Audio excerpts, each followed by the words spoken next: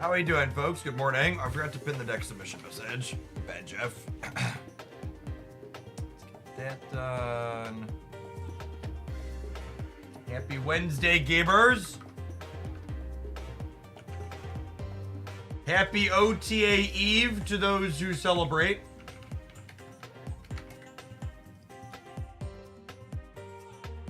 Assuredly, relief is coming in the morning.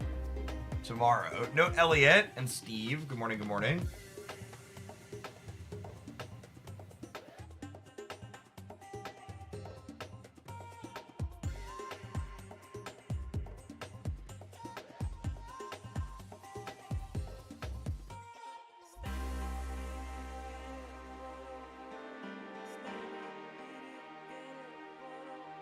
Someone throw me a gifted sub. Well, you could either use your Prime completely for free, or you could check out our sponsored game, Watcher of the Realms, this week. Play a sweet little tower defense game for about 30 minutes and get a free sub to the channel. So thank you for checking out the sponsor.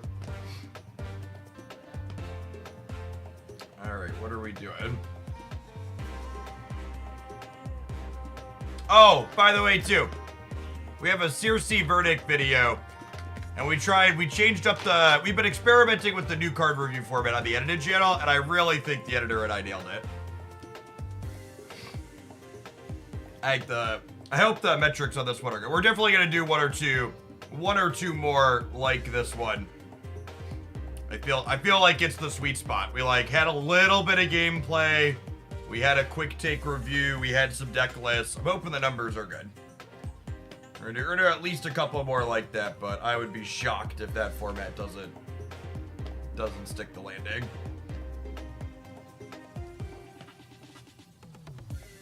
OTA wishes, delete Professor X, and by delete I mean give him a new text box. Just make him a new card. Whoa! I really like this one, gamers. Yeah, okay. It's been a minute since I adjusted my card backs. I wasn't a huge fan of the one last season, I don't think.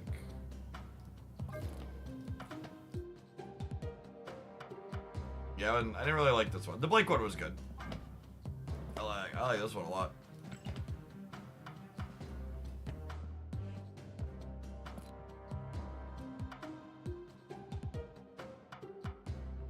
If they delete X, they have to delete Hella too. I accept.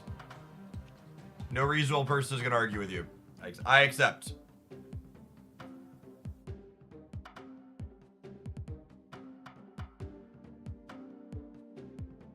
Any other suggestions?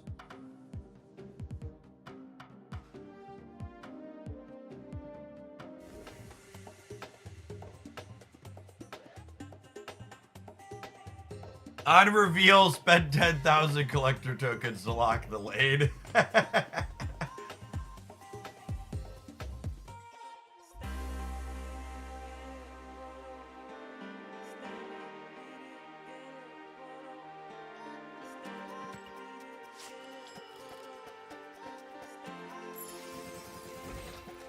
I'm gonna play some more of the Cersi Electroville. We put in a few yesterday. Felt like we hit some bad location variants, so I want to see if we can push through and see how that goes. Thanks for your content. Reminding me games should be played for fun first.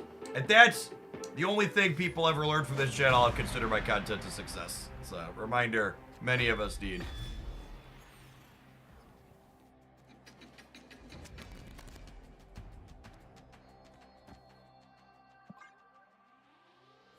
Having fun with Cersi so far. Cersi is 100% one of the most fun cards to release in a little bit.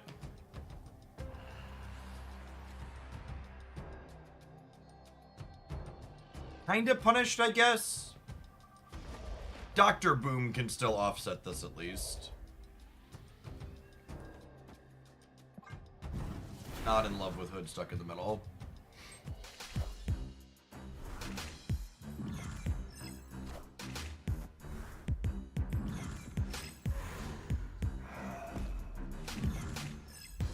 I learned from your channel that if you're gonna use Nocturne, prepare for violence. That's a good takeaway too, honestly.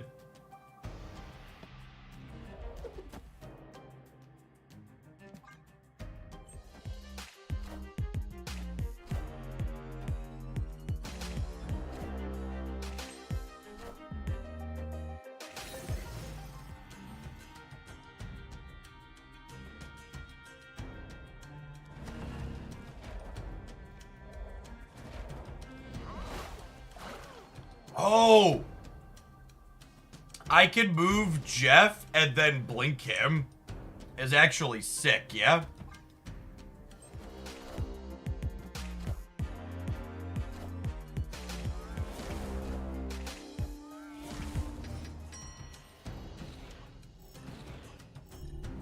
We're open to draw one of our 3s.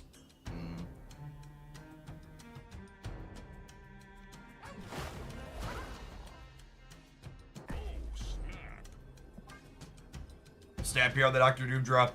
This could be Electro or Red Guardian, but that's fine. And I think if Dr. Doom randomly hits Grand Central, we should be good to go. And if this hits like Magneto and pulls Hope and Elsa middle, it's gonna be an absolute savage. If you play a deck with Black, Widow, and Dr. Octopus, bonus points for playing Grandmaster Hammer Observer. Yeah, I think we can fit a lot of those in there. So the submission, appreciate it. Oof.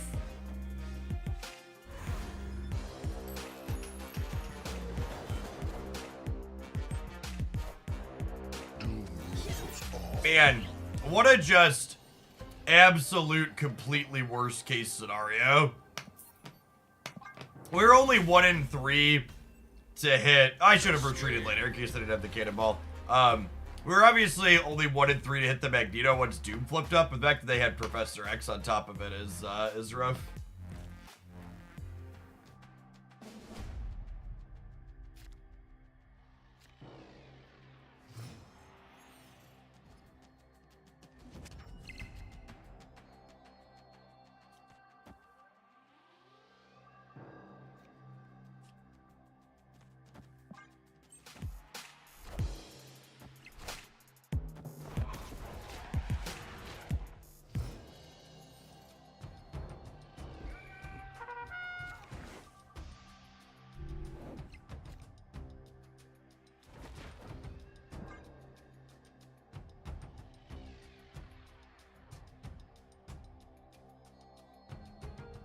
In an effort to get around your NDA, are we variety streaming tomorrow?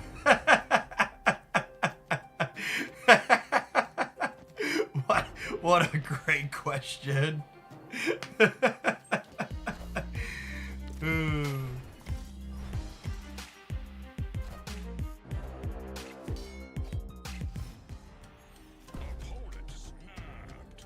Perfect loophole, no notes. Yep.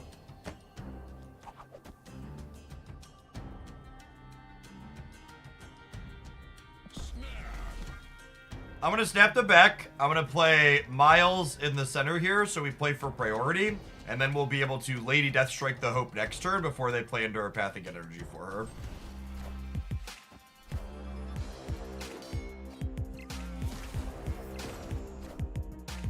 So they're snapping because they have the 4 ladies here, but the fact that they played into Sewer System means that this Lady Deathstrike is just absurd. So playing for priority here was huge for us.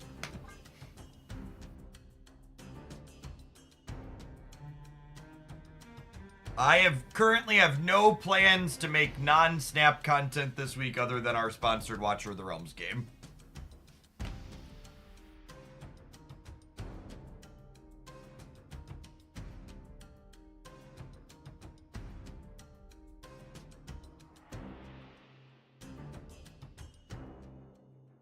The Watcher of the Realms promo is on PC only, yes. Milady?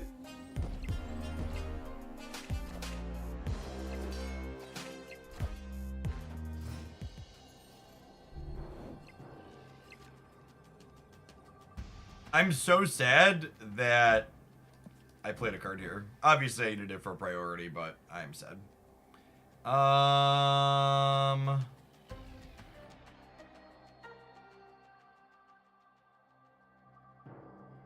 Probably not supposed to play for 8, but I'm also been in like incinerating my gold tickets mood, so.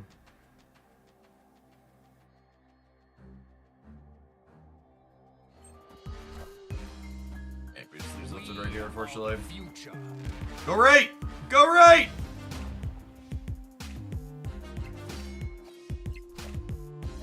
And chat, that cannonball, definitely the problematic card.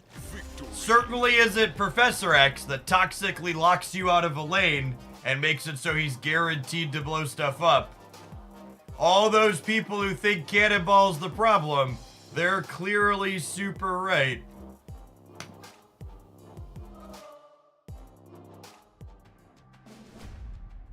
If they nerf Cannonball and Theta tomorrow and don't touch Professor X, I will lose my mind. Opponent snapped.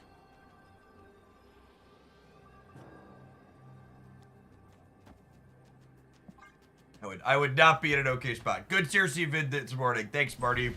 Yeah, I think we nailed it.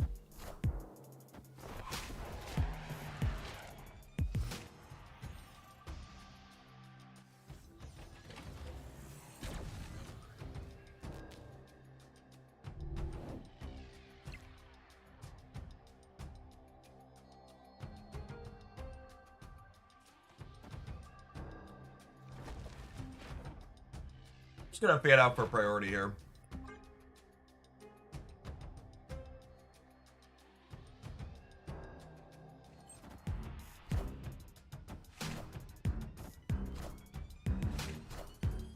Doom rules all.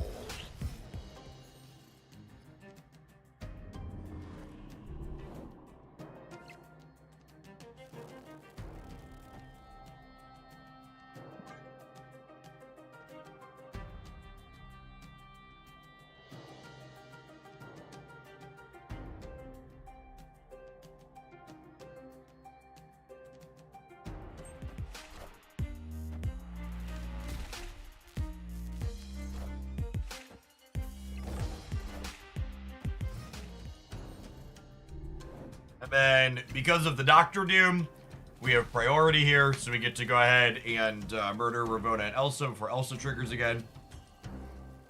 We'll be offering a class on viewers for viewers Cersi to not turn every 5-drop into Destroyer. Just be less unlucky and be more lucky. We have not had a leaked OTA for the first time in a little bit, no. Please be Professor X. Please be Professor X. Fuck her up, Buttercup! What a wonderful Marvel Snap card you've played! Was it good for you? It was good for me.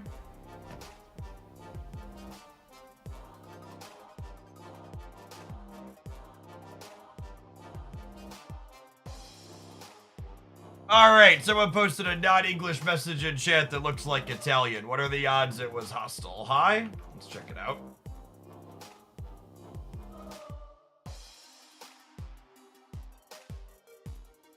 Hundred percent of the time. 100% of the time.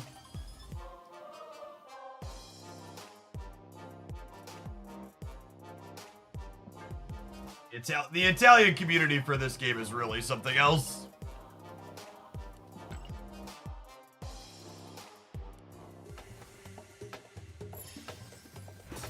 Is there an impact in adding cards with random effects? So, I think my number one take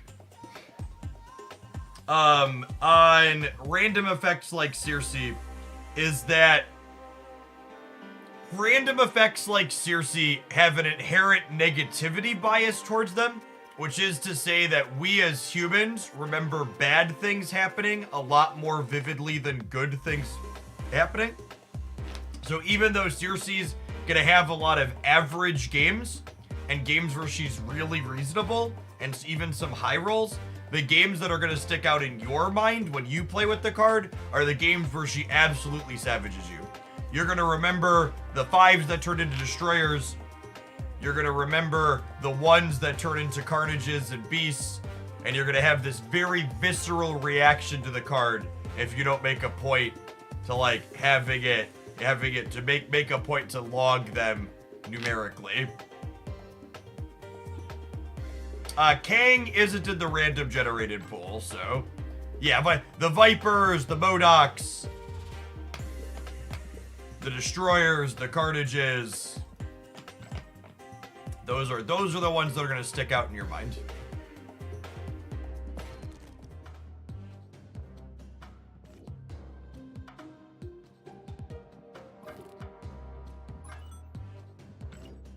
Okay, the hell cows.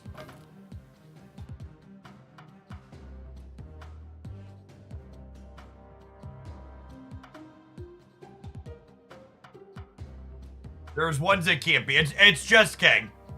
Kang is the only one that isn't in the pool. Because Kang getting randomly generated would be an awful experience.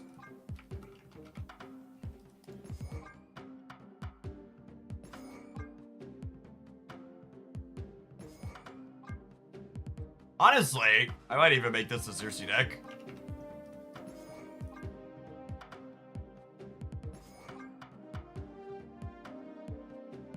But we have a viewer request to do Grandmaster clutter things.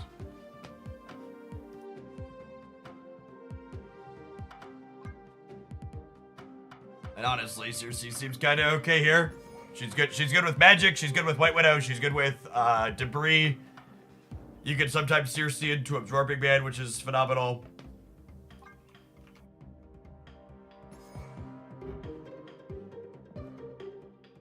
Oh, you know, I forgot to check. Someone's waiting gold Cersi ASAP. I need to check my free boosters for the morning.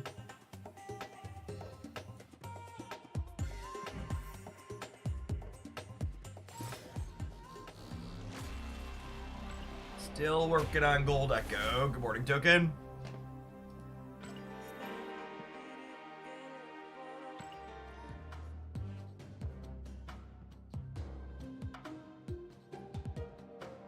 Sage or Cersi? Sage certainly goes in more decks than Cersi's gonna go into.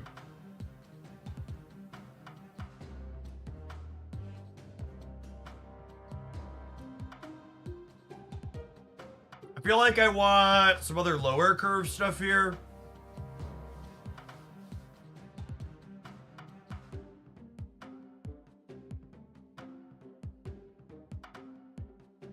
I think we need Shang to clear out the big door, because I probably want Jeff for the sake of it.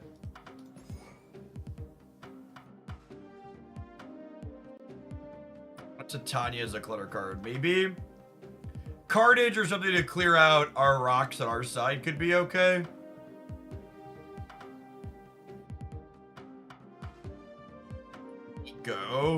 Nico's interesting. I have White Widow as something that could eat Nico.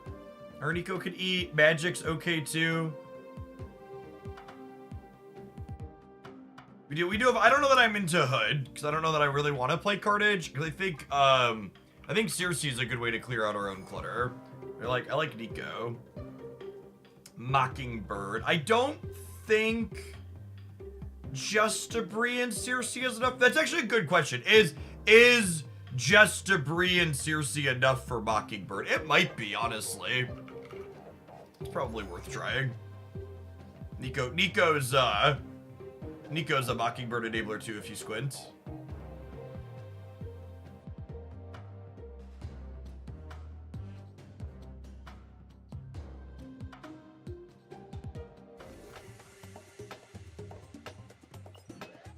Yeah, Debris Absorbing Man or Grandmaster Absorbing Man.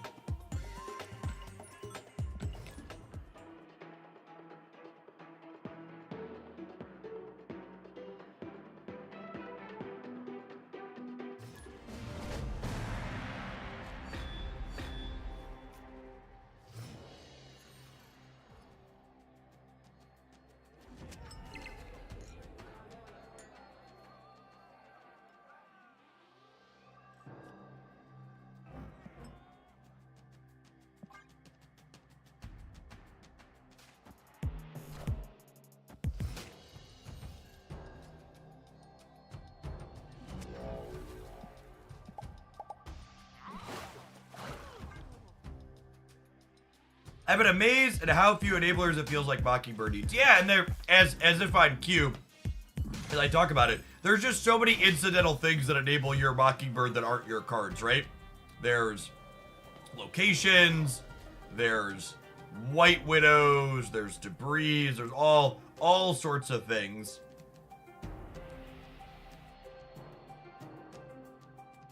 Cersi notably gets rid of penalties on cards. So we could actually leave these here and then pop it up. Yeah, the tool on the sides of the screen that shows my deck and then slowly fills in my opponent's deck as we play Conquest is called Untapped as a deck tracker. We can let Jeff go to -1 and then use them to win the bar. That's big brain.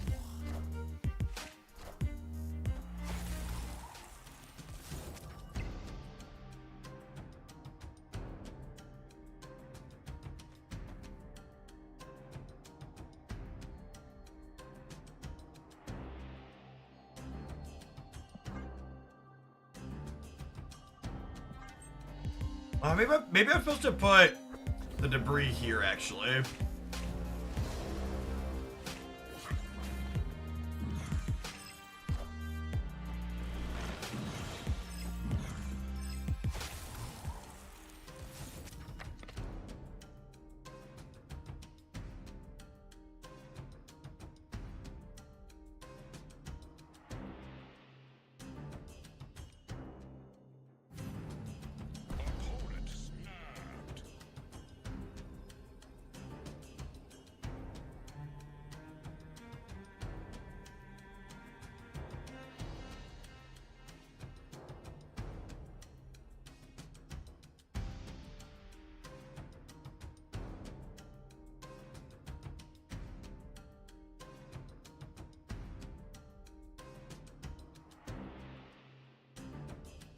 I think I want to move Jeff before I Cersi, just in case they don't X here.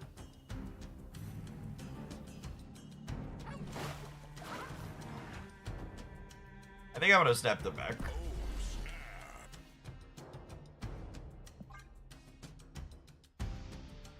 They could be Xing the center as well, though.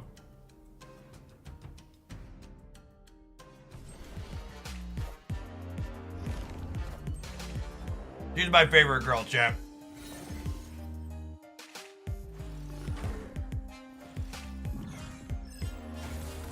Holy. Holy.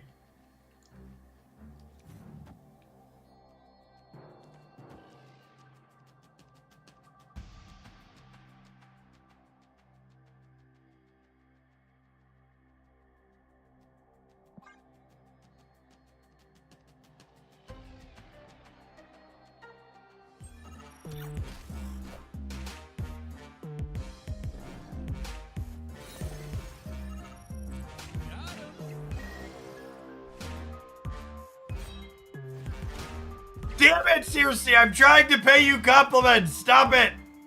Stop murdering my family! Please, Cersi, please!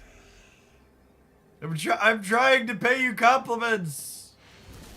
Okay, that was gasoline. The Cersi absorbing man Cersi is delicious. Absolutely delightful.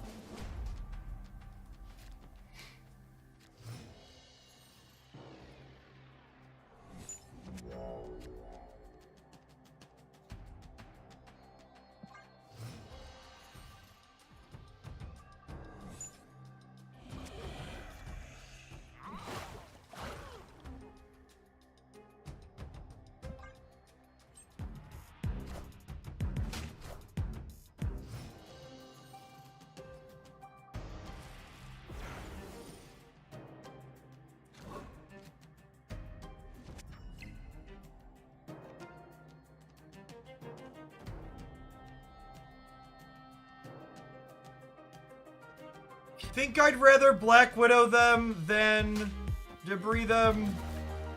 Close though.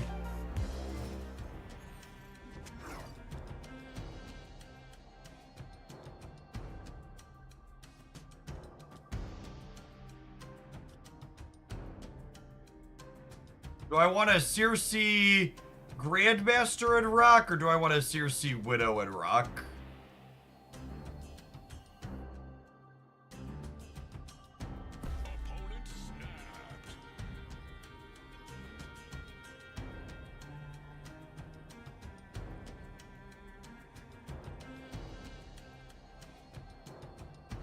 Yeah, I suppose we're in a bad spot against turn 4X. I'm gonna leave. That's what they snapped on last time.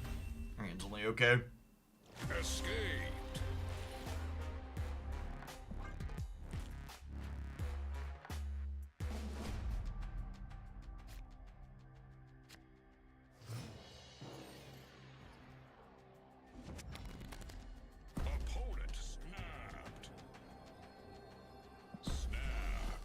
just end the game. I really just have such a low desire to play full matches against this archetype. I'd rather get into another game and play against someone and something else. Let's play for all of it, move on with our lives.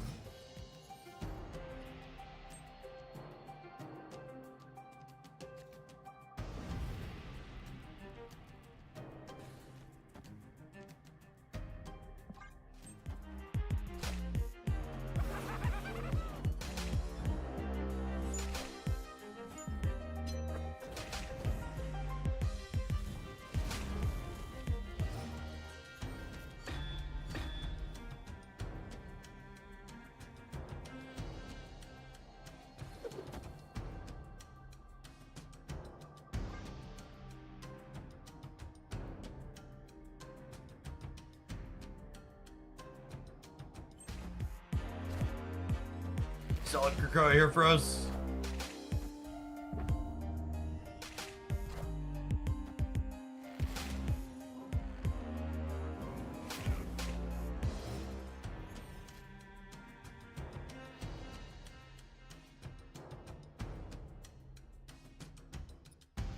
Well, I was hemming and hawing a little bit in my mind about which path I wanted to Cersi. And now the answer is I get to do both.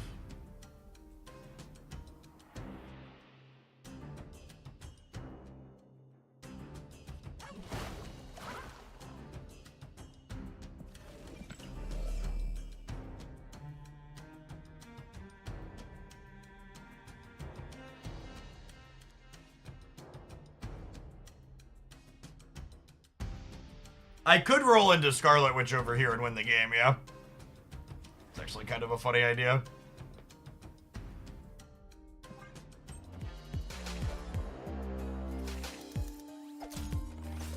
Oh, come on. That's so bad for me. So I lose the bonus now. Alright, never mind. It's fine. Thanks, Cersi. Thanks for cooking, love. That's exactly what we needed. She's got our back, chat. She knows who butters her bread.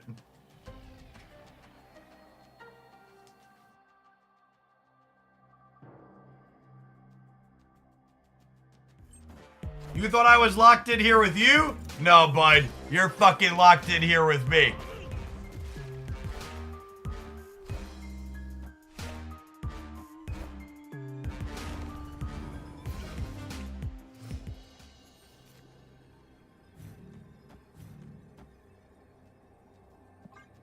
Fuck her up. Got me.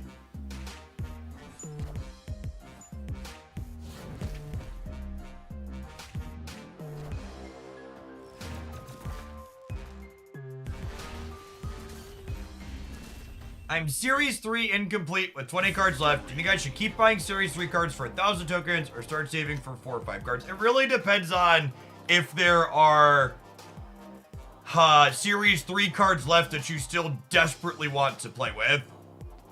Or if think you're happy to wait and slowly acquire them. As a point of reference, incidentally, if you're free to play, you'll get 10, I think it's 10-ish Series 3 cards per month without spending tokens. So like you'll complete 20 more cards over the course of the next like month and a half to 2 months without spending anything. So it depends on what your goals are and how long you're willing to wait. Unless you are desperate for something, I'd probably start waiting personally, but I don't know. I disagree with the take you just should never buy them for tokens, because getting Series 3 complete or getting cards you want in Series 3 does have value. Like, I understand. Like, My literal last 2 Series 3 cards were Mystique and Green Goblin, and we didn't have the one free one per month at the time, so I, like, had to wait for them, and it sucked. So I understand wanting to get there faster. Speaking of wanting to get places faster, chat, there's no fast drops or there's no fast adverts. They're going to last 120 seconds. We'll see you on the flip side of these. Thanks for hanging out. Don't go anywhere. We're going to play some more of this Cersi Clutter deck when we get back.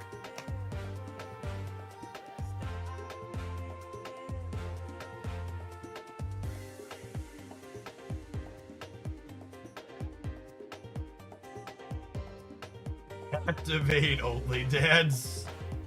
I don't know about only dads. There's definitely a lot of dads in here.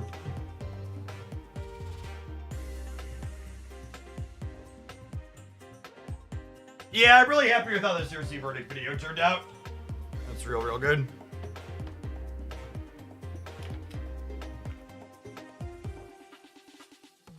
Have you used Untapped Mobile Client? I believe Untapped Mobile Client is kind of defunct.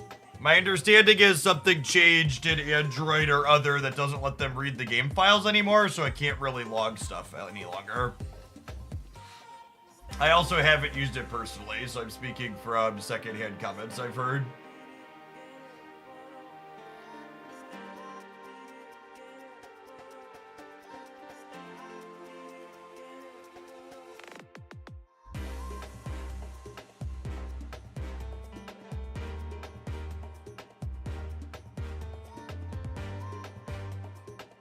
You never get it to work, so that makes sense. Yeah, I wonder if they should, if it's sold in the App Store, if they should put some kind of message on it. Oh, it's not even in the Google Store anymore. Okay, good. That tracks. They're usually pretty good about software stuff, so I was going to be pretty surprised if they left something broken up.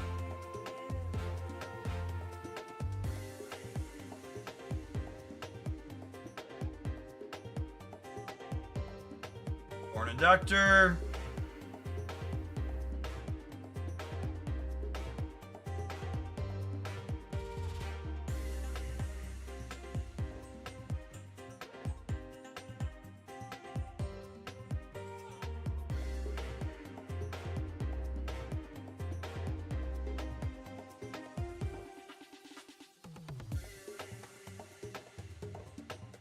Welcome back from our adverts. Remember, if you're someone that would like to dodge ads for the next month or more, considering checking out our sponsored game this week, Watcher of the Realms is a tower defense game on PC for our promo.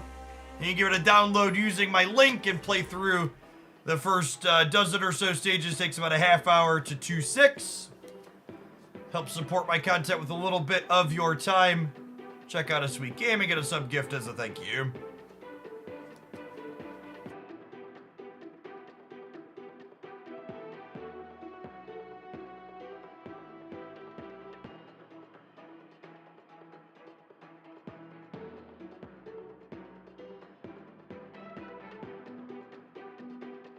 All right, chat.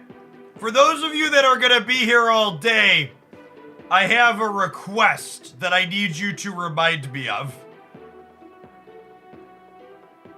I need to make a point to run up during several of the ad breaks today and water my driveway. And by that, I mean one ad break, I need to go up and turn the sprinkler on, and then 30 minutes later for the next ad break, I need to go up and turn it off again.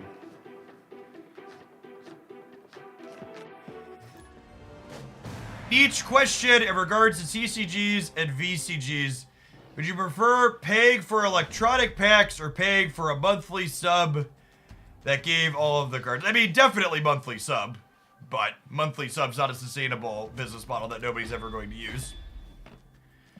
We snapped Nico Draw and wanted this house. What are you growing on the driveway? We had a new driveway put in Monday evening. And if you moisten the concrete as it permanently dries, it is up to 50% stronger in some cases.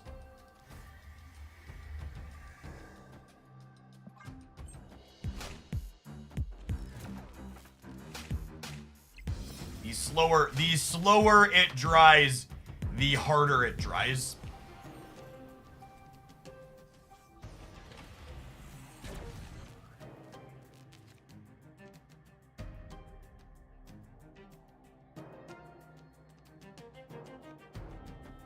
I spent 10 grand on that driveway, so we would like to make sure it stays as nice as possible for as long as possible.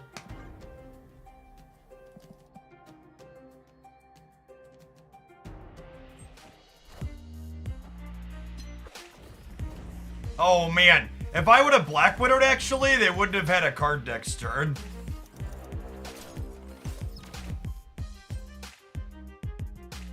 Hello, so happy. Minions to me. We are the future.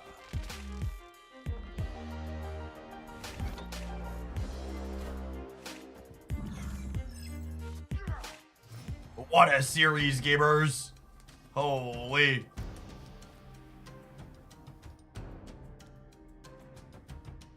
I think I'm gonna... which path do I want to Cersi here? I don't actually know. Probably the threes. Threes to fours seem like they get you in the least trouble consistently.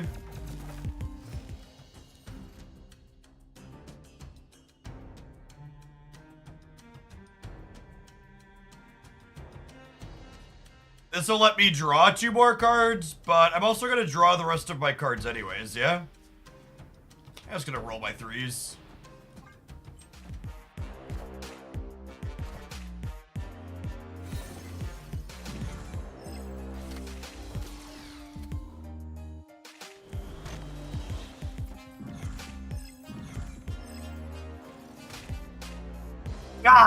God, she's great, chat.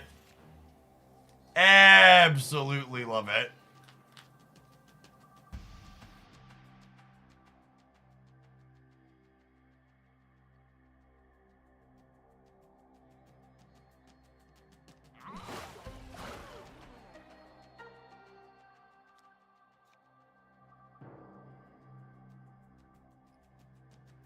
Pass for Absorbing Man. Well, I need to Shang the middle next turn.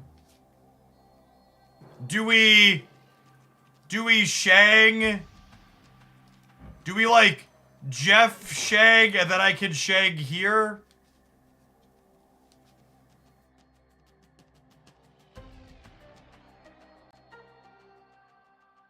Yeah, I think so. It might be wrong to play the Shang for cube equity purposes. It's very possible that I get 4 cubes out of them if I don't show them to Shang. But Shang now and then Absorbing Man Shang next turn has a lot of appeal. I actually think our deck has a decent shot in this matchup. Between Black Widow, our debris cards, Dr. Octopus backed by Shang-Chi, it feels like we have a good chunk of meaningful disruption here.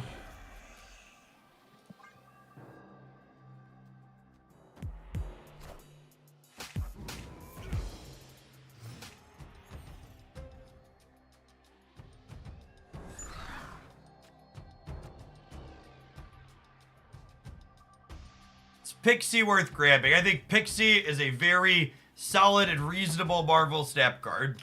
If you want my thoughts on what are the best cards to pick up with collector's tokens or in general from Series 4 or 5, check out my tier list here.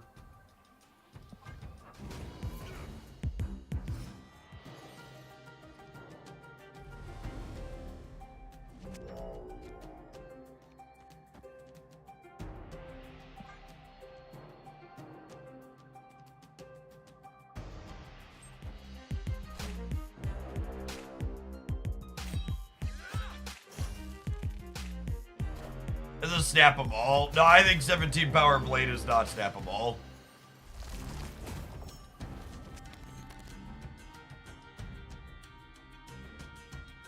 You're still doing honor duels to start. No, I don't usually do variety content during drops.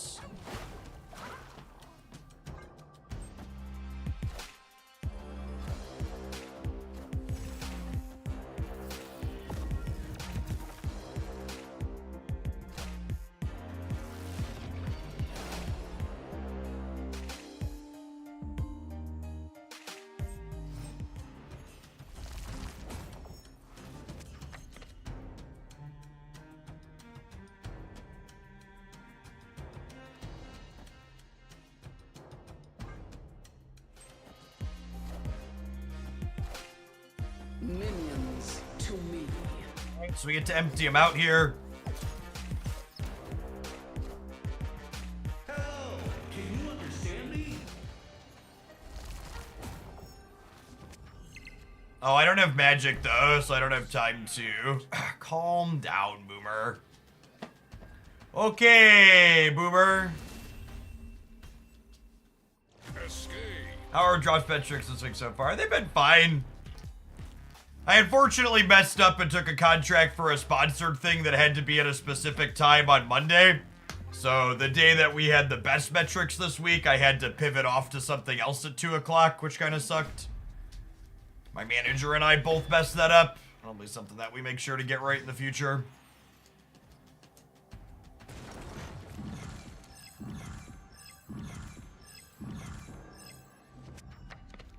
All right, turn 1 bird, passing on 2 sounds lovely.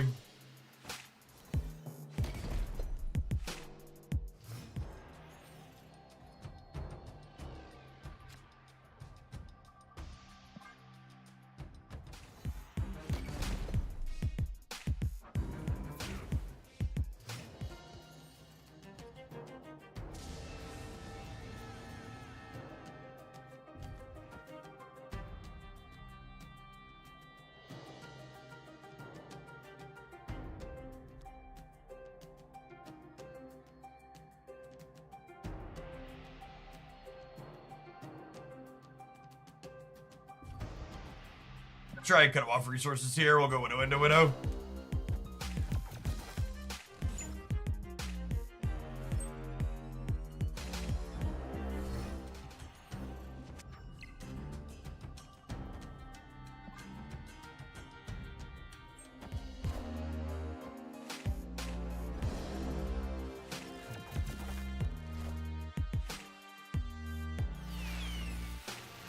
We are the future.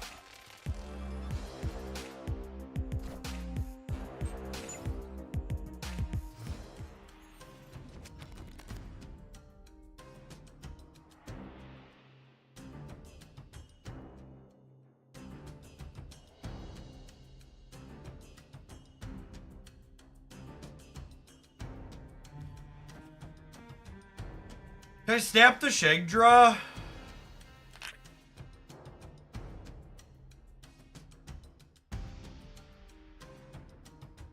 Probably.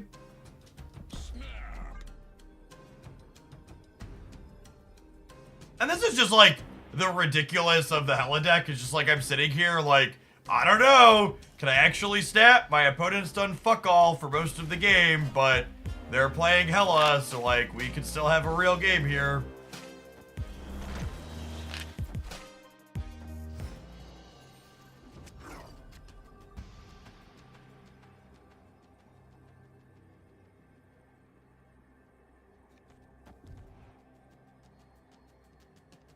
I think this beats Red Hulk.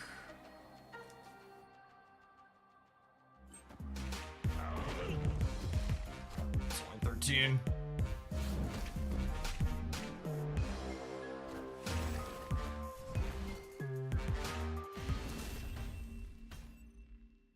Victory.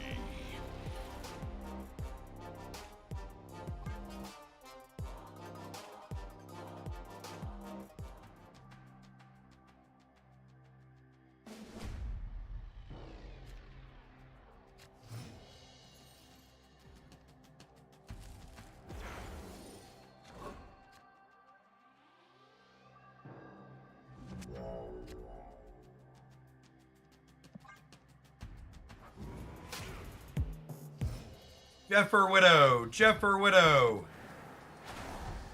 Jeffer Widow. Lovely. How's Cersi been in this? She's felt reasonable. We got to absorbing we had her once, so that was guess.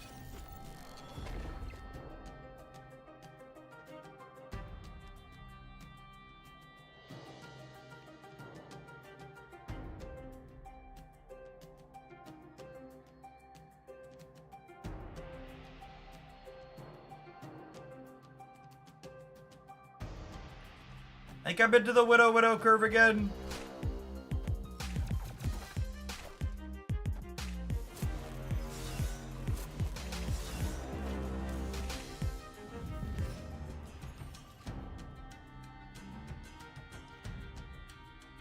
Oh, mother of God.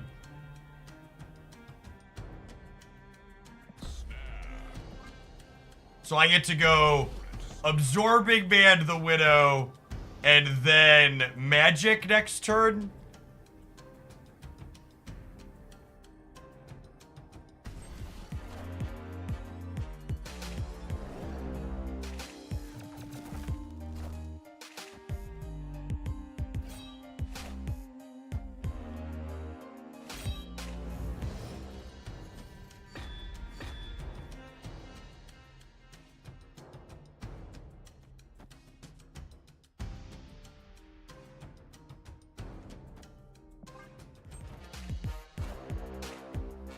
Hella bites, she sure does.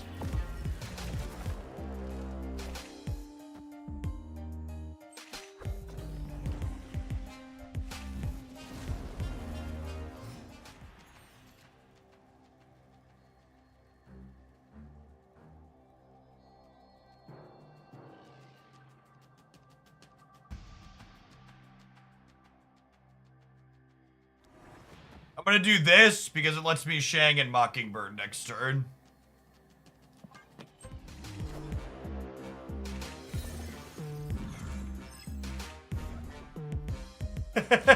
No!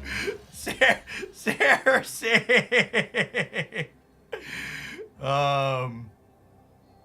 Shit. Or does it? It'll be fine, I believe.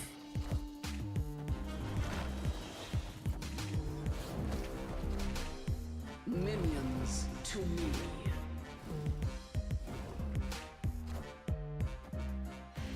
Unlucky. We'd have died either way there, yeah?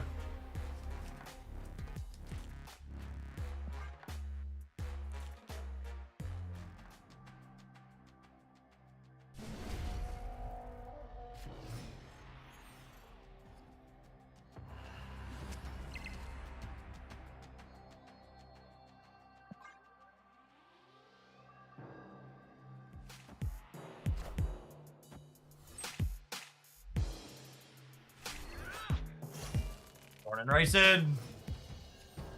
No Red Hulk on one for a change. It's lovely.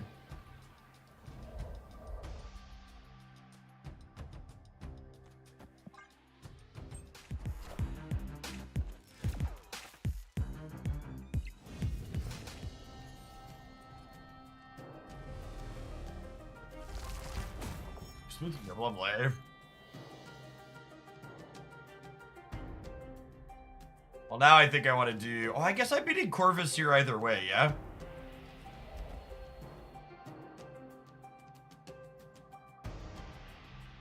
Yeah, I don't have a huge reason to play here ahead of time.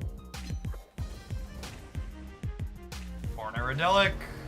Am I stamping them at this point? I'd be stamping them at this point.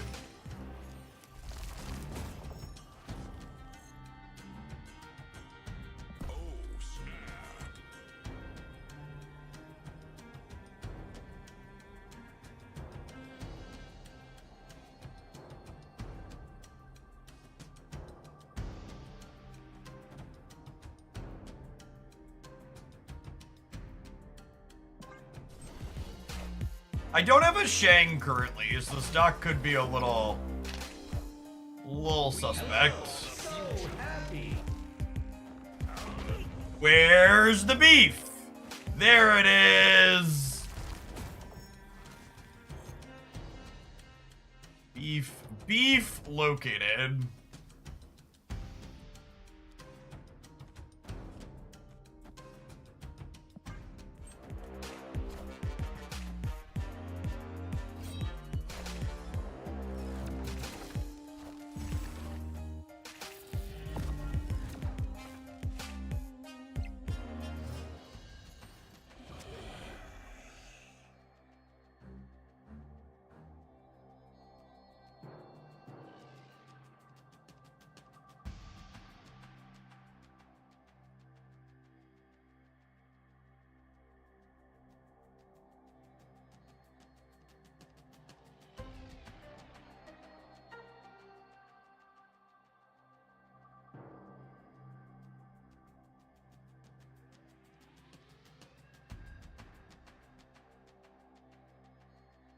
I have so many choices here. I think it's gonna come down to whether or not I spike the Shang, though.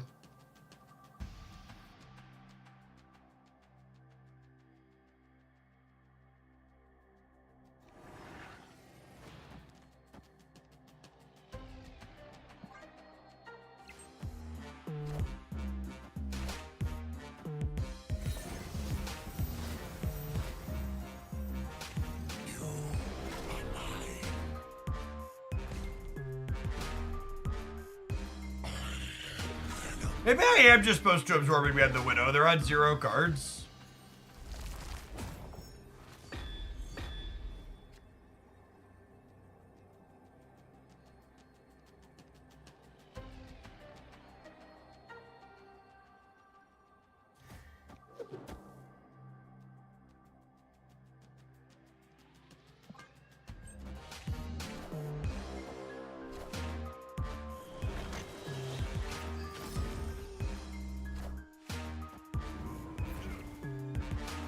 Cool. Cool. We actually won the game without Shang.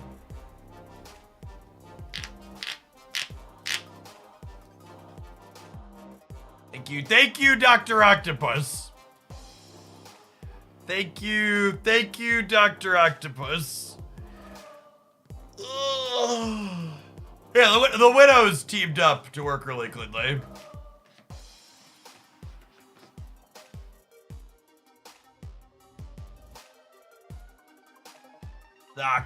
Doc knew. Octavius knew exactly what he was doing. Was that an infinite ticket? I think that was an infinite ticket, yeah?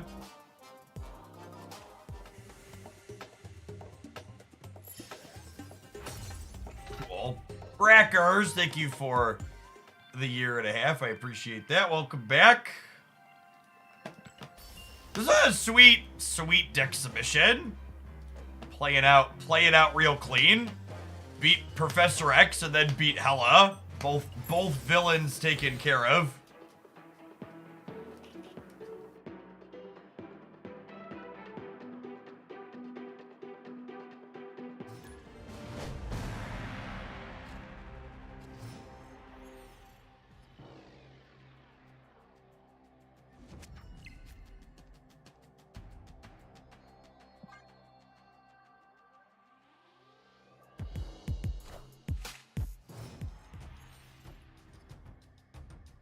We did actually get to Cersi into Professor X lane again today. And it was as glorious as the last time we did it.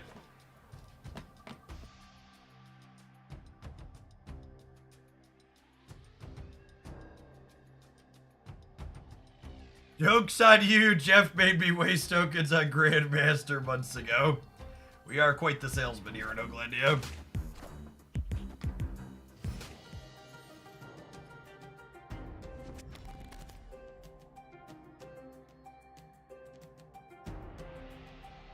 Opponent snapped.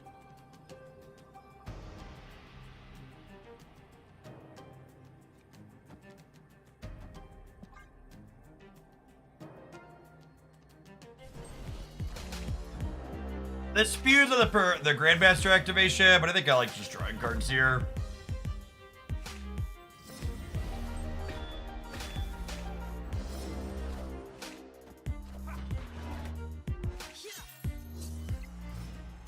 US agent probably means not Professor X.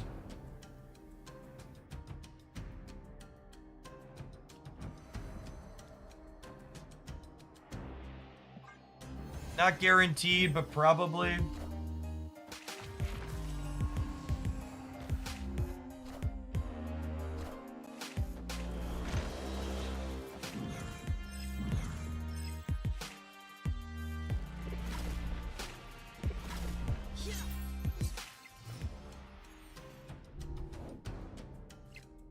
With opponent cooking. I mean, if by cooking you mean with the microwave because their deck's kind of the stock good deck, then yes.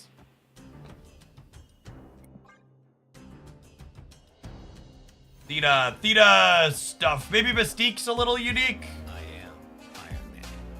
Nah, it's not actually. They're just like the Luke Cage disruption deck we've talked a bit about.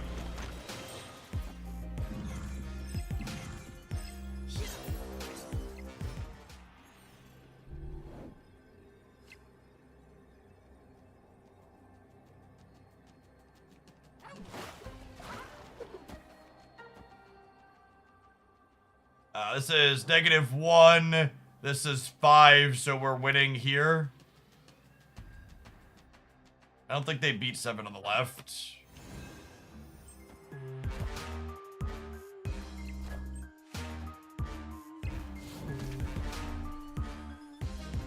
One of these is Cage and the other is Sage.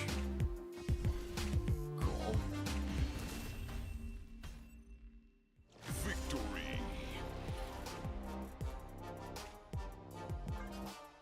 Yeah, variations of this deck have been running around a lot. Just Ravona, Athena, mush stuff. They don't always have Iron Man. The Iron Man Mystique's a little bit off meta. To a degree.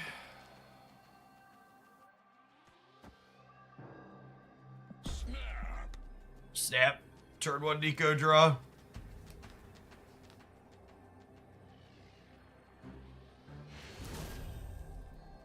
Victory.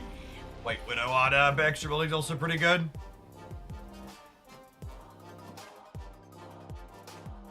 I think the US agent makes me think they're not playing negative, but you're right, they could be negative.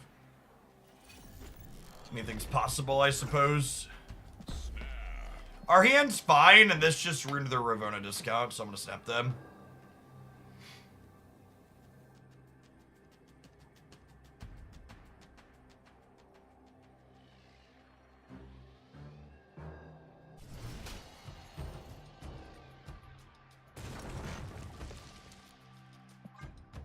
This is probably better for us than them. They need to play on 2 a lot more than we do. Well, I don't know what the fuck that play is, but thanks.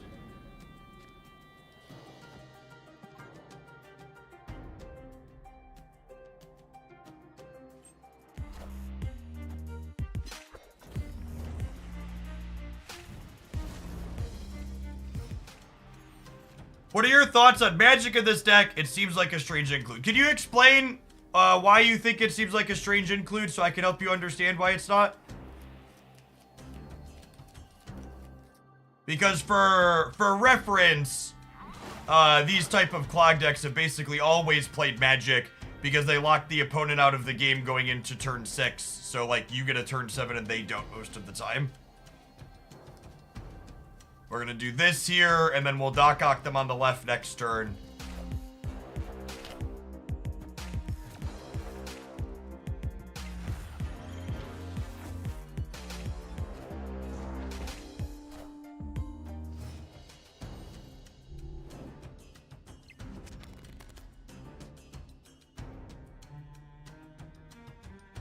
Or we'll do this now.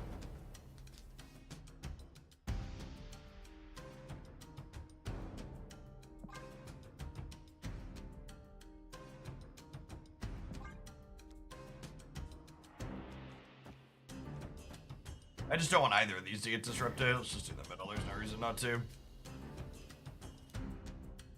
Double Widow. No, I don't think I need a Double Widow. I think there's a good chance they can't play the 1 Widow's Bite out.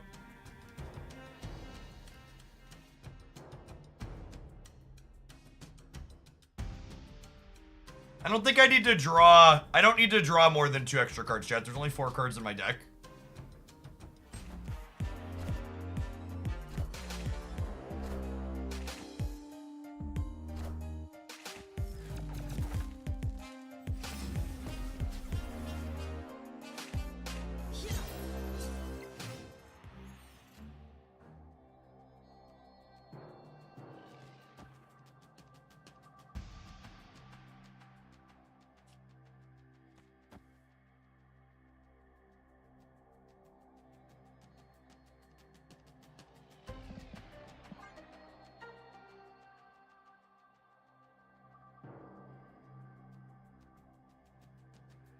I get to put Kitty Pryde down in one of these spots.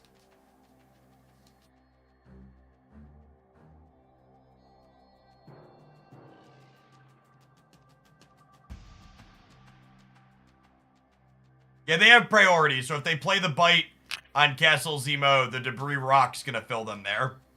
And then we win with Doc Ock next turn. on the right. Obviously, we're winning the center.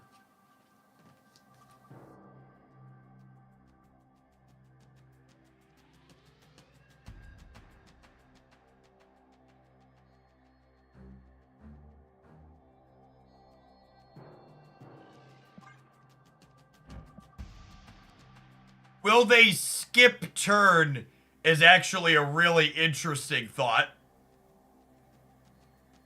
Because they could skip and... No, they can't skip turn. Because the rocks are gone. Never mind. We got rid of that. That's not an option. It doesn't matter. Sorry, we removed the mind. My brain...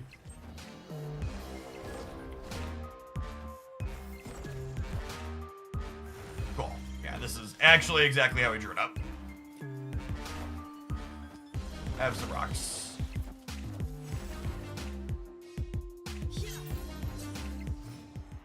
Next.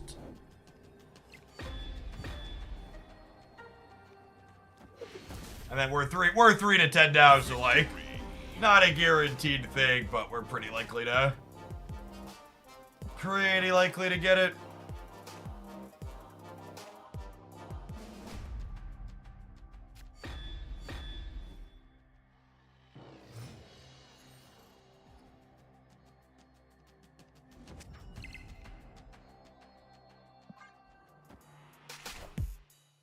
Limbo is brutal. Yeah.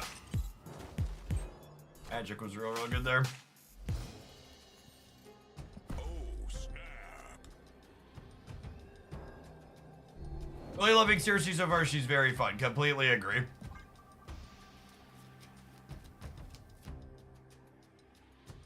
Opponent snapped. Who would you recommend Cersi to? I mean, I talked about who I would recommend Cersi to in the video. Very explicit recommendation. Although, she's growing on me more. She's definitely good if you're an Nihilist enjoyer.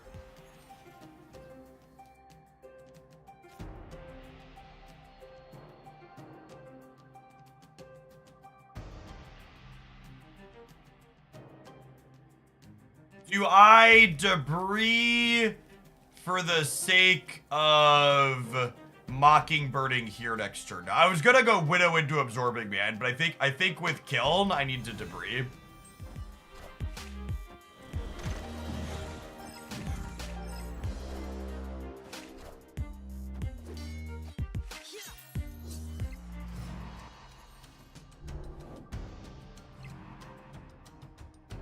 And now I think I can't compete in Kiln, so we're gonna go Absorbing Man, Debris here to put a rock there, and then we'll Doc Ock the center next turn.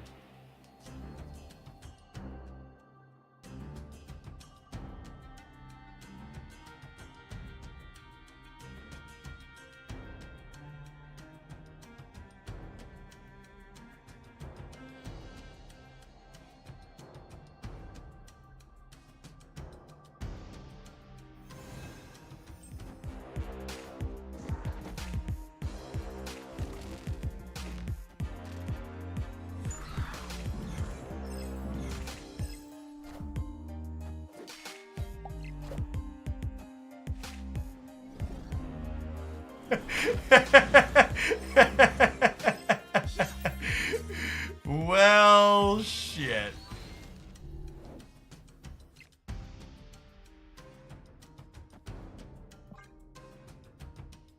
They have Jeff in their deck? I have Jeff in my deck. Doc wins the game if they don't have Jeff. They'll be up 6, they're up 2. Their Nocturne chose violence on this fine day. Oh, their Nocturne can still move, can't she? That's a good call. Okay, we're torched then, yeah? We're dead 100% of the time? I forgot Asteroid and pulled her. Or in the tank here, I'm just gonna go next. Escaped. Their Nocturne chose violence, but not for me.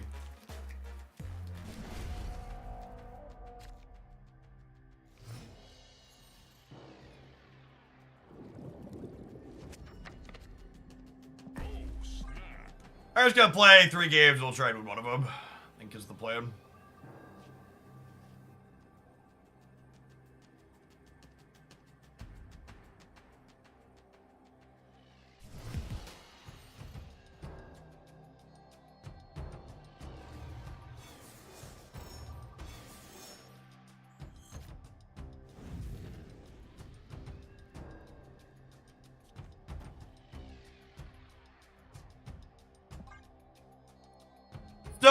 here's an interesting question. I'm definitely favored in a 7-turn game, yeah? So because they're a Nocturne deck, do I absorb Big Man Magic?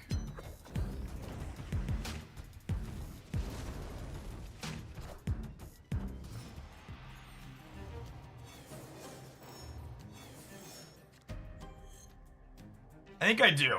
I think I take the almost guaranteed. I'm not gonna say guaranteed because crazy shit, but I think this is an almost guaranteed turn 7.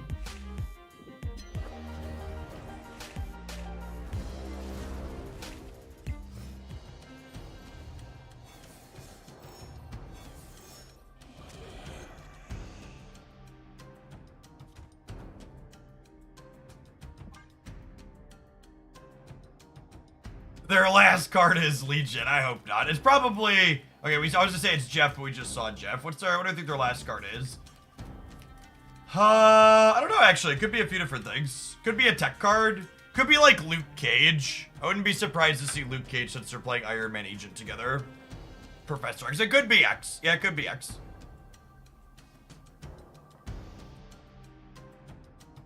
Or Nightcrawler. I think Nightcrawler's kind of unlikely.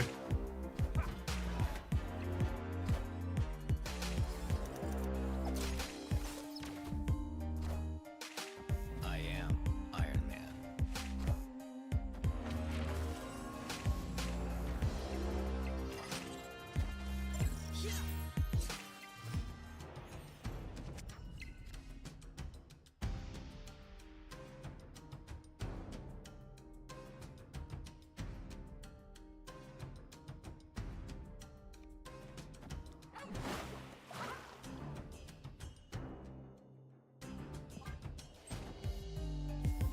Kitty.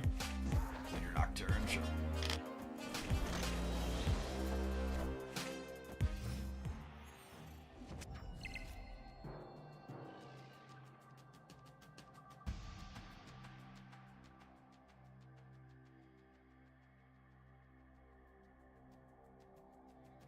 Their Jeff can still move here too, yeah?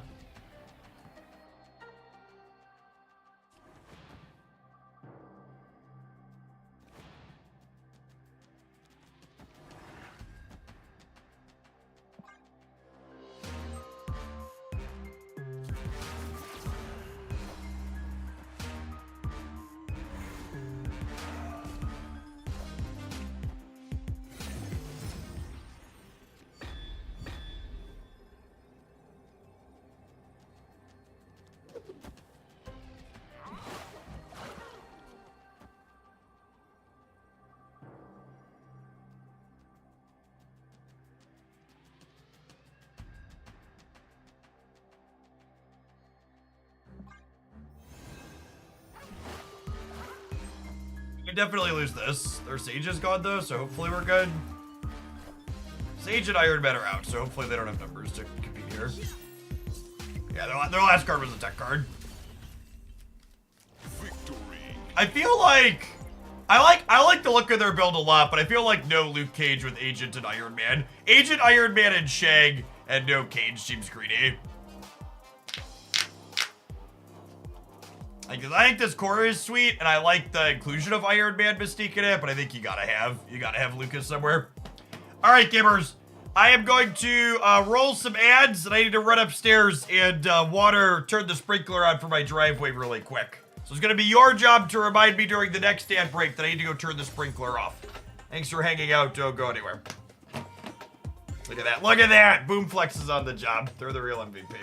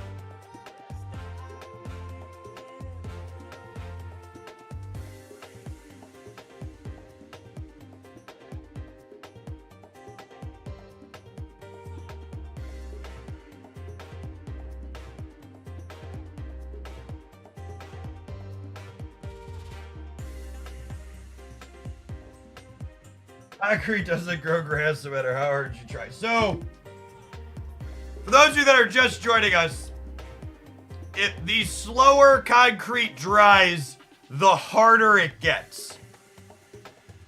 So when you put in new concrete, especially concrete that's going to be bearing the weight of vehicles like a driveway, you want to moisten it 5 to 10 times a day for the first 2 to 3 days. And my wife is out of the house today. Yeah, brand new. Got poured Monday night.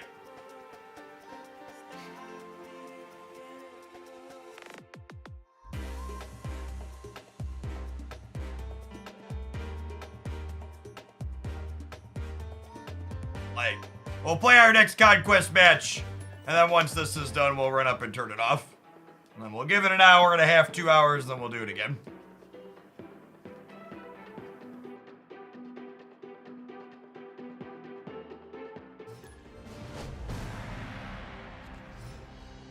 No OTA leaks this time around. Second dinner finally plugged it up. Third time was the charm.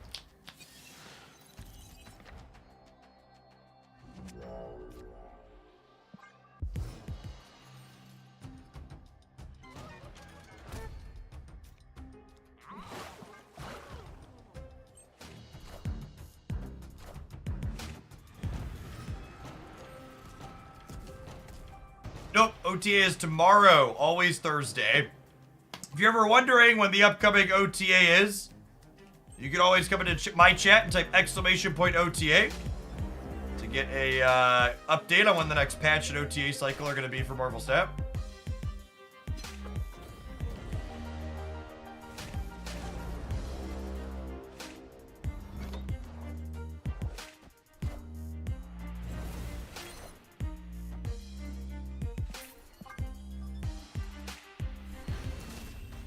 Little bit of a diff all around.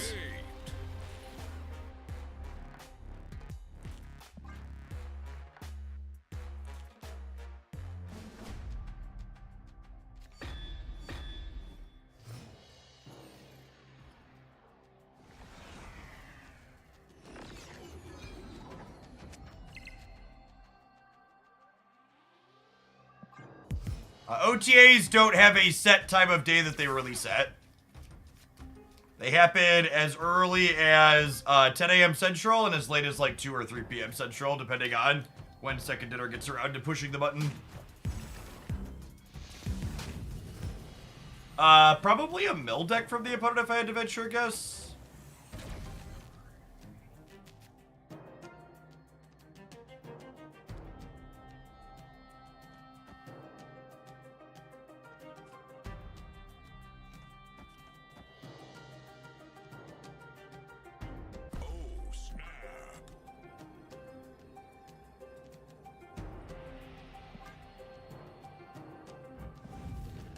Okay, wait. So I was gonna put these two here and rock elsewhere, but they're gonna play at least one more thing center, I bet. And if I do this, I could just Shang-Chi the center on the last turn to win it.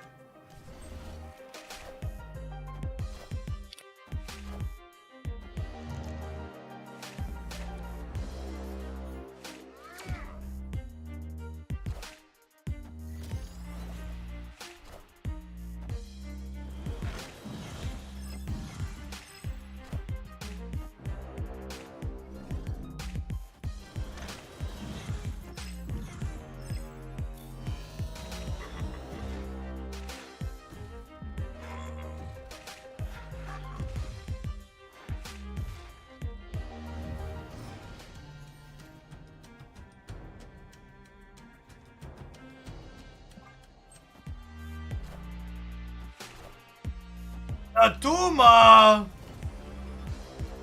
Natuma Matata. What a wonderful phrase. Means no worries for the rest of your days. Music Mockingbird is sad, but we get to fill up the rain here.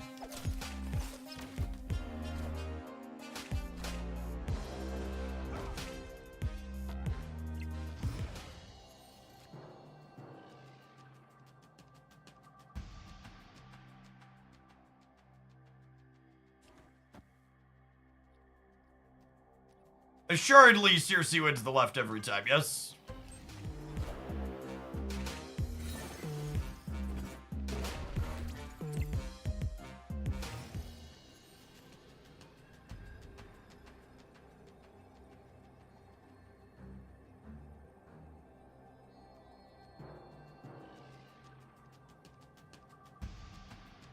Guy.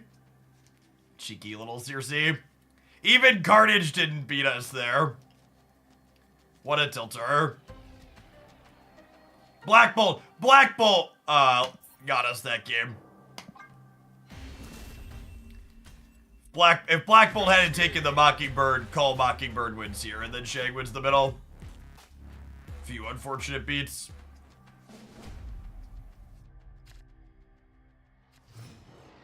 If you can't stomach playing those games, you're not going to be able to play this card, assuredly.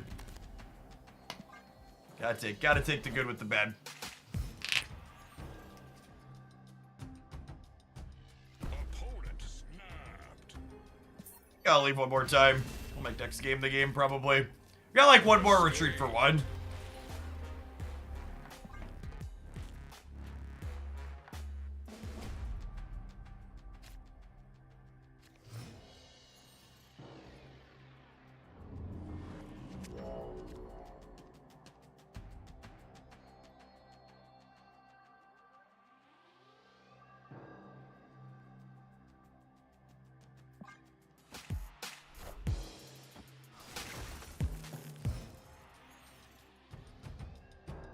I didn't pull for Cersi because I know I'm not cut out for that kind of variance. Honestly, smart.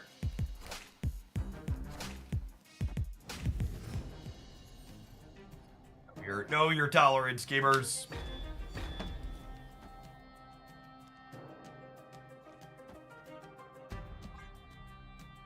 It stops Nebula from triggering, and it means Scar doesn't happen, so I think that's right.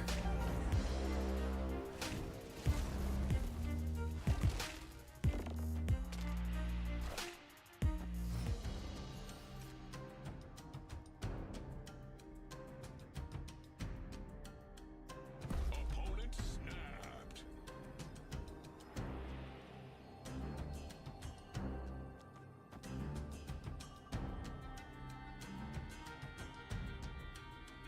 Staying. I guess if I'm staying, I should snap back, because if I'm staying, this is the game.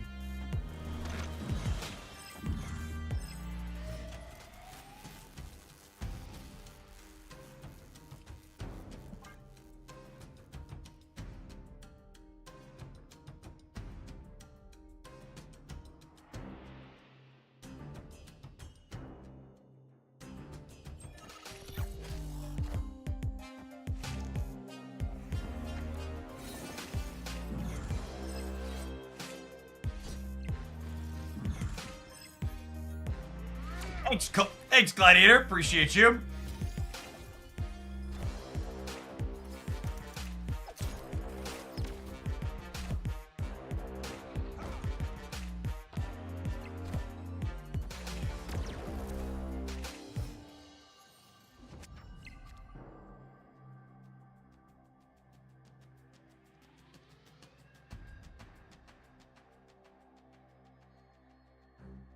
How do I politely tell my friends to stop using one key per week? I think you just tell them don't be dumb.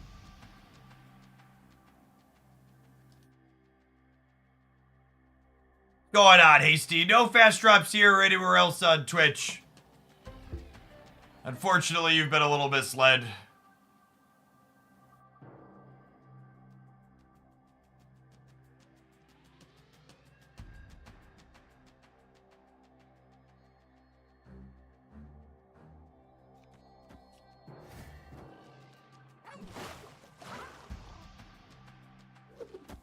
If I do this gives me 13 here.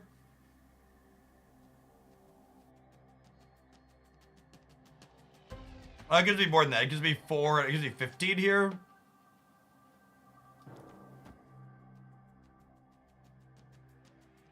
I like this.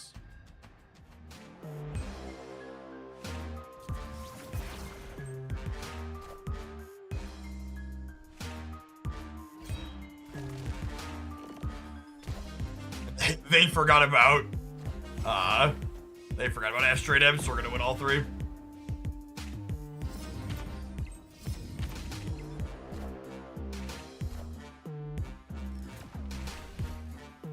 Figure I should shove to you after you cleaned my clock, Flawed Axiom. Thanks for the brand new sub. Appreciate that support. Good luck with the rest of your conquesting today.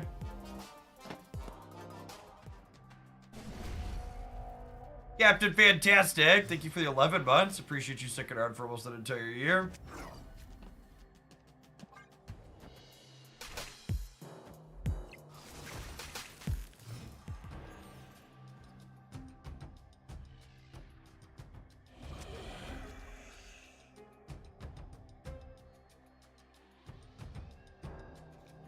Doing this. Anybody I can turn into a demon next turn is welcome.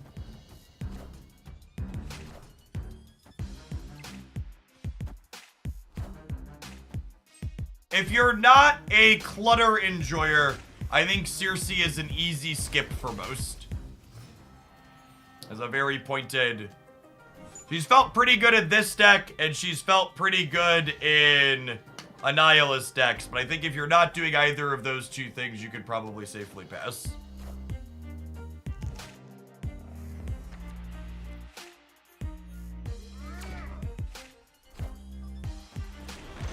And really, I think that's the correct way to approach thinking about cards you should or shouldn't get in this game, is you need to be thinking about, like, okay, which types of decks do I enjoy, and does this card go into a deck that I enjoy? Because most cards Marvel Snap releases are playable.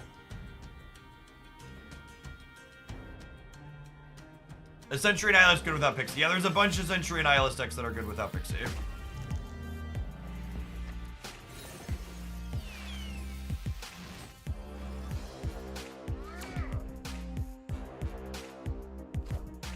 Well, that's kind of incredible for us. Oh, I'm so dumb. Oh, I'm so dumb. I tried to Absorbing Man, what's it called? That was no longer there. My bad. Brain fart.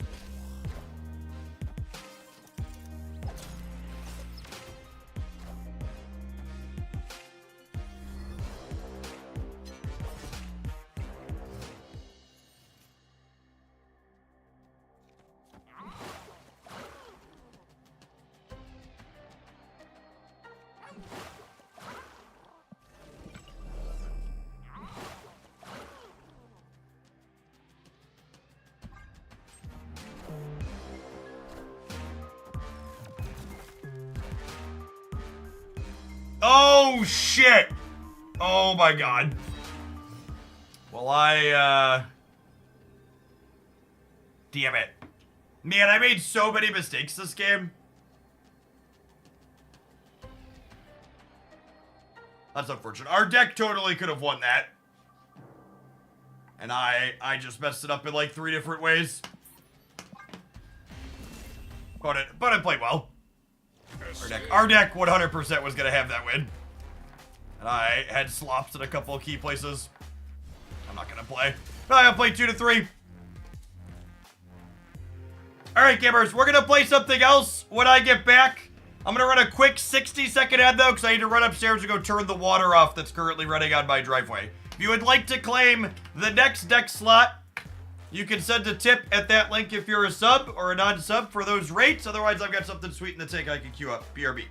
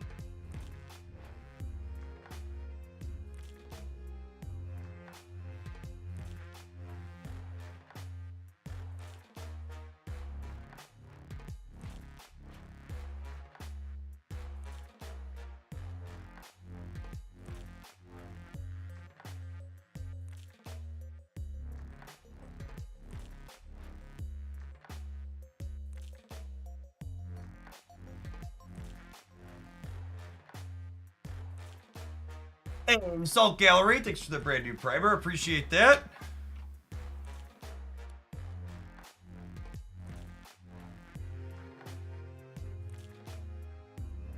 I was gonna donate, but I kind of want to see what Sweet Tech Jeff had. I actually don't have anything specific. I just always have something we can dig up. I was gonna pull up Untapped so see if nobody sent anything. Cersi's the gold at least. She's a little fool's Goldie too, with the hue in the background. Look fine.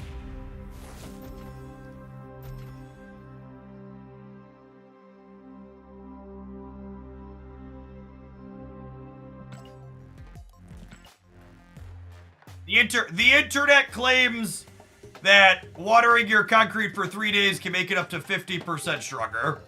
And it's recommended for ones you're going to be driving vehicles on, especially like a driveway.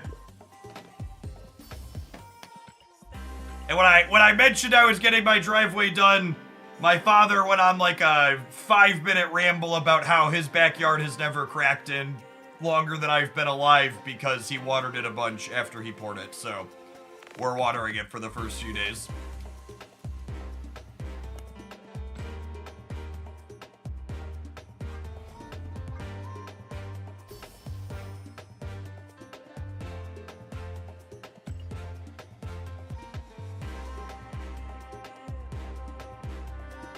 Any advice for a one viewer staff streamer aspiring to be the next Jeff Hoagland? Don't quit your day job. I gave you a follow. Maybe some other people in chat will click on your name and give you a follow. But my number one advice I always tell new content creators is that you should make content because you enjoy the idea of making something, not because you think it's going to turn into any sort of revenue or job. Because there's lots. It's not even that content creation's not easy. Like, I work very hard at what I do, and I'm good at it, but I'm also not disillusioned to think that, like, I'm only where I'm at because I worked hard. Like many facets in life, the things that contribute to being a successful content creator are largely outside of your control, and for every one person like me that's working hard and being successful because I work hard, there's dozens or hundreds of others that are also working hard and are making good stuff that aren't going to get eyes on them because it's just tough to break into this.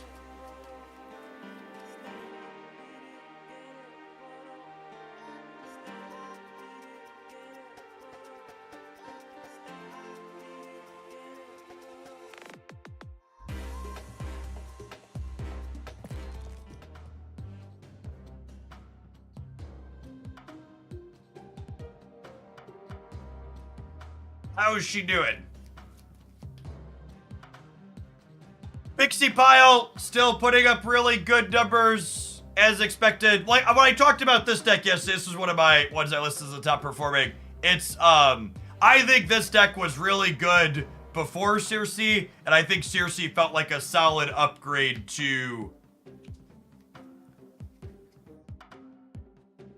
I felt like Cersi felt like a solid upgrade to Lady Deathstrike in the deck.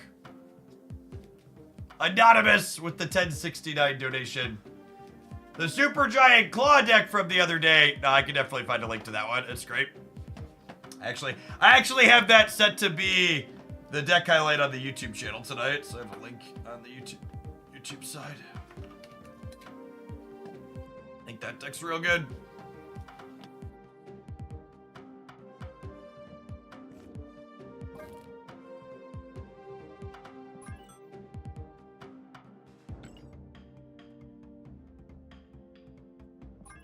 Actually, I'm gonna name this one because I should just leave it in here. Well, hopefully with the OTA, this deck's gonna be bad. Cope, there's gonna be a real meta-changing OTA. Did your previous successful run as a Magic content creator translate Snap? Definitely. A big part of why I am successful making Snap content is because I had an existing audience from somewhere else. And even my audience and my success in Magic the Gathering, my success in Magic the Gathering and my initial start to being a successful content creator is attributed to two things. The first one was something I controlled. I gained a small amount of notoriety from traveling to play competitive Magic the Gathering tournaments. So I had some following on Twitter and translated that into streaming from my Magic notoriety and tournament success. Like, Tubo's there, subscribed for 105 months. And the second thing, and this is really important to acknowledge, so I think there's too many people that are successful that don't acknowledge the good breaks that they had. The thing that really jump-started my streaming and turned it from a hobby side thing I did for fun into an actual job was one of the existing Magic the Gathering streamers, Paul Cheon, took a job at Wizards of the Coast. And that left a void in the streaming community that I was then present and available to fill. I was there, I was working hard, I had a little bit of success from things that I had done, but then also I was right place, right time.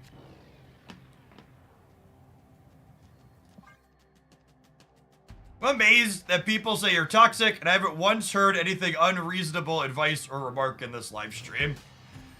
The thing that people find toxic about me and how I am is that I don't take the time to handhold or sugarcoat or be extra nice about not saying things that people find are rude, but they need to be said.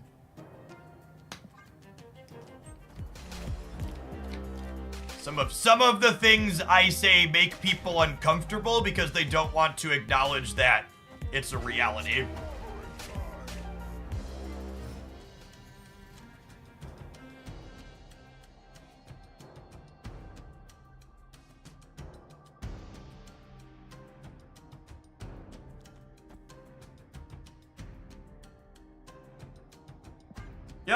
Yep. We just super giant.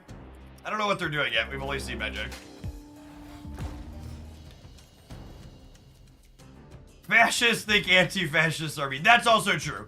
A majority of the people you hear who are upset with me are people who dislike my politics.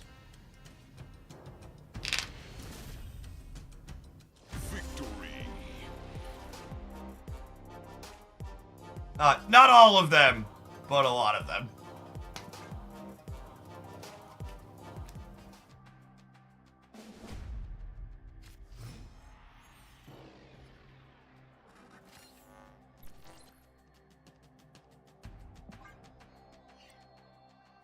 Yeah, I would put them on Tribunal, I think, on average, which, honestly, I think our Tribunal matchup's probably solid.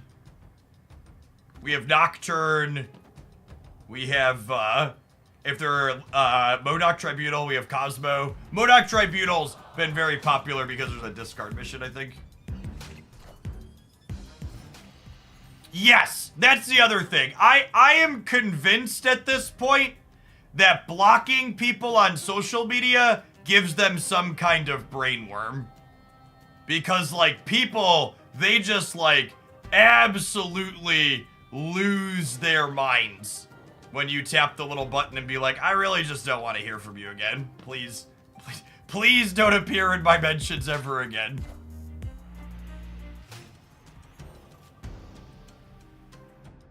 A lot of people are used to being engaged with endlessly and someone looking at something that they said and being like, nah, I don't want to talk to you anymore.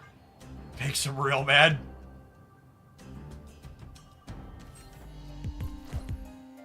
Jeff is chaotic good, not chaotic nice. That's such a good way to put it.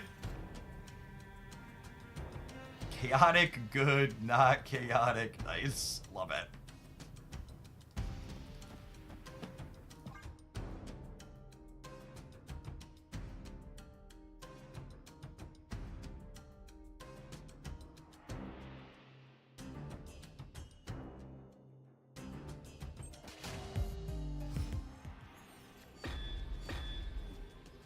Opponent snapped.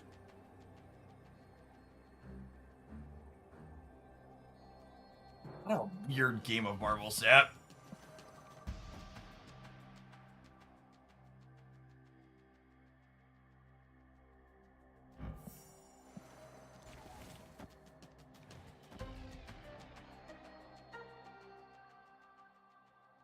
Negasonic left is a free win. I guess it probably is, yeah.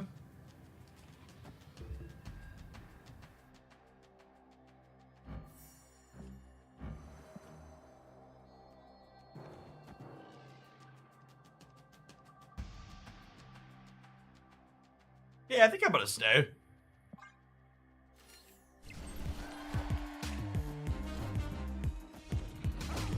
The hell is 3 on the right?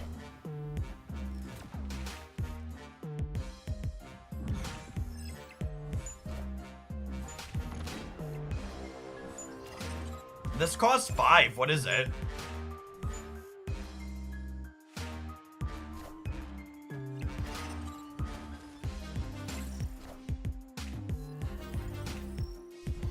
I'd like to dedicate this fat L to Twitch chat for talking me into playing Negasonic on the left. This one goes out to you, gamers.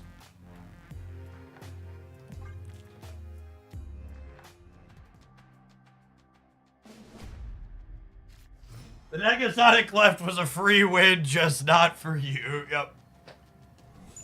Oh, they're playing the Mr. Negative deck, chat, with the Wong stuff. This was in the Cersi video this morning. It may or may not have Cersi in it. I think when we played Wolfsbane, we didn't have Cersi, but that's totally what they're doing. Yeah, let's play for all marbles.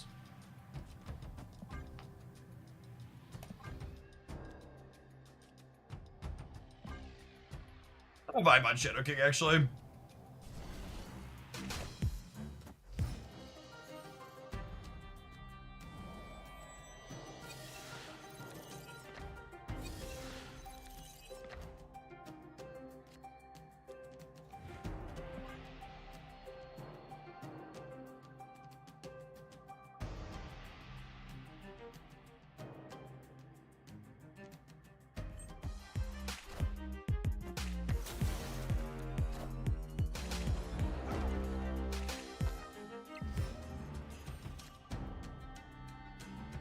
That's unfortunate.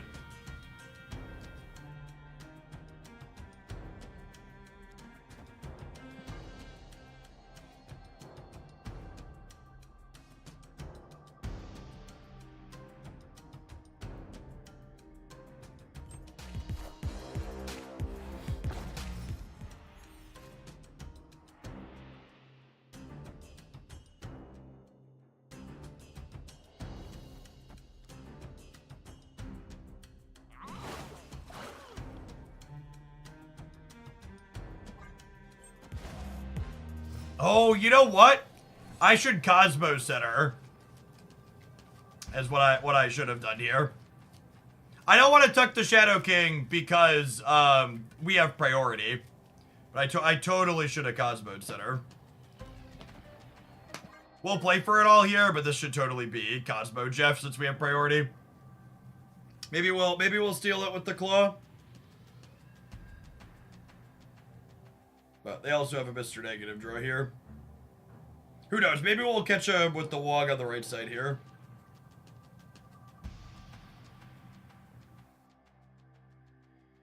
We could definitely be about to eat it to Goat Farmer Nick.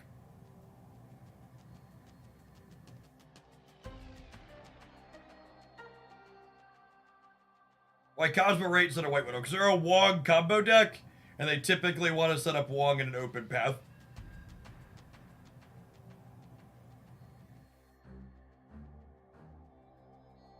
Plus, there's a chance they fulfill the rate.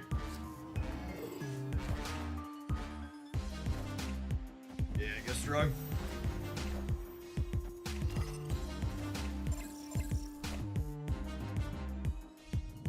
Yep, and what happens in the middle doesn't matter because I lose the rate by a little bit. GG opponent.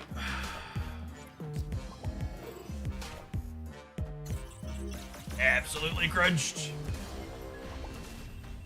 This deck's very good, by the way. I liked it a lot. That was sweet when we played it the last couple of days. We're up to infinite tickets on it.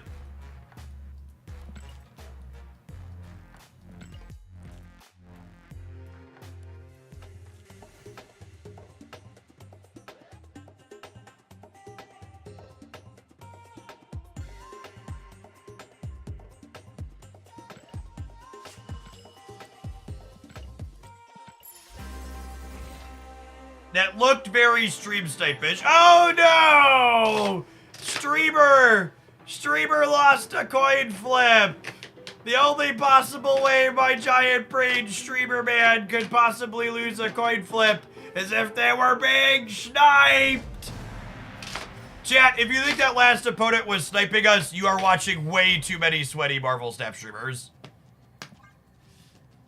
As someone who consumes a lot of Marvel Snap content to try and keep up on what's going on in the community, the amount of people, yeah, not to mention, they literally mystiqued the right. They actually literally split their draw 50-50 to not lose to a Cosmo. If they were sniping, they literally would have played the Mystique left to not jump the Cosmo.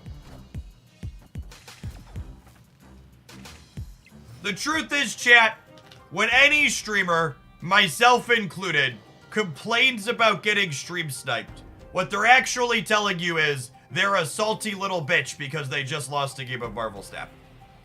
That's actually what's going on. Just so we're clear.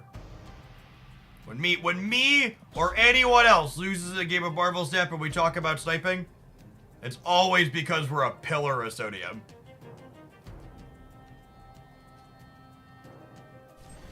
Aren't we all salty little bitches sometimes? 100%. 100%. Let this all flow.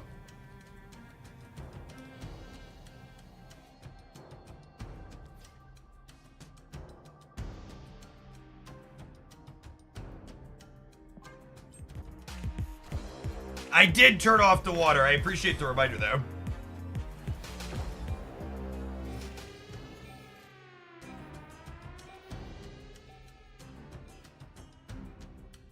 Did your income, the video you made talking about your income, make other content creators uncomfortable? I have no idea, and I don't care if it did.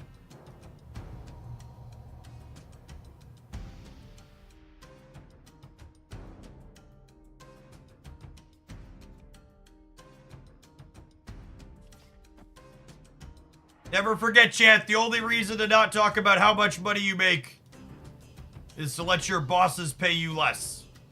Under capitalism, the goal is to pay everyone as little as possible. Make sure you talk about your money with your coworkers. I don't think we can lose this game, yeah. It could have been right to go Shadow King Sage here, but I really just don't think it matters.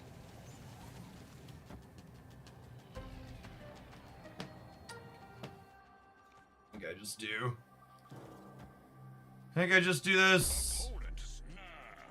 They're boomer snapping me? Holy. I'm gonna mute just in case this goes poorly, but I'm struggling to see how we lose here.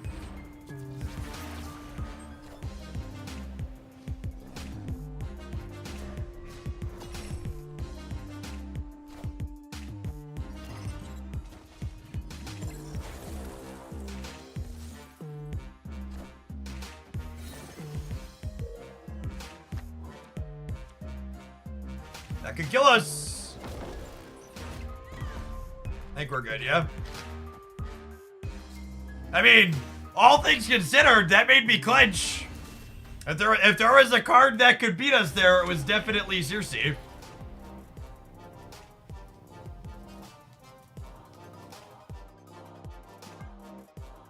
Not today, Satan. Not today. I think that was a good snap, honestly. I think it's hard for them to know we're going to have as many stats as we do. The claw is so good. I actually respect that snap.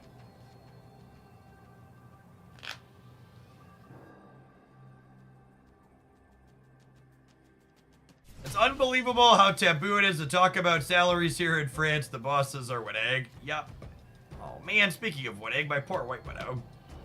Sedge.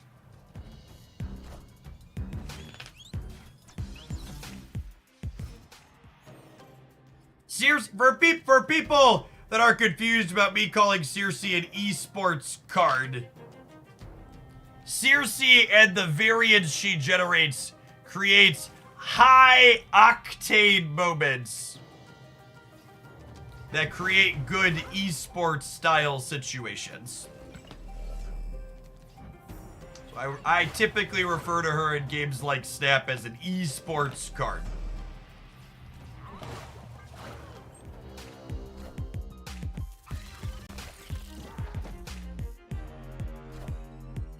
Pretty confident Throne Room is great for us.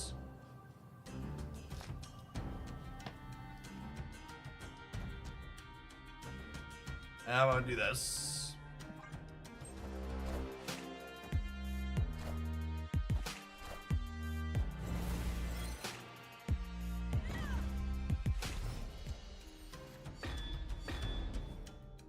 Am I a bully, chat? Absolutely. No doubt about it.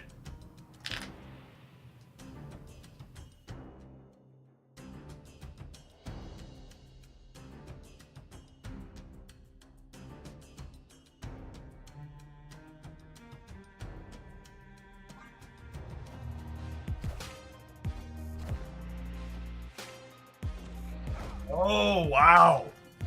Well played, opponent.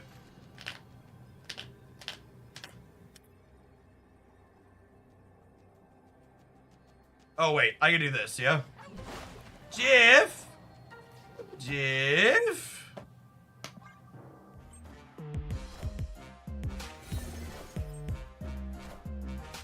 Oh, they got Cersi bugged. Didn't matter. They killed us anyways. They Mockingbird. There is some kind of bug. Their Cersi just doesn't work some of the time. Second Dinner is aware that it exists. And they said they were still tracking it down, but some of the time she just goes and then doesn't go. Performance anxiety, I think.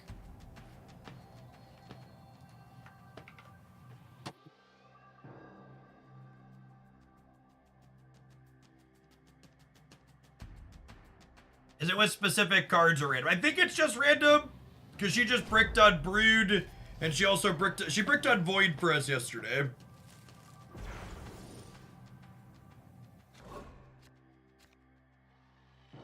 Oh, snap.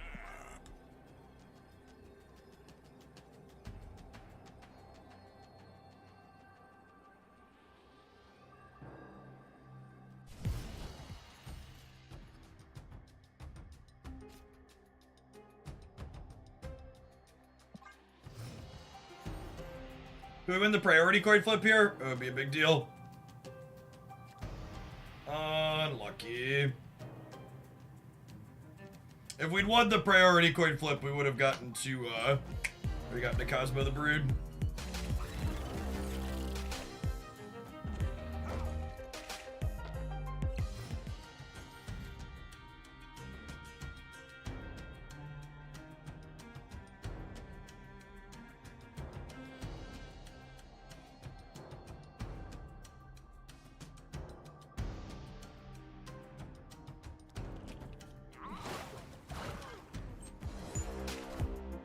I assume we're dead, especially with New York, to let them move out of the center. The priority flip on 3 was just everything this game.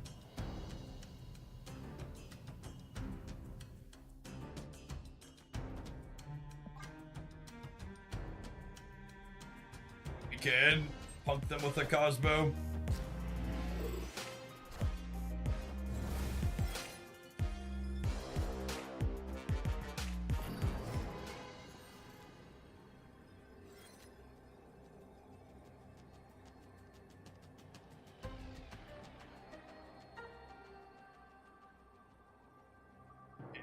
Storched.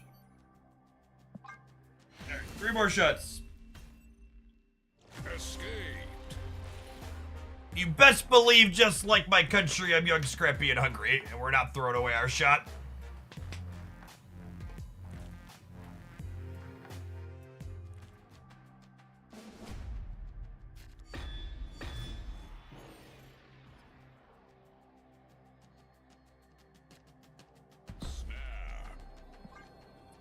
For us. Them having Warhead is noteworthy. It makes our Super Giants a little bit less appealing.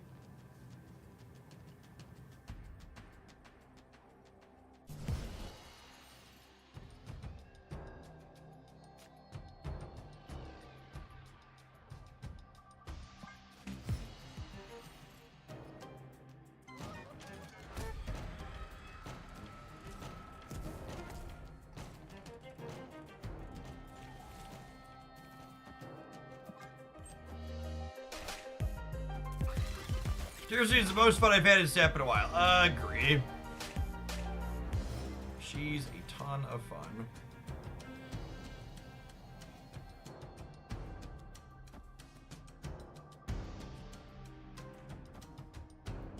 I sort of a better play this turn is the problem. That keeps them from Sarahing as well, which is nice.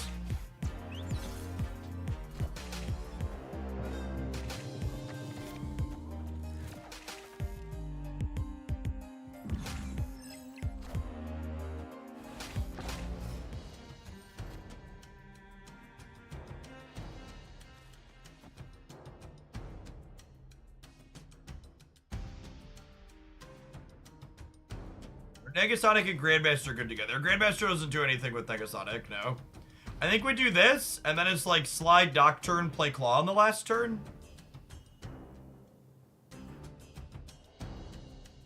Although I guess this means the way they rolled this, that if they play Warhead here, that I'm going to have a -8 kiss, is the problem with that.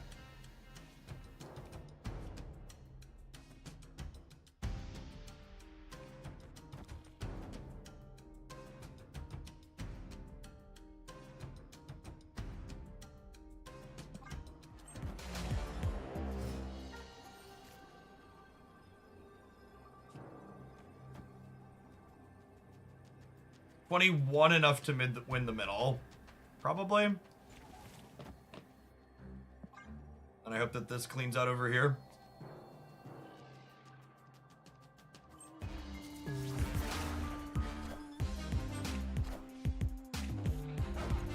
Went around that by putting, what's it called first?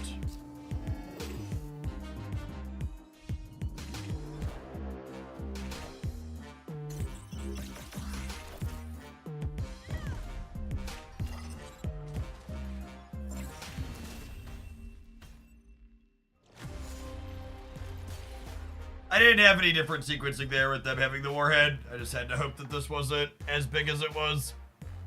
If I had deployed my cards over here, they Warhead here, and then they'd be at 11, and I would have had 1, 2,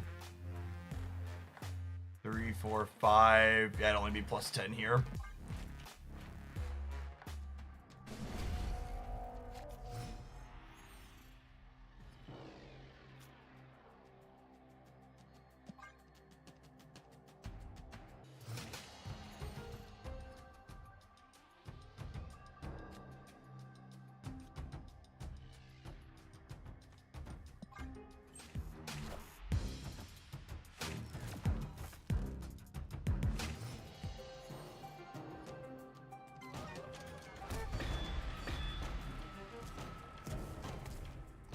Finally had a White Widow to play on curve and get freaking murder worlded.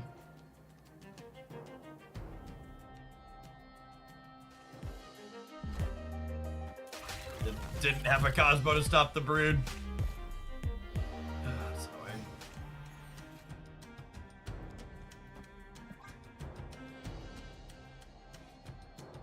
Havoc or Black Bolt? Of course, Giggity. Those are great.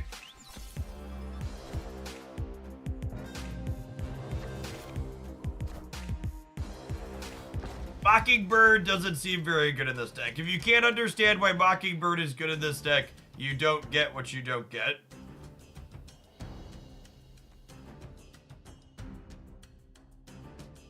Mockingbird being good in decks like this is a big part of her power level. You don't need a lot of enablers for her to be strong.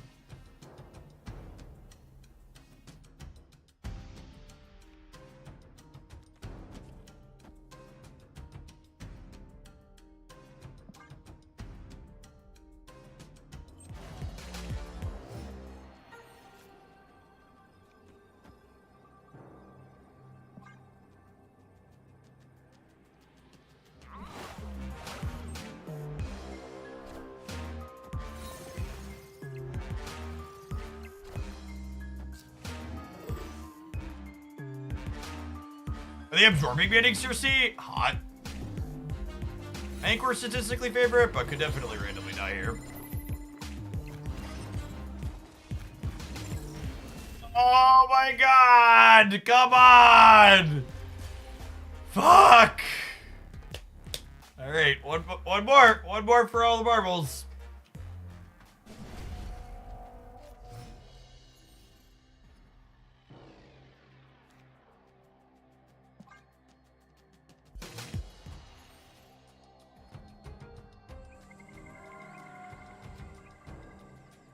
Broad has denied your friend request, right?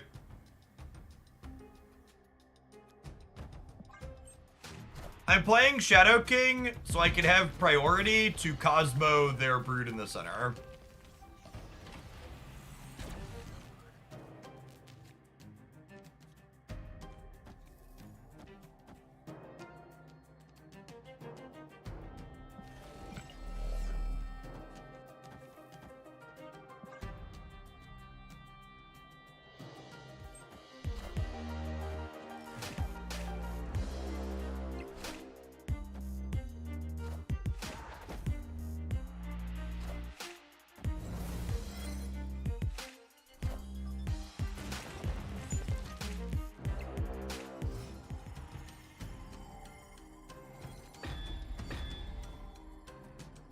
Okay, so on one hand, turn 3 Sarah. On the other hand, you know,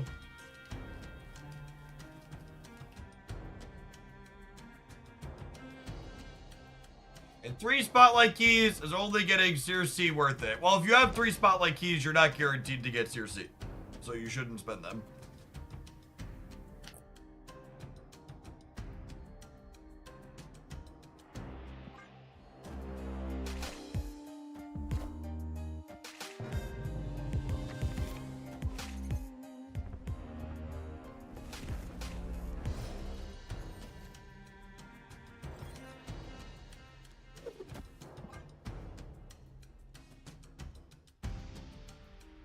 Can add 4 to the middle here, potentially, is the number we need to think about.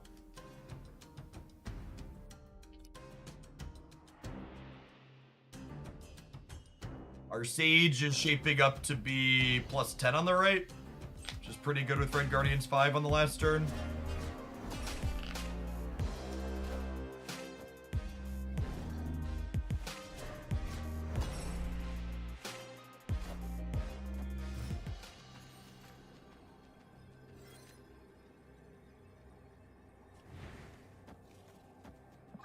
For all the marbles. Squad still a little light. Cersi loses then the Surfer bonuses here on the right. And we finally get a good beat and torch them.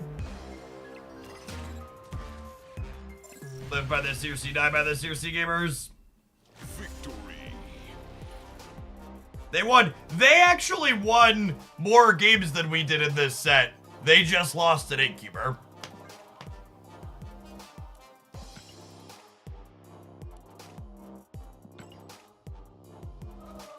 Hey, Chad, you build and play Zemo build today. We do take deck submissions for a tip here, but in general, I only play bad decks if people pay me to do so.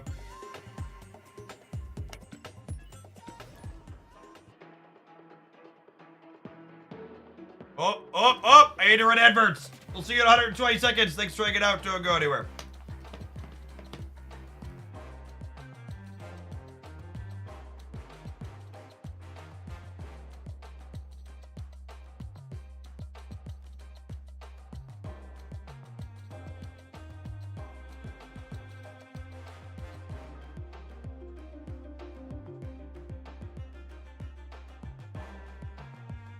Doublemint, thank you for the 17 months. Welcome back. I don't think I need to go out and water it yet. You gotta wait. You gotta wait a little bit. So the water that was on it needs to soak up.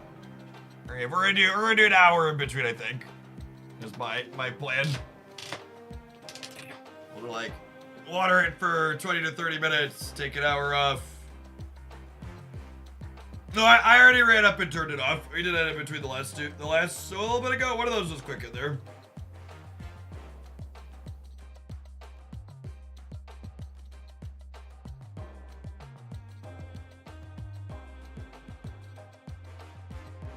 There isn't a ton of direct sunlight on the driveway right now, but there will be in a little bit.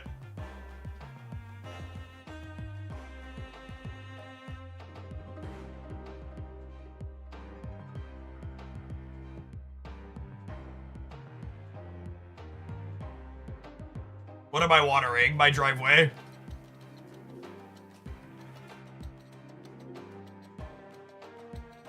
For people who are just joining us, and this sounds strange, when you freshly pour concrete, wetting it down consistently for the first few days lets it absorb the water and dry slower, which lets it harden more.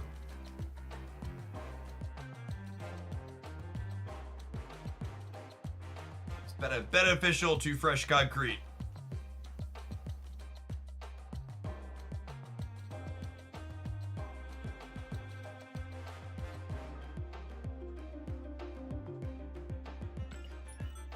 I mean, when I'm watering it, I'm letting the sprinkler soak it for 20 to 30 minutes.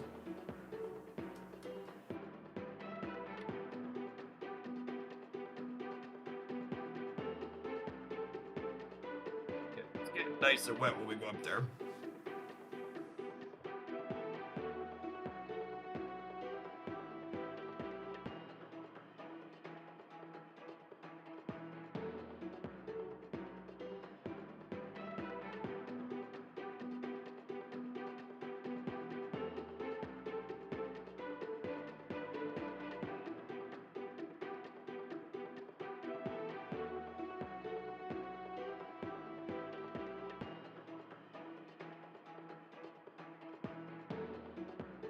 Opposite of Ben Shapiro.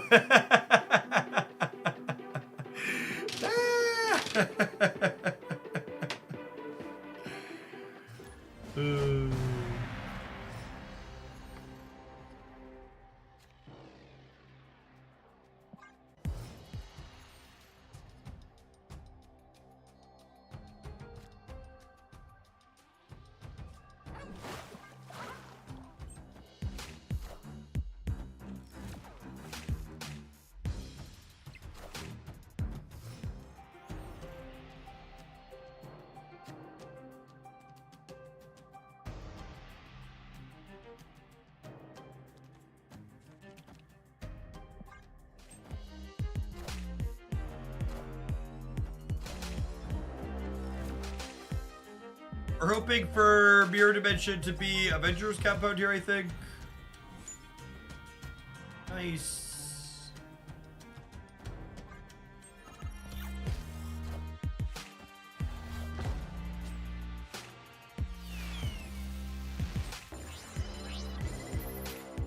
Clear for takeoff. Yeah, if I'm looking for a new variation of werewolf deck to try, I've done Thor, Ronin, and Baron. I mean, just like classic bounce is probably pretty fine, yeah?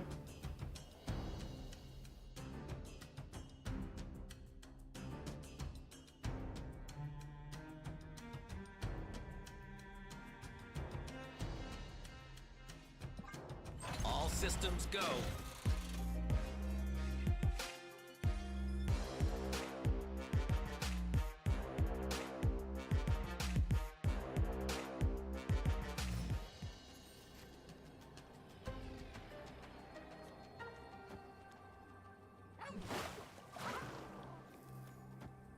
Look at this. It puts me ahead by 3 in the middle, assuming Jeff stays there. We warhead their face down card. Getting a bunch on the left. I'm going up 11 on the right. I'm gonna boomer snap them. Super Giant. Super Giant's a quality boomer snap card. Victory.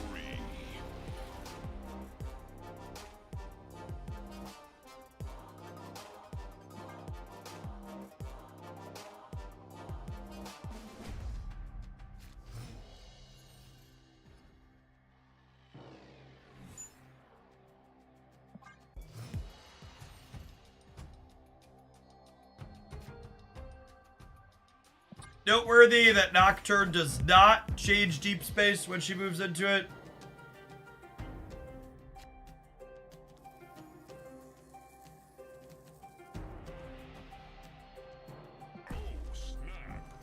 When you have Time Theater cards, you want to make sure you play the one not created by, well, that's actually, I was going to say, you want to make sure you want to try the one not, play the one not created by Time Theater, but actually, I'm a Mockingbird deck, so we're going to let them know we have another Red Guardian at the sake of making Mockingbird cheaper. LOL.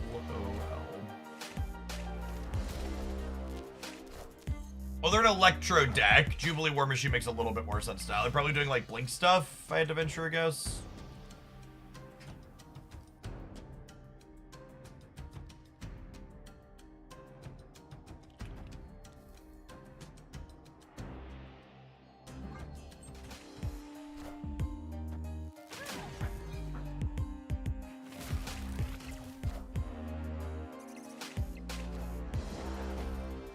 Spud? She ain't you? I guess it made their Jeff 3 bigger.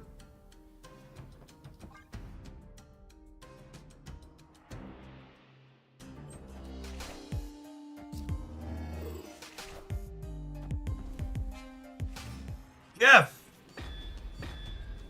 Unlucky.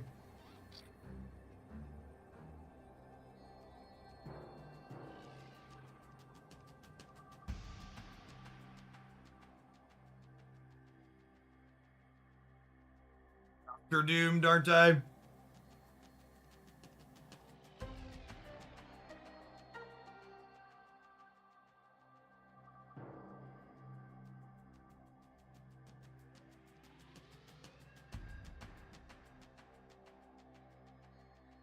We're dead.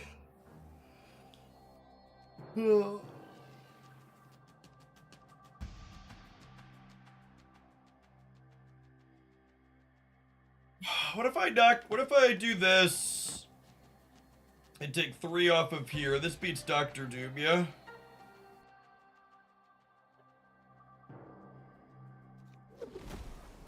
If they Dr. Doom mid, this beats it, because they'd be at 1, 8, 13 over here. Hey, I don't really want to play a bunch of games against Sandman, so...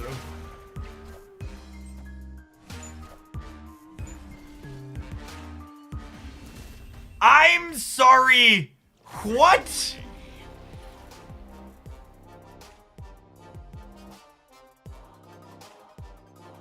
What even is the red button in the corner, chat?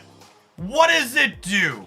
Will we ever know what the red button in the corner does? Truly, it is an eternal mystery to video gamers. You can't even see it. Your webcam's covering it. There definitely isn't a red button in the corner. You can see, look, nothing there. Nothing to see here.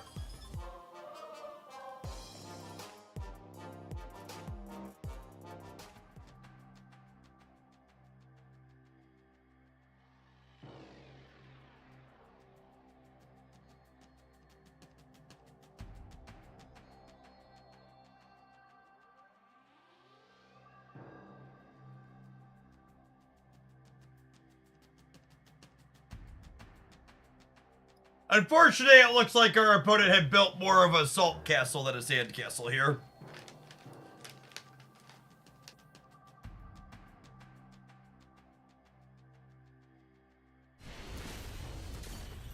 Victory.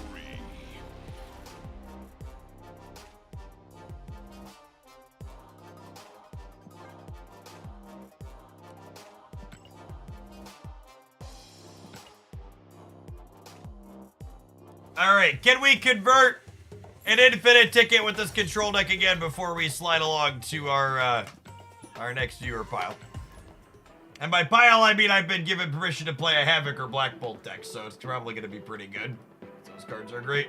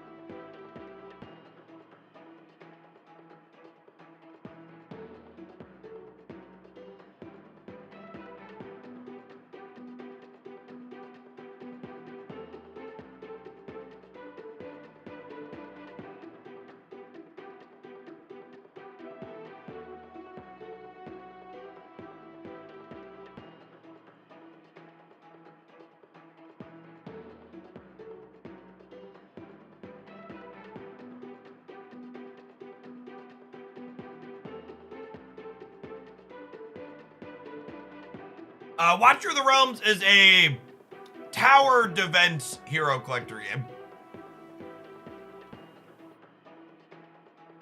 You put your dorks down and other dorks run into you and you hope you blow them up before they blow up your thing in the back.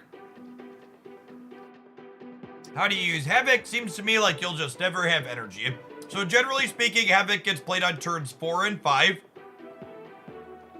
The best way to think of Havoc is if you play Havoc on turn 4, he's a 12 power, 5 energy card where you get to pay a little bit of that 5 energy each turn. And if you play Havoc on turn 4, you pay 2 to play him on 4, and then you're down 1 energy on turn 5, and then you're down 2 energy on turn 6. So he took a total of a 5 energy investment to get you 12 points worth of stats. And similarly, if you play him on turn 5, he's an 8 power card for 3 energy that you pay over 2 turns. He also works very well with Bast, since he has 0 base power. So you can Bast him, and then he's a 7-2 or a 3-11 or a 5-16. No OTA leaks this time around. Second Dinner has plugged all the holes in their boat, it would seem. For better and worse. Dope, dude. Thanks for re-upping that Prime for the second month. Appreciate... Oh, that's a regular sub. Thank you for the regular sub for a second month. Apologies. Mixing up my autopilots. A lot of people have been asking about Supergiant. Supergiant is a sweet meta tech card into a lot of things. And one of those lot of things that's included in there is MODOK. I'll snap here. Actually, I'm gonna put White Widow here so we have the option to Red Guardian Meek.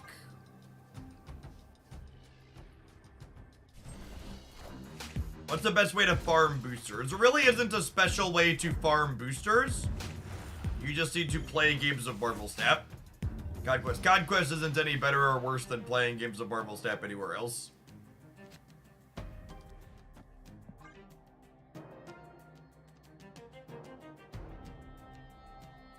You get 1 booster per turn that you play the game, regardless of where or how you play that game.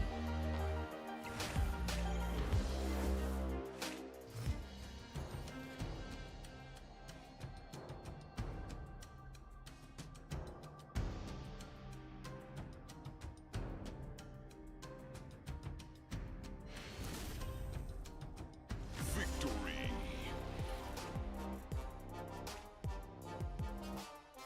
Hey, Tiger Frost, thanks for the brand new Prime support. There's a ton of great creators you can send that to every month. Thanks for sending it this way this month.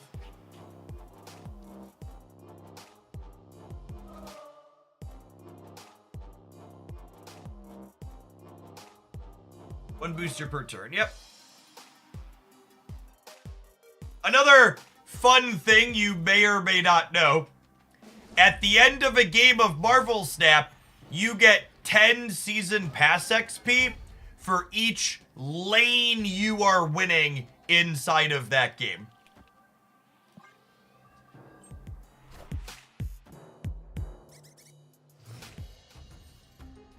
So if you're winning all 3, you get 30 Season Pass experience. That's actually why you'll see some people, you'll see them talk about there's some people you'll hear them talk about how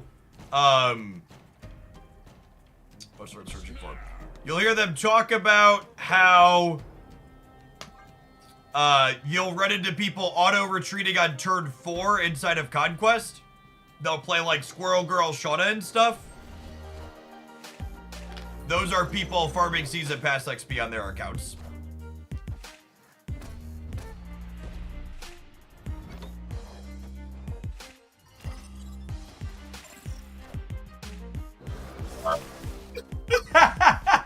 Man.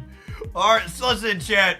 Some days you are the pigeon, other days you are the statue. It is definitely a statue day for our opponent. Holy shit, never lucky.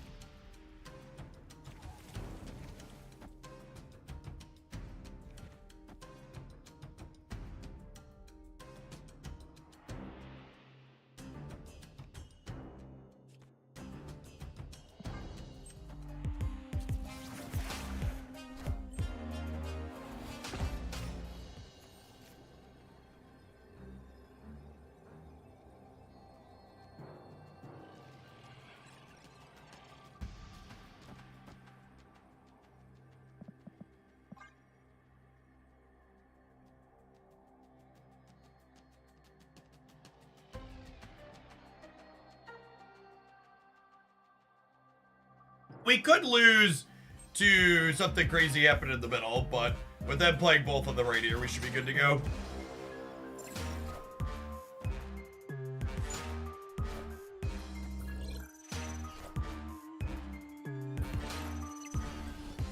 I would say I feel bad for them, but they're playing Modoc Hella, so they can hop right on into the freaking trash can.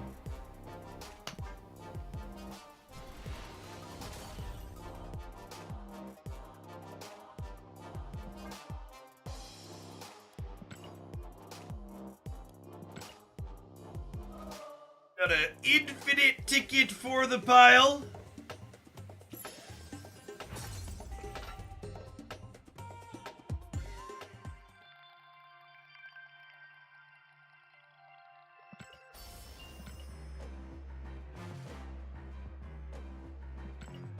Can you swap Sage for Wolfsbane? You can always swap Sage for Wolfsbane, and it will always be worse. So, your favorite Conquest shop variant? I don't ever recall which variants come from where. Yeah, I don't think we've actually played with Pride Angela since we got her. I didn't have her the first few days when Theta released. We're gonna do this. We had a request to play a Havoc or Black Bolt deck. And this deck is very party. It's all gold at this point.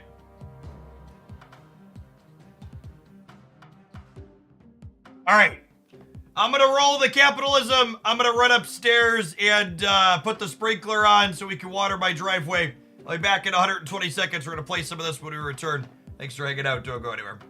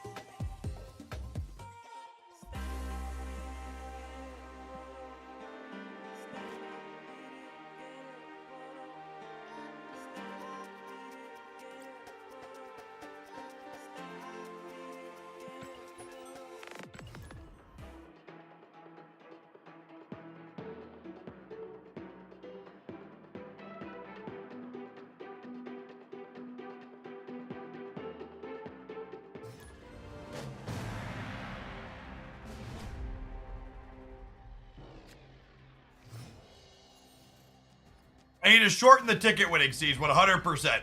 They are way too long. How do you feel about onions? Onions are lovely.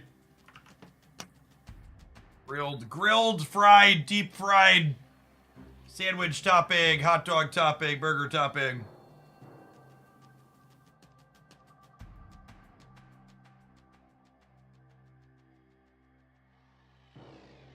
Thanks for the entire year. Caramelized.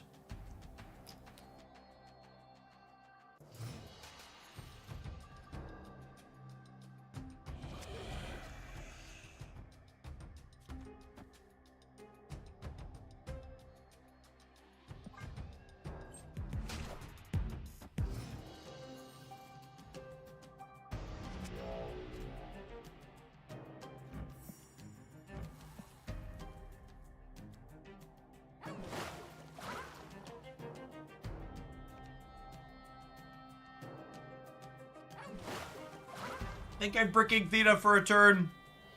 Doesn't feel good, but hopefully Nico hasn't rolled either of her modes that interact with Hood yet. So we're, what?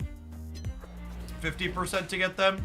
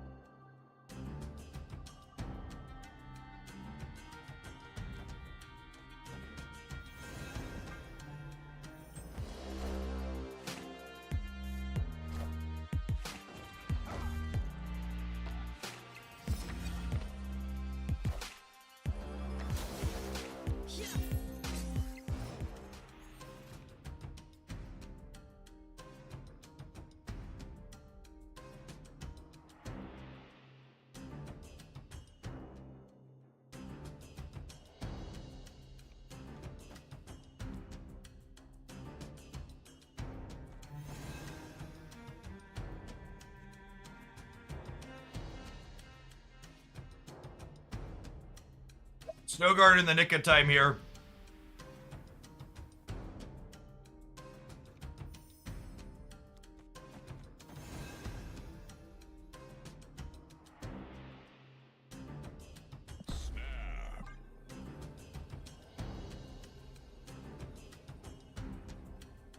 I'm gonna put US Agent to the right to insulate us against Iron Man there.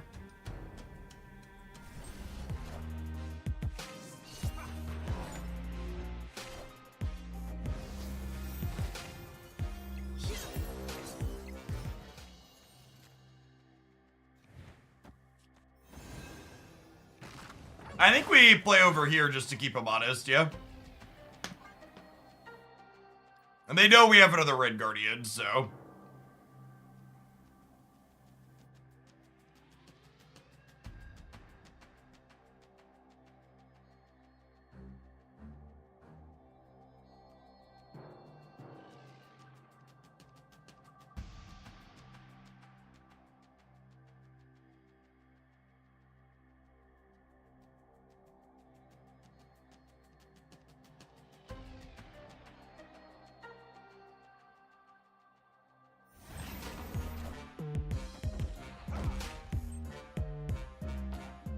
I'm surprised they stayed. Maybe they weren't paying attention to cards that they should have known we had in hand. Are ye worthy? Must not have been paying attention.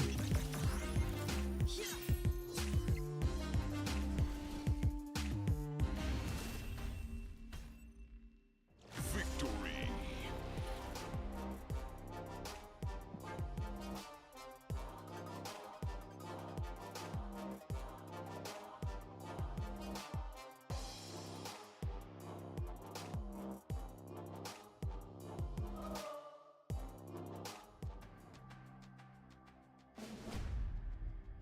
Getting to know they're on the Odin build of negative feels good. What an insane best. I'm gonna snap them to have Snowguard guaranteed.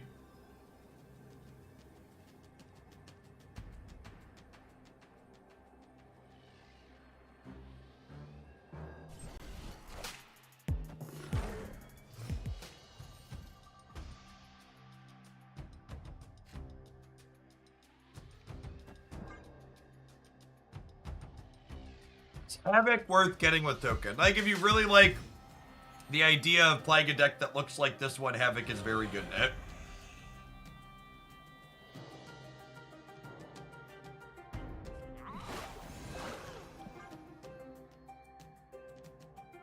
A lot of your what is worth or not worth it is a deeply subjective question that depends on your playstyle preferences. Unless the Marvel stat metagame is really bad, there aren't, generally speaking, a ton of must-have cards.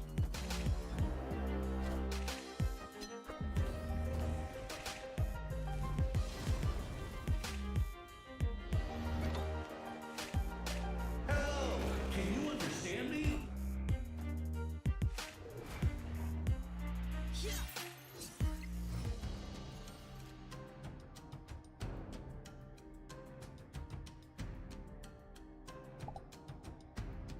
Tiny diff. The teeniest, tiniest expansion diff you've ever seen in your life.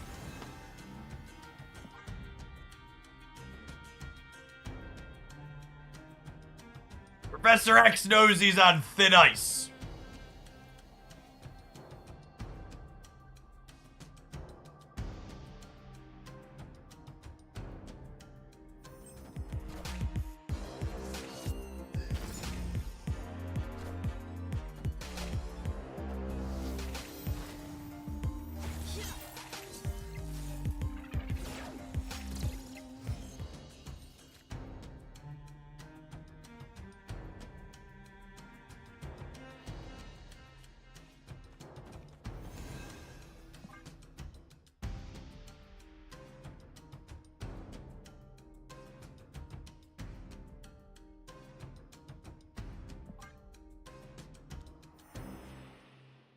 I was gonna fan out and play for all of it.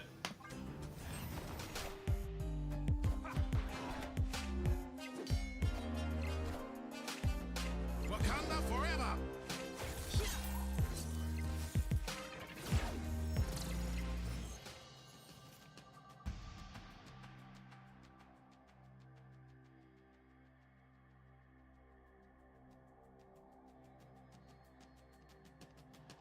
So Zola would come down to whether or not they hit Panther or Wong first, right?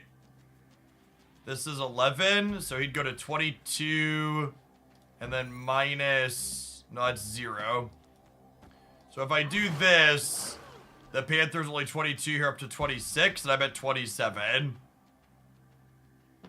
Yeah, I'll flip 4 cubes on a coin flip.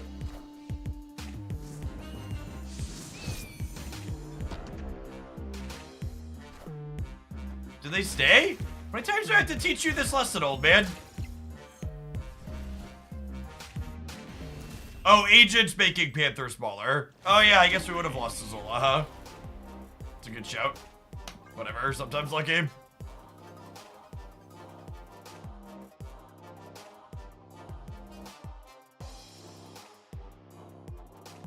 Thanks, Jeff, for coming up with comprehensive Dex ideas that function well and entertaining. Glad you enjoyed them, Sicilian. Honestly, I'm surprised to hear so many content creators are down on Cersi. Like, she's such a good... Like, she works really well with the content creator special. She slots very organically into an existing good deck and feels like she makes it better. I suppose it doesn't surprise me that people have a hard time of disconnecting from the low roll potential that she has. So they just, like, write her off because sometimes she gets ya.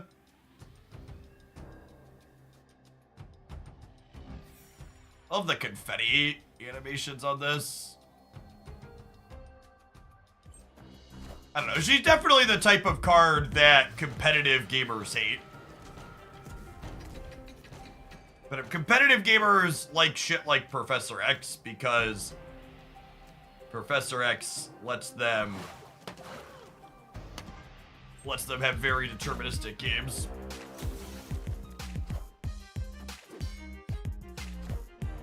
It's not even about skill expression for competitive gamers. Competitive gamers like cards that reduce the game to very easy to parse situations because easy to parse situations make it easier to win the game with minimal effort.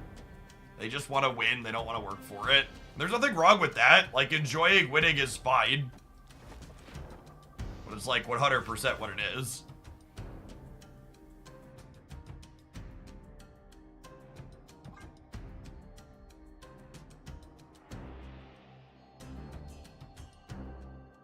Yeah, I think the first clip in the roundup video might have been a little bit too long as a feedback piece I've gotten that I think I almost thought it was too long, but I decided to run with it anyways.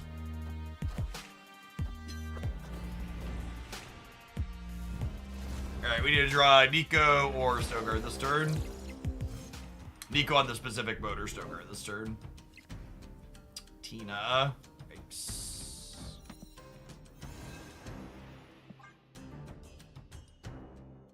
I think War Machine would be more playable as a 5'8". Probably not a 5'8". He'd be like a 5'9 or a 5'10, I think.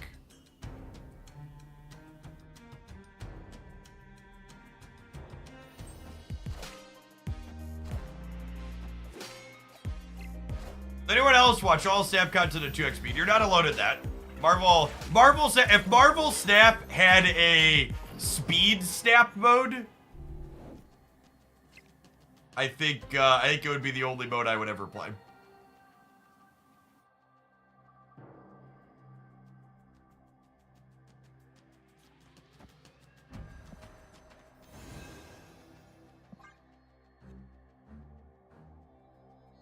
Sir Adonis, thank you for the brand new primer. There's a lot of great people who could drop that off too. Thanks for dropping it for this month. Anytime you click that button, it takes some dollar dues and throws them in my pocket. Allows me to keep doing what I do. No Black Panther means we have a real shot to win this, yeah?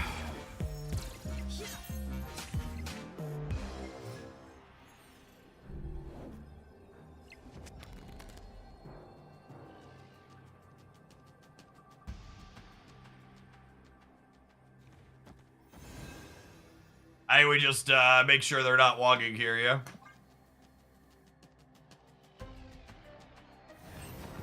Or not Odining for anything crazy.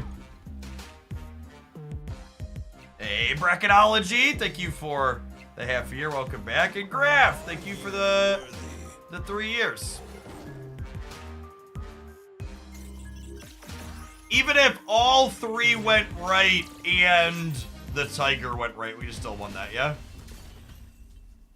No, if all of it went over here, they'd have won. They would have been plus 12. Yeah, they needed Tiger plus all 3 here.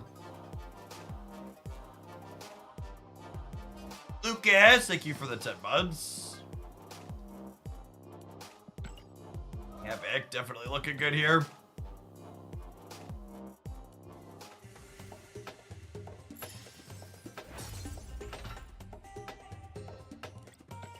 Like for people who haven't played Agatha or seen Agatha played, Agatha has an explicitly short turn timer now, so people can't rope while playing her. If there was a Marvel Snap mode where all the turn timers were Agatha-like, that would be all I would play. Just absolutely eat that up.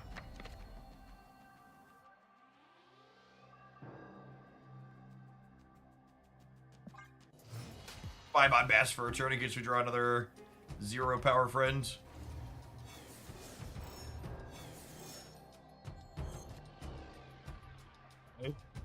You very rarely want to bast on turn 1 in this deck.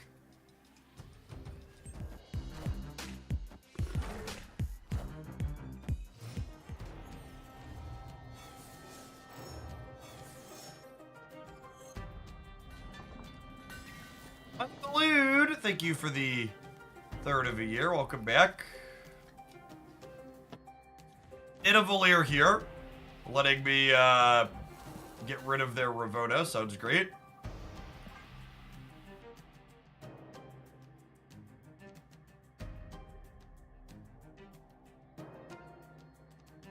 Gilgamesh is objectively the worst Marvel Snap card to have released in the last like 2.5 months. I honestly wouldn't be surprised if they buff him in the OTA.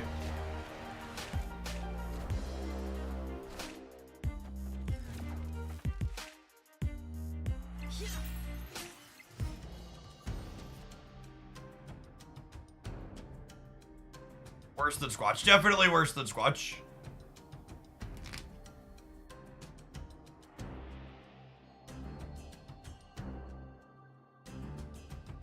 Gilgamesh is very mediocre.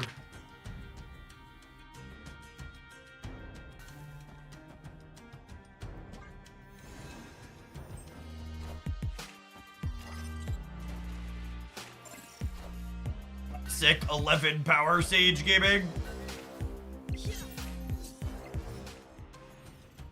Honestly, so Gilgamesh was initially data mined to be a Gilgamesh was initially data mined to be a what's it called? A 5/2 with +2 per card. And I wish they'd give us a chance to play with that one in production. I would be curious to know if they think they buffed or nerfed him by making him a 5/7 +1 versus a 5/2 +2.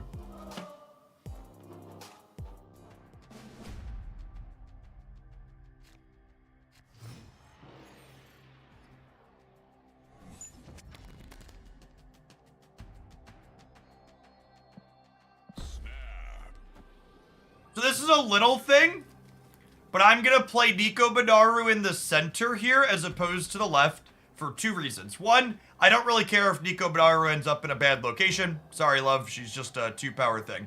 But 2, this location is guaranteed to be good for Angela because I can play 3 cards out after her, and these 2 locations might not be good for Angela. So when you're playing an Angela deck and your first location is a good for Angela location, you typically speaking want to save that for her.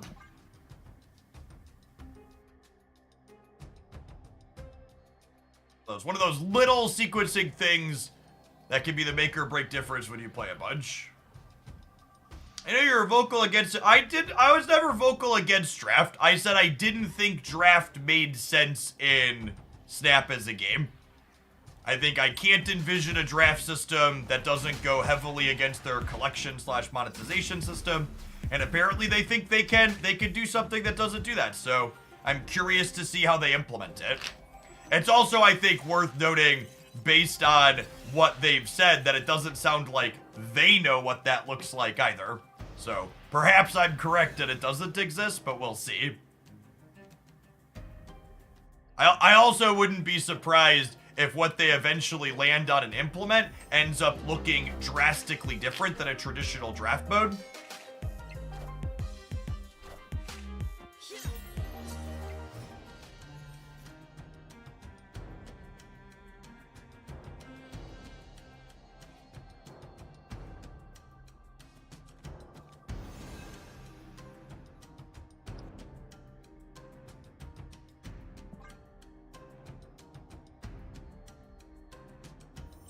Oh my god, I did this in the wrong order. Bastard, my bear. Oops.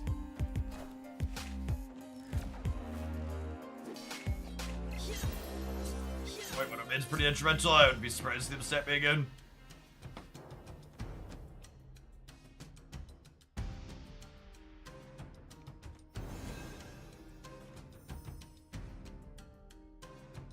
I put rocks in the deck.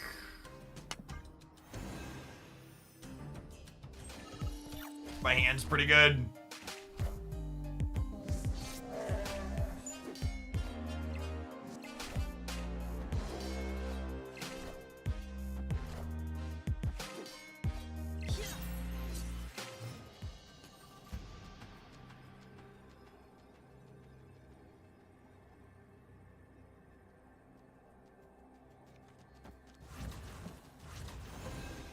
This got me in the center. Yeah, they cannonball here. They punch her away. I'm at 9. They're at a lot more than 9. Escaped.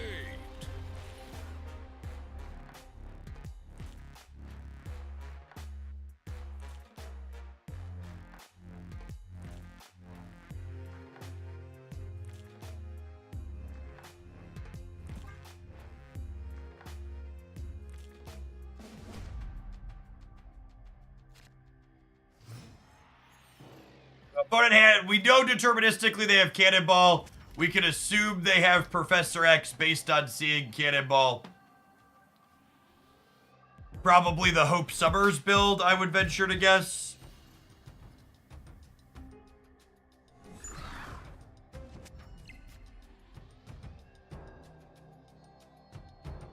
I'm going to speculatively play Angela here, which could bite us, but having Angela in their Nebula path is a lot of upside, so... I think Whitewood will be impacted in the OTA. That one feels like it could go either way.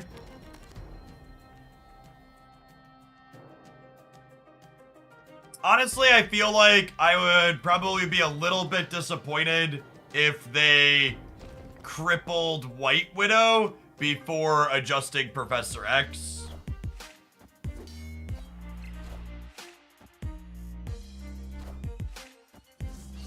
Because while she's obviously good and popular, a lot of her popularity, I think, is related to the fact that she's just, like, in the good X deck.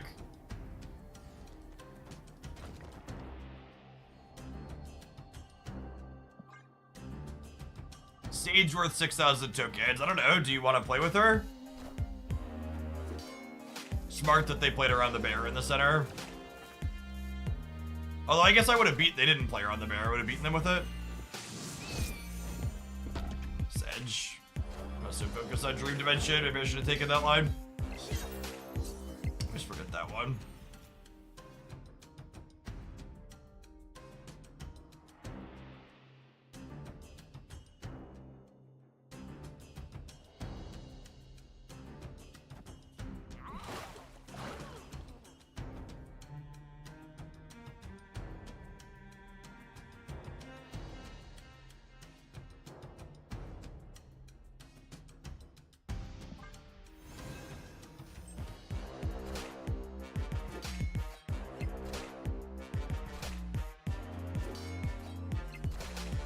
For bear, I thought you can't bear while the location's off.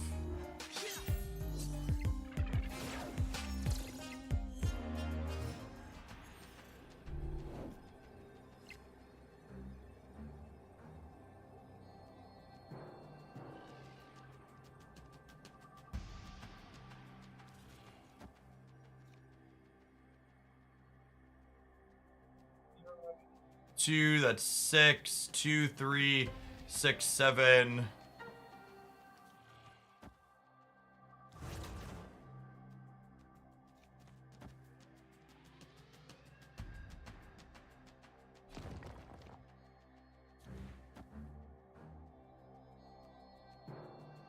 This ties Jeff middle. This gives me 2, 4, 6, 8. This gives me 11 over here up to 19, which is only a tie. They can't cannonball and play another card because of Havoc.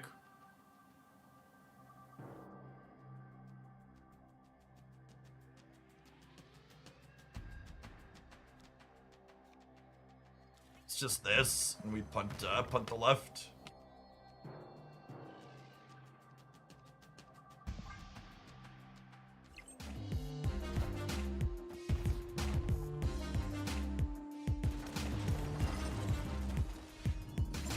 I'd have won with the other line, yeah. That's frustrating. No, I'd have lost, but I think I would have lost, actually. I would have, we would have tied here, 19 to 19, and I would have been 5 to 2, and then they would have been a lot over here. Yeah, we would have lost, we would have tied one, lost by a lot.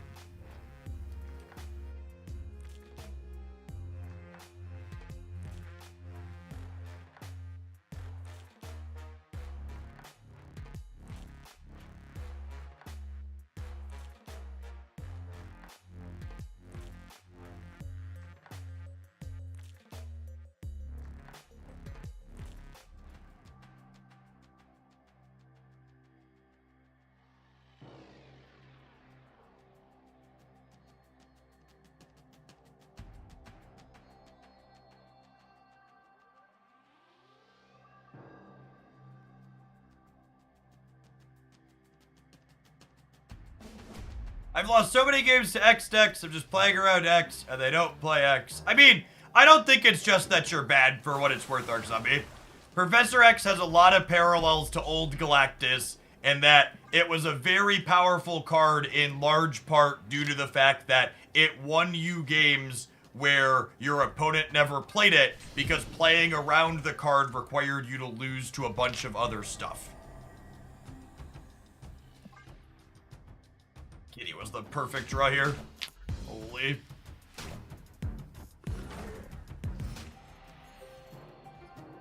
Need a hood to throw into Vormir, but otherwise we are off to the races. Oh my god, it rewarded for the Bast in the Dark here too. Gorgeous.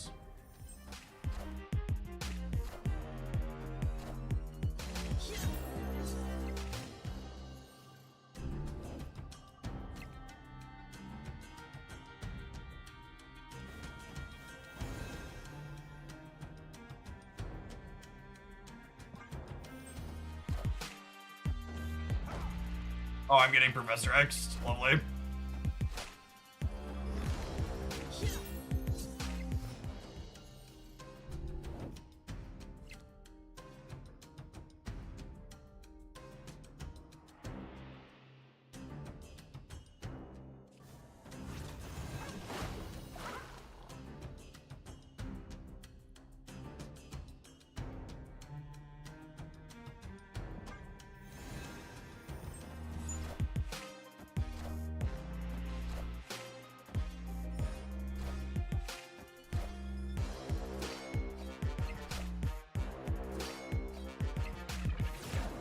Oh my god, I shouldn't have played Jeff because I took priority. Ah, fuck. Fuckity, fuck, fuck, fuck. God, I hate everything.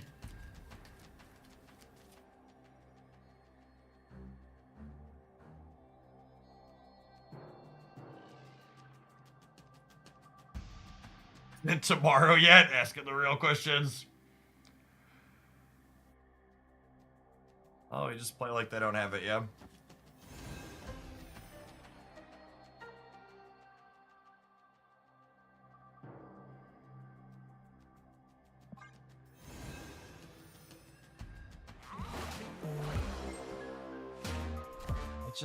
I hate it.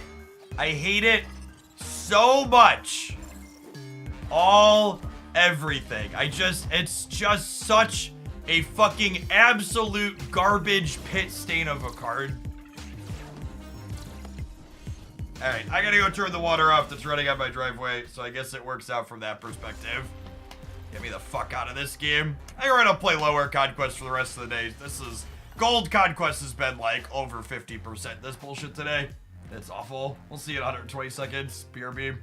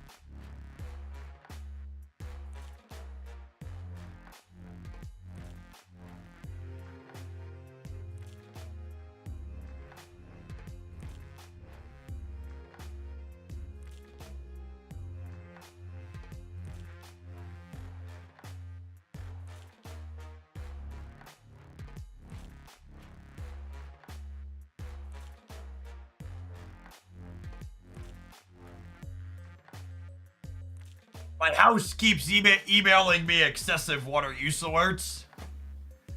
Thank you. Thank you, Home. I am aware.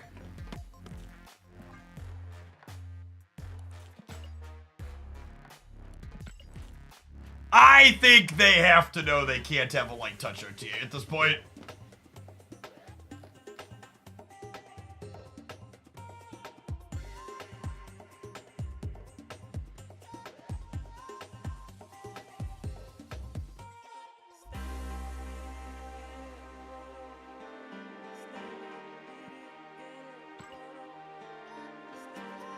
Hot Carl, thank you for the 15 months. I was wondering why I was seeing ads. Thanks for the primer.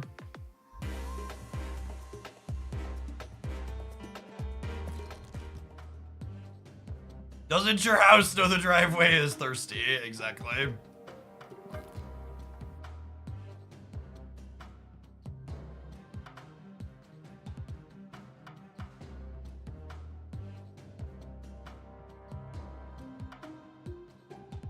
Let's play some Stature Wolf down in the pits. At least that way if we die, we'll have fun flipping the dog around.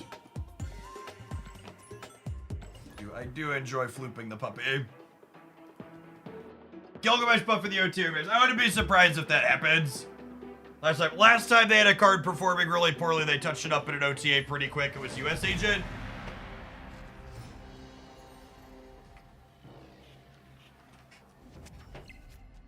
By the numbers, what's his name is? The worst card to release for the last little bit.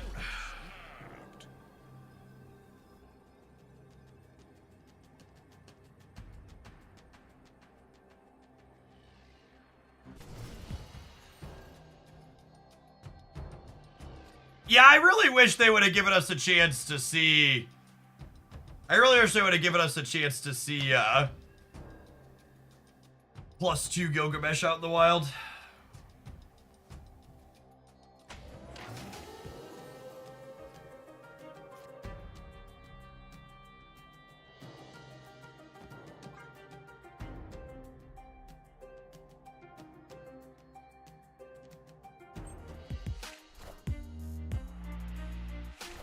First play is strong guy. Interesting.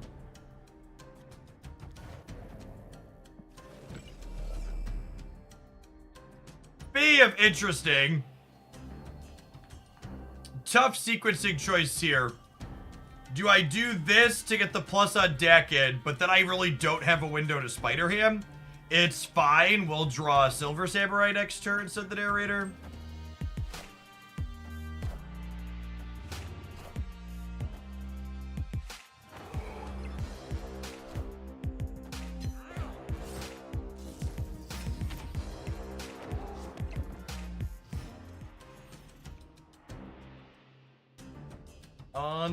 Lukey. Oh, wait. They're going to discard a card for me, right? I don't even need to Black Bolt. Cope? Is that Cope? Is that Cope or Nope? I think they're going to discard a card for me, almost assuredly, yeah?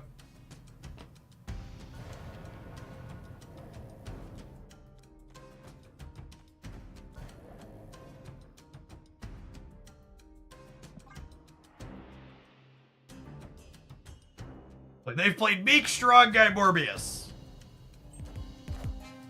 Assuredly, they discard a card here. If not now, when?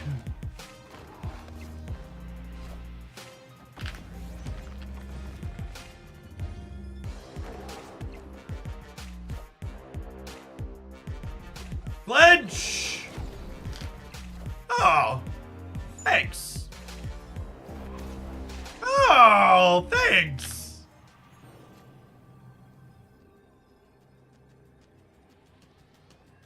Yes.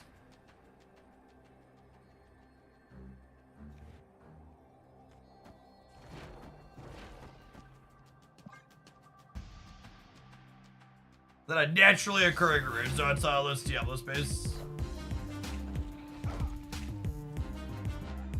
Punch the Morbius!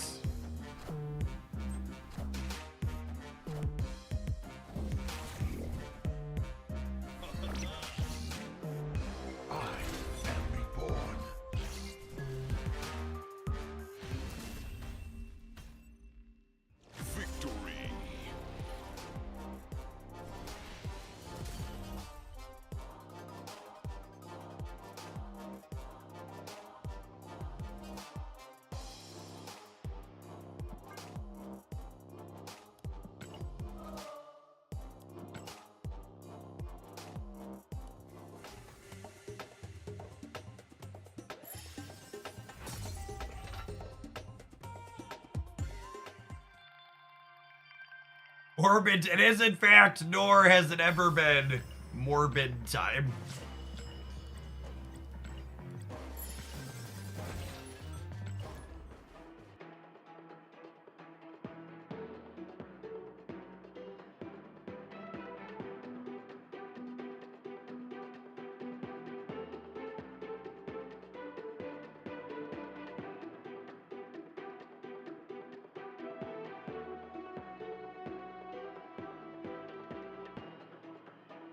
Mr. Wooster, are you in chat? I think I saw you in chat.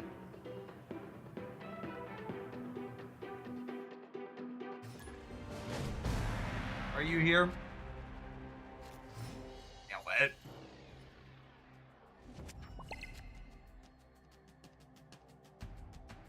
See, Mr. Wooster gamers? They got a big fatty sub gift from yours truly. Because they always go above and beyond and check out our sponsored games when they drop, like Watcher of the Realms right now. So thanks for helping me do what I do every day. I appreciate it.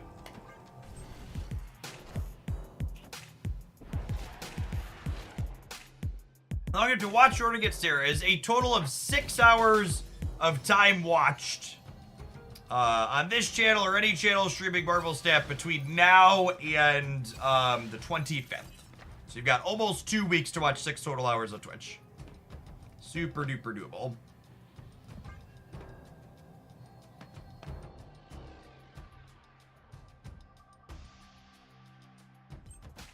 Cersi, Athena and Nico are having a girls' night. Up to you which other girls they have over. Do you want 12 female characters not my dance, or just those 3 plus a regular build around past that?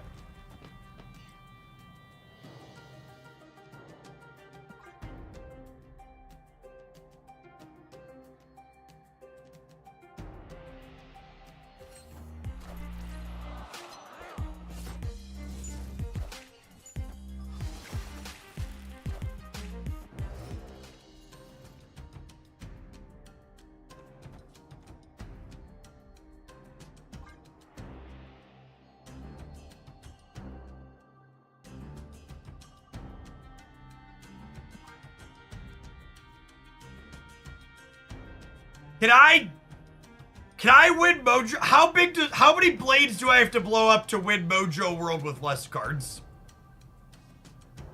I guess they put ones there. A lot. 8, 16, 32, 64, 5. It's only 5, chat.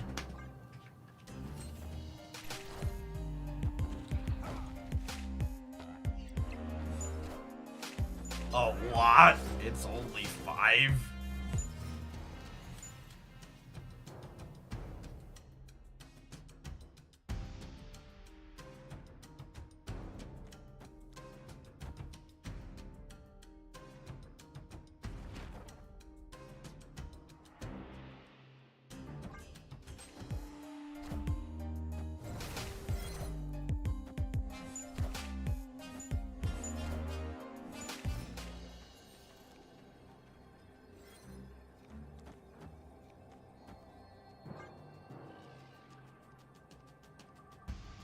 Demon. Oh, yeah, I guess I should have left the demon to play for the last turn. It's fine, chat.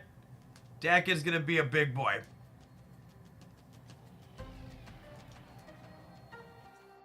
Bradley, guys, thank you for the brand new tier 1, the brand new primer. Appreciate that.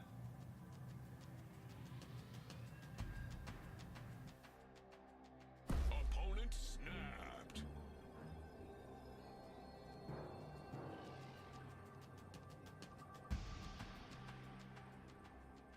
How do I win? Chat, Dakin over here still doubles. FYI.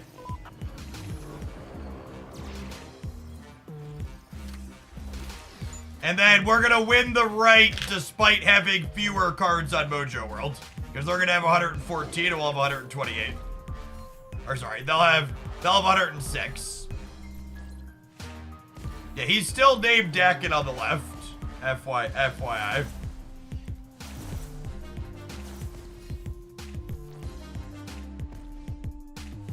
Yes, I got it. Not my dance. Perfect.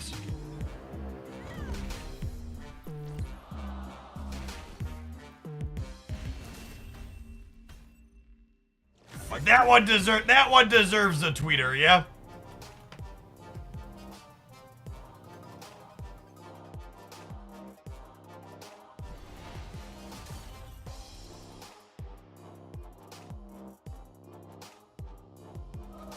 Copying deck is one of my favorites. So maybe we should get the screenshot so he's in the picture.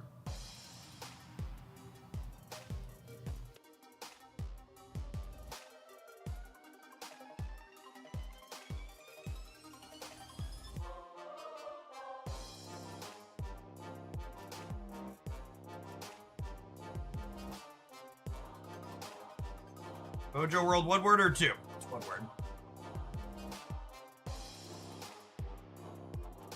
Dakin doesn't care if you have more cards, he is winning Mojo World. How did the other Dakin gain power? Because Dakin doesn't have the ability double Dakin's power. The Maramasa shards have the ability double Dakin's power, and Dakin is still named Dakin despite losing all his abilities. The Watch of the World promo will be going for a week. Say his name, chat. Remember it. He has all the power. Yeah, same with Thor and Mjolnir and Beta Ray Bill and whatever the hell his hammer is called. We're gonna let this deck finish its silver run, and then we'll build Cersi Girls Night for Not My Dance. Stormbreaker, there you go.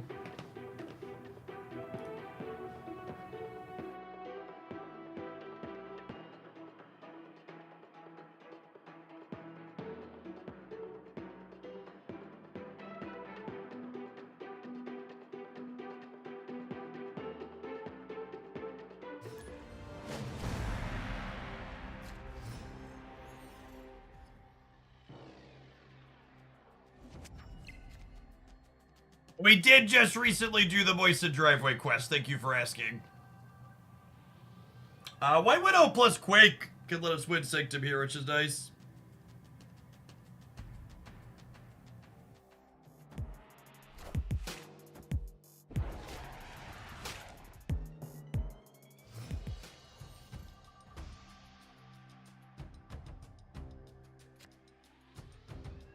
Jeff the Baby Land Shark needs a series drop yesterday. I mean, why would they drop a card everybody wants, chat?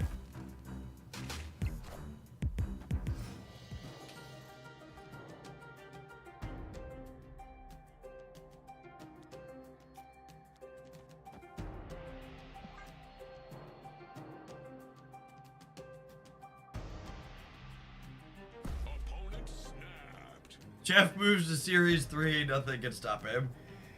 How many yards of concrete did they pour? I don't know the answer to that question.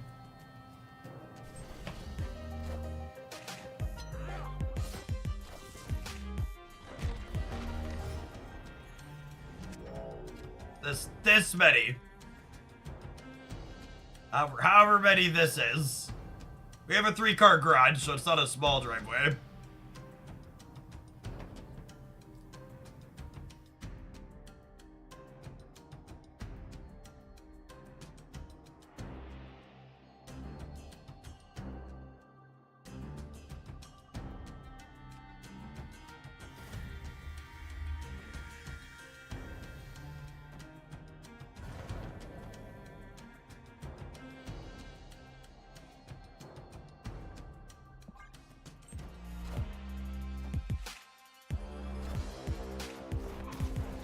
Can Duck and Gary put their initials into the concrete?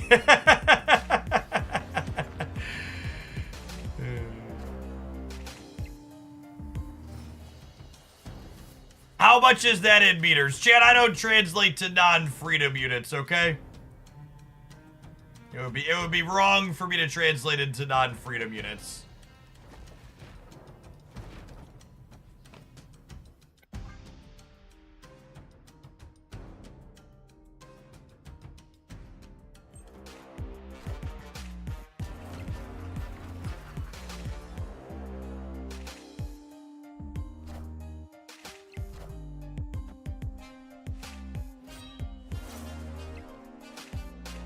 Free dub units. Okay, Annie, go middle. Annie, go middle. Damn it, Bobby. No, wait, we're still good? No, we're tied. Rip. I think we're torched. How many bald eagles and hamburgers is that?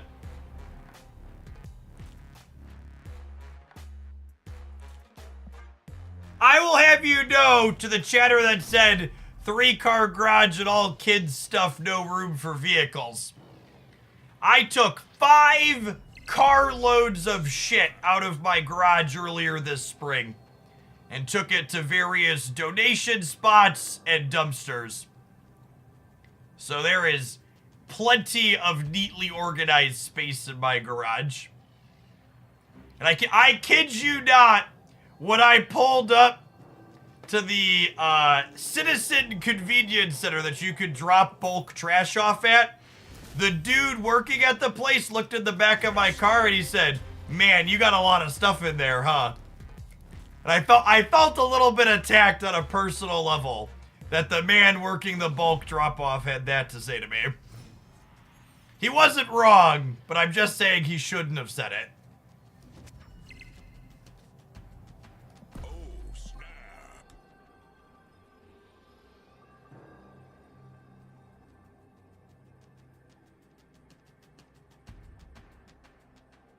If Apple releases an AI at the OS level, Apple devices will be banned at my companies. I mean, that's probably a good, I mean, like, Elon Musk is a shithead, but like, yeah. I don't want AI. I don't want AI anything operating at an OS level on anything I'm using. No thanks, hard pass.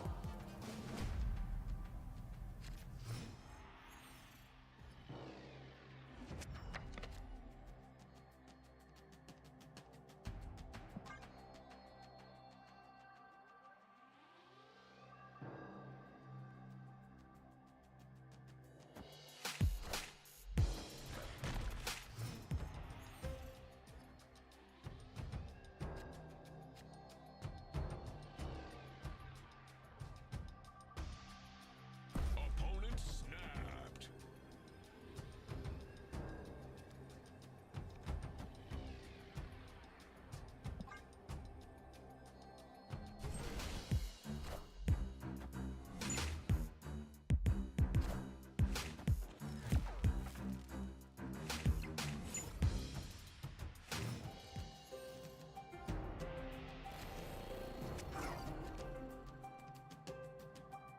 I'm a programmer, so obviously I have proprietary code on my laptop, and if I install any AI tool, it's grounds for termination from an IP security. So yeah, it's gonna be a total mess from a corporate standpoint as OS people try to start implementing that stuff.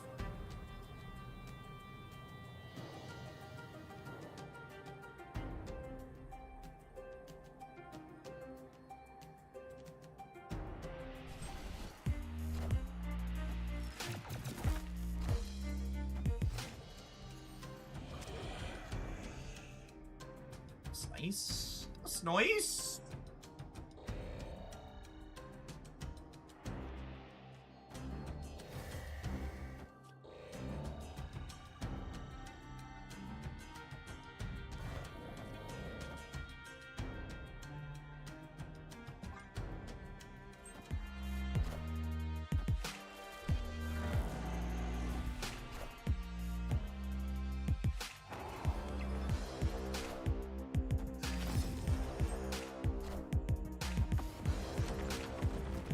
Yeah, I saw the thing about Windows 11 constantly taking screenshots.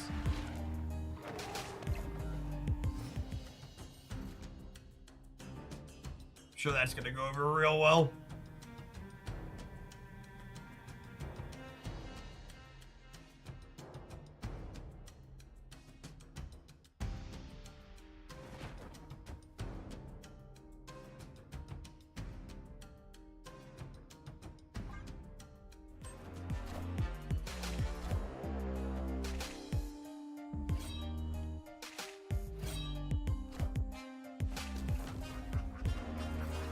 Oh, I forgot they were gonna kick the Widow's Bite. Awkward. Probably torched then. Definitely torched. Oh, definitely torch. Oh.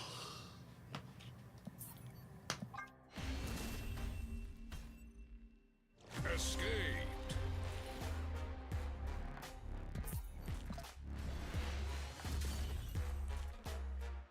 Honestly, someone was asking about a White Widow replacement. With people playing more Annie, she might not even be that good right now.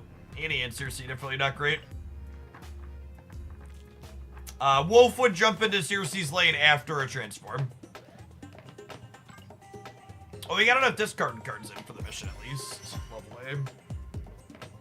Get a 800th Gamora variant. Oh, by the way, because I was about to make a snide remark and then I remembered something that's worth sharing. So it's disappointing that character mastery isn't coming, obviously. That was going to give you bonuses for having at multiple variants and stuff on things. Something that they shared publicly in the Discord server as kind of a stopgap / middle ground is that they are going to be doing character-specific albums. Yeah, as kind of a middle ground, so you'll get rewarded for, like, having a... I think they said a Deadpool and Wolverine one will be the first one to come out for Deadpool Wolverine month. So I think that's like, it's nice that they're like, because there were people that were buying more variants, like, oh, these will count for mastery eventually. So I think that's a good middle ground to handle it in the short term if they can't get actual character mastery stuff rolling for now.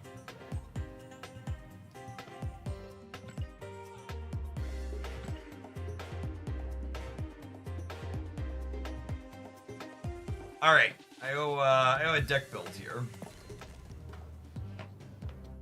Anyone know why we've had the same character variants for multiple season passes? It feels like they over prioritize putting Series 1 and Series 2 cards as variants in the season passes.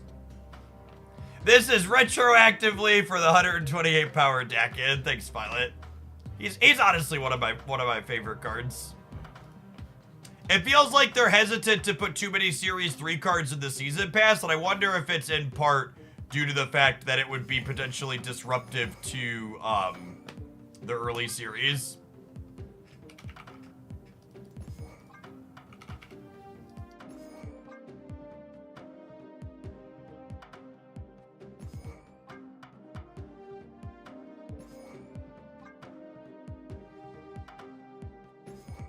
Are there any other ladies we could play? We have a request for an all she-her deck featuring Cersi, Nico, Theta.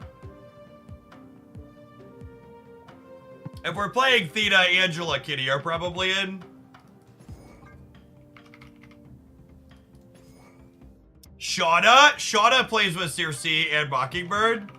Yeah. God, I wish I had a good Shauna variant.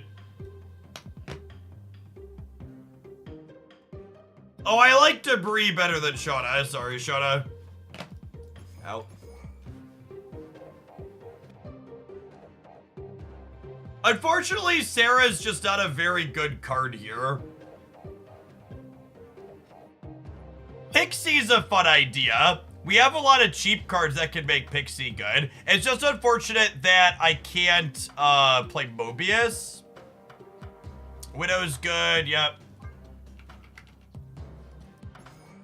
Honestly, both Widows might be okay.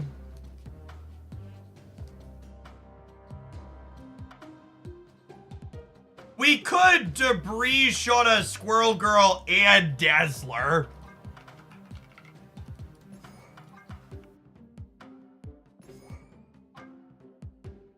Is that too much?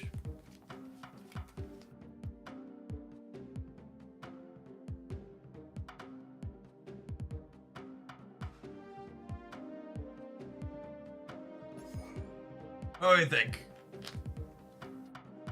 It's like semi-cohesive. To set a low bar, I've played worse decks than this week, in fact.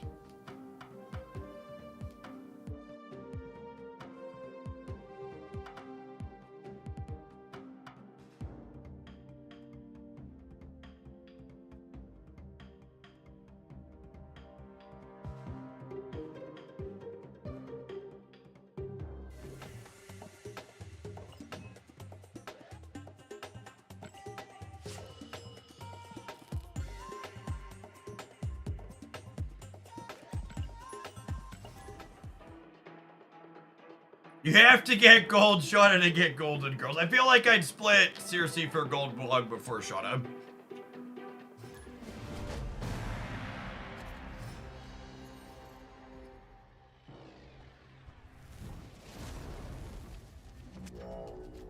Opponent smashed.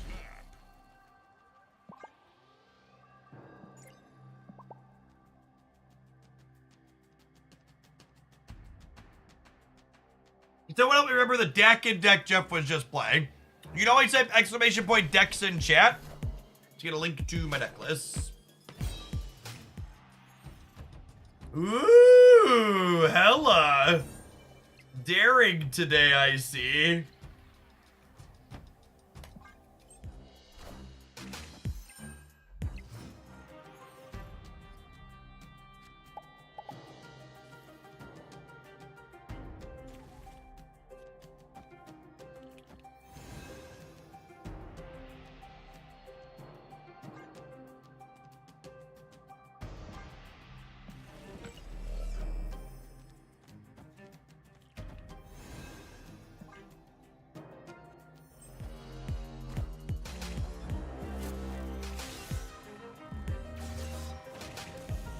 those of you at home taking notes, you should be indicated that we outplayed our opponent's Corvus here on turn 3. Discarded their Hela. Get sure to really give them the business here.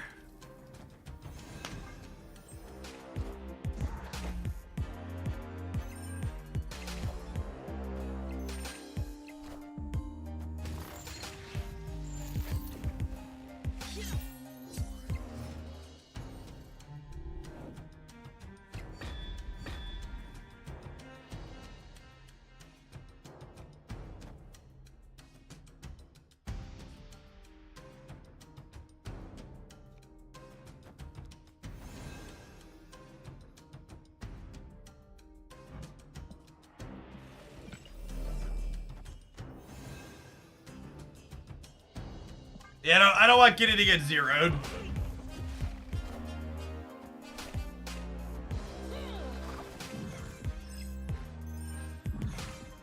There's Shauna! She knew it was Lady Night, and she still showed up with a bunch of weird dudes to make it awkward. Freaking Shauna, chat. Can't trust her with anything.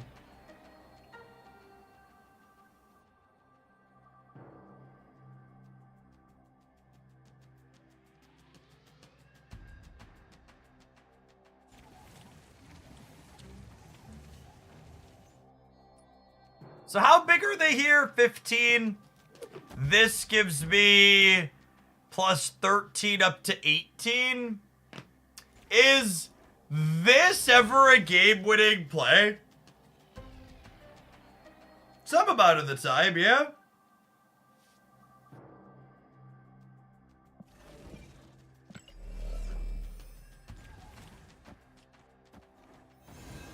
Kitty means the Red Hulk doesn't grow.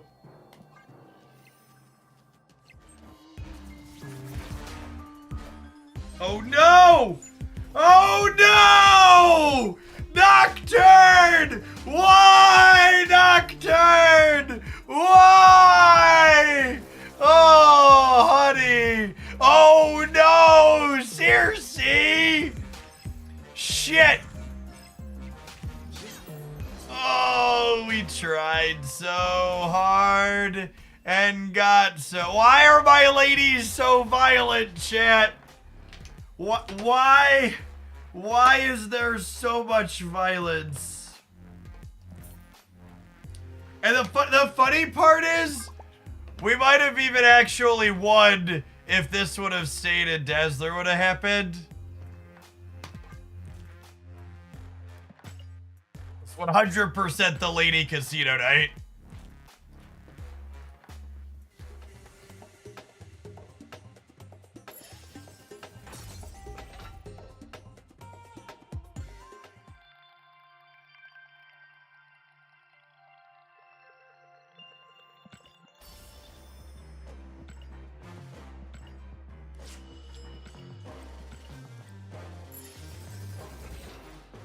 I've started to subscribe to Move Nocturne on 5 if you can. What a coward. Embrace the chaos, gamers. Embrace the chaos.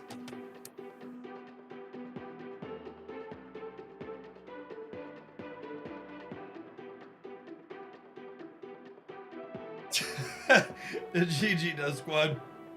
The esports ladies deck.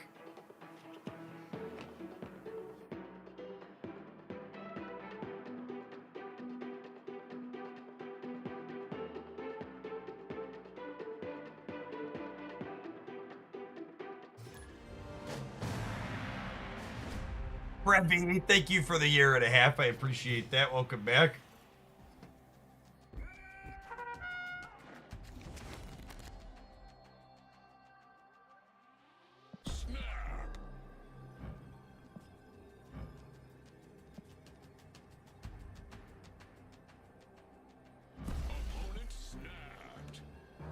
And of course, the first guy to show up to Ladies' Night is trying to get super handsy, chat. She truly is the daughter of Scarlet Witch. Nocturne's design from a flavor perspective is so good.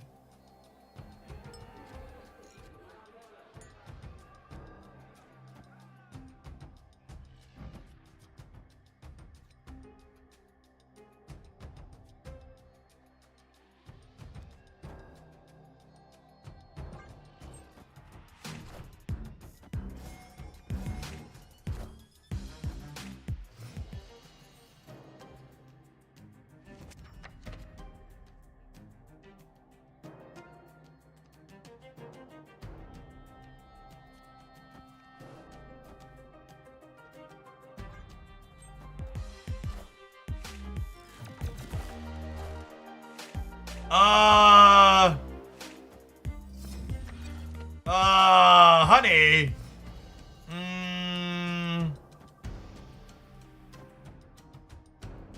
Well, I don't know if that one does what you want it to do.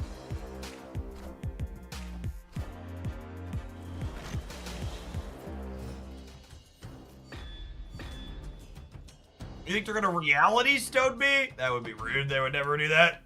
You think E Scream's a reality stoner, gamers?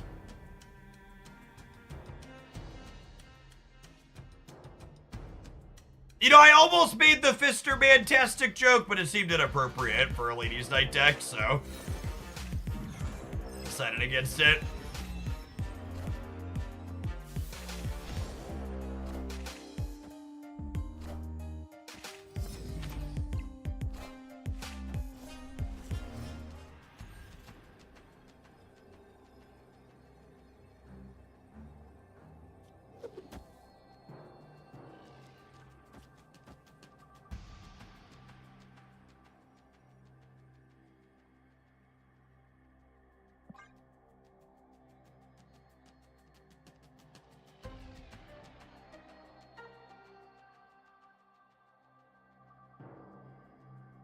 So, Dazzler is 8 in the middle, 8 on the right. Redding Mockingbird on the right as well, so I'm getting plus 15 over there, up to 22. Victory.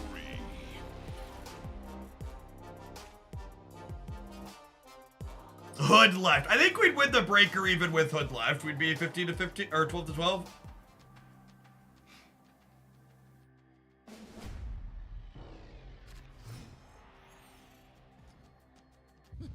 This land can never be fully known. I'm gonna sit on the stone because then we can go Angela into Theta Stone.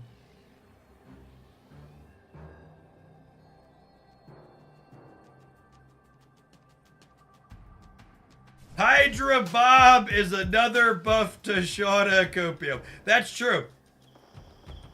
That's just the facts. Hydra Bob makes Shauna strictly better.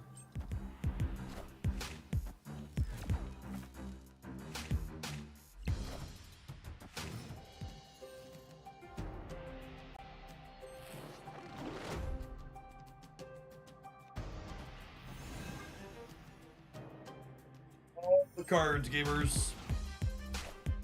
Kyeria Enjoyer.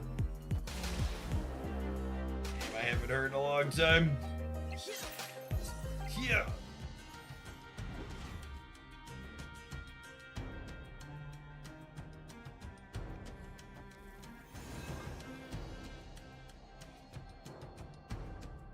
What happened to location that adds a random stone to your hand? They pulled it out. When they changed Mind Stone back to always drawing stones, they changed it out.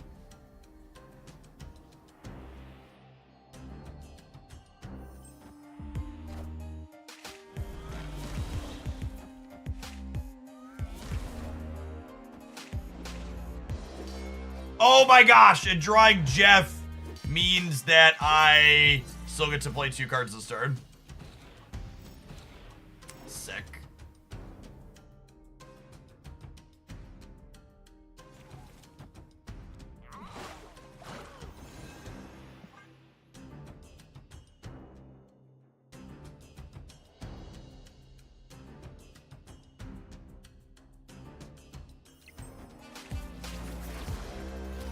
Oh, you know, I probably should have played Mobius to stop my Mockingbird.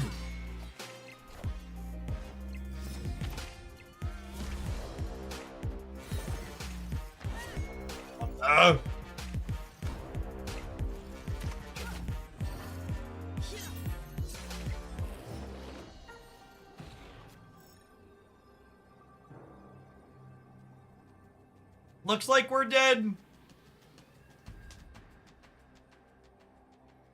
I can tie the left, but by tying the left, I only get +5 here. There's no way that wins. Escaped. No, they got rid of the Theanos Stone location, Derek. It was in the patch notes.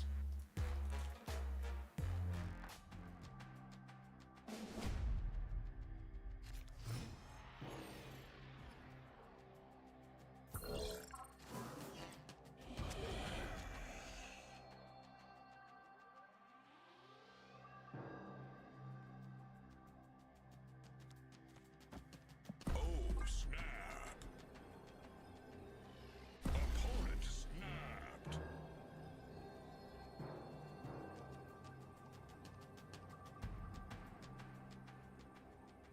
Oh, you're talking about a different one. No, Hell's Kitchen still exists, yeah. Sorry, I thought we were still talking about the other one.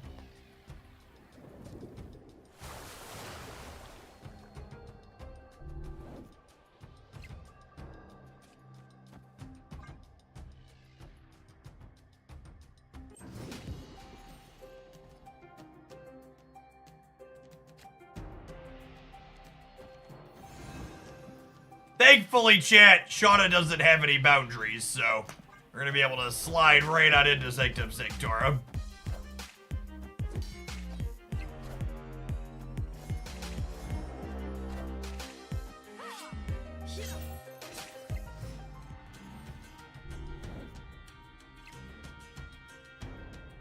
Angela Kitty Theta is the perfect opening hand. You are not wrong, gamer.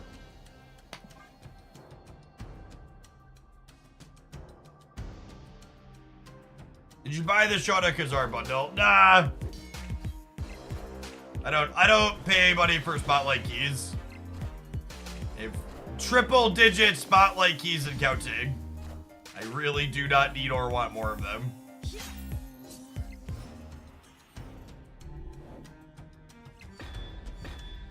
Oh yeah, they can put Thanos into the right as well, can't they? It's a good shout.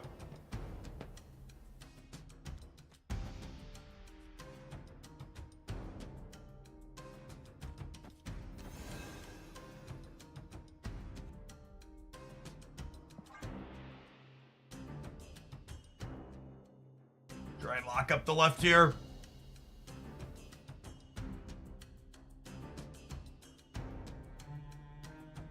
They're like Theta. She's great. She's easily the best card to release in the last little bit.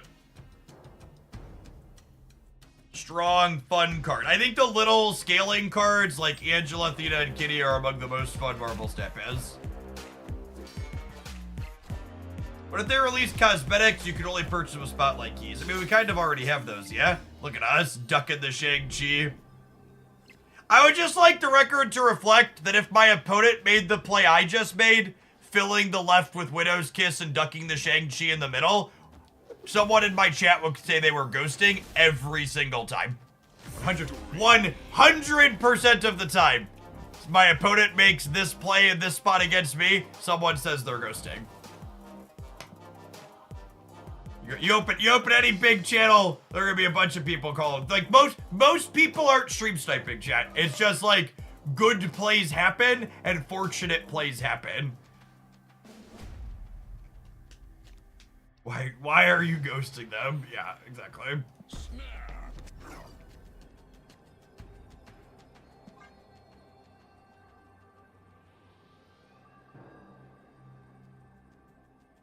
It's honestly, it's like, it's pretty toxic to accuse your opponent of stream sniping, yeah? And something that's super fucking normalized in the community. But like, it's when you really think about what the accusation boils down to, it's really hostile.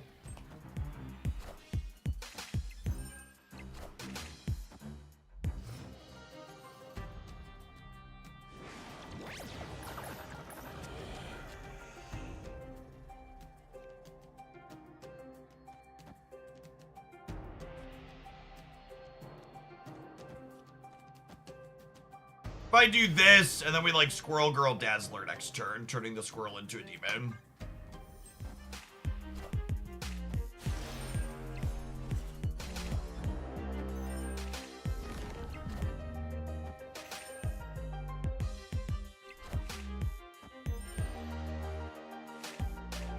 I saw someone post something close to this on Twitter the other day, and it was, their tweet was something along the lines of, finally figured out how to play Thanos into Professor X Cannonball, and it was just Thanos with Professor X and Cannonball in it.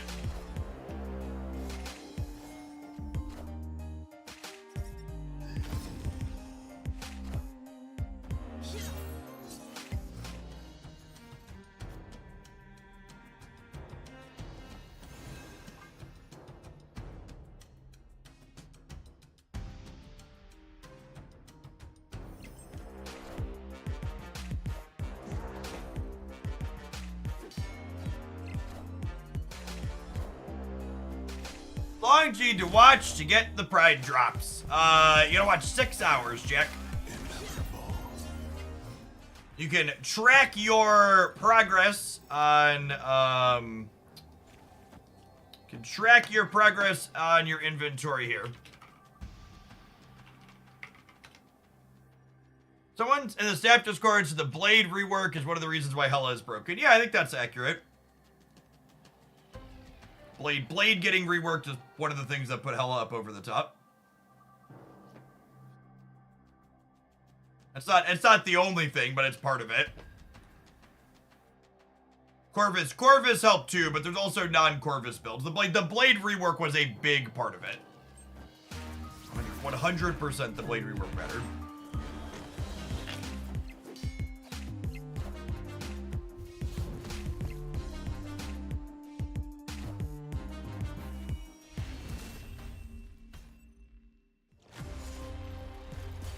I agree. I also don't think they should change Blade.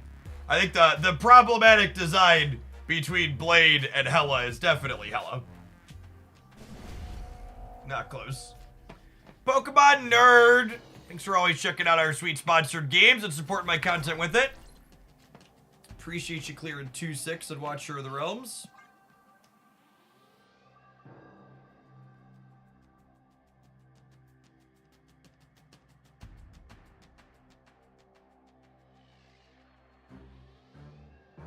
This is just a general reminder that when I talk about cards being problematic, I'm not asking for your suggestions on how to fix or change them. If you were qualified and good at designing cards, you would probably work for Second Dinner or some other game design company. Most of the suggestions people constantly make to change these cards are bad. Like ones like, well, just make Hela only bring back 2 or 3 cards. The good Hela deck often only brings back 2 or 3 cards, and it's still the good Hela deck and is very good. So no, that solution doesn't change anything. Please stop making me say it's bad. It hurts.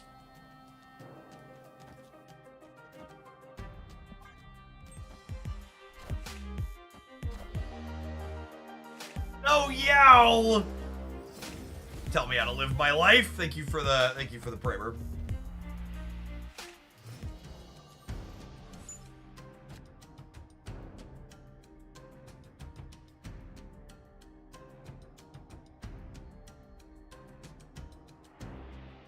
I am aware this play might not be good, but I am currently up and only have to win one of the next 3 games.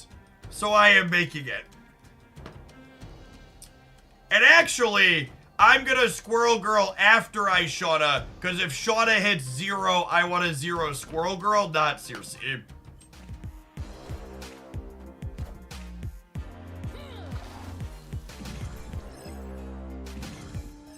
Forget Mobius. Not an asshole.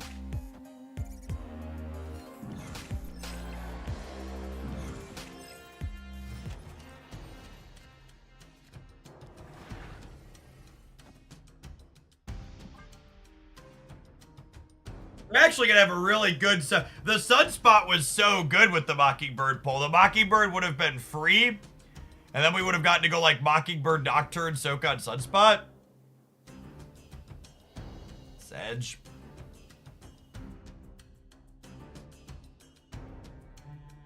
Shauna is turning into Enchantress. Good call out.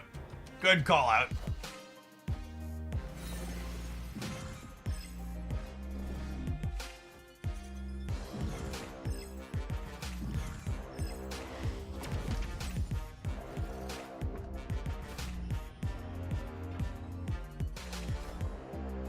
All systems go. Well, so much for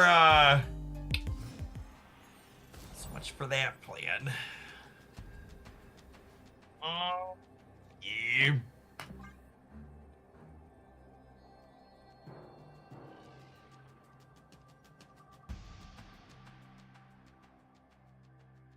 Hey, Sailor Gaming! Checking out Watcher of the Realms. Appreciate the support. Slide into my DMs to claim your free gift sub.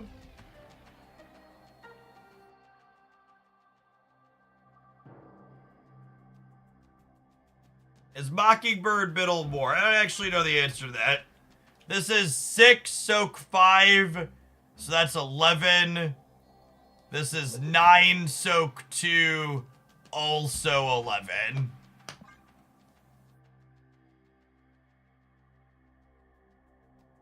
That's fine. The opponent was sitting here wasting our time anyways.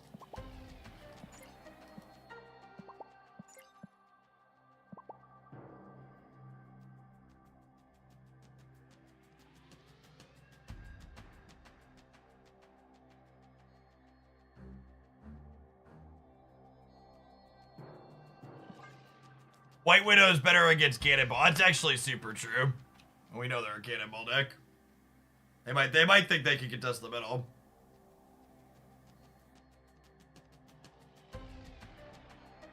What's the Iceman emote? The Iceman emote is me saying, I can't believe you're fucking sweating out this 2-cuber in this silver match while also running the rope all the way fucking down. What a goddamn griefer. Sitting here, like, I thought maybe they're gonna, like, maybe their line is complicated. No, they're actually just over there frothing at the mouth, slamming out this 2-cuber because they can't fucking win the game into the Cersi path. Nice deck, Professor Dickhead. Nice gameplay. At least we have this clip to share. Down here, salt is a way of life. Obviously, the environment down here is all salt. The ceiling's salt, the floor is salt, the walls are salt, and to an extent, the air is salt. And you breathe that in, and you can constantly taste the salt.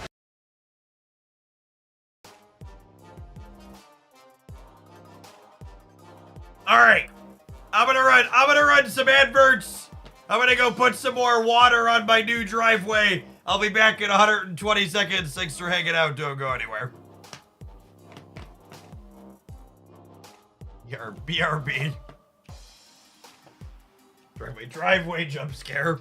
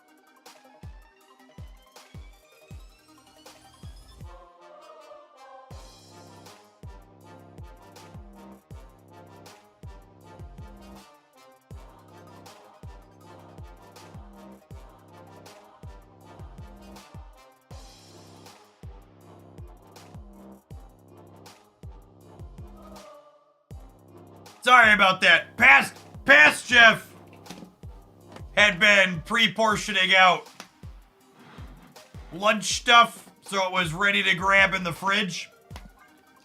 And past Jeff, that jerk, he forgot to do it for today. Thought I had one more day's worth of things to grab and go. I was wrong.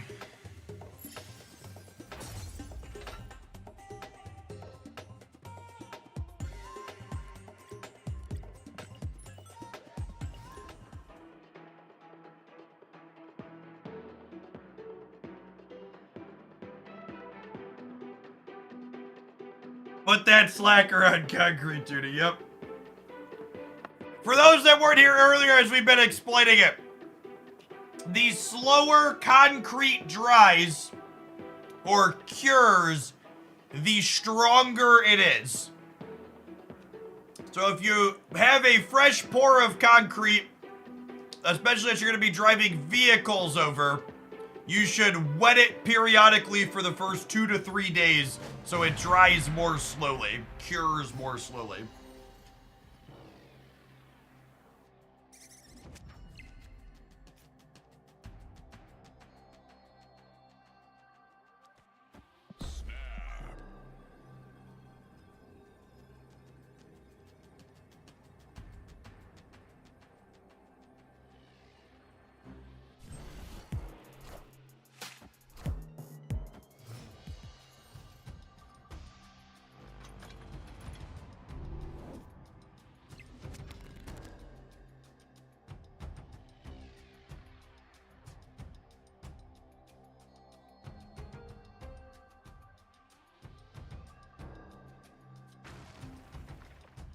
And do I want to draw cards with Nico? I think I want to draw cards with Nico.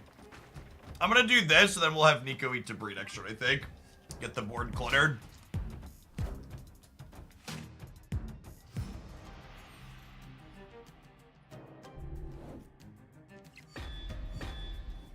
Why don't you use the gold Broad gives you every month to make the driveway?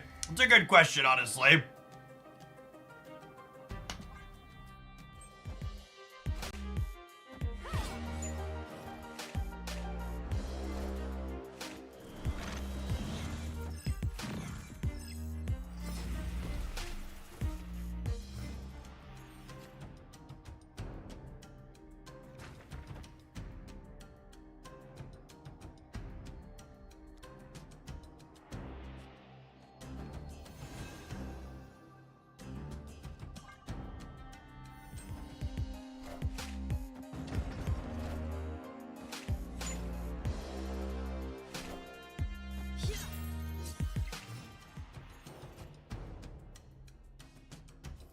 Remember Black Swan? Me neither. Rough.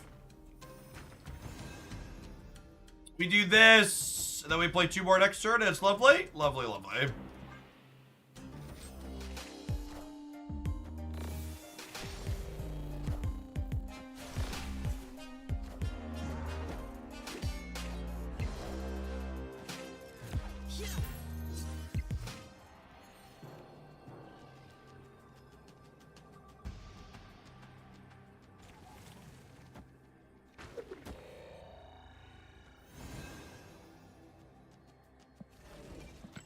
There's no reason to move Nocturne and let her choose violence.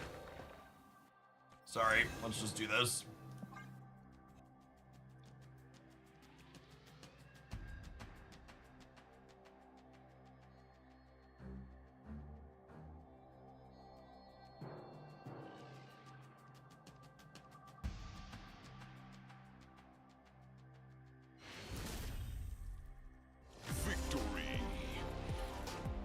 But the content, I don't want peace. I know.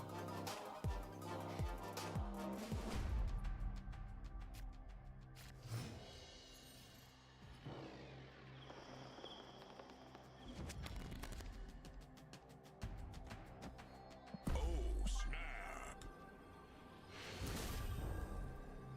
Victory.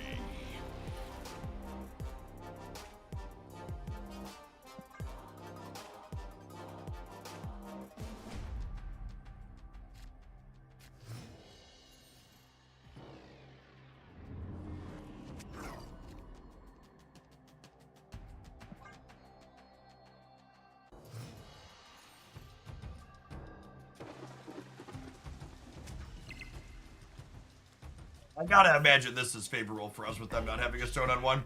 I guess I could play Mind Stone on 2.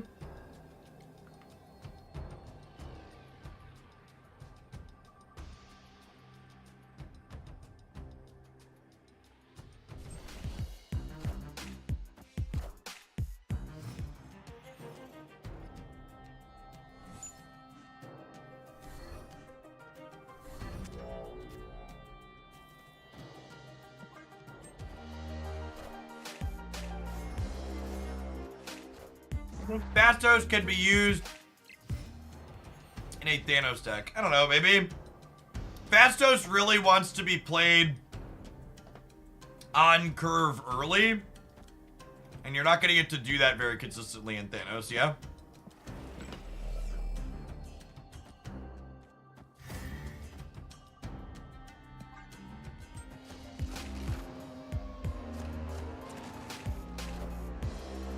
Yeah, I assume some content creator put this pile of cards out, hitting it for a second game in a row.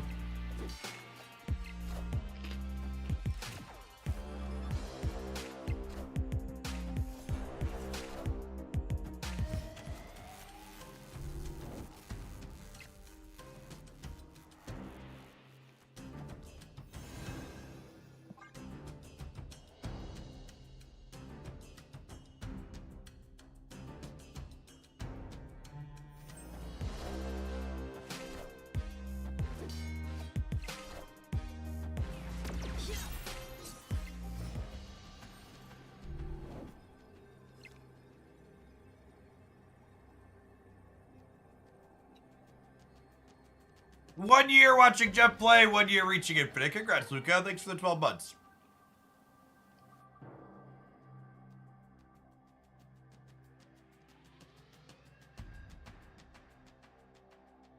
Not a good pull, 0.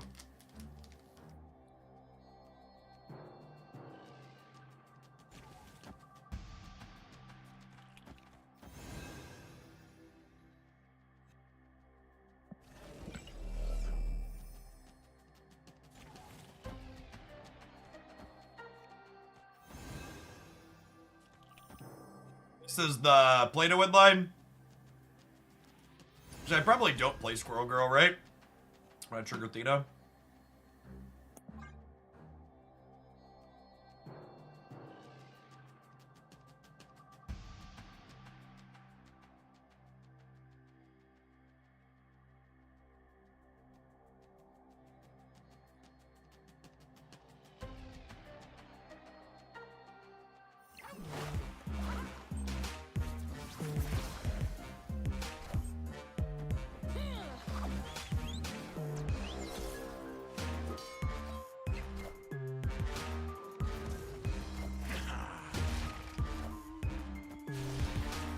Are we on the right? So I'm getting plus one. What's it called there? Ah, we're 1 short. That's so sad. Get a little bit more out of you, Shauna. 2 short technically would have lost the breaker.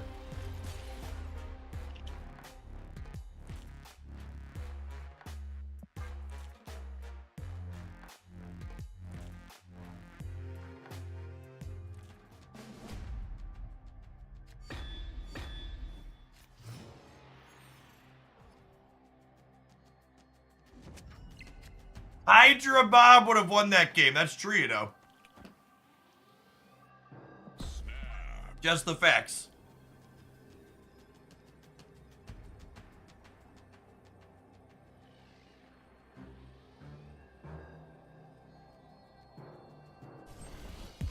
Most hated card that's not Professor. Because, I mean, that's easy. It's Hollow, right?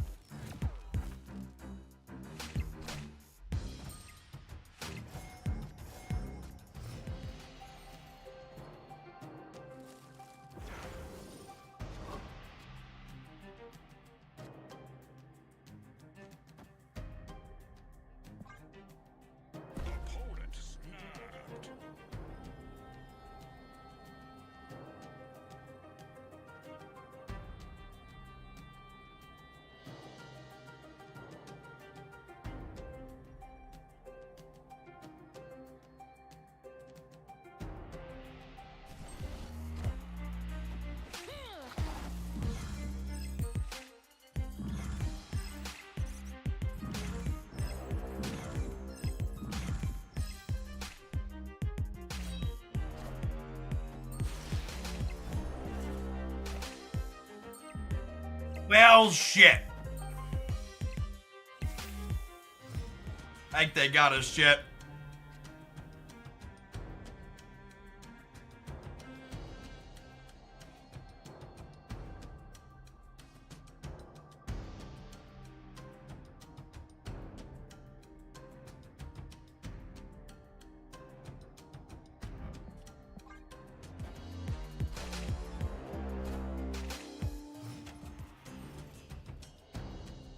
What do we think? Can Cersi win the game?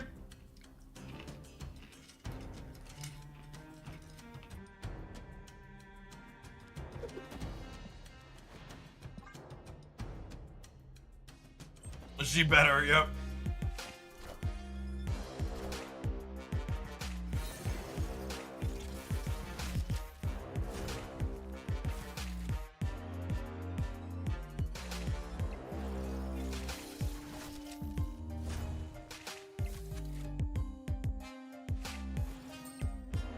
All systems go. Never tell me the odds.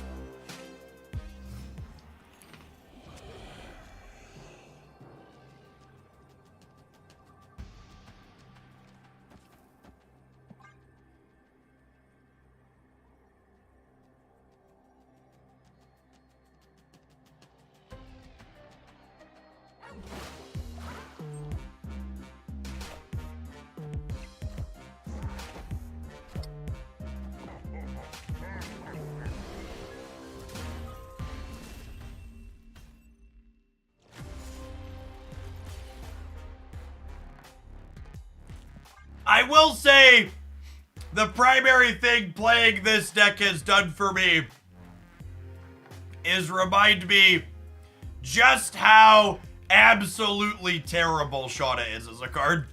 She's so bad, chat.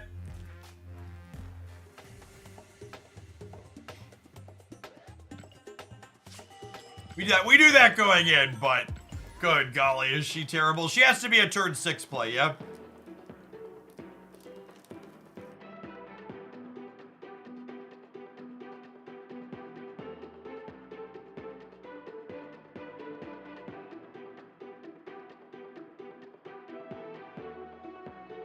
Let's do one more quick one of the Proving Grounds. I'll go turn my sprinkler off and then we'll play something else.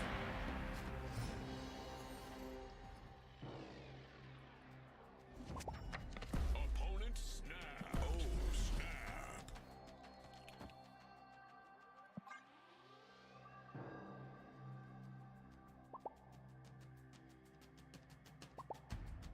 He takes a third of your board space for 8 average stats. What's not to love? Mood. There's no strings on me.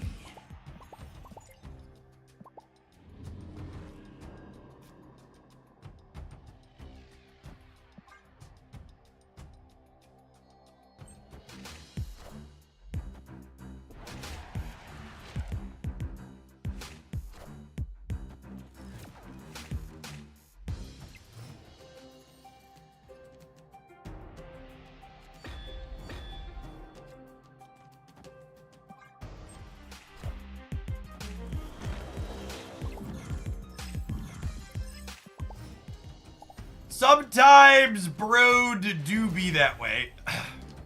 Victory. Sometimes it do be that way. All right, I said one more, but we're gonna do one more after that one.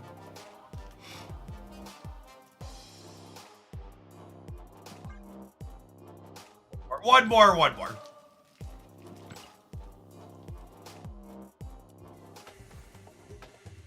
Another one.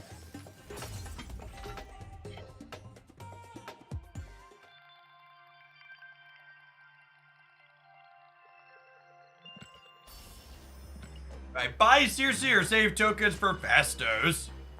You should check out my verdict video this morning, where I talked not only about the power level of Cersi, but also what types of decks you should enjoy playing if you want to buy her. The big thing to understand about Marvel Snap these days is that most of the cards are playable. All of the cards have been playable lately. So figuring out which cards go into which decks that you enjoy is the most important thing. So one of the big things I always try and cover in my new card reviews is, hey, this is the deck that feels like the home for this new card, so if you like that kind of deck, prioritize picking it up. Otherwise, perhaps consider waiting for something else.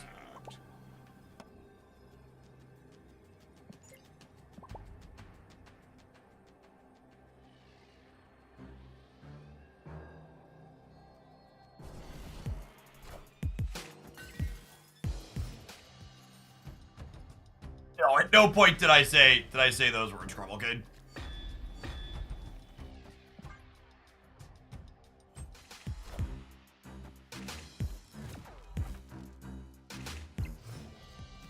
Yes, Killmonger deck is probably very bad for us.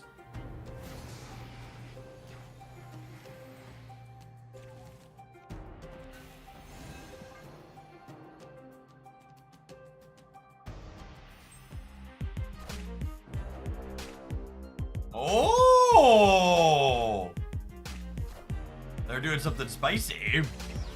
We're actually tied the center now. Guess I should have put the Dazzler there.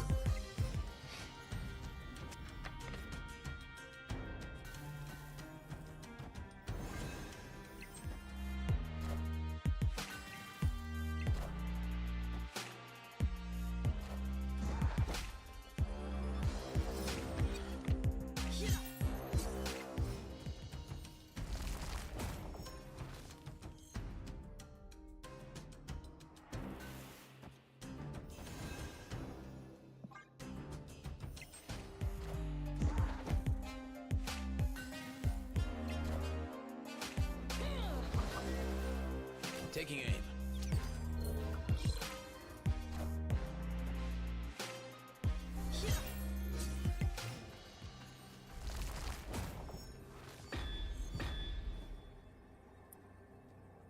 Perfection. Lovely. Lovely.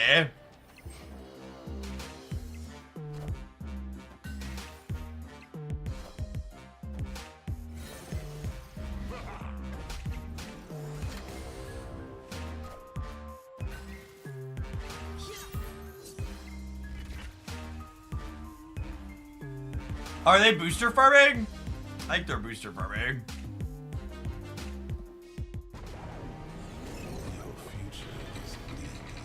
They have a weird collection of cards, none of which have premium splits.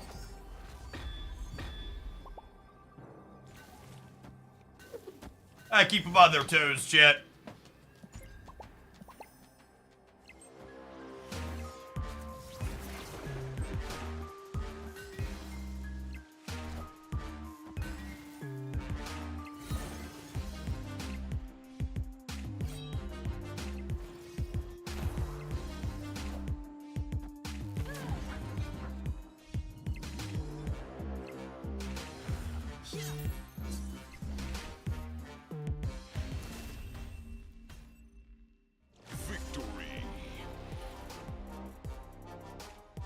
Tracker ignored that Kang exists, just like Second Dinner does every single time there's a set of card updates.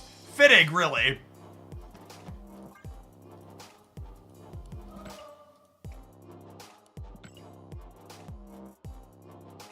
Alright, I'm gonna run upstairs and turn my water off. If you'd like to claim the next deck when we get back, you can send a tip at the link, otherwise we'll fish something up myself. Thanks everybody for hanging out. Don't go anywhere. We got plenty more stamping coming up today. Your beer.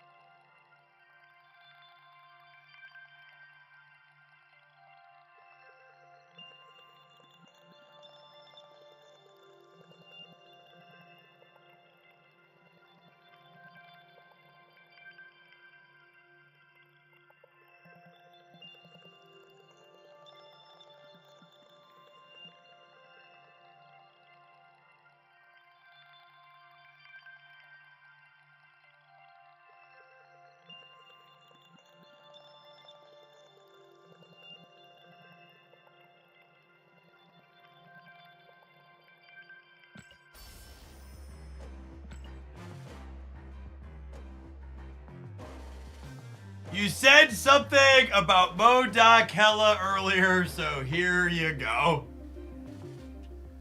I mean, I guess we could autopilot. I don't know, Rad. That deck's gotta suck against Professor X, yeah?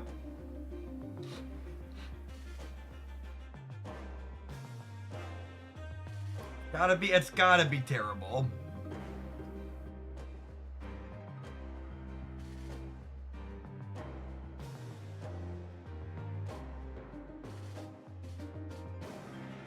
I feel like I'd rather play traditional Tribunal than Modoc Hella.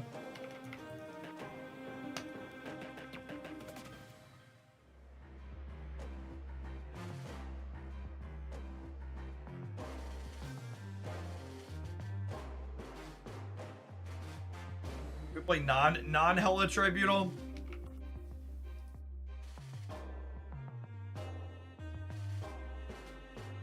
This build's probably fine right now. Let's just play our Pride Sarah too.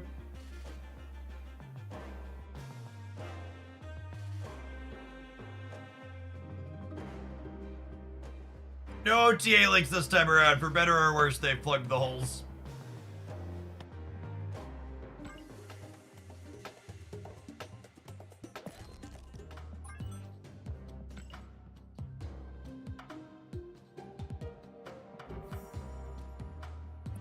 Lovely.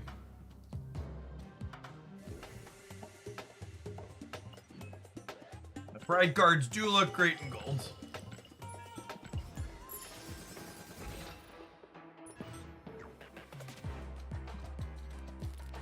The not saving your deck when you paste it in and then quickly leave is such an annoying bug. Because now I think it usually desyncs and I have to reload the client, yeah? Gold split driveway went. Considering the regular driveway cost me 10.5, I don't want to know what a gold split driveway would cost. That sounds out of my price range.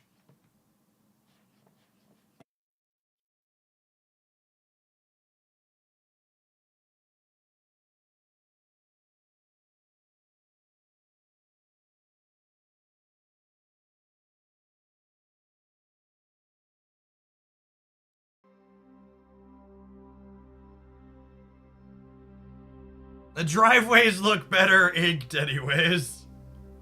Some yellow chalk and a lot of child labor.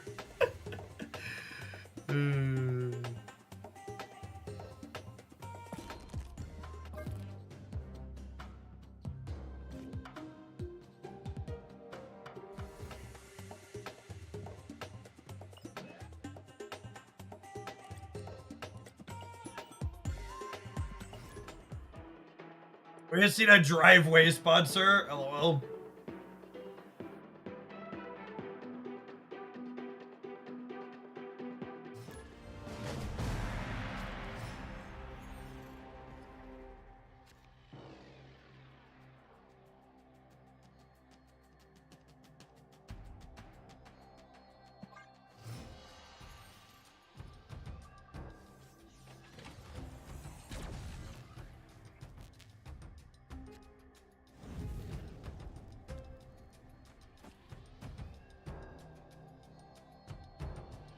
Token Tuesday is still worth it, or should I buy the missions? If your goal is to convert your gold into new Series 4 and 5 cards as consistently as possible, Token Tuesdays is still the best way to do that.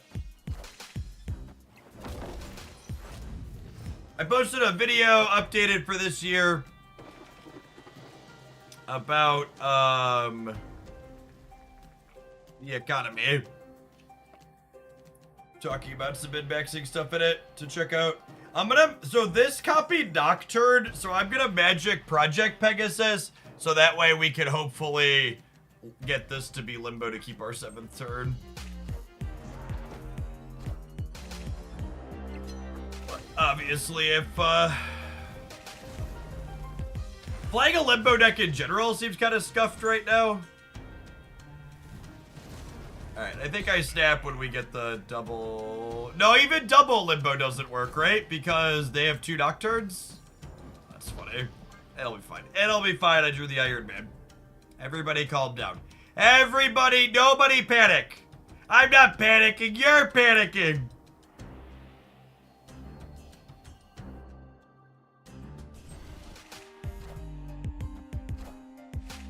I am Iron Man.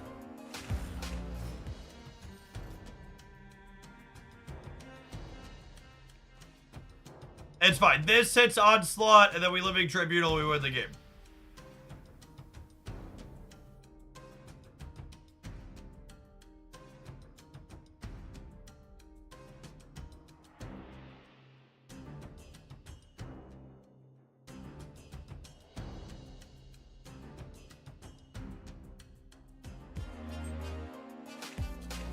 Double Pope, thank you for the submission. Appreciate that. Okay, so them electing to turn that off means that,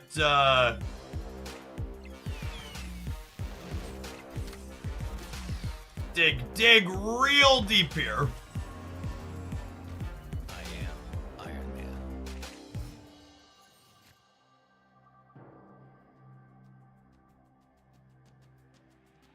An Inked Tribunal doesn't look right. What's going on, Luatek? Thank you for the absurd biddies as always. Behold my mighty sash. Is my judgment.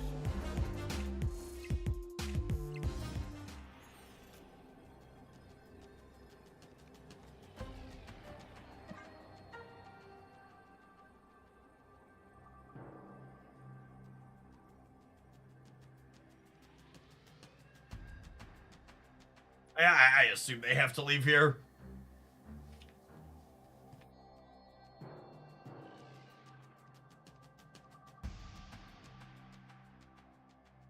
Onslaught's our bottom card, but he is super.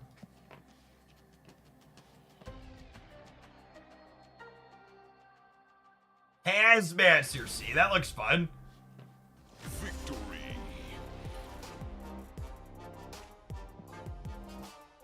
Thanks for the submission, Pope.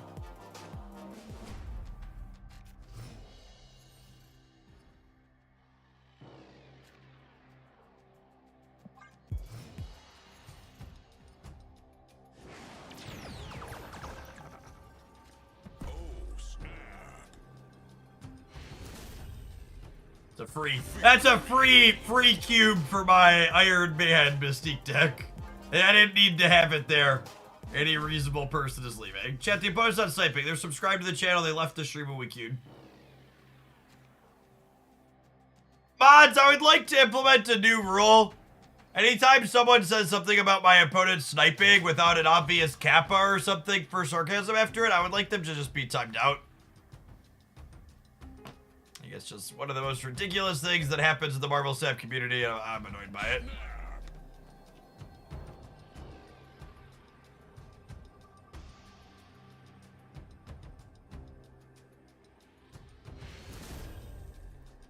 Victory.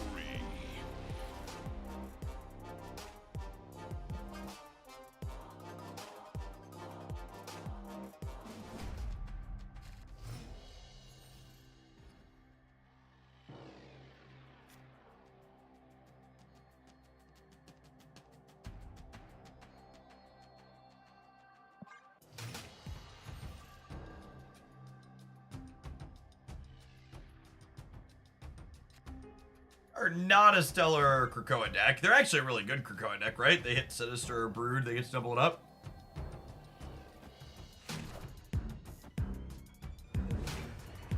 Activate fast sniping.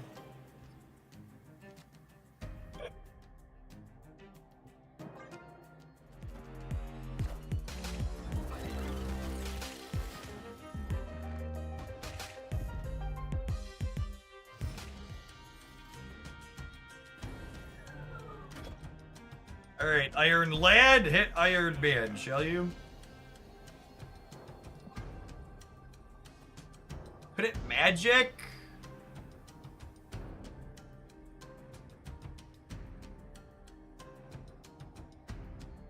Yeah, it's gonna leave. Escaped.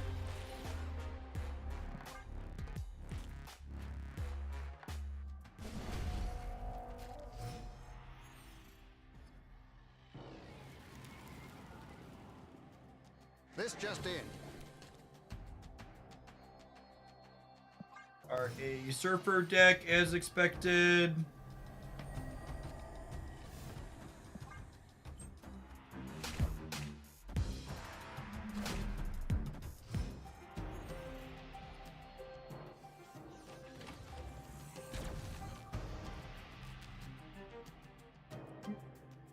Ooh.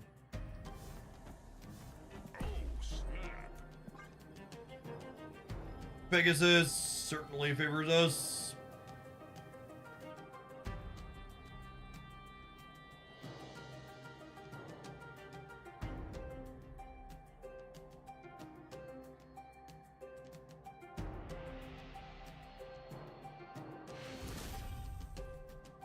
Victory.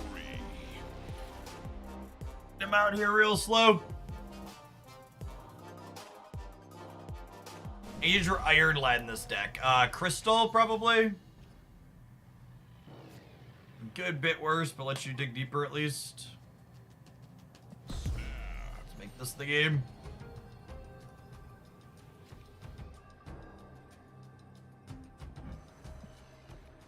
How does it feel to get timed out? If you would believe the dregs of Twitter, being timed out is honestly not that dissimilar from a capital offense.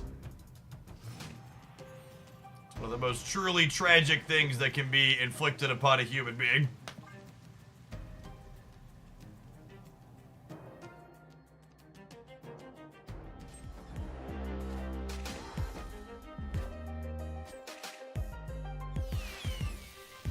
Behold my mighty hand.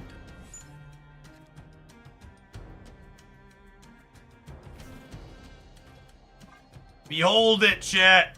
Behold it! Alright, Nocturne. No violence, Nocturne. No violence, Nocturne! I assume she's jumping into the raft here.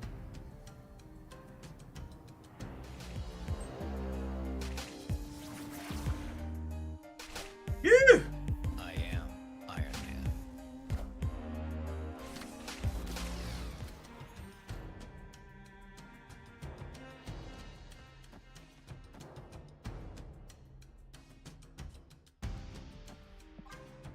Put Cosno in the middle, so that way, if they brood, we catch it. And then we've got 2 shots at... And this is why Iron Lad's so important in this deck. We've got 2 shots at Living Tribunal. Because when we swing and we miss here, now I get to Iron Lad and have a 50-50. And obviously we could lose that and then lose the game, but... you definitely stay.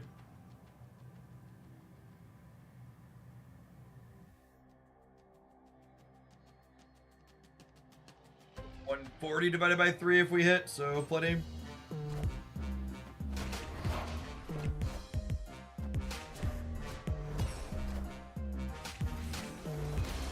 Wow, I can't believe they stayed in while they were all in, chat. Must have been ghosting. Can you believe this person staying in while they're all in? How unreasonable. Oh, I need a timeout for saying they were ghosting? That's fair.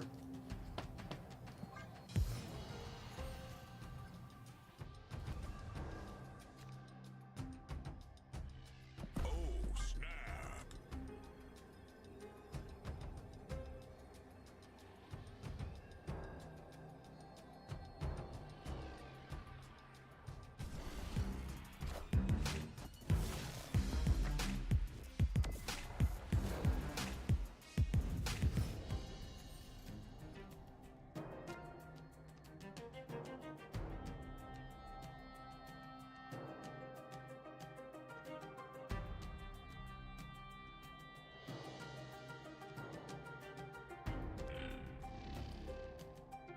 I'm gonna play Magic in the middle, because if they Nocturne, they probably want to Nocturne here. Unlucky.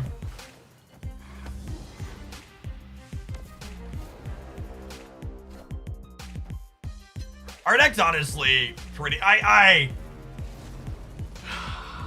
I don't know, we're gonna play much more of this. I think these limbo decks are in a really bad spot right now. Really do not feel good.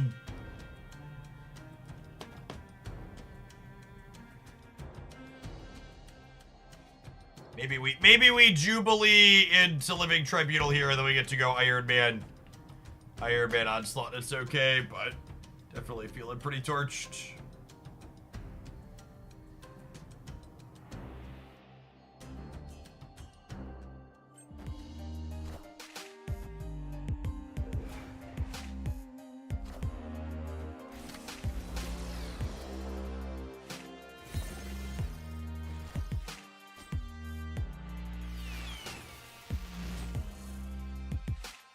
Who's Daddy's little pug champion? Yes, you are. Yes, you are. We missed on the 50-50 last game, but we just hit on the 25%er gamers.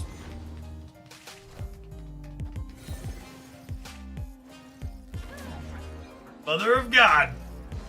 I am Iron Man.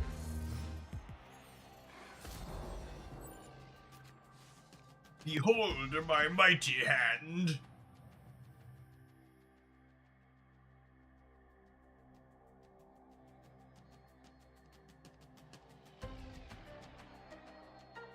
Never mind, Limbo deck's great. Ignore me. Won the match, deck's perfect.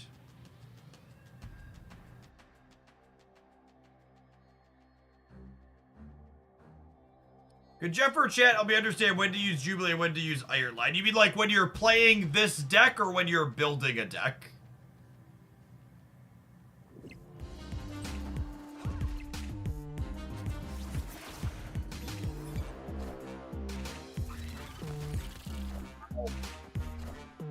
Actually, you know how many points we have? Metal loss? Nah, never losing. Combo! Victory.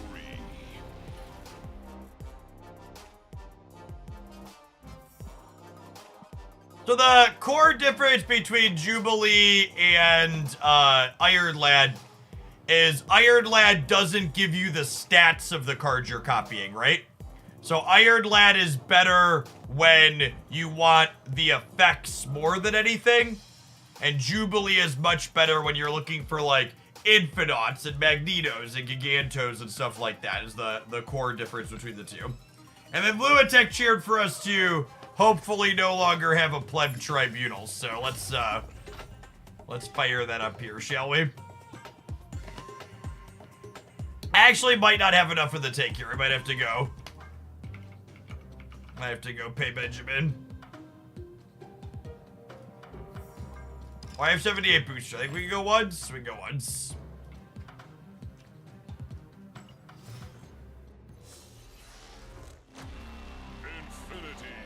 Infinity. What's the gold count? Is this 103 or 104? I think it's only 104. Yeah, or sorry, 194. And okay, we missed chat, which means I gotta go give Ben Brown some money so we can hit again.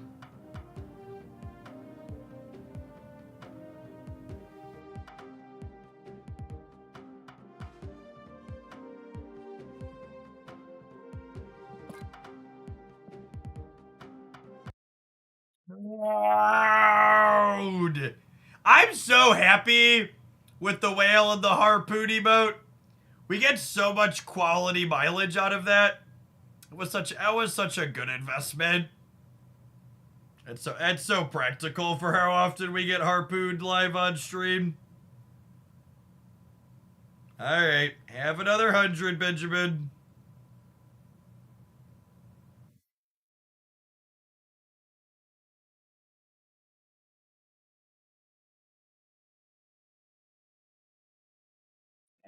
That'll do. But for those that are new to this stream, I do all my whaling on my mobile device because I am a Google Play Diamond member. It's all about the status, chat.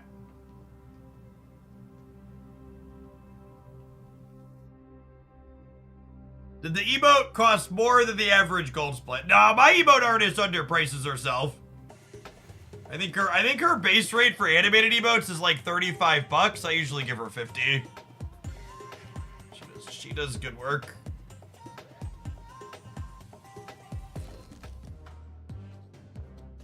Yeah, 50 per emote is cheap.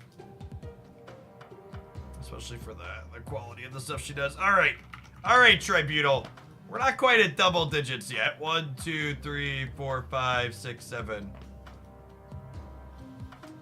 Let's try another, shall we?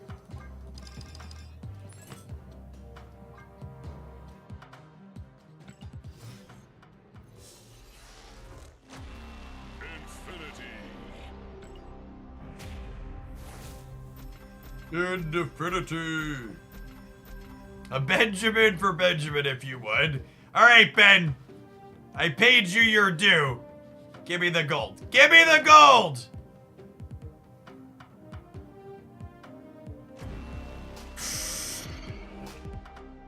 You know what? I'm not gonna look a gift horse in the mouth. We take green border flares on lesser played cards. We accept green border flares on lesser played cards.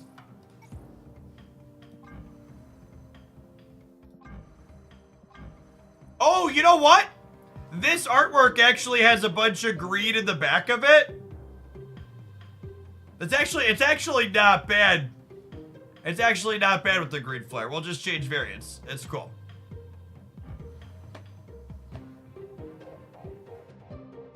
Alright, update the count to 194.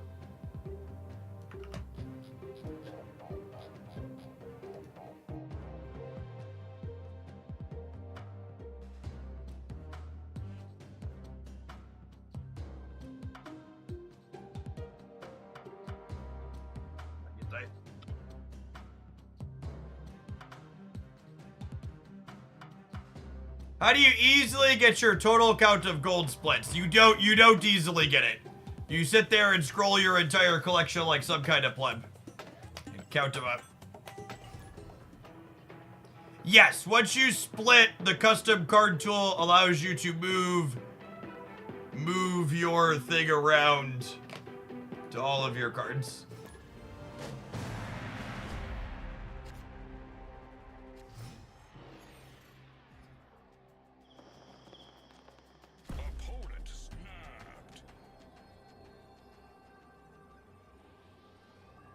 The airhand's good. The stat probably means they're filling Abion too.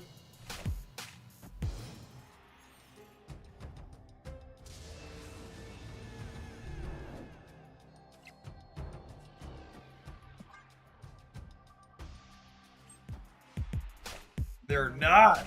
Both of us drawing a card, I think, definitely favors us.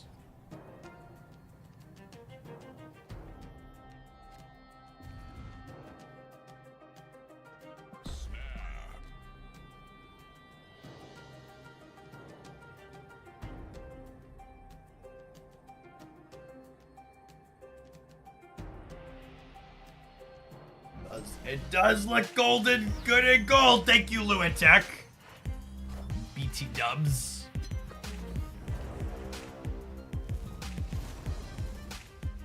We like to move it, move it. Oh, yeah, and they Nocturne to the Limbo, too. Just good, clean living right there, gamers.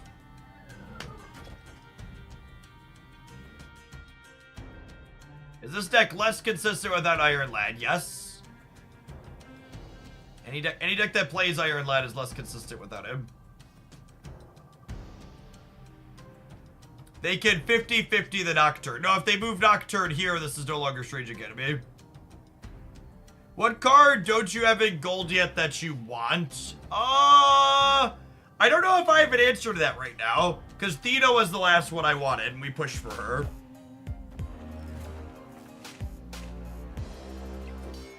I think I have all the ones I really want for now. I am Iron Man. Ooh.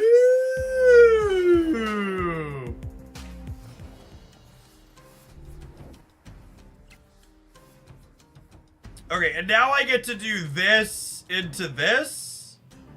Because this way, these both end up center together.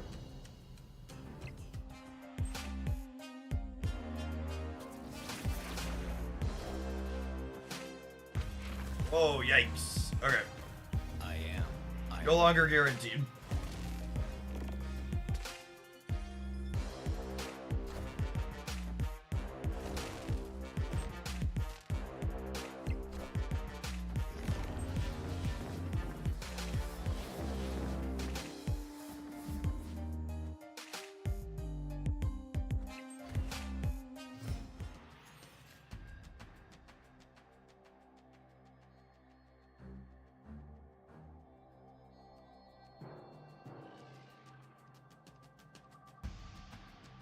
Hey, Drayden, thanks for checking out Watcher of the Realms and supporting my content by clearing stage 2-6. Do appreciate it.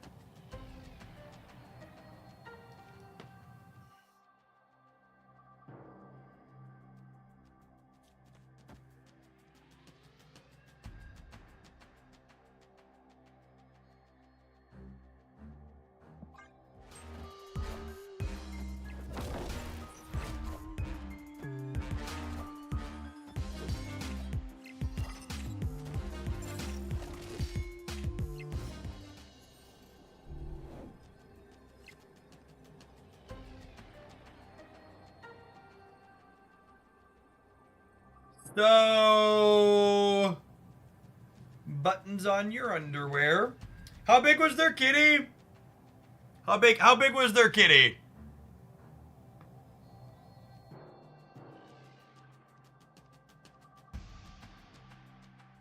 Was it 5? 5 versus 4 matters a lot here.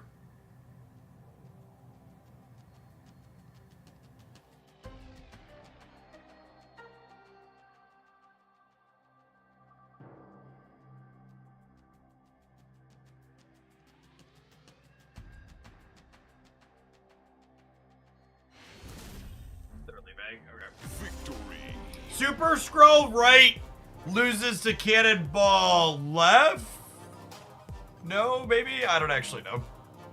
If you onslaught, you have like 40. Yeah, but then they could Cannonball me here because I have priority. So if their kitty's bigger than 4 and they kill my onslaught, they'd be 31 to 30. And then I'd lose here.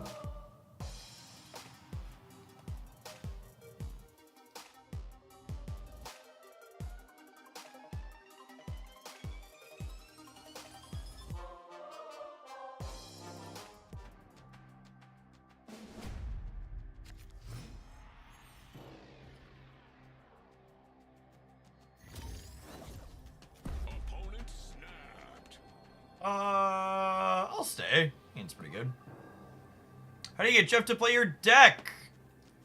You can send in a deck list with a link at the Stream Elements link here. For channel subscribers, it is a $10 tip. For non-subscribers, it is a $20 tip.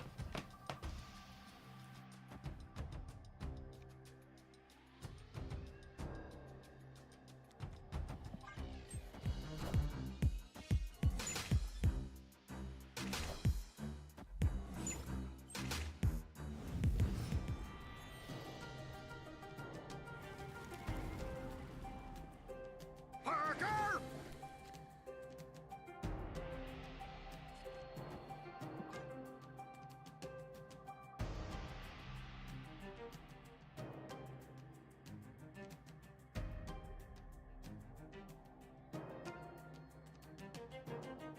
Sub for $5 and save $5. You can sub for free with your Twitch Prime sub or by checking out our sponsored game, Watcher of the Realms. Don't spend your money, chat. Spend someone else's money.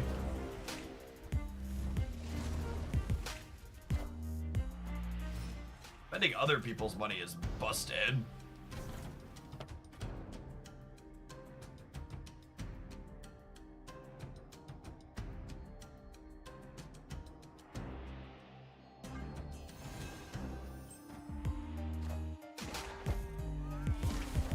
They've decided I get to have 7 turns. Let's see how this plays out for them, huh?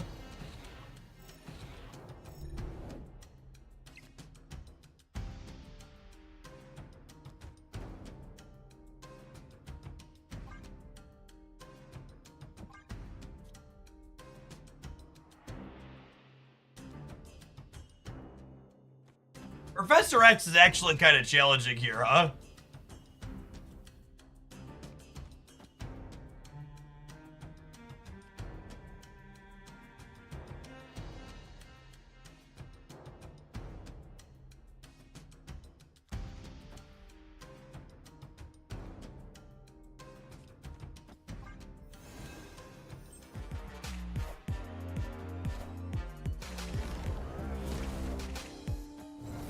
Oh, they X the center?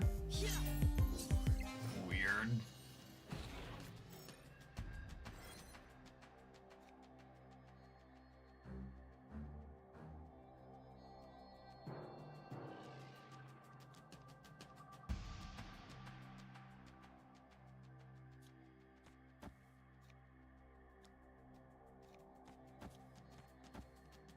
Can I do this so all my cards are cheap?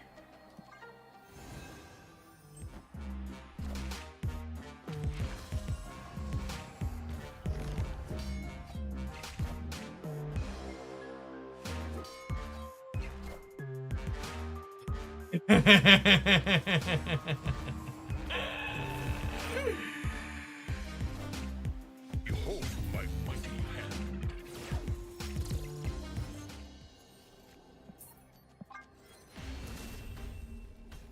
It's so exhausting. Saved.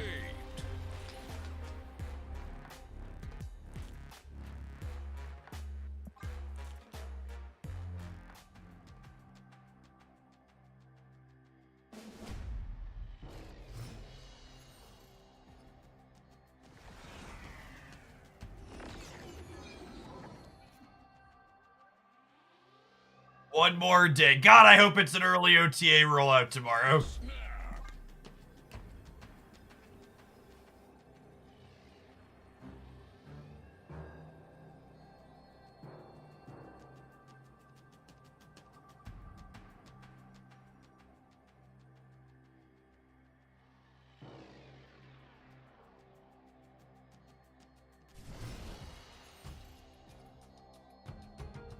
Opponent snapped.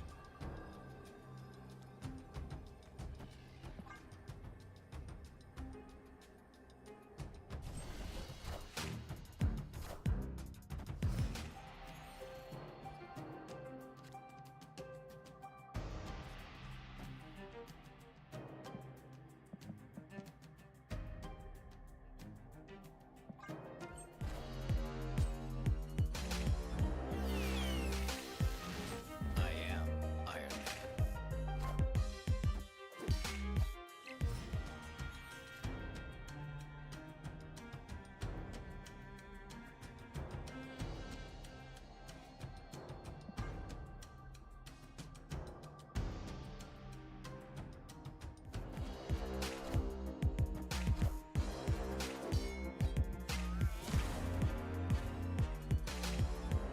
I am Iron Man.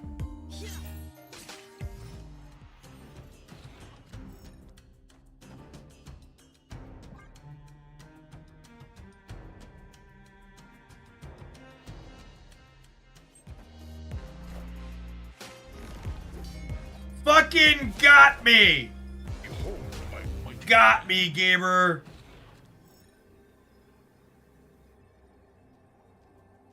Alright. Are we winning the center, I guess, is a question? We should be winning left or right, yeah. 12, 44, 44 divided by 2. We're 15 everywhere. We're winning the center. The mystery intrigues me.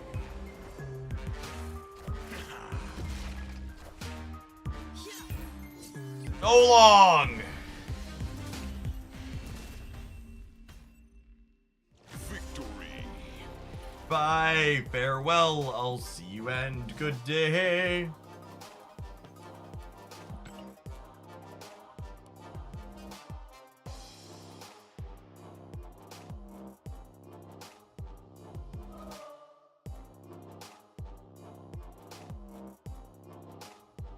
Clean out my mouse a little bit, Chet. There's some gunk in the optical spots, not moving like it should. Alright, let's see if we can convert an infinite ticket with this Bad Mama Jamma. And then we'll kick along to our next viewer pile, huh?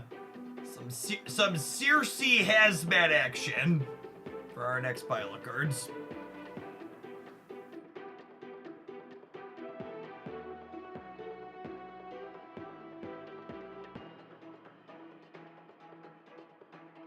It's not a rollerball, chat. It's optical, okay? Judge my mouse. It's a wonderful piece of hardware.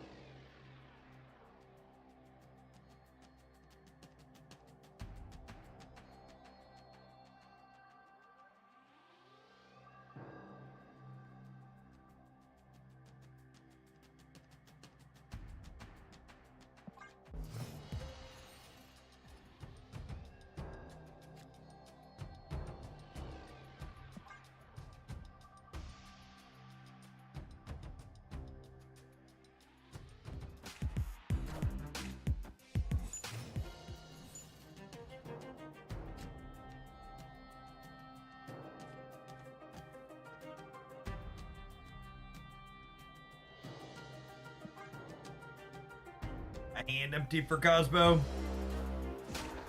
True gamers only use trackballs. Yep.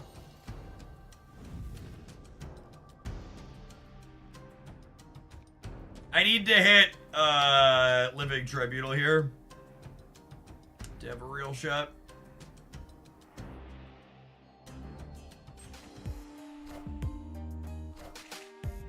Yeah, I might pivot off of playing gold. I keep saying that I'm gonna pivot off of playing gold, and then I keep queuing right back up into it because I'm an idiot. But yeah, the gold queue has had a stark lack of variety. I'm gonna see one or two more cards out of their deck and then retreat.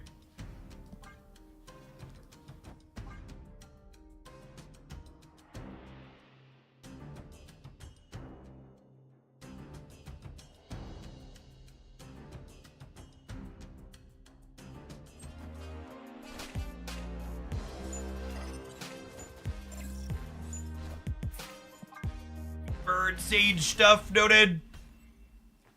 Escaped. What does Blue Marble do? Blue Marble gives you some draws in non-living tribunal games. Especially with Onslaught, he pumps stats across the board.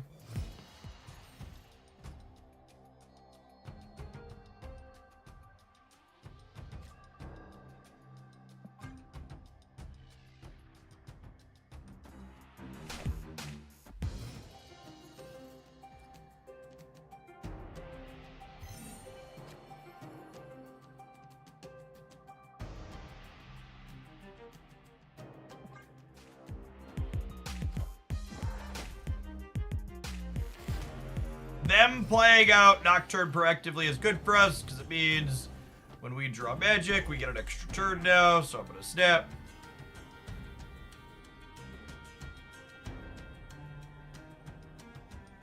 You cannot play this deck without Ravona. She's pretty important. Ravona is like legitimately one of the best cards in the game right now. You should pick her up. Oh my god.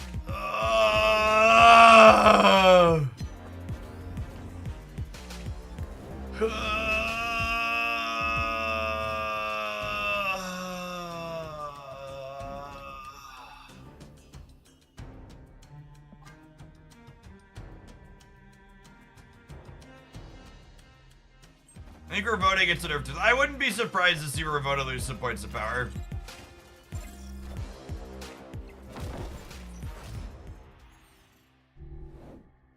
Nice Sarah into Onslaught. Maybe? Maybe that was better.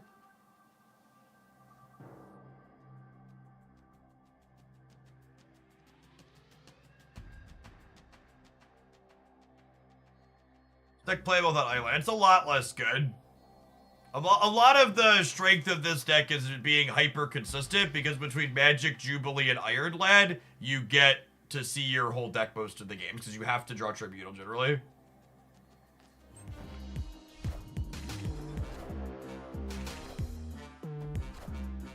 Behold my mighty hand.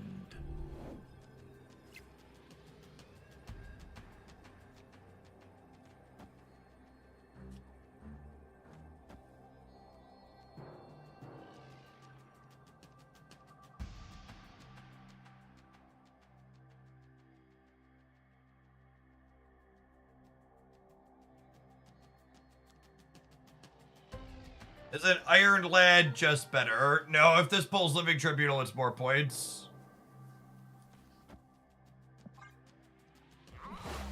Get loose to Cannonball still.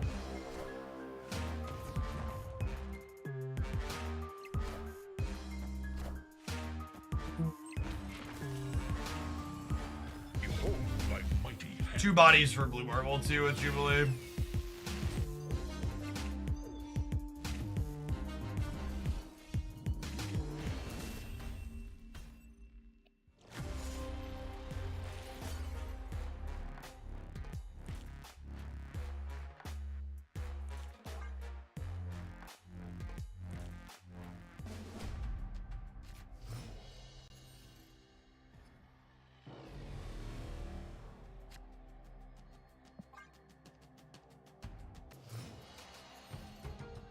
Aren't you supposed to run Howard and Tribunal? Nope.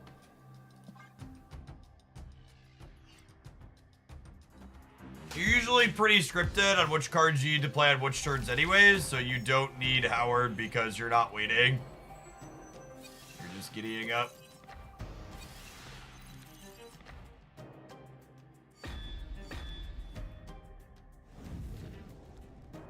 They are most likely to Nocturne the castle, so we'll magic there.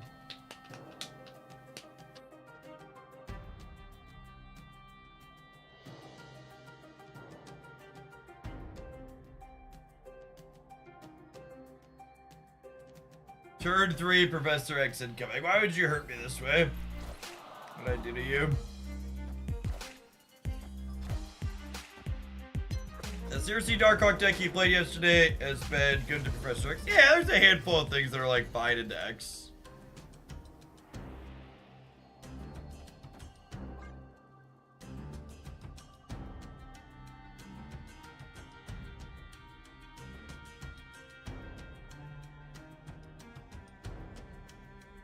Howard is only good when you can afford to change your play based on the information. Yeah, exactly that.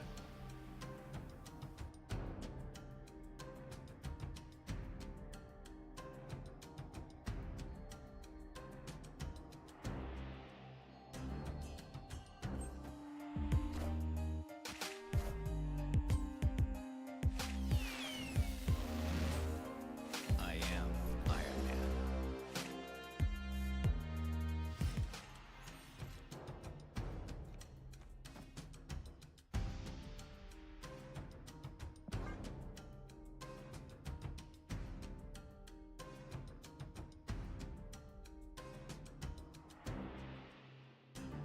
Opponent snapped.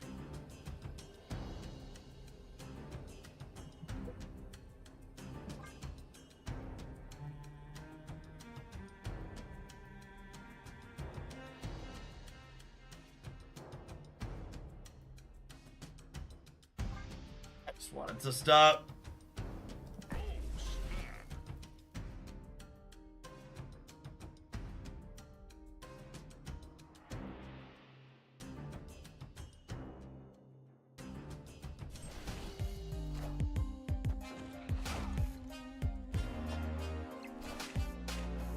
Oh, they're also a Red Guardian deck? Yeah.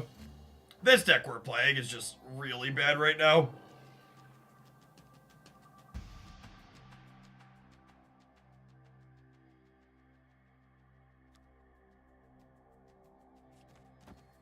So, it's so atrocious into this established good deck. Behold my mighty hand.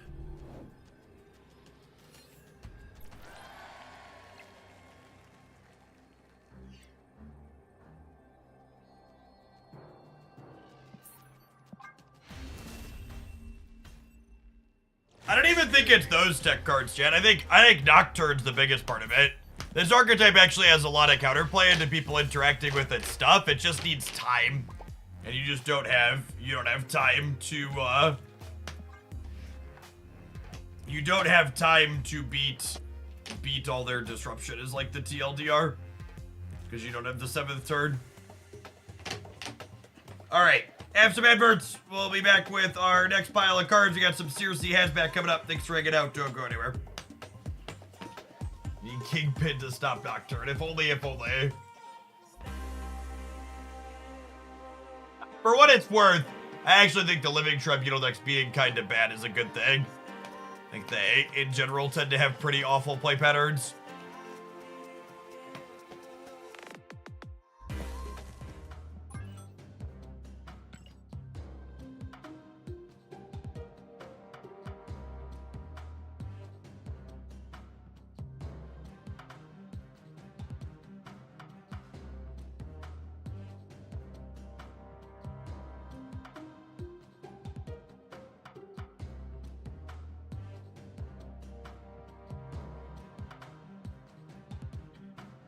Yeah, this looks like a reasonable pile of cards.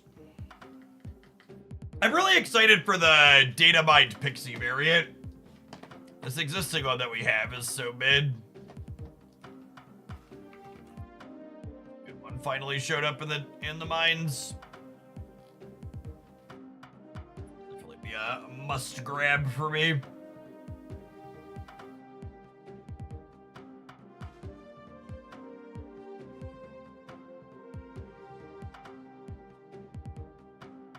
Like the middle one? Nah, I like that one.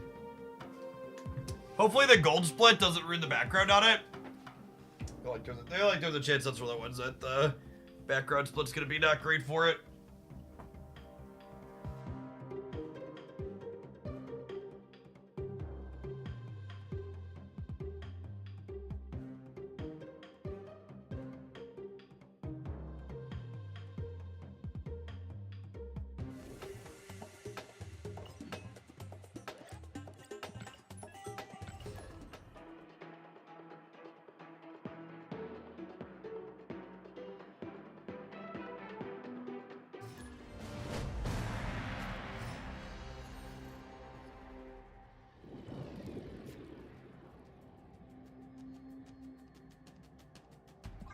Oh, snap.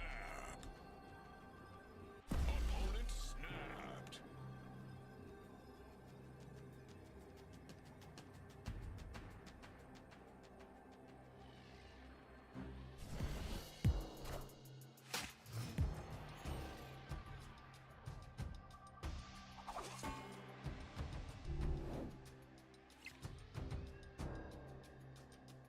We're just hanging out. I think we're just hanging out.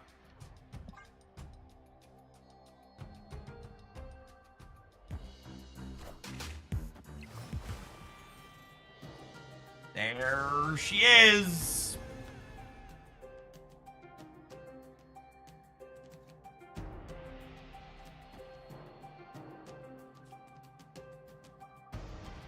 Go debris into Mysterio Carnage, clear out the center. Sounds good.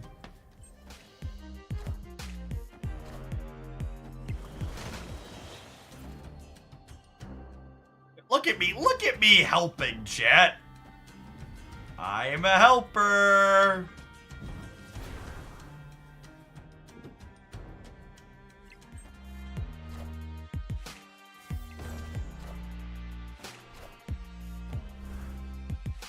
They might not necessarily be the Professor X spelled Copia.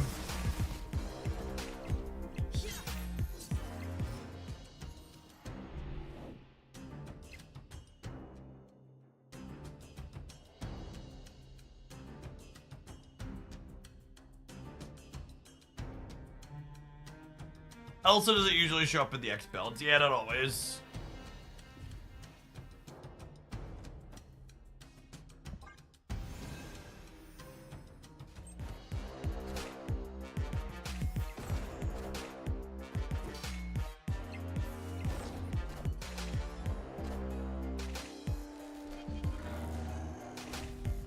Cersi is buggy. Yes, there's currently a known bug with Cersi when it comes to her changing out cards or not. That second dinner is aware of. Hopefully we'll be getting addressed soon.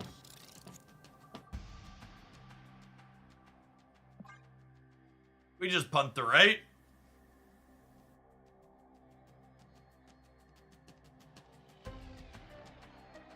Just be toxic and play Ghost Rider and Holodex. Unlike a lot of people, I don't derive joy in Marvel Snap from just winning games.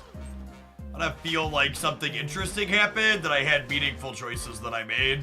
So playing decks like Hella just doesn't do it for me. Just feels like a waste of my time. U.S. agent! Lucas. Lucas is here. We're gonna win even if he had -4, huh? Victory.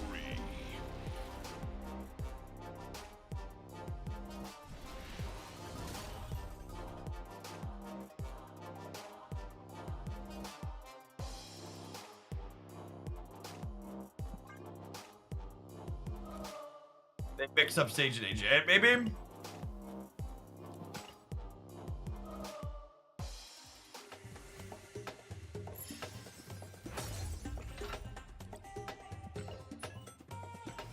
Any card is toxic if you hate it enough. Ain't that a mood?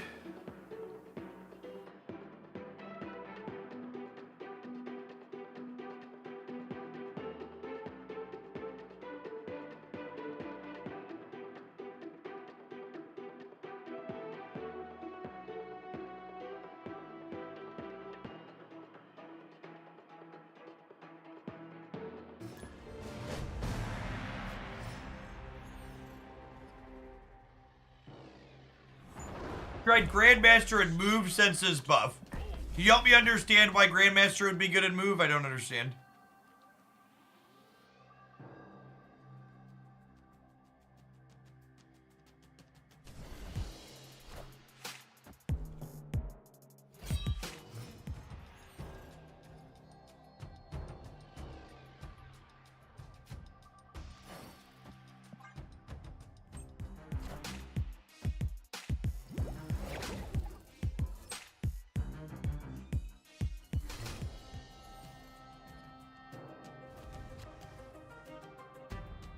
Not gonna lie, came back today to see if there were any more good TED Talks. Chat's been pretty well behaved today.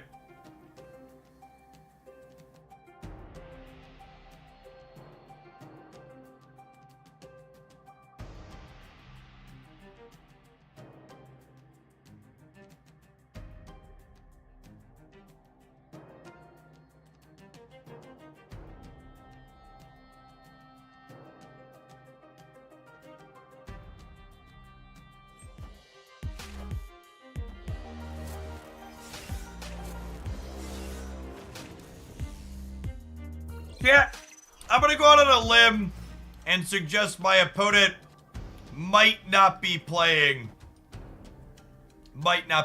Groot.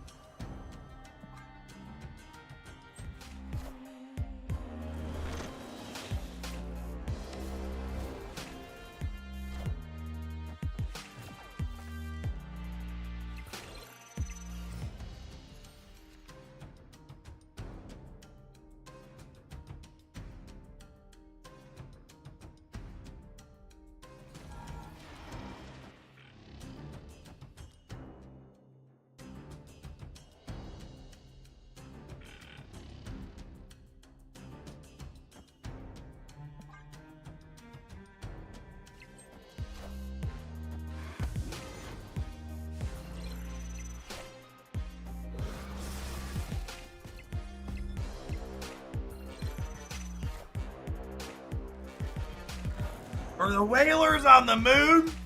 And we carry a harpoon. We are the future.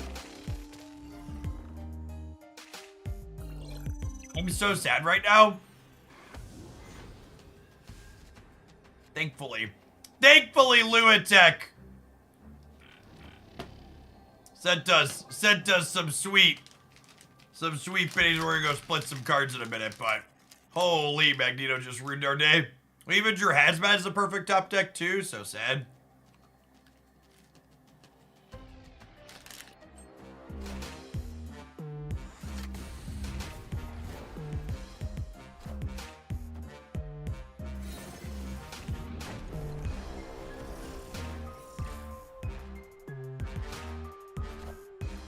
Minions to me.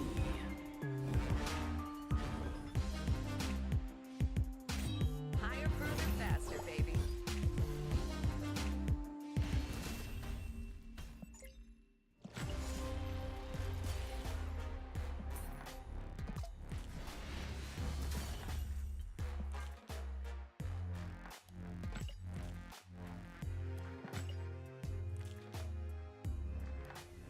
Game.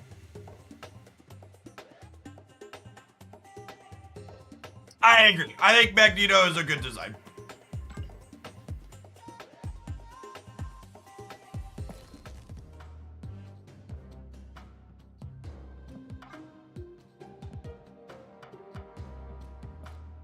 I think we're almost out of splits that are close. We have a couple more Master Mold, Cloak. Who do we want to work on? Master Mold, Cloak, Nick Fury, Hellcow, Black Cat, Mysterios. This is how I feel after I get Helen, chat. It's how I feel after I get Helen.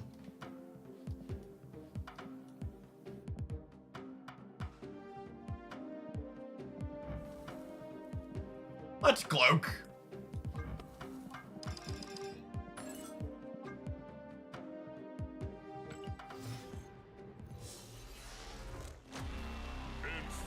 Oh, we haven't hit on Echo yet. It's a good shout. We'll roll her as our second one.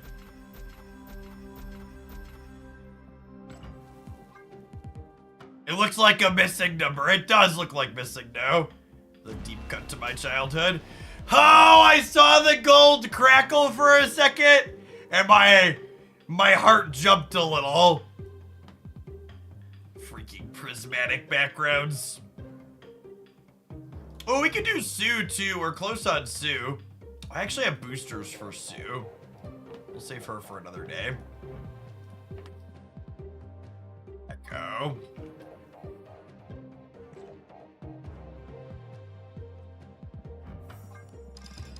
Alright, Mr. Mac, your artwork deserves gold, I think.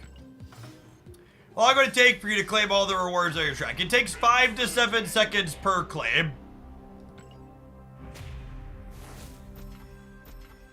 Well, I do periodically claim things. We just, you know, spend money on Marvel Snap so that it goes back up.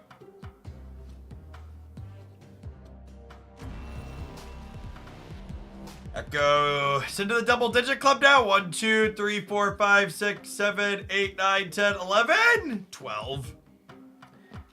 When opening for Spotlight variants, do you use 8 keys or tokens? I usually just use keys these days. Although I'm back, I think I crossed 100,000 tokens again. Yeah, we're over 100k tokens. The actual answer is it just doesn't matter.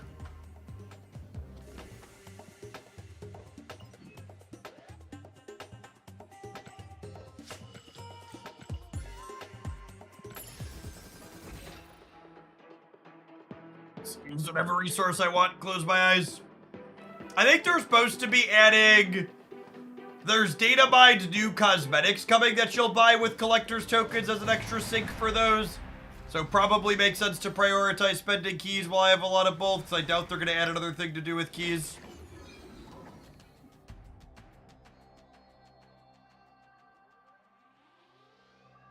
If you buy the card with tokens before you open Spotlight Sephiroth, the Spotlight variant takes the slot in the first 4.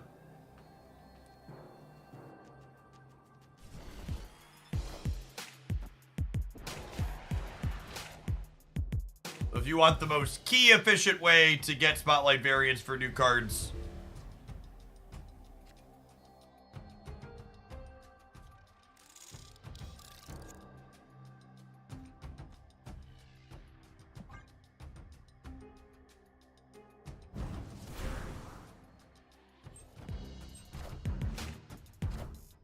Second Dinner did say that they'll be adding the money you spent on vibranium tracks in-app to the website. Oh, well, that's insane. Beardy Blue, thank you for the 18 months. That would ensure I do enough vibranium tracks to finish the website at a minimum.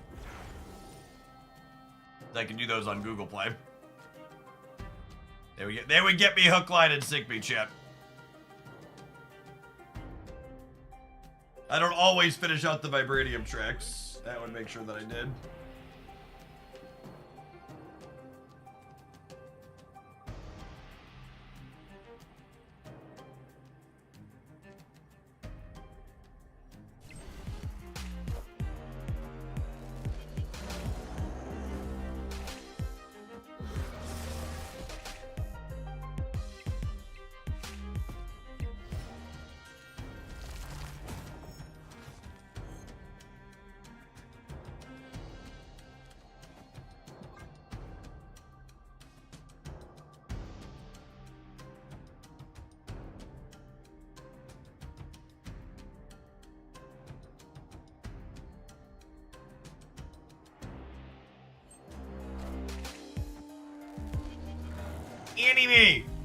Annie me. I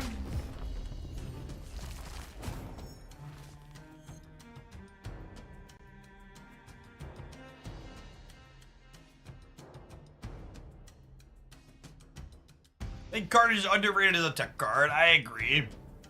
It's a very reasonable Marvel Snap card.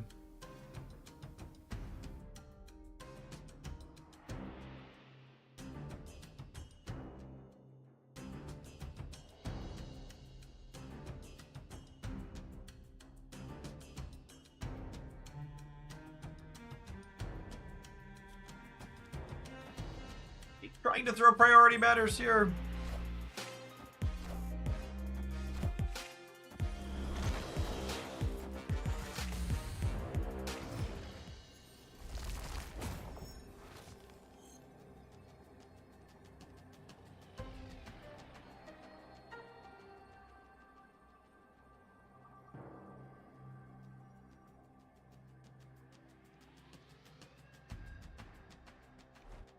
This doesn't ever win, right? I guess there's permutations it wins.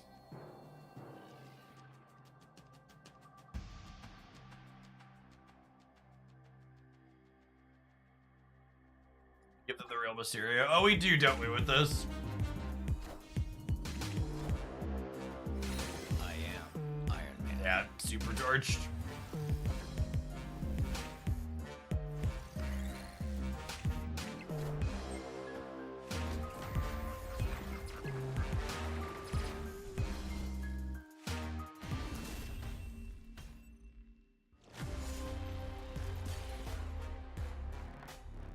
Cersi hitting Mojo and Polaris is pretty good. Not going to lie.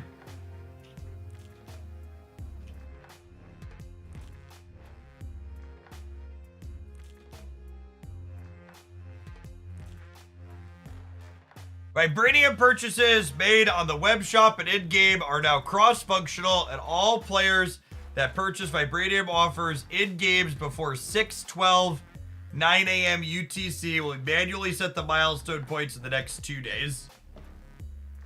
Neat. Thanks for that. The exact quote.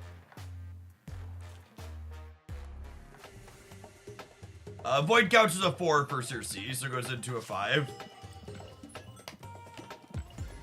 Also moves via Magneto. That 4 is relevant in a couple of ways.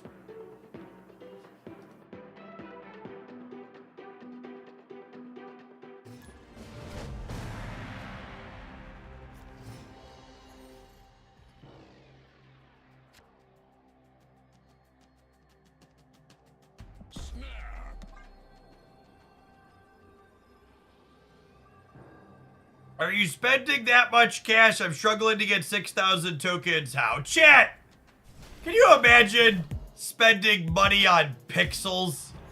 What kind of a complete and total fool would spend money on pixels in a game like Marvel Snap?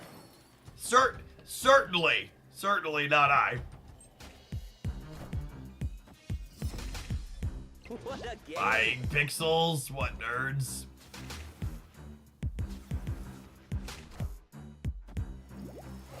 Yes! The easiest way to get more currency is to spend money.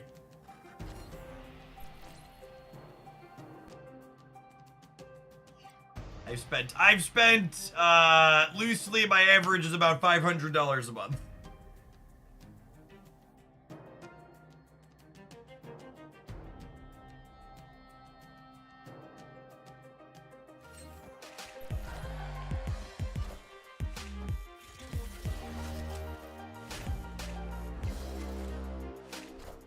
But it's a write-off, that's true. It basically makes it free.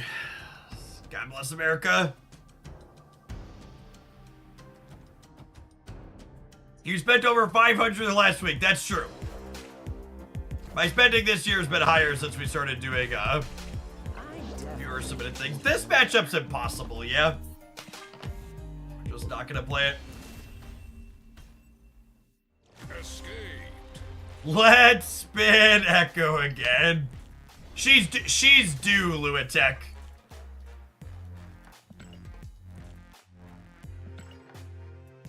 Took out my kid's college fund. I don't think he understands. I'm one gold crackle away. I can feel it. Oh, gamers. I once had a guy at the local game store in the Magic the Gathering days that he cashed out his IRAs to buy Magic the Gathering cards. More power to him. I hope he's doing all right.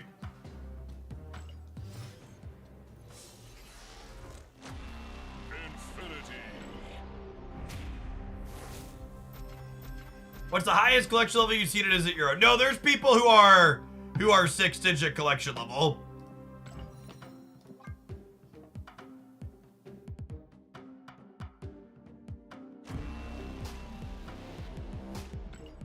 Depending on what he bought, he might have made money. Chat, I'm gonna tell you something that you desperately need to hear when it comes to thinking about collectibles like Magic the Gathering cards as an investment engine. You have not made money on a Magic the Gathering card purchase until you have found someone to buy it from you for more than you paid for it.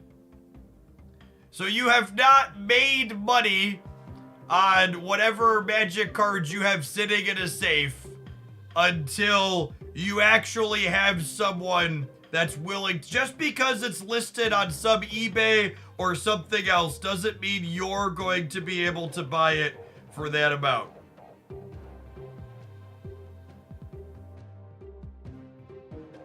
That's not true. That's impossible. Jeff just doesn't fully understand Magic and crypto. Yeah, basically.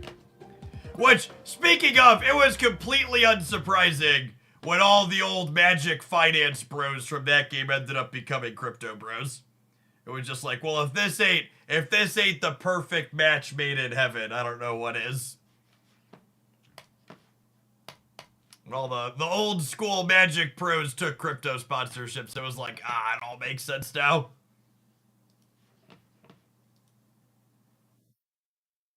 Yes, people talk about the housing market as similar. I talk about that quite frequently. Like, my wife and I paid less than $300,000 for my home. And it's currently valued at like $460,000. But that doesn't do anything for me other than make my taxes more expensive because I need a place to live. I'm not going to sell my house. And even if I was going to sell my house, everything else out there is appropriately additionally expensive because everything just went fuck all crazy. So it doesn't actually benefit me at all, and I have made no extra money by virtue of my house now being worth 50% more than it does. Low interest home equity loans. I mean, I would encourage you to look at interest rates before making that statement. They're lower than credit card interest rates, sure, but they're also a lot higher than they used to be. But you're right. It technically has borrowing value if I needed that.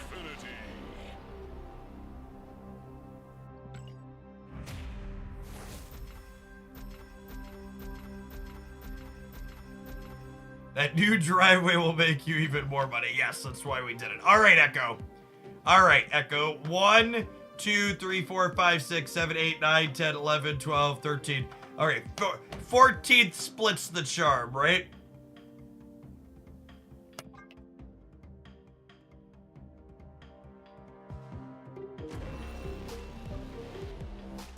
We've got such good ink splits on her. I have a black one on her too, right? A purple's good. I thought I had another one that was good. No, green is hideous. I like the gold. I like the gold. We've got good inks. They're just not what we're shooting for. You don't make money by taking out a loan. Don't get overconfident in your stock prediction abilities. Yeah, basically that.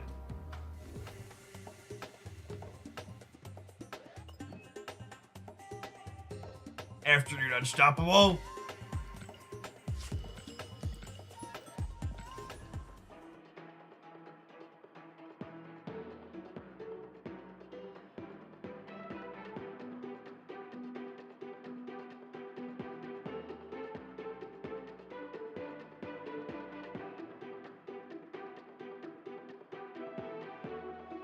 I'm about to start raising chickens in my front yard to drive down property values in the neighborhood.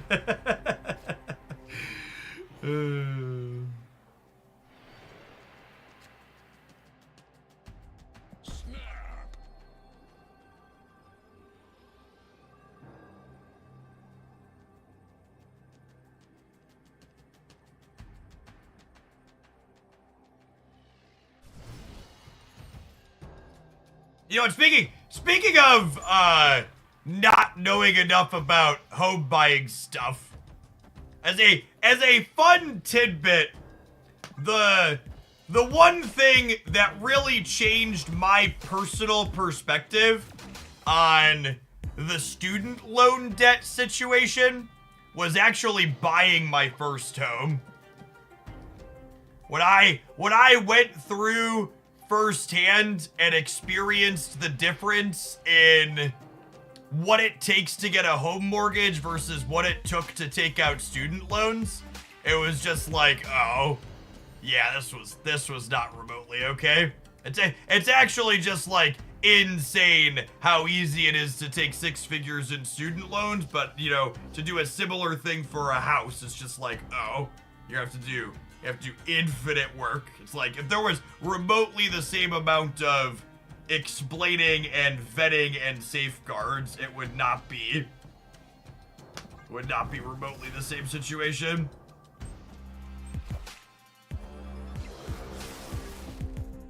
Especially when you then take into account that you're literally giving student loans to children.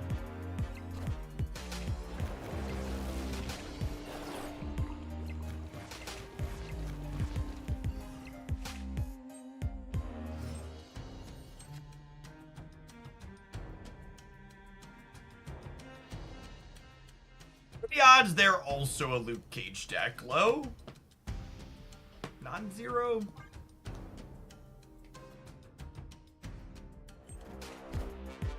Dodge a rogue, we can dodge a ball. Once upon a time, these high evo decks all played rogue to cover Luke Cage, so we'll see. Yeah, got me.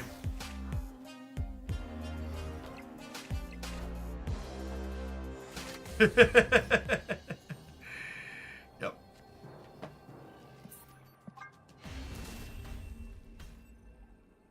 Escaped. My cousin in Tennessee got a $40,000 loan for school and about 15 minutes for a single year. She's 18. Yep. Just Cersi into our own rogue back. Yeah, I guess if we're sweating, Cersi in the middle is the way to go, right? All right, so Luke Cage is a turn 6 play now.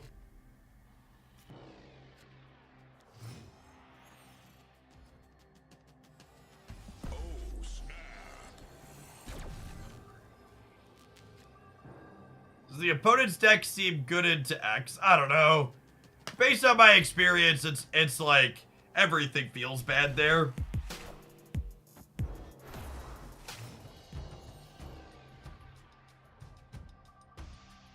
What you're saying is you should get student loans and use them to buy a house. Yeah, basically.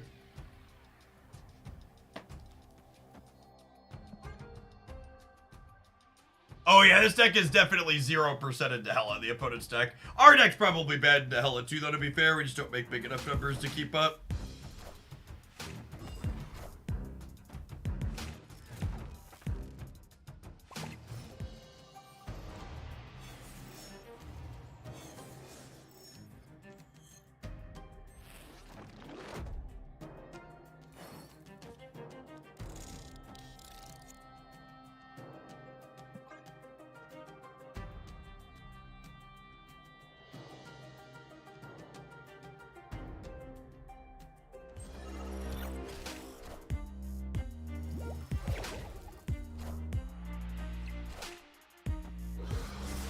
Does Carnage count as afflicted? I don't believe so.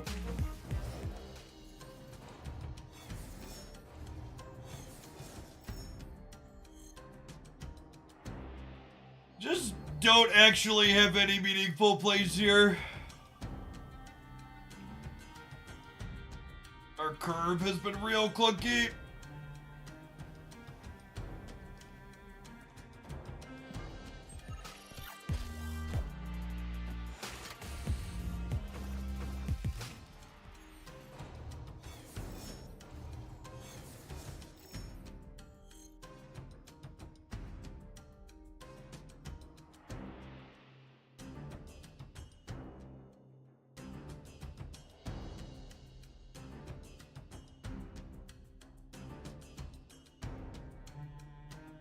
Surely this is an upgrade, yes.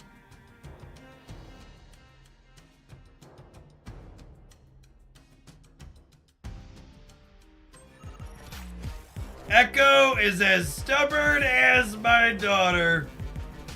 Ooh, that's a piece of candy. Just gotta see, chat, we just had to have faith.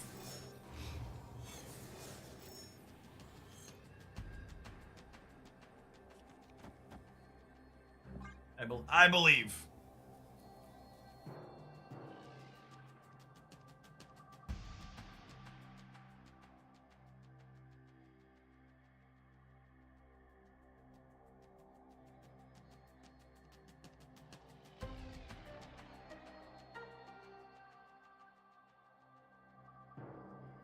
Hide Cage from Rogue. I think I need his stats to win the middle. As much as it would suck to get him rogued. I don't think I can count on 8 winning the middle.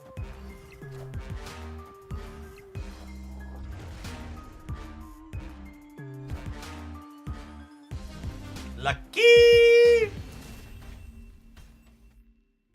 Narrator, he could not count on 8 to win the middle.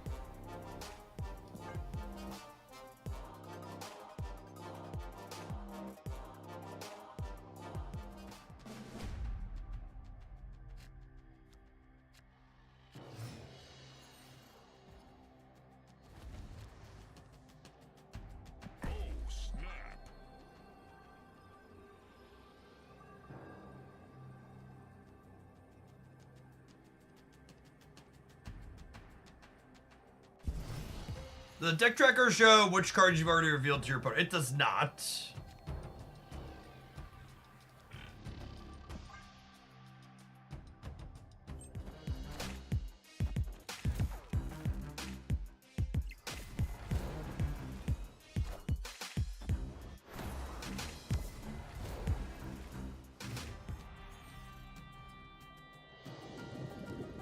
We'll want to put Lucas and Mobius in the same path. So that way we can coin flip the road grab.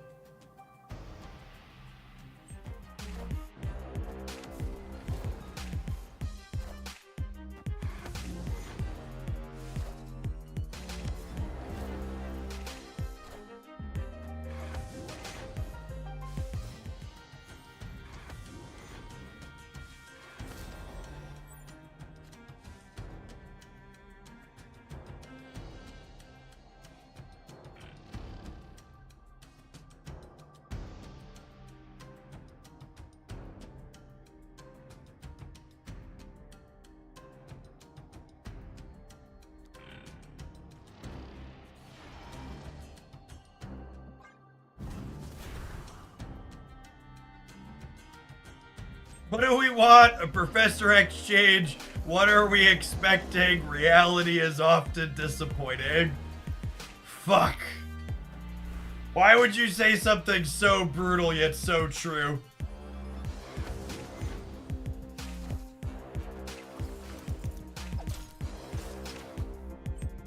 Oh, come on. Unlucky.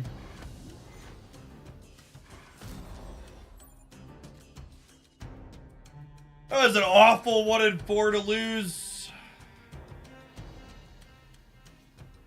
I really don't want to play my hazmat deck against the Luke Cage deck.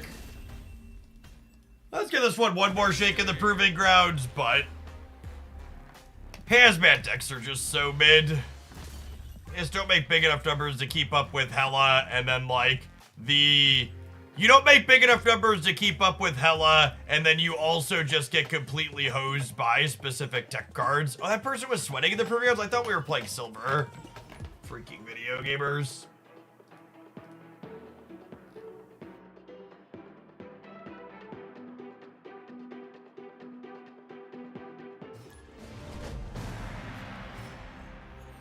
Hey, thanks to whoever just cleared stage 2, 6, and Watcher of the Realms. I appreciate the support. An easy way to support my content, get a free sub gift to the channel. Check out our sponsored game promo this week. Subscribing gets you ad-free viewing for a month. Gets you into our subscriber-only Discord server and gets you a discount on things like viewer-submitted deck lists. And I owe Luatech 2 more Echo Splits after... Oh, their thing ate my intern. Apologies. After this game is done. Write those down so it doesn't slip my mind again.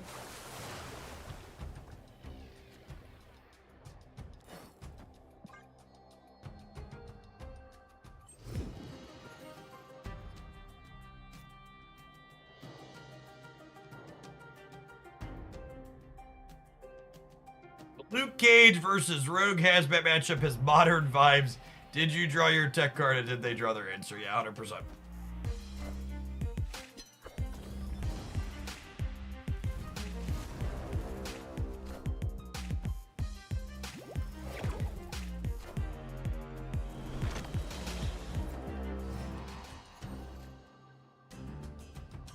Good luck in the rest of your Conquest 6, Zeta. As a heads up, Zeta, something that's super common that's helpful when people are conquesting is it's very common to play this first round of the Proving Grounds as best of 1. That gets everybody more conquest medals faster. Helps the whole community get the rewards quicker while playing a bit less. Moves people up to silver and gold faster. Where the rewards are greater.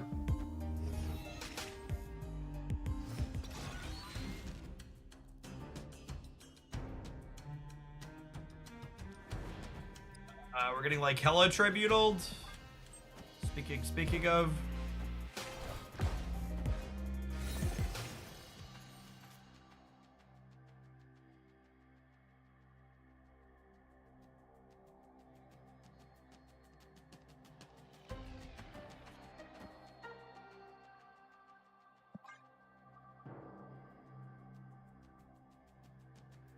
Proving Grounds is infested with Agatha for me. Yeah, a lot of the lower MMR players often talk about how they just have a ton of that experience.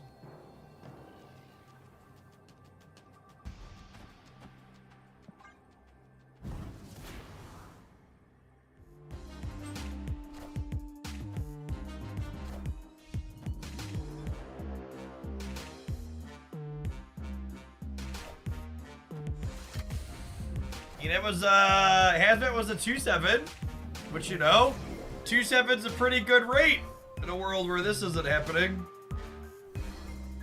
But it is. This is a world where it's happening. Yay! We outplayed them!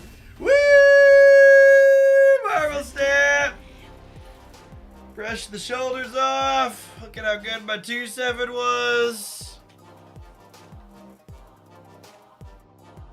Opponent had 2 cards in their deck, 1 Hella, 1 Crystal. Iron Lad came up short.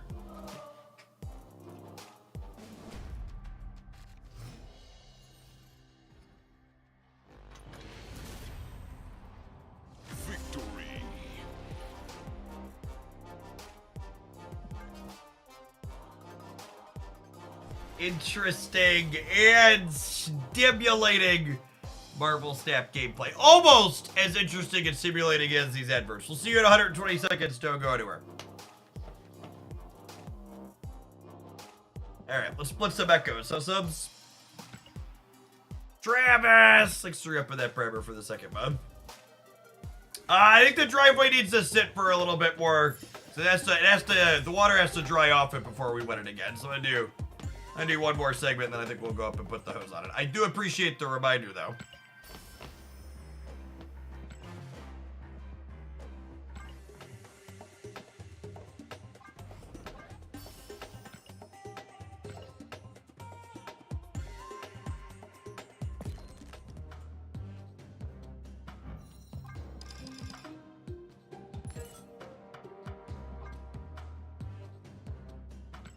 We need a driveway emote. We're only going to be watering the driveway today and tomorrow.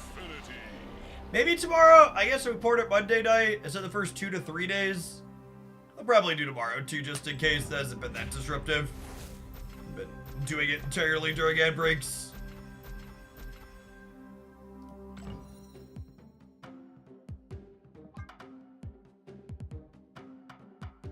Only non-pay-to-win deck in the format, hella. Listen, Burgle, the only pay-to-win card in Marvel Snap right now is Gilgamesh. Free-to-play players have access to everything else, okay? So you're right. Gilgamesh is pay-to-win.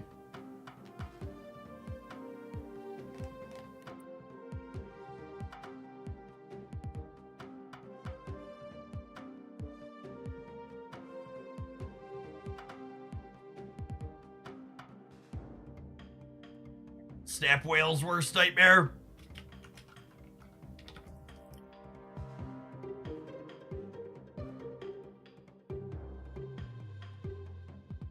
People are winning with Gilgamesh. No, I don't think so.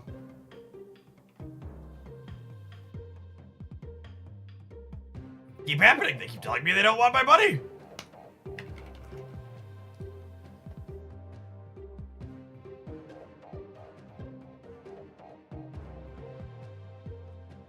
Hey, look, chat.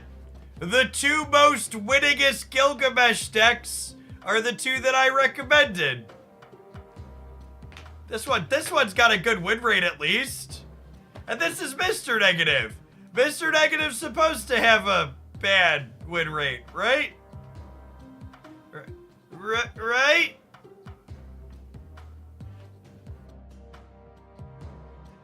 You know, I've been saying Gilgamesh is the worst card to release for the last little bit, but I haven't actually looked at that recently. What are our cards for the last couple of months? Blink, Nocturne, Thena. Who else is in here? Sasquatch.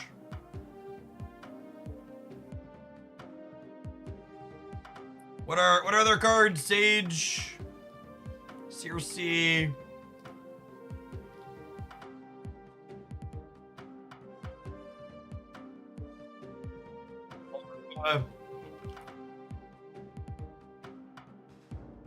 Whoa! Namora creeps up to the number 1 slot. Holy.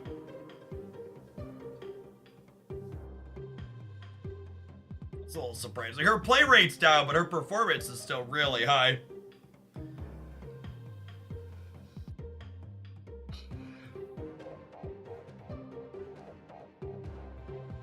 That's pretty good. I think White Widow's a high play rate, low performance is often comment. Yeah, she's the highest, second highest play rate. Her win rate's actually only okay because she's just in so many decks.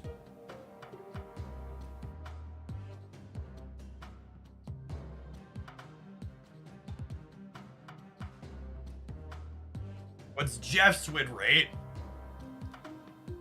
Okay, let's clear these out. Cards in general, sort by popularity. It's Jeff's number 1 in popularity, I'm sure. Chat! He's only in half the decks. Cut him some slack. He's only in half the decks. That's why I put this at top 10%.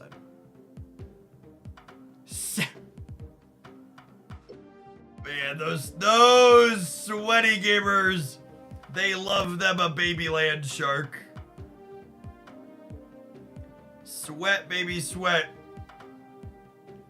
I don't think I've ever seen a number north of 60. I feel like Jeff should probably have 2.5 power. I don't think you can make him a 2/2 because he's not that much better. He's not that much better than Nightcrawler. He needs to have more power than Nightcrawler. 2.5's the worst I can do. Boom gang. Thank you for the 16 months. Yeah, I mean, like, this play rate is what it is in large part due to the fact, like, it's a generically good 2-drop, don't get me wrong, but this play rate is only so much higher than the next best 2-drop in part because it's the best card with and against Jeff. I don't think they should adjust the land shark yet. I think they should adjust this asshole, and then we should see where the cards fall.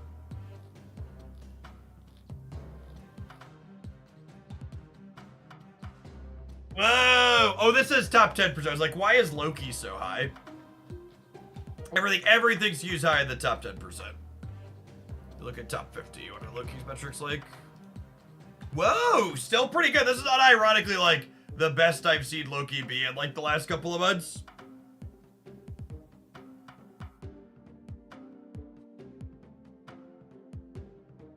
Jeff is less auto-inclusive excess. I agree. There's probably a solid diversity and 2-drop considerations of X's everywhere.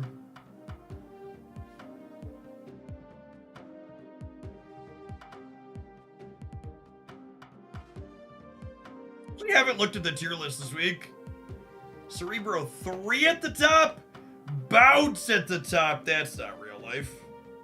What?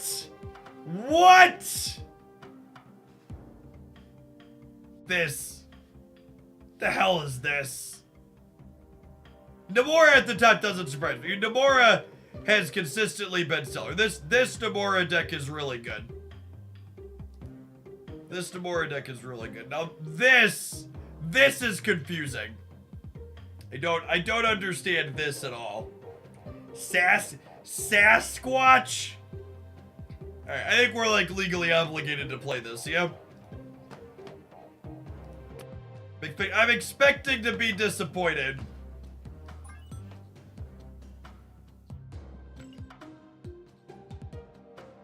I'm pretty sure I'll get fined if we don't play that. I'm just trying not to get fined, Chip.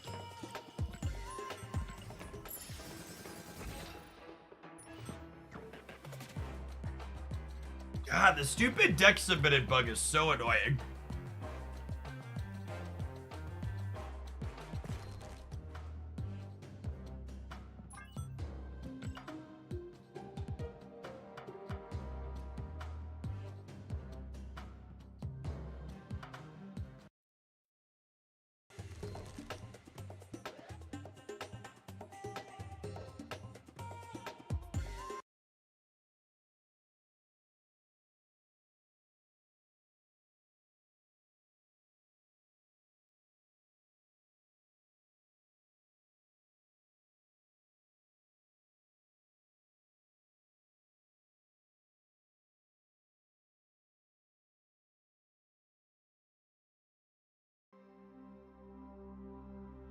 Loki gets to over 9% in top 10. But yeah, people at the top of Infinite have a real hard on for Loki. I love the style of the new Cersi video. Yeah, the feedback on it's been good so far. I think that's probably getting close to those videos' final form. Deck's so good it crashed the game, yep. Yeah, this deck is notably Hitmonkey and Sasquatch without Mysterio. Is interesting. Black Swan gamers. Got some Rookit raccoons.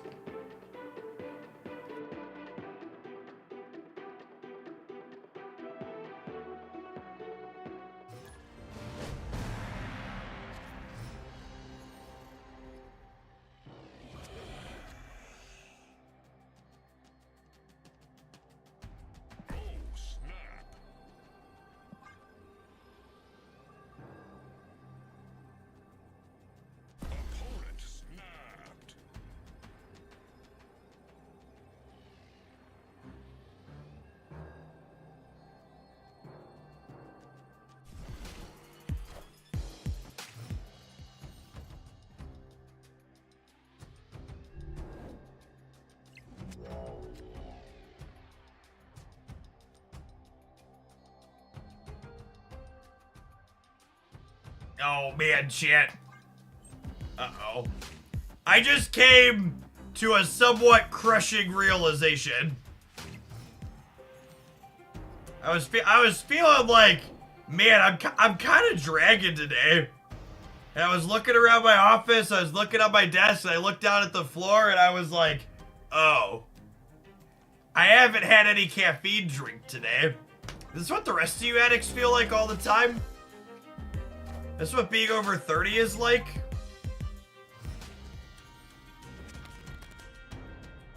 Oh no. Oh no.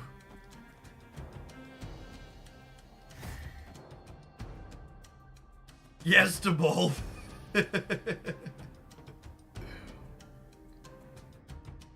No, because I don't forget to drink my caffeine. Smart. Wow! Get fucked, Buttercup. Nice, Green Goblin.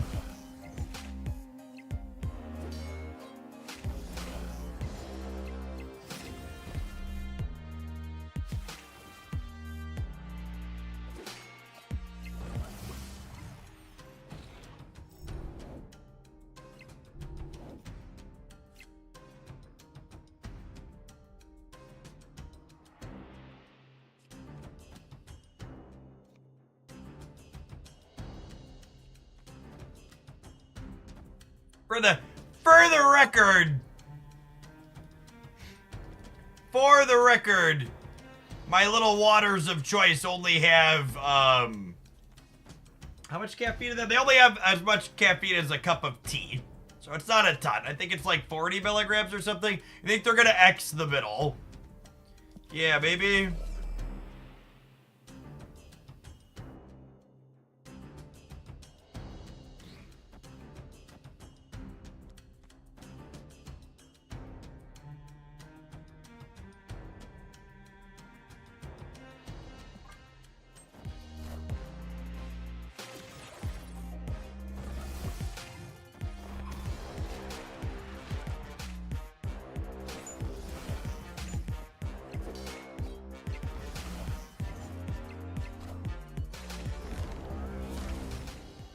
We played around the Professor X! Yay! Woo! Marvel Snap!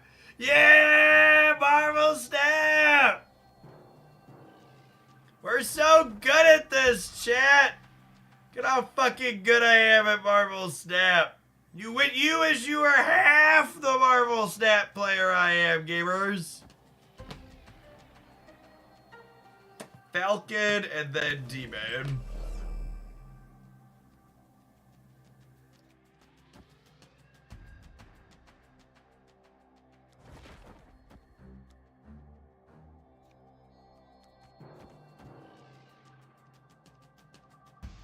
Yeah, I like this.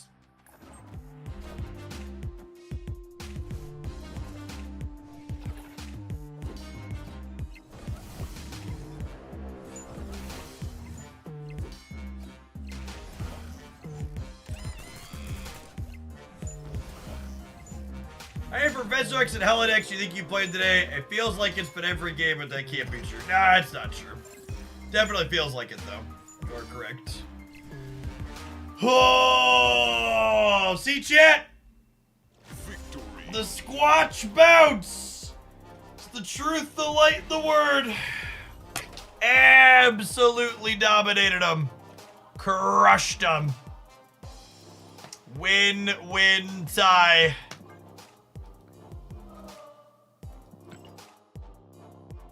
The Falcon play won us the game. No, we were winning regardless. We would have lost this lane, but we would have won the tiebreaker.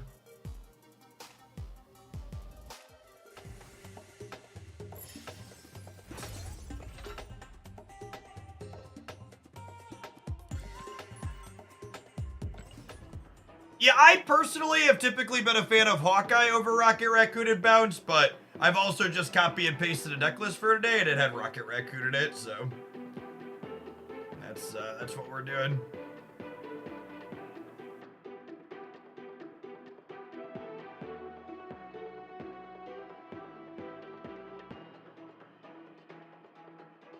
You only won because of a pay-to-win card like Black Swan.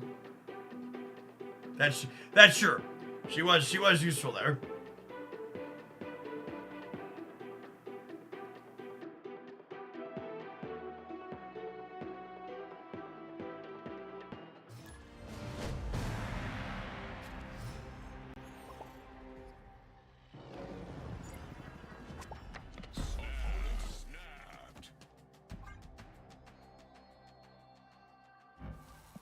Been a while since we played Titania, chat. We've got the God split on her. God, I'm looking forward to Justina Titania.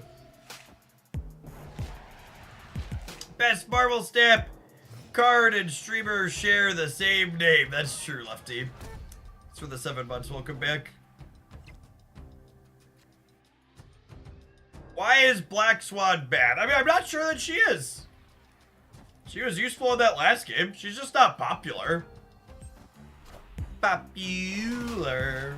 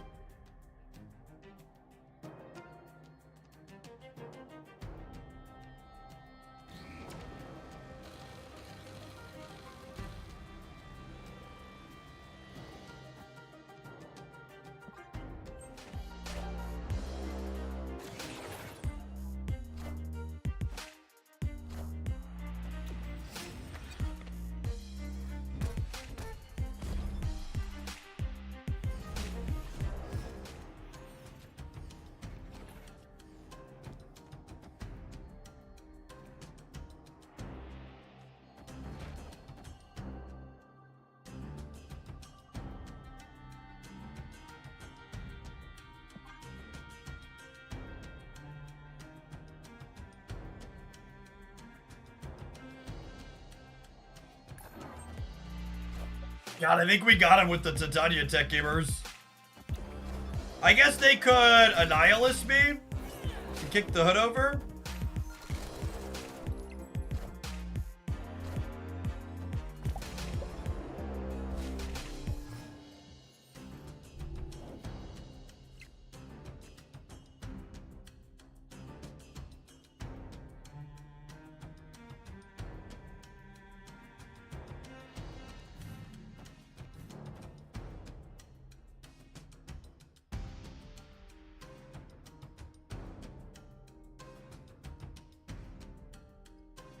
Oh, they can't Annihilus because of Dream Dimension.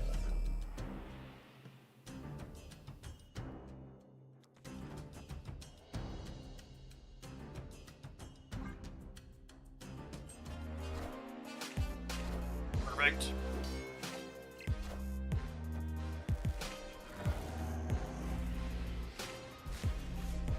And then we have priority here, so I get to pull Titania back before Hood comes over, and then Squanch goes here.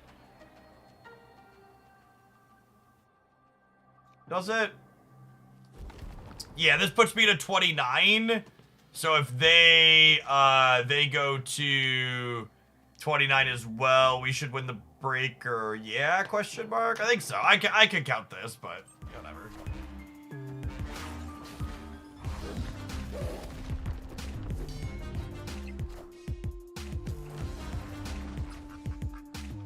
Nobody panic. Cool. Never doubted us for a minute. We did at least count that we were tied in the middle. I just didn't feel like figuring out what the breaker was gonna be. It was one of those like, yeah, it's squint and it looks good enough. Our most golden gal there. Looking great.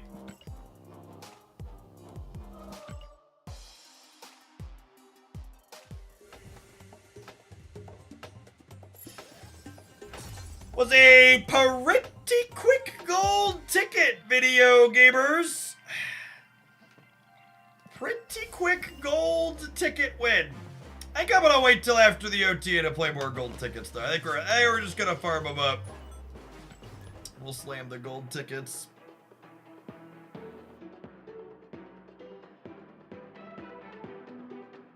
At the risk of endangering the parasocial relationship we have, viewers, I feel like I should share that I am going to take this weekend off and that I'm only going to be live for 2 days next week. It's Hoagland family summer vacation time. So we're only live all day Thursday and Friday. But then I'm going to be off Saturday, Sunday, live Monday, Tuesday, and then off the rest of next week. How dare you? X not getting nerfed confirmed. Oh no. Oh no. No, my family vacation's been planned for a long time. X nerfed or not. I'm out next week.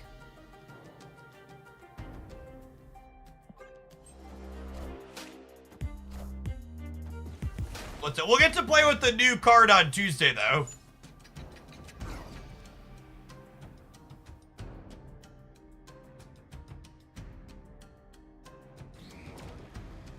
I'm thinking, based on how the scuffed deck roundup went when I forgot my laptop, we might do a scuffed best decks video from the hotel room.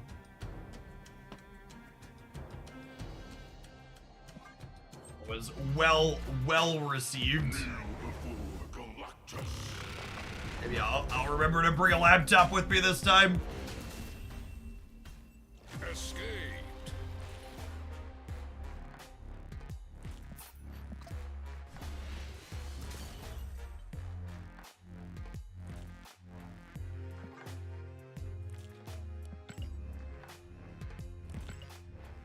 Is this the lowest traditional move has ever been?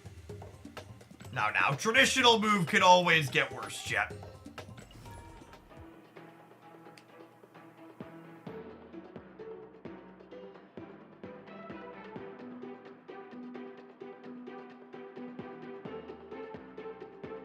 Do you actually lose that many people by taking some days off? My anecdotal experience in the half a dozen or so times I've taken a week off or so since I started doing content full time is that taking a 5-day stint off, I will lose somewhere between 10 and 15% of my subscriber count here on Twitch.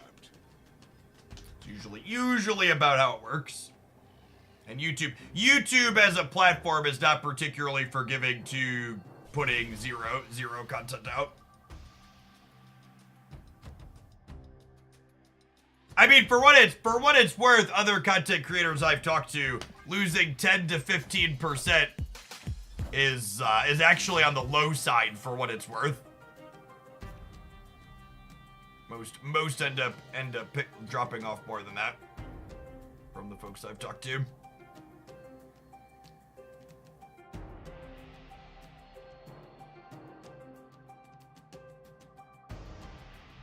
What are we doing here? What are we doing? I think it's like this, and then I'm gonna like demon monkey, and then I'm gonna beast them back.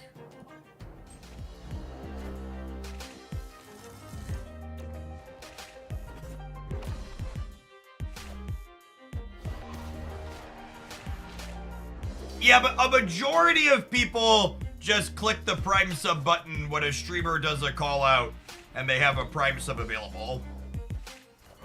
So paid subs usually stay consistent through a little bit of time off, but Prime subs do not. Is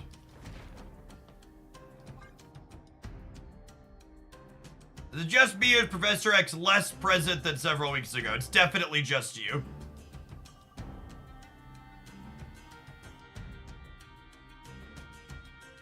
It's not traditional move if it doesn't have Heimdall.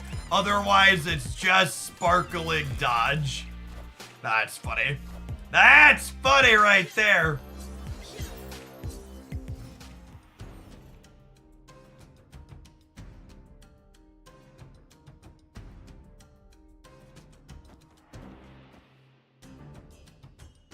Alright, so this puts these two in my hand, a demon in my hand, and then 1-2 in my hand, and then Titania does not come back.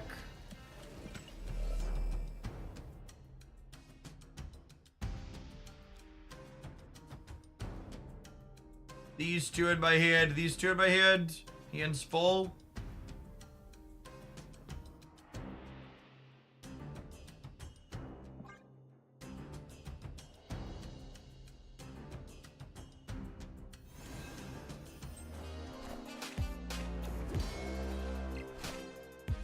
This fine, says local man about to be Professor X.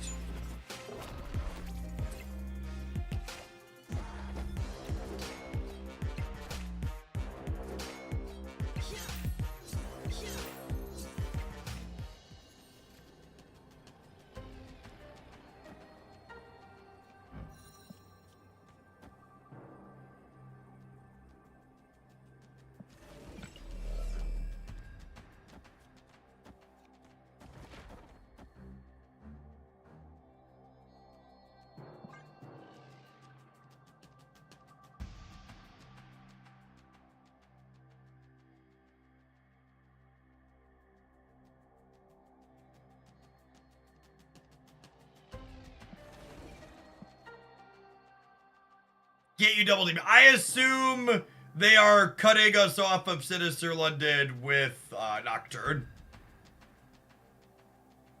Otherwise, we'd double hit Monkey and crush them.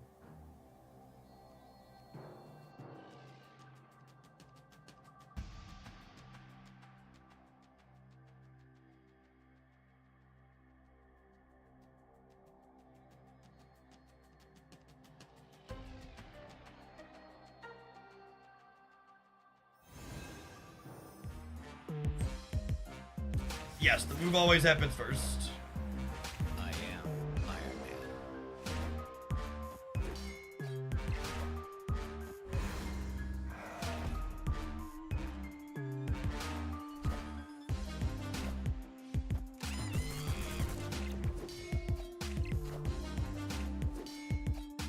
So Athena trigger. We lost to the Nocturne, actually, right? The Bishop would have been... The Bishop would have been 1, 2, 3, 4, 5, and the Titania was 5. We would have been 16 here if the Nocturne chooses a non-violent location.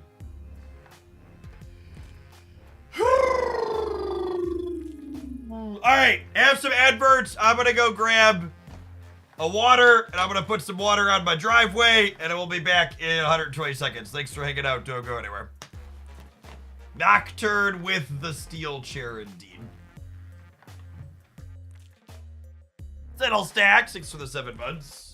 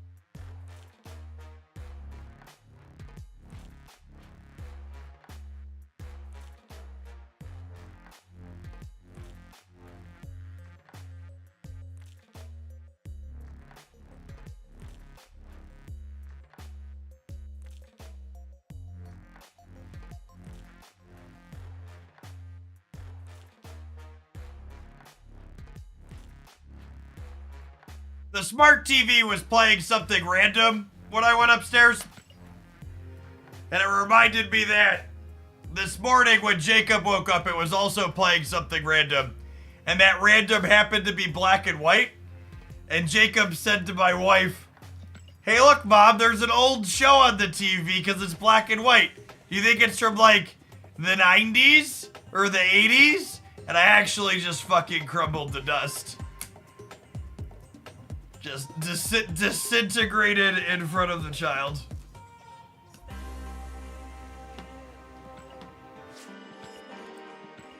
How dare he?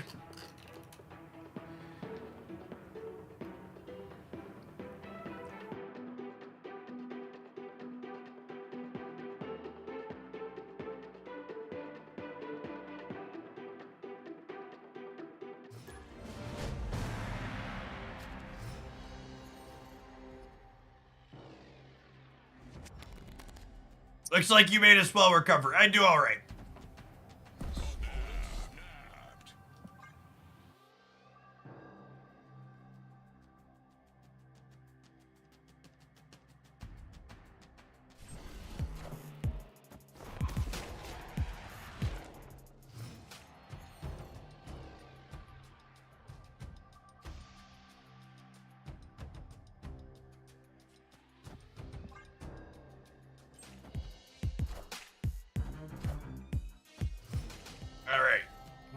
We'll rocket and we'll beast here. Ooh, that's a solution for our hood log term. I'm gonna have to misdraw a card.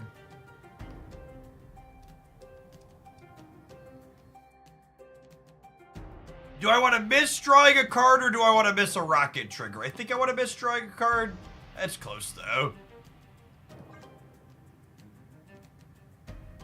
I could go beast into Nico.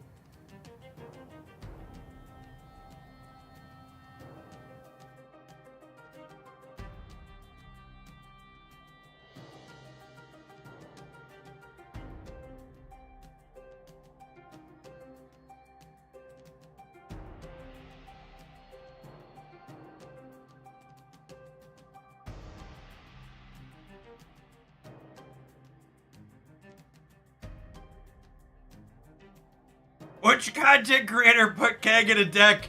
If I had a cent for every time I'd been kegged today, I'd have 2 cents, which isn't a lot, but it's kind of weird it happened twice. Yep.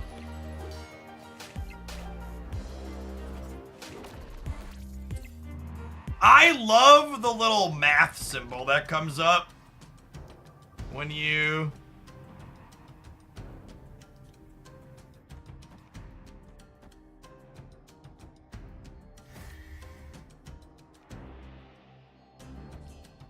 Oh god, my fucking brain is melting thinking about this turn. Okay, so it's... this...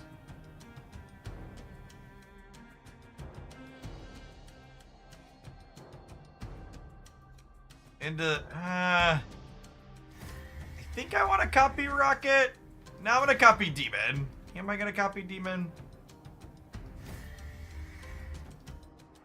I copy Falcon, and then next turn I'll put these in the center and then Falcon in the back. Final answer. Final answer.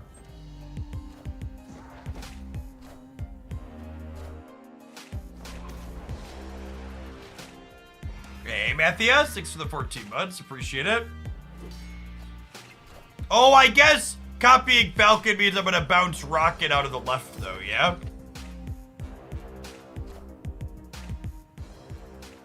Clear for takeoff.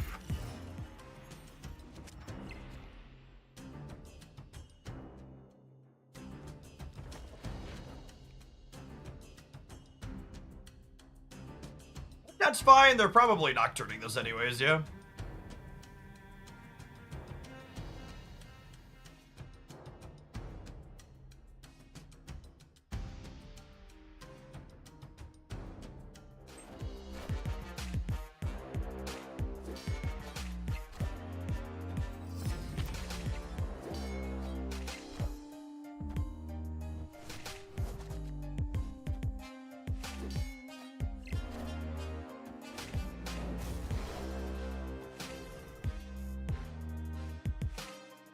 Loki'd me.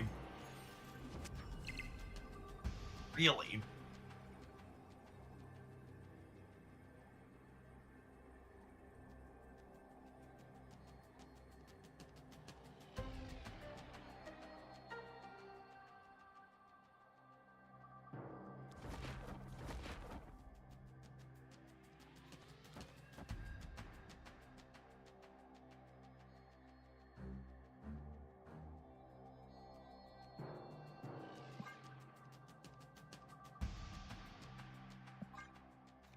Man, they could bail out of the center.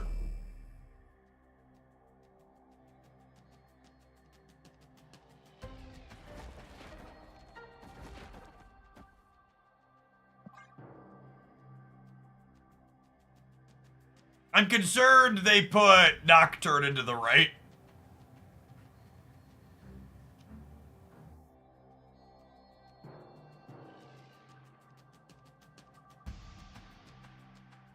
I'm going up to 25 middle, so I think that holds off whatever they do there.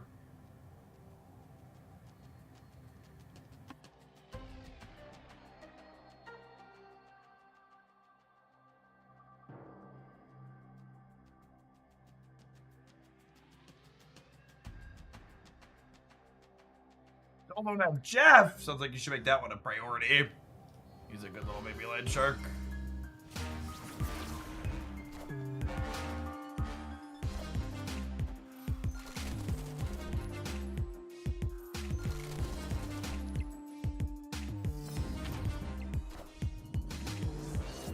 Okay, so they didn't draw a tech card out of their deck, so that's nice. Oh, absolutely crush them, holy. So Titania ends up on our side here, too.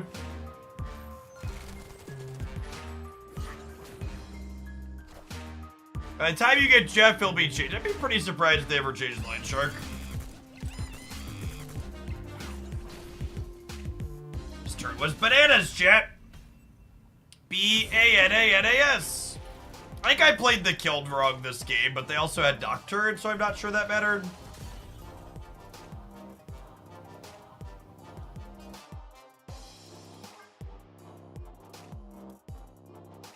Nerf Loki. To be fair, one of the reasons why I think a lot of the ladder grinders think bounce is often better than it is because the ladder grinders really like Loki, and I think bounce tends to be good into Loki. It's not bad there. Unironically, I think that matchup tends to be solid for the bounce side of the things. Bounce is a deck that needs multiple turns to get its engines revved up.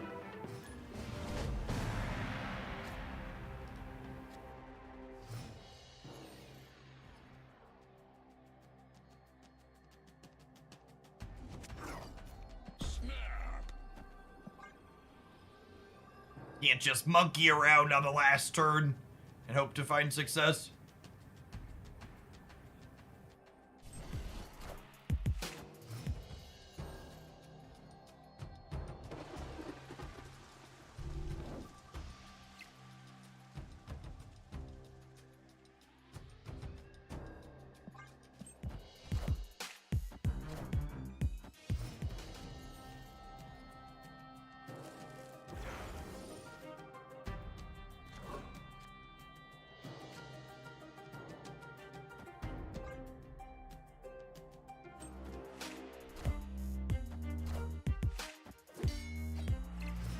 Ow! They have the anti-Black Swan technology, chat. Can you believe the audacity of teching against my deck? Oh, it shuts off our Raft card too, actually. It's a big deal.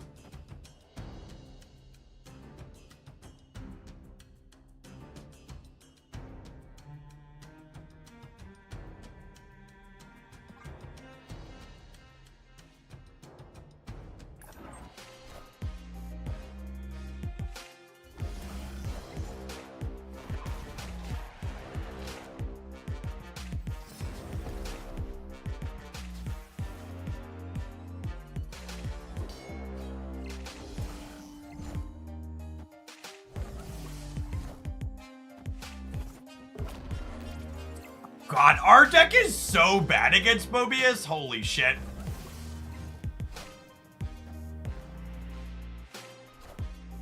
Like, actually mercilessly torched by this card.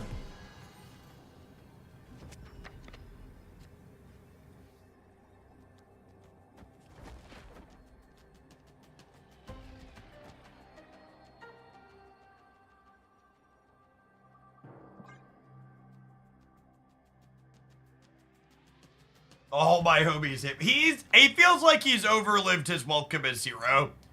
He was like the hero when Wave was a toxic prison card, and now he's the toxic prison card. He's not popular enough to be too upset at him ever, but when he shows up, he always feels like he pisses in my flowers.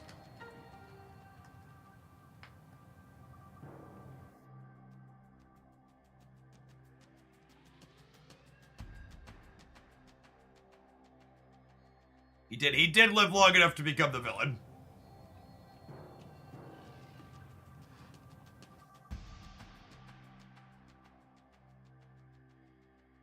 Were the villains, chat? There is a Black Swan, a Hitmonkey, and a Sasquatch in my deck. I am the goddamn hero in every game we play today. Okay? I'll be the first to tell you when I'm playing a villain deck. This is not a villain deck. Yeah, I have an entire row of unplayable cards, okay?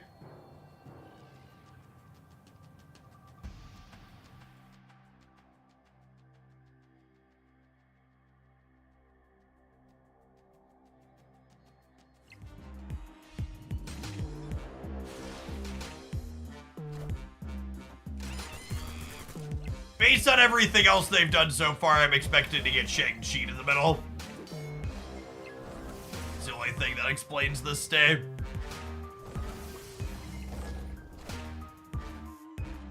Oh. Ow! Ow! Oh, baby. Oh, baby! You didn't shang me, Daddy. I appreciate you. Two boos, thank you for the 19 months. Welcome back. Good afternoon.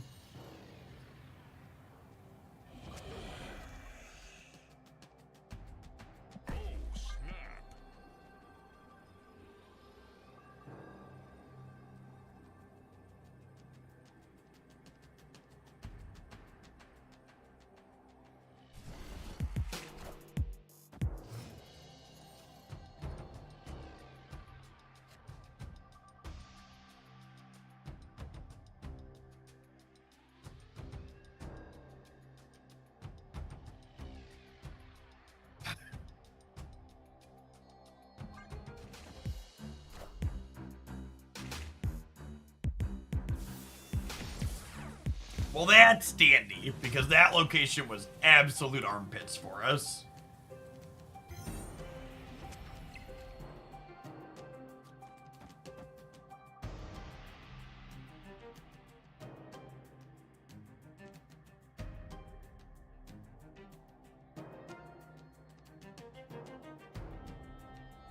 You planning on checking out Zenless Zone Zero when it comes out in July? It's the new Hoyoverse game. I usually check out... Hoyoverse usually does pretty sizable sponsored pushes for their stuff, so probably check it out by virtue of that.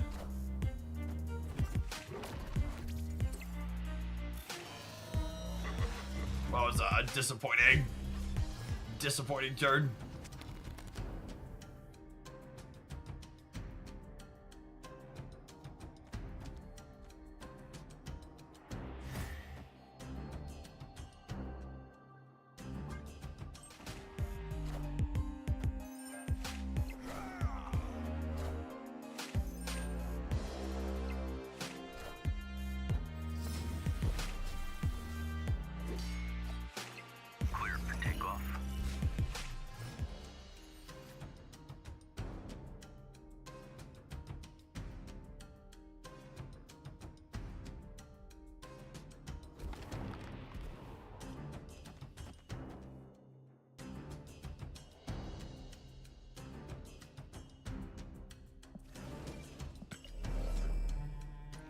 it's just this. Oh, they're a Mobius deck. I should have played the Squatch. They're a Mobius deck. I should have played the Squatch. Damn it. I didn't want to stack more power there, but yeah, that tracks.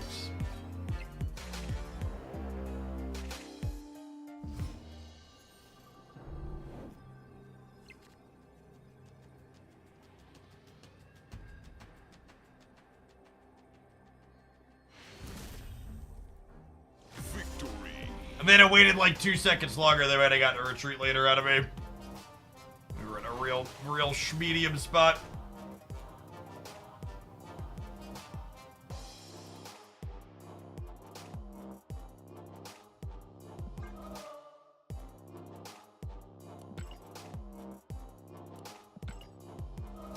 All right, 12 minutes, gamers. So we can buy more boosters and try for one more Echo Split.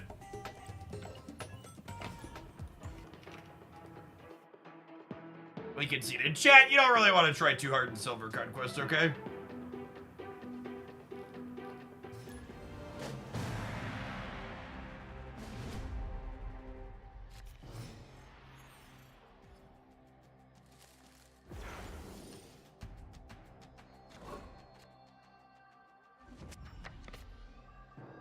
I'm so glad they fixed the Nico animation bug. It's such a good quality of life improvement.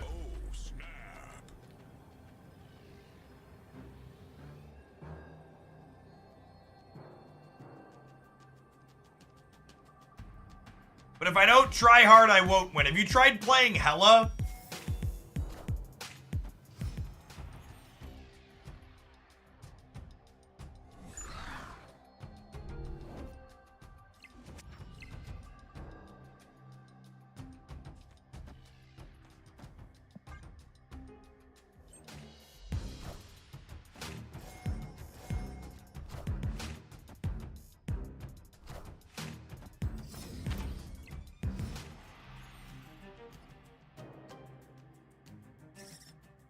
For the love of God.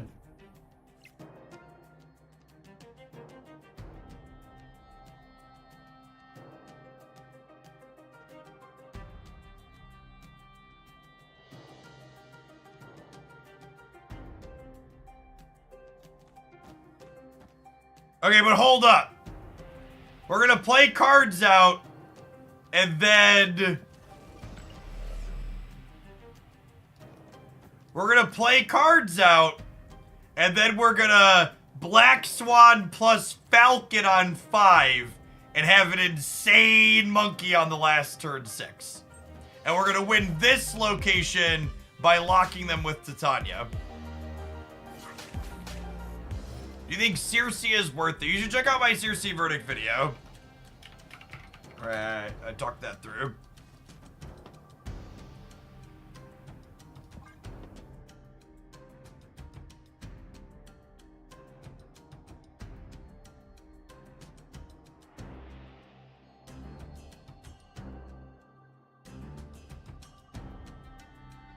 Although I guess it's unfortunate with the Cosmo now. I'm gonna have to pull my Titania back in order to Falcon.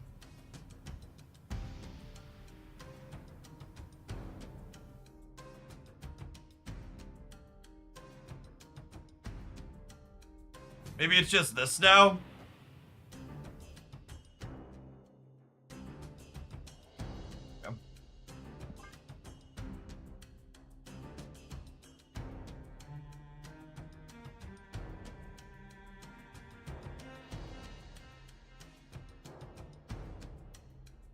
You could Falcon and then Swan.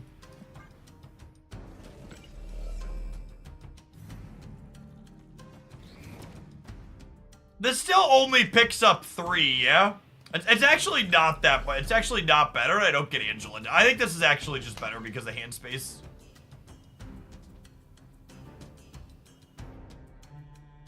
This Angela variant is so good.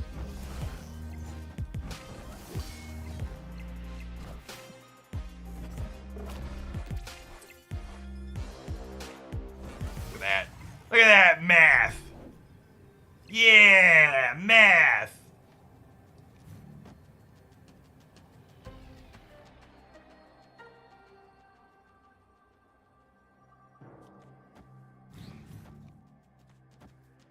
No, come back!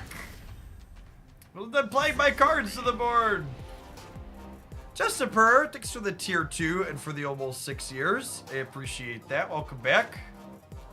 Morning, good morning. You can move your splits between variants, Bade, if you're not aware, using the custom card tool.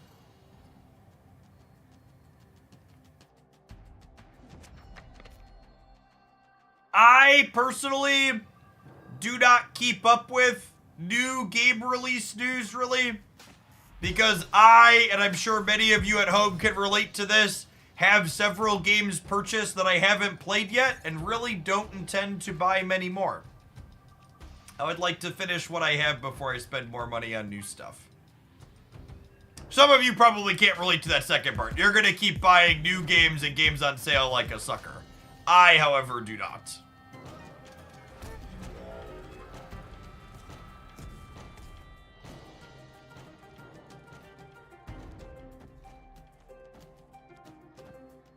I'm gonna get rid of Bar Sinister. It's real medium for us.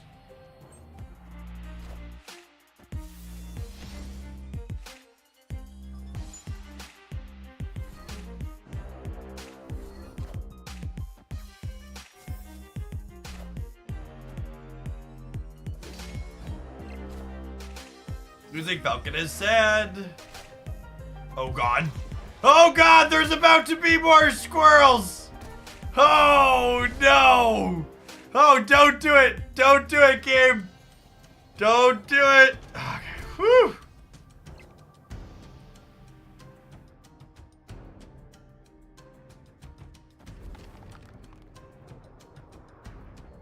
Did you get your free SpongeBob game on the PS5? Is that on PS Plus? I haven't claimed for this month, I don't think. This month, I don't think.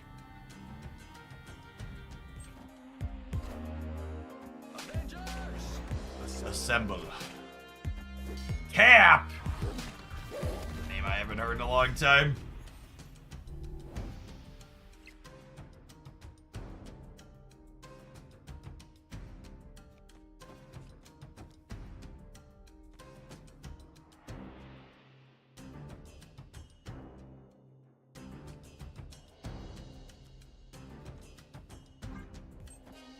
Nailed it, chat. Freaking got him. Titania's such a satisfying card to get people with. My brain always feels huge when she works.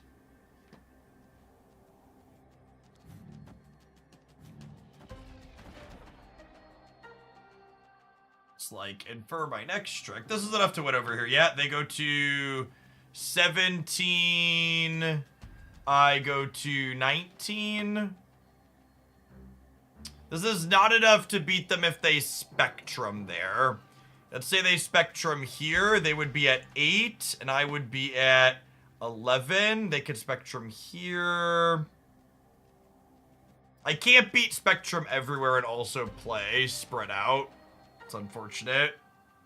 Loses to Blue Marvel. They're at 17. They would go to 20. Alright, play around Blue Marvel sounds nice.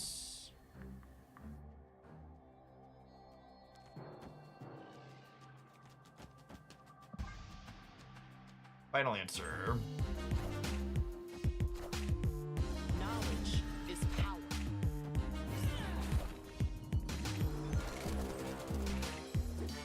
Oh, did I miscount? Oh, I counted Blue Marvel. Shit, we lose the breaker by a little bit here. No, we get them by 1? What a close freaking game. Victory.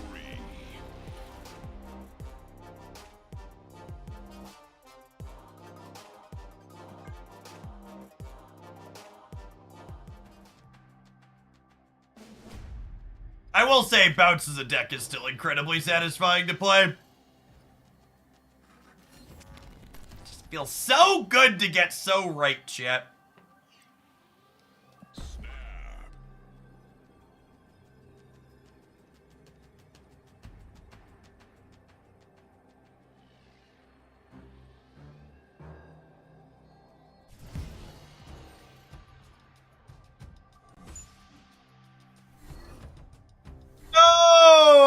Angela! Angela was the reason I waited to play Hood on 1. I wanted to play Hood to the Angela path and then Falcon her back.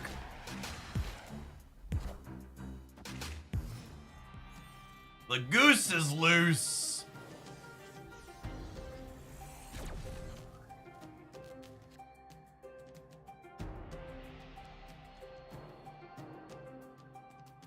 Is Sage better than Hitmonkey? I do not know the answer to that question.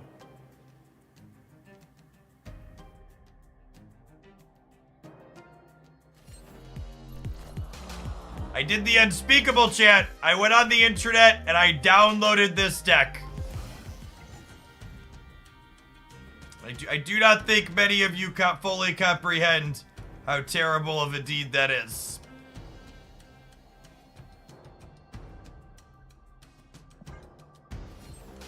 Oh my god, we have just been butchering this person with Titania, chat.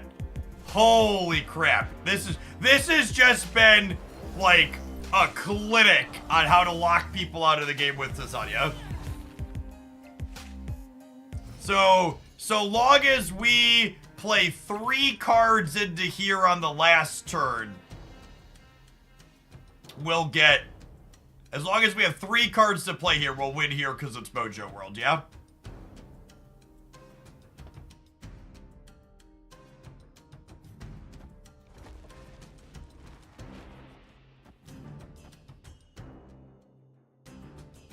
So we'll do this. We'll play Demon, Kitty over here, and Squanch over here. Oh, I can play 2 cards now in 1 next turn, can't I? That's a good call.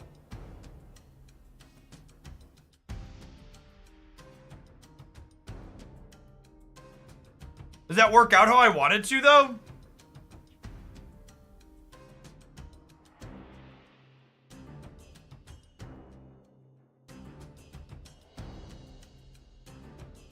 Not with Kitty. I think it's just this.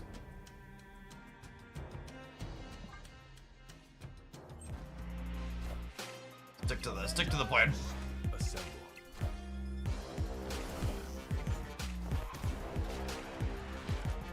Put a demon left. Keep in mind there is a Cosmo on the left, chat.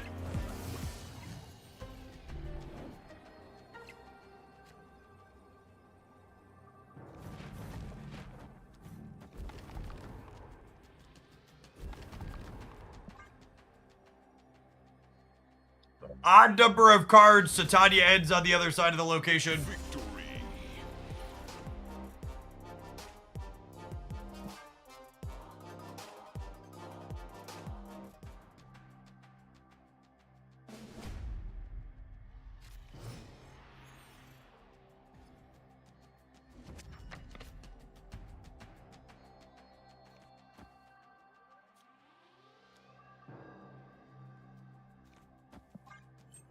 Bait. Misses too much.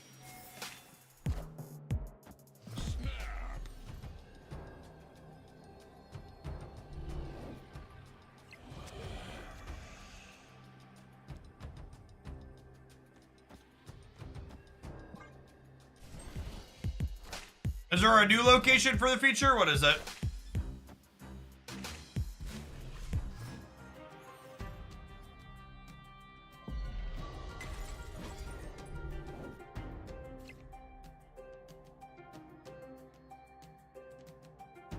Oh, World Forge. What's the rarity on that one? Anybody know? That's gotta be high, yeah?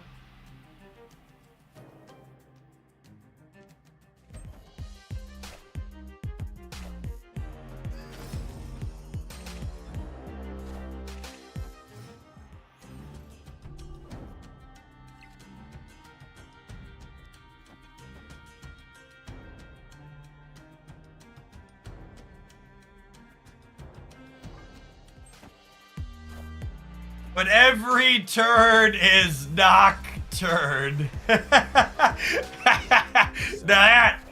That's funny right there, gamers.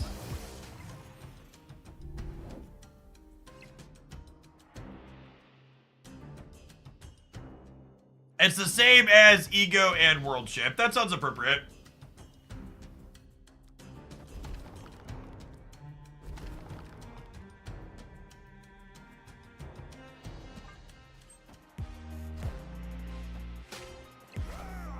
I'm punting Pet Mansion here.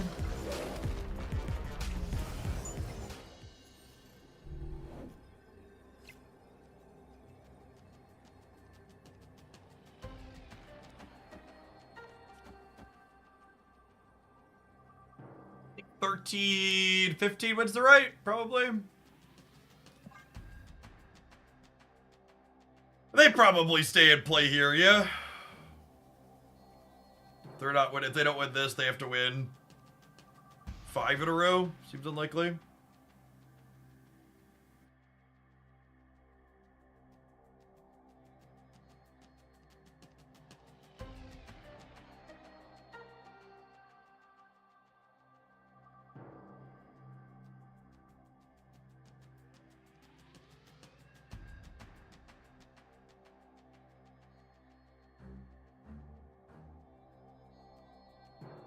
It's pretty unlikely in the opponent's deck, I think.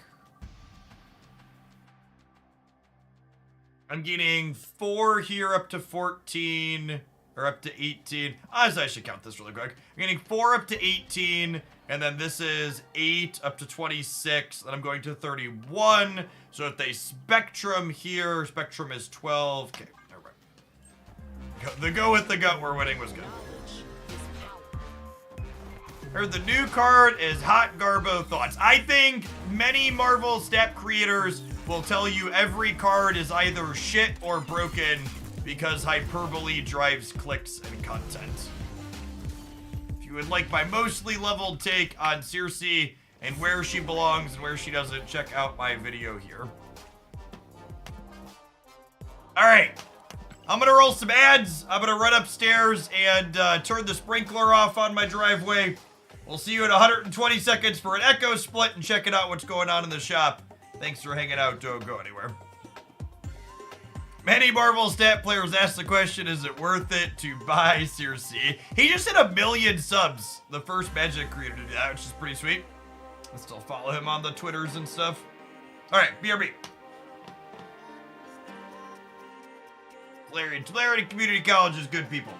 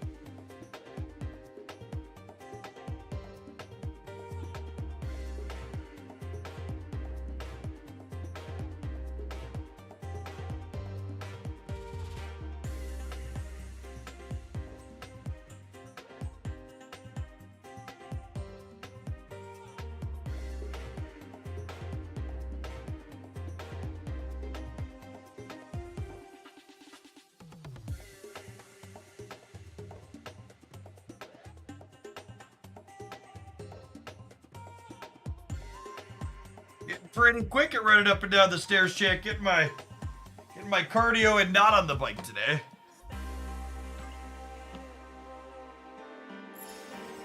A gold ticket with this. This deck's actually felt pretty clean. I see why it has solid stats on the tracker. Little bits feel good together. Is the driveway 2 hours up there, or are you actually watering the lawn? No, I'm watering the driveway. We had a new driveway poured on Monday night. So for the first 2 to 3 days after concrete is poured, you need to wet it so it cures more slowly.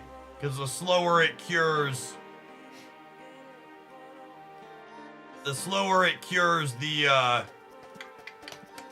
harder it gets.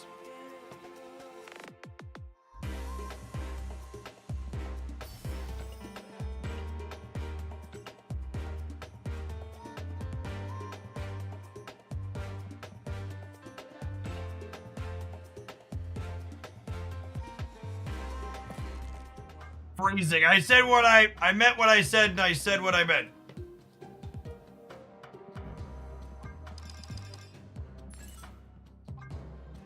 All right.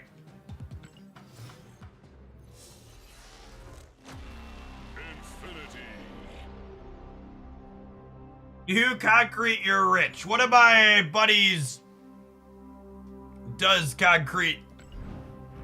We got it done at a good rate. It's 10-5.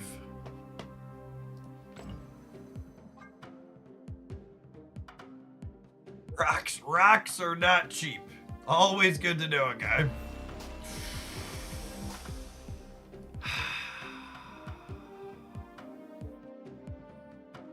We just got landscaping. I get a quote to redo landscaping every other year or so, and every time I see the number, I just think, nah, the neighbors can continue to hate the outside of my house.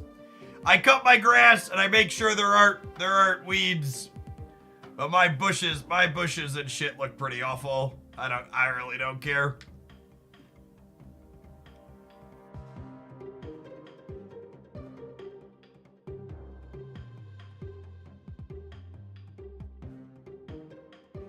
We need to split the hip. Did we split the hip once? Oh, I was going to split the hip, and then we were out of boosters.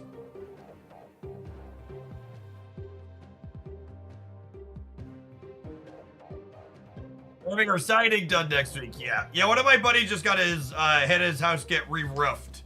It was like 26,000.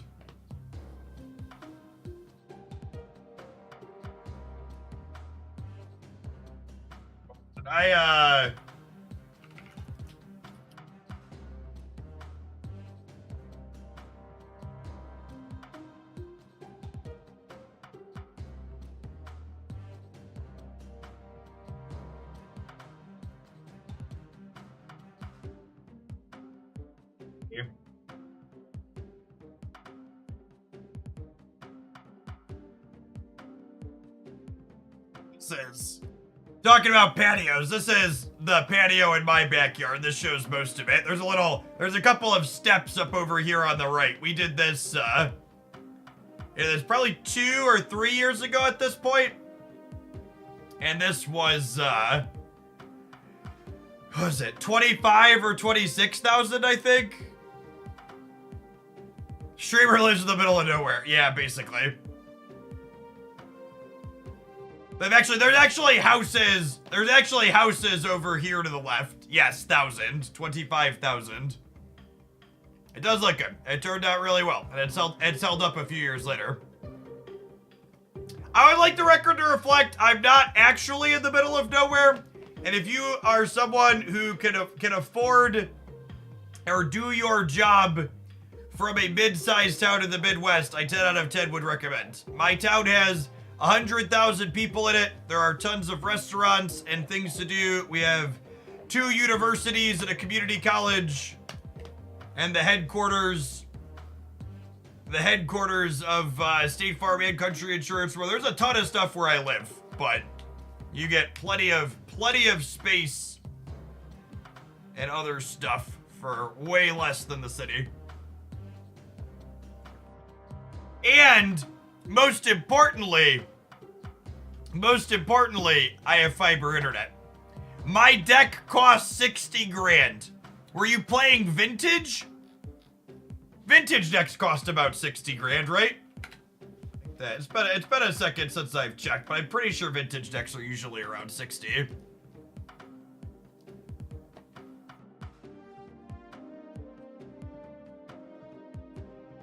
Yeah, I guess if you budgeted a little bit. Oath is 62, Jewel Shops is 67, Luris Saga is 63. It's not bad. You can't play Tinker for that much, but if you play some of the budget lists. For those of you at home that aren't ex-Magic the Gathering players, these are real prices of 75 Magic the Gathering cards that people sometimes shuffle and play with. 63,000, 67,000, 13,000, 63, 58. So like when I talk about, 13,000 I've spent on on Marvel Snap over 2 years.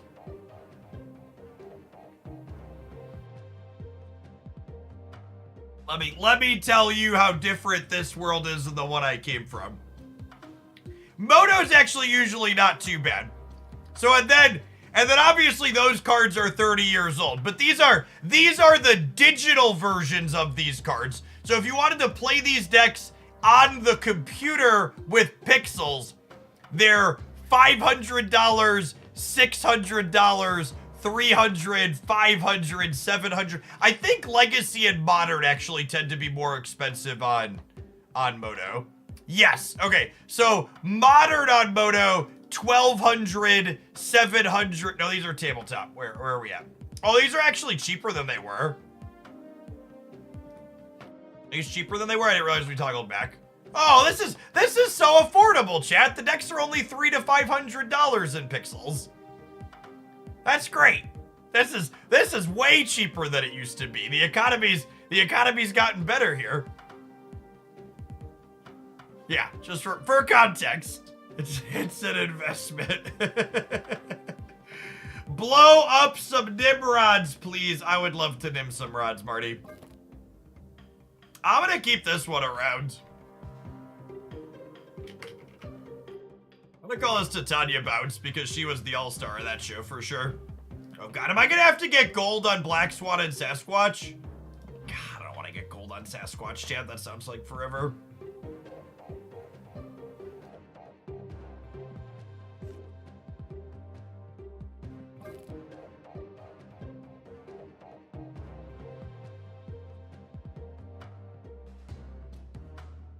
You are always going to have to get gold on them eventually, Jeff. They're snap cards. That's true, you know.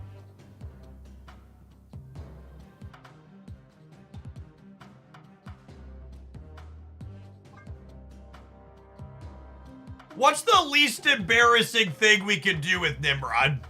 I actually don't know the answer to that question. I want to play Nimrod without Galactus. What's the least embarrassing way to do that? Phoenix Force? Yeah, that tracks. Phoenix Force.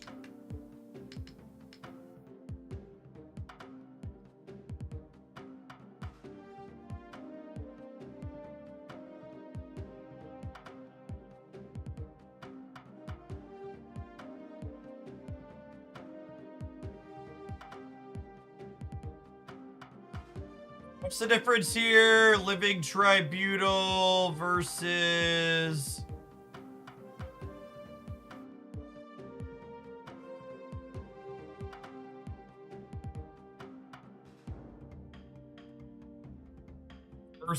versus Shang. No, I don't want to play Shang. That sounds awful.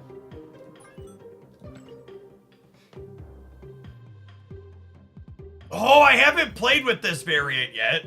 David Mack is so good at what he does. He's the same one that does the Echo that we've been splitting. I need to do these destroy cards at some point. Multiple man.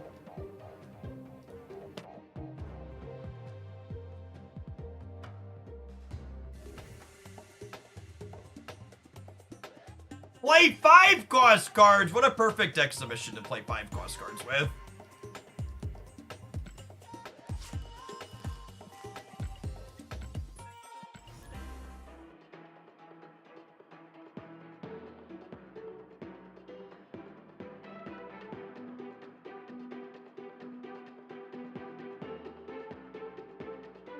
Marty.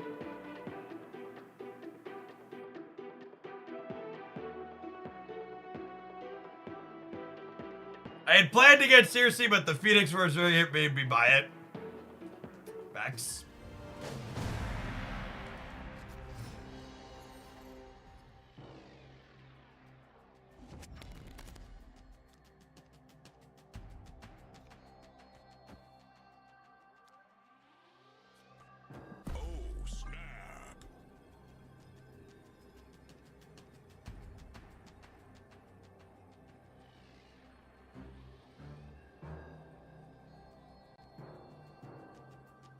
Living Tribunal looks strange in this deck to me. Living Tribunal is very good in this deck. It it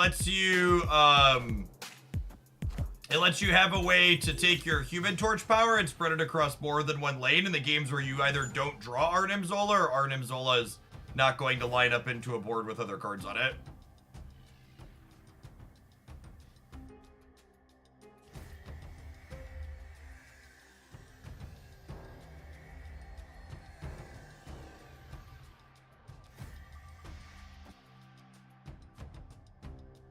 I was gonna do this, so that if we draw Venom or Deathlock, we can play them next turn. I lose the Carnage, but that's fine.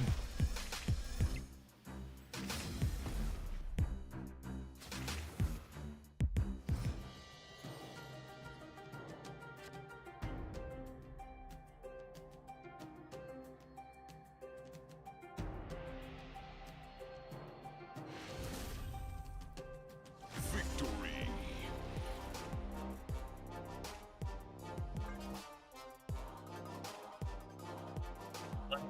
We nimmed a rod, and the opponent retreated. What a perfect first game.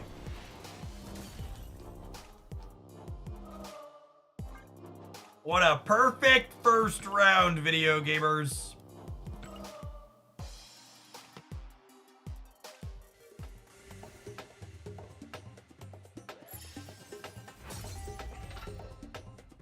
What time exactly does an OTA drop? An OTA is never late. It arrives precisely when it is supposed to.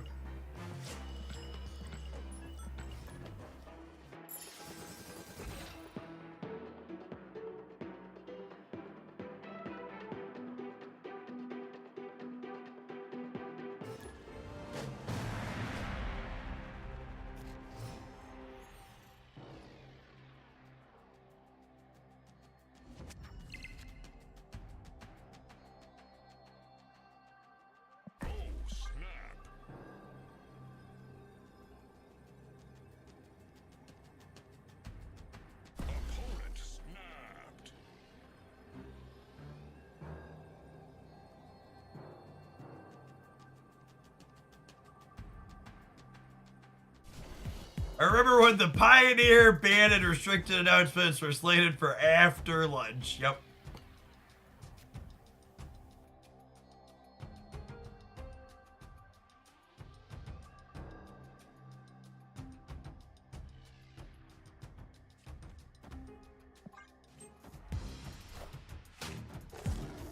All right. Any destroy nerd. Any destroy nerd. Zabu! There's a name I haven't heard in a long time. For turn 3, Crossbones!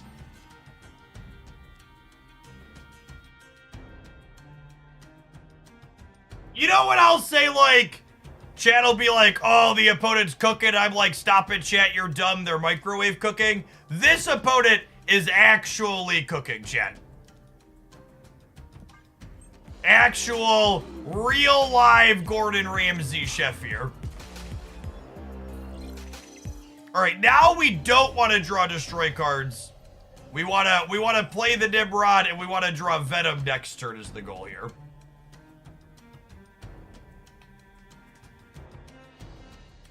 Oh, thanks for the raid. Hope you had a good stream.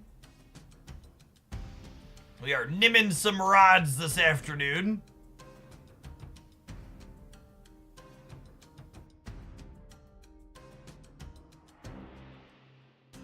So, I mean, ideally we hit the 25%er to spike Venom, but you're right, Carnage or Deathlock would also be solid. Perfect world, I want to spike Venom here. You hand them Tribunal. I mean, that's fine. If we had a destroy card, we're going to have 24 power, what's it called, everywhere.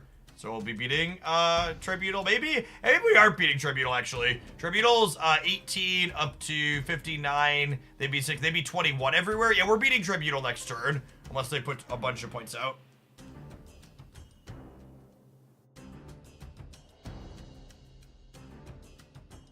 Cersi kind of impressed me, Roke. I wasn't expecting a lot from her, and she felt pretty reasonable. Scar and Mockingbird. Okay, we might be torched.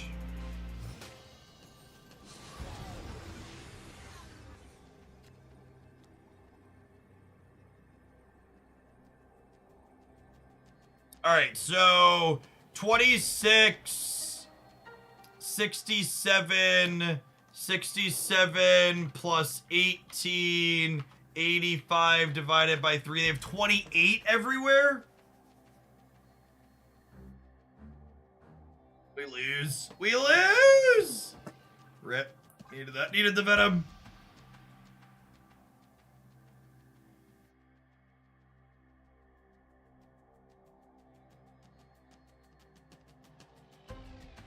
They can Arnim Zola the right. Nah, they'd hit the squirrel every time. Okay, buddy.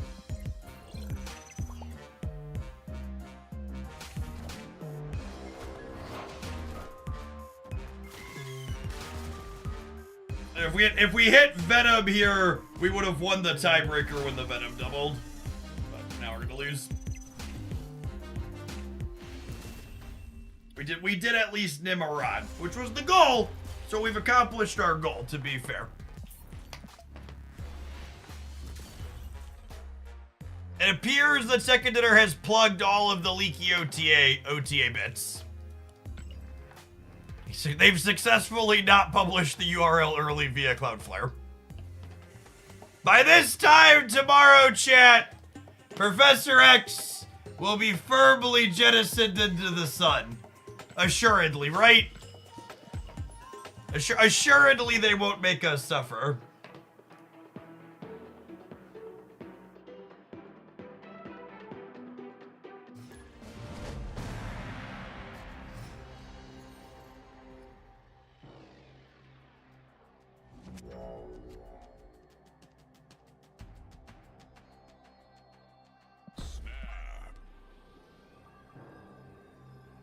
I want to believe, please.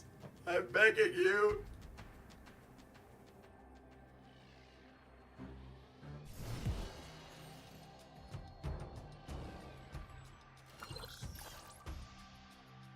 Angela nerf income. I've said it before, chat. But if they nerf Theta before they nerf Professor X, I will actually lose my mind.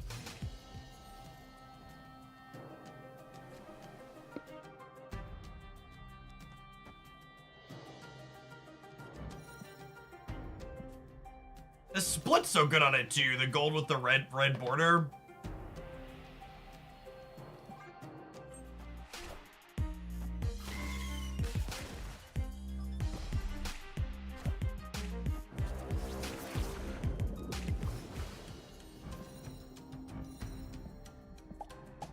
Scarlet Witch has so many good pieces of art.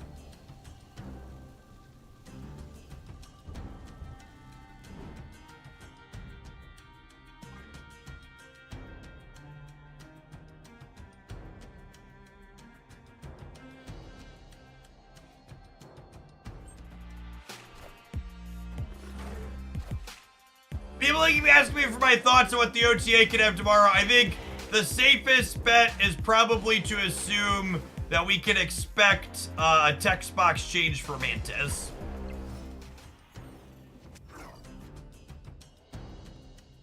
It's probably the most reasonable and safest assumption.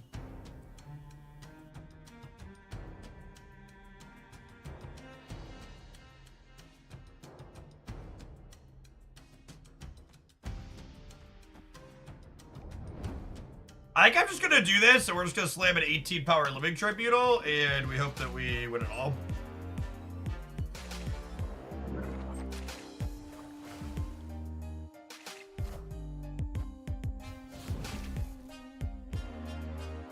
Oh my god, we just lost to the move change, chat. Last patch, our multiple man lives there. We lost to them changing the timing window.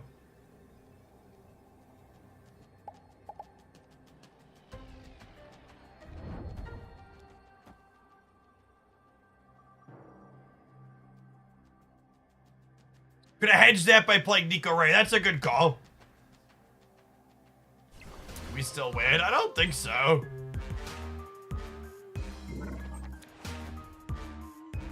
Do we? I haven't counted.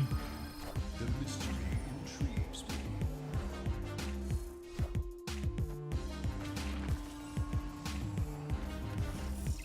Yeah, looks like we're torched.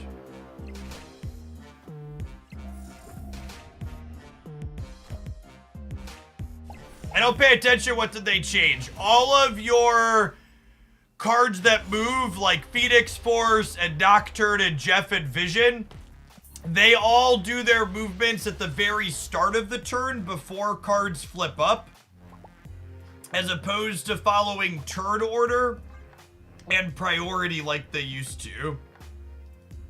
Yeah, all the previously tricky and neat Phoenix Force interactions just don't work anymore. Stuff like Hulkbuster is just a non-thing. It also made Hercules worse, which was probably good. He was a menace.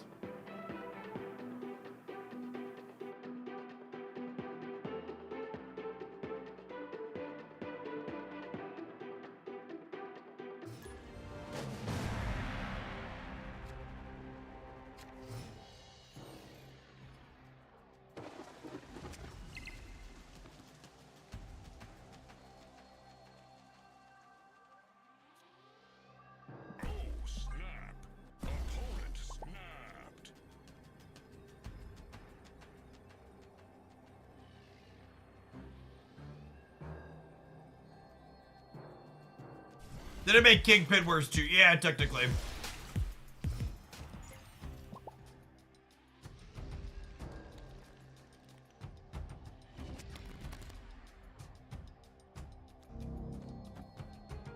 Is 3/5 Hercules a playable card? He probably is, yeah. I want to say 3/5 Hercules is a playable card. Maybe. It's definitely better than it is now. I think it might actually be good.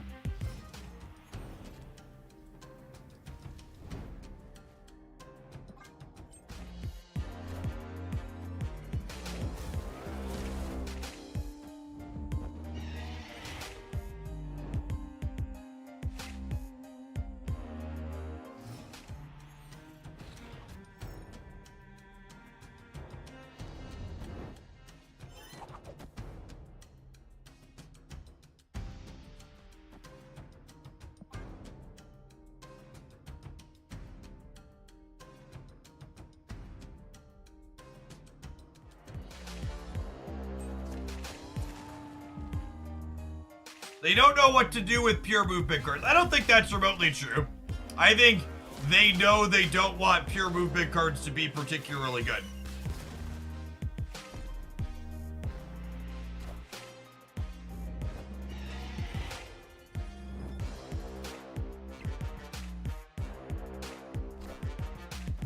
There was a leaked OTA. How? Did they mess up the URL again? I feel like if they messed up the URL again, we would have seen it already. Feel free to provide a link, CJ.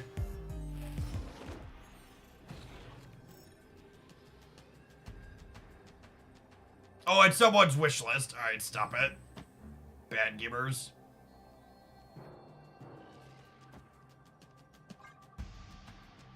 I don't know if my body's ready to die to a top deck Shang-Chi here.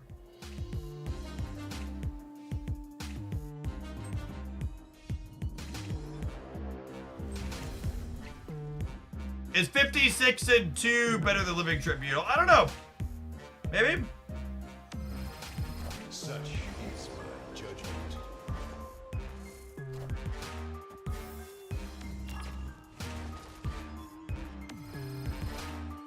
Minions to me.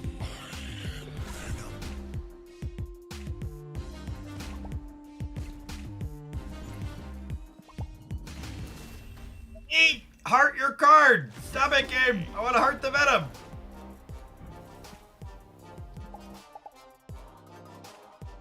Prego, thank you for the 11 months. Welcome back. Appreciate it.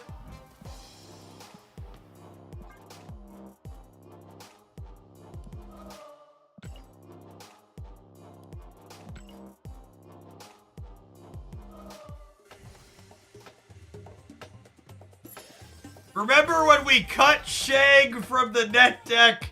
The Loki player remembers. Oh, man. Ain't that the truth? Remember when we looked at the net deck and we're like, nah, I hate playing Shang and Phoenix Force. Pepperidge Farms does in fact remember.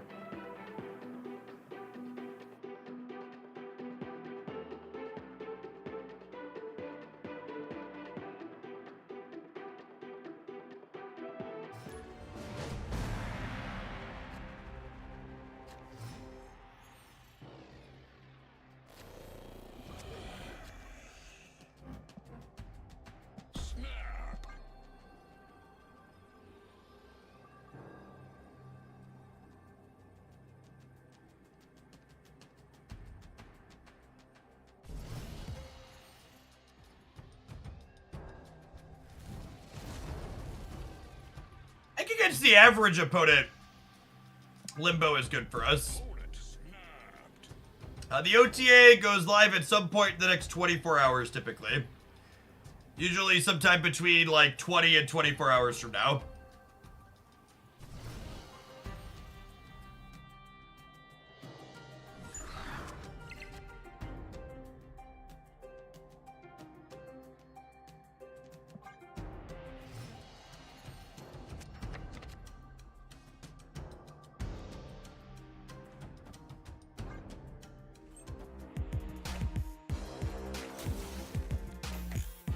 Negatives, one of the few decks where we are probably not favored with 7 turns.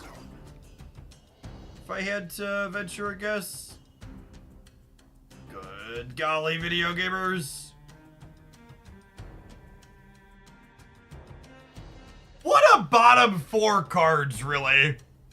If this isn't the peak Phoenix Force experience, I don't know what is. Hey, what's going on, Hasty? No fast drops here or anywhere else on Twitch. You can tell. You can tell Dara just stopped streaming Snap because we had our first person come in and type activate fast drops in a little while. Drops go at the same speed absolutely everywhere. You gotta watch 6 hours in some combination here or other places streaming Snap on Twitch to get all your drops going.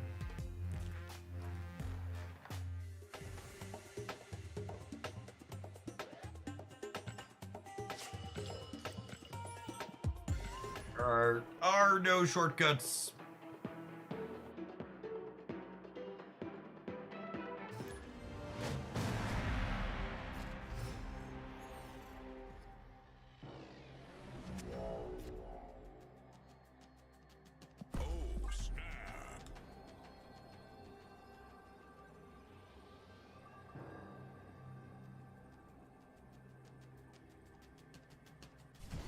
A new drop set. Drops are running for a good long time this time through because they wanted to give people plenty of time to pick up the Pride variants if they wanted them. So you've got almost 2 weeks still. It's through the 25th.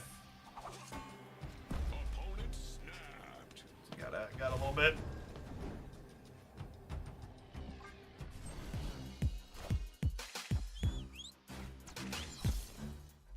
Well, they keep killing not Venom, so that seems good for me. Ice Banning Nimrod, less good for me. Probably dead. My poor combo deck, chat. Just cannot catch a break.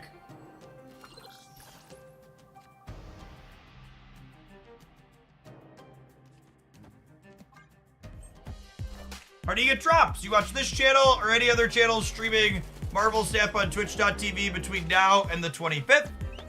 And then you go into your Twitch settings in your inventory, which you can check out at this link here. Very torched here. The literal sense and the figurative sense. Escaped. You'll be able to track your progress using that inventory link and then also claim them once you link your accounts. Pretty easy and straightforward process.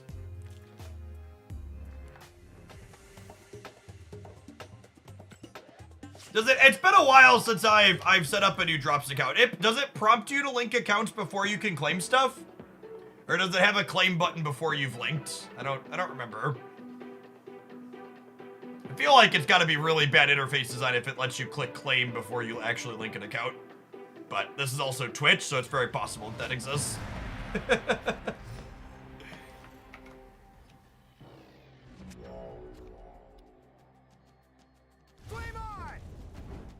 What are we doing today? Great to have almost 3,000 people in here for some Marvel snapping this afternoon.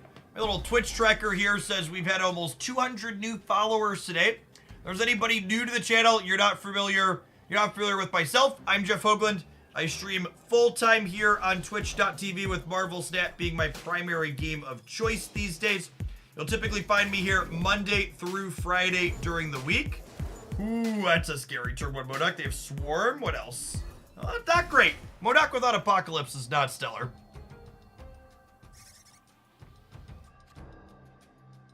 While Marvel Snap's been my primary game to stream since it released at the end of 22, I've been streaming on Twitch for much longer than that, over a decade now.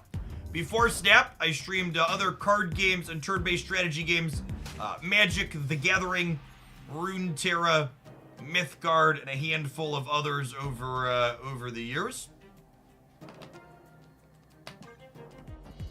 I imagine Snap will be my home to stay for the foreseeable future, though. While second dinner obviously doesn't always get everything perfect, it's really hard to overstate just how frequently they get a lot right. They are. In addition to their general live balance principles being good, they're also just been a great company to work with from a creator perspective.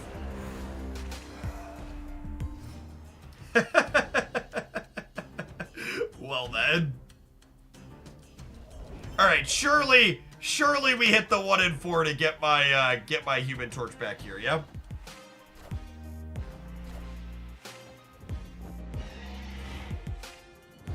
Flying squirrel! Squirrel! One of the nice things about Snap, as someone who had a deep Magic background before coming to this game, is when we have a bad metagame, you know, the Professor X's or whatever else is going on that we desperately wish was not going on anymore. It's nice to know that kind of mediocre metagame has a shelf life on it, right? Like there's always an OTA or a patch around the corner. You're not going to be waiting weeks or possibly months for format changes to land. All right, I believe Venom plus Nico are going to beat this Dracula. See if they spike their Apocalypse. Oh, they spiked the Apocalypse. Rip.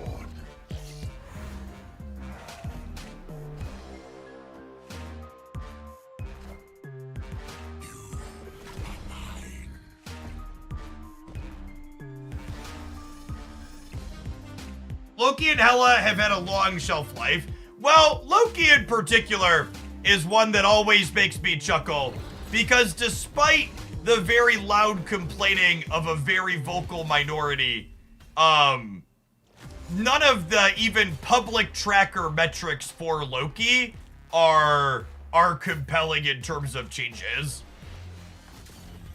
Like, Loki is the type of deck that people who fancy themselves good at card games have a strong bias towards playing, but none of the stats on any of the public trackers imply that Loki is particularly powerful. It's been a long time since any of the public tracker stats on Loki implied the deck was really good. And I do not think it is a stretch to say that all of the performance metrics we see on public places like Untapped are biased towards more competitive players. So whenever I see a average win rate or average cubes on Untapped, I would wager the stats for those decks on Marvel Snap's internal metrics are much lower. For example, it's often typical that a deck, when we see second dinner site high performance metrics internally, hits like a 56 to 58% win rate on the public trackers. And I would be shocked if the threshold for second dinner to take action against something that's problematic was that high. My assumption is that second dinner probably starts thinking about toning something down at least by a point or two in a deck list when it starts clipping like 54, 55, or 56 at absolute most win rates consistently. I was talking about my background earlier from streaming. Before I was a full-time streamer, I have a graduate degree and undergraduate degree in mathematics. And I spent time teaching at both the high school and college level with an explicit focus on stats among other things. Domino gaming, yeah, probably Blink Deck. That is a neon border gold domino with a blue fucking crackle. Holy, this is not a casual domino gamer. This is a, oh man, they're gonna get the draw off the Ambi. Got me. Or are they playing an all crackle deck? I think they're playing an all crackle deck. Nope, disappointed. They have all neon borders though. Nope, they don't. All right, I'm so confused. I'm so confused. All right, so Phoenix Force is gonna bring back our Human Torch. Ghost Spider is gonna pull it over. Yikes. Glad we got her out here at least. Her, him, them? I feel like Phoenix Force has gotta be a them, right? They've merged at this point.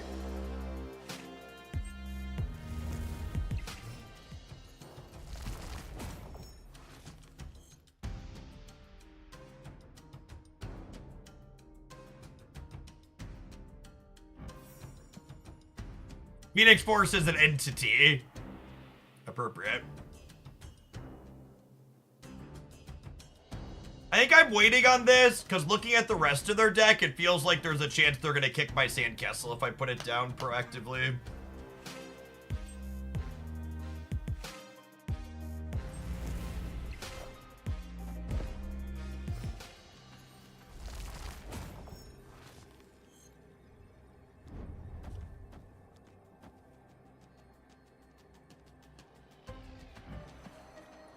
Technically, this is the most stats, yeah?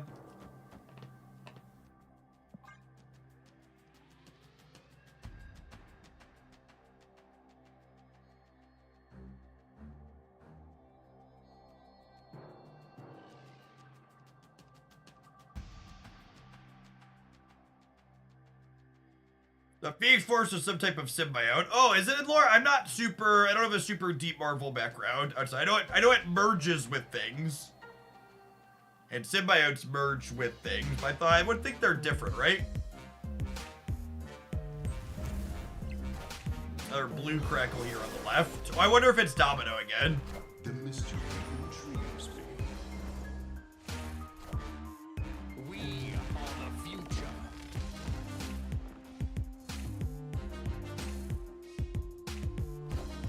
Yep.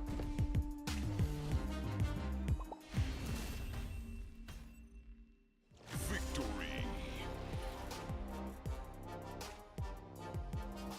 It's a symbiotic cosmic entity, not a symbiote like Venom and Carnage. There you go. Symbiotes are symbiotic, but not all symbiotic entities in the Marvel Universe are symbiotes. There's layers on this Venn diagram. There we go. I've parsed the lore. Lore achieved.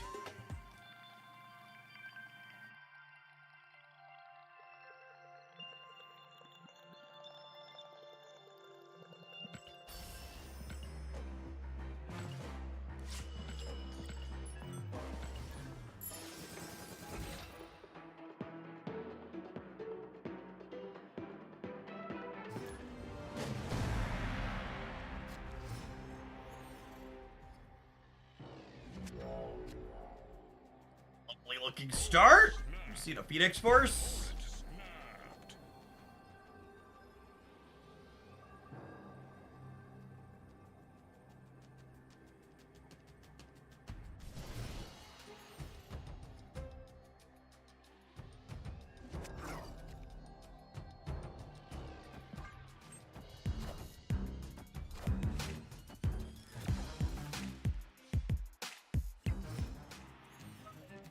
Oh, that's unlucky.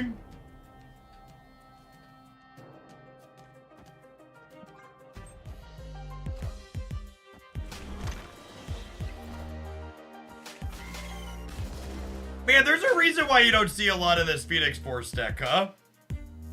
There are some real stinkers in terms of metagame matchups for it. We keep queuing into metagame decks and I'm like, oh, that's terrible for us. And then we hit another and it's just like, oh, that's also terrible for us. Oh no.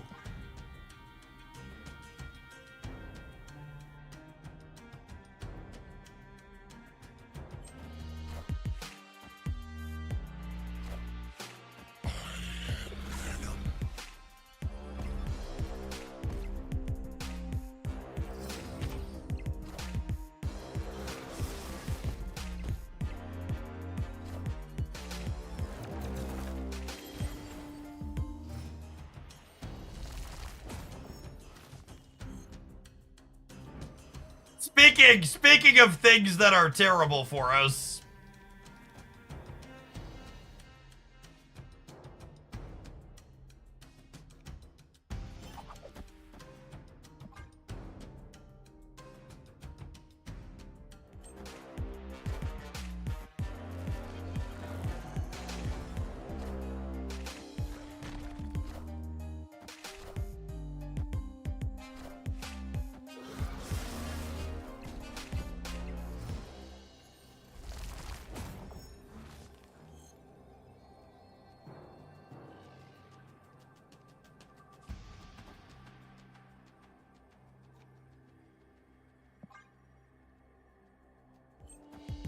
The mystery intrigues me. Oh, Nimrod would have won the middle. Sad. Should have assumed they couldn't resist the Cersi.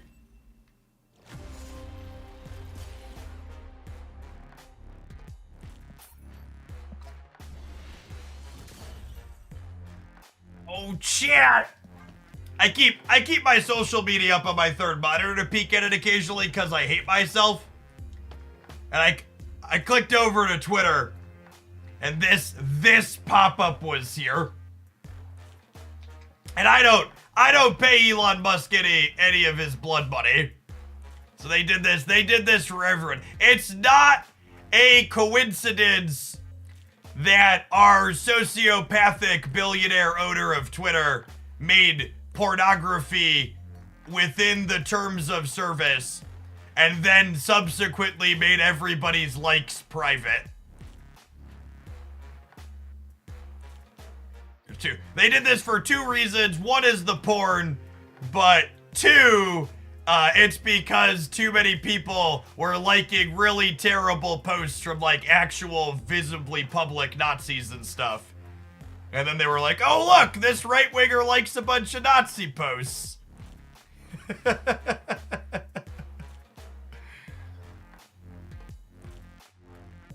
Yeah, it looks like it made everybody private, but I don't know if it's a setting where you could toggle it on or not, but it definitely just, I didn't toggle anything. I clicked over to my Twitter and that was just available, telling me that was just there, telling me that they were gonna be hidden now.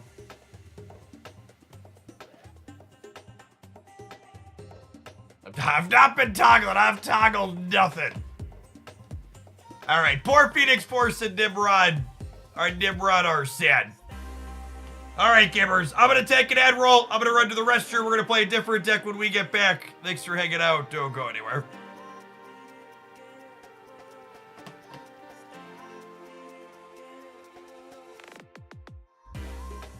Stand up. Stretch your legs. Get some water.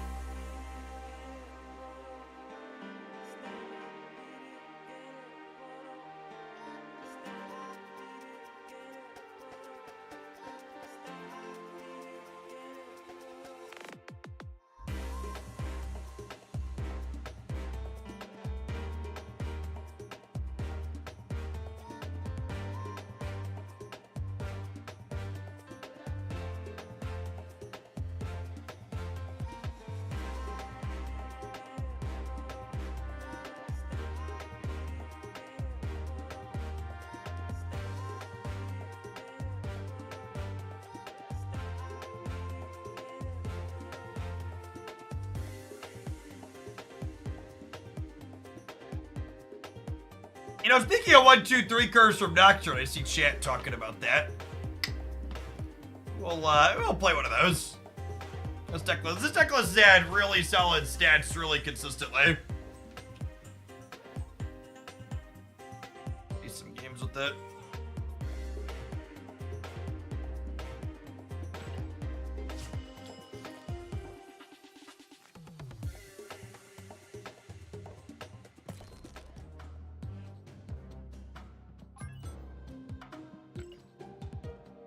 We're actually looking at it earlier, and Namora is actually unironically the top performing card to release in the last 2 months.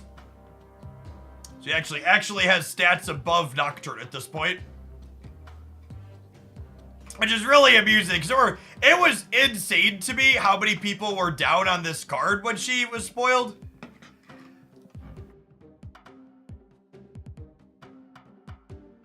Because it's like, she's a 5/16. That combos to bigger than that, and even in a fail case is often a 5/11 at least.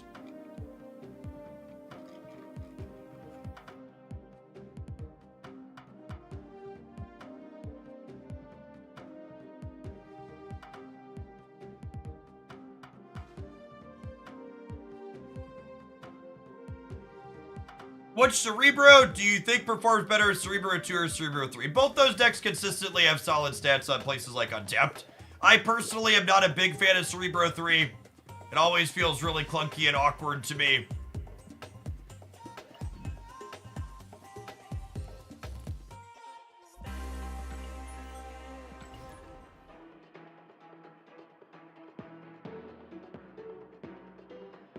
So I should technically rename this.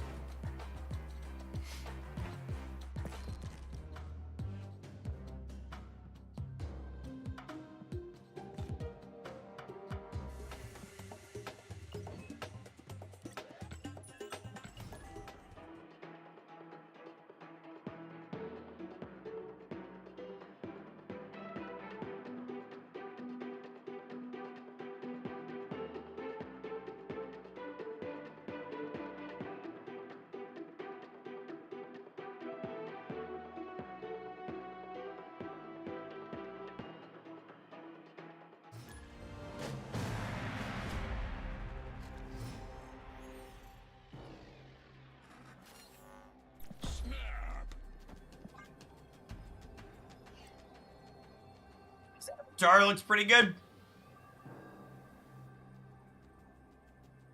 My favorite Gamora variant.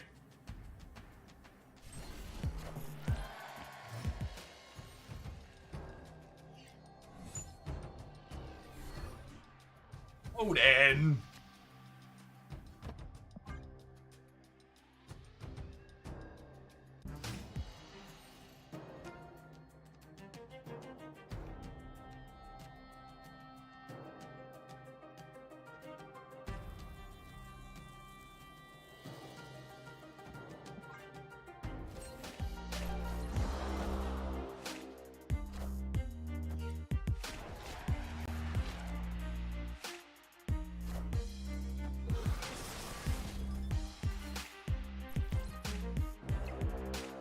Not want to clean out DC depending on where the Kit Kats go.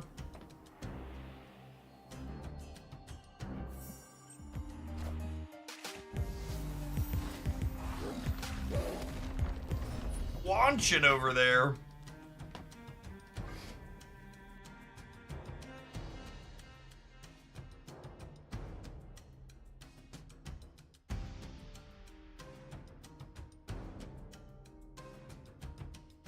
I think old Arrow would still be busted. That's an interesting question. I don't know is the answer. I feel like there's one of the things that was unique about the format when Arrow was really good is there weren't a lot of decks that were good at filling the board up. And that's really not the case anymore.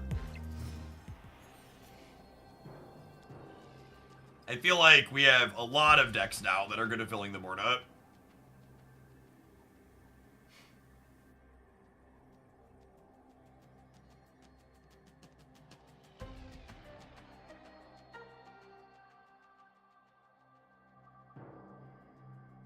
So if they Annie, they'd have to have a 1-drop as well. They already used their Hood and their Demon. Let's say they have a random 1-drop and they Annie here. They'd be at 15 and I'd be at 17. Well, they also discarded Annie. Yeah, that's a good shout. Good catch. I think it's just this, so we play for 15 in the middle.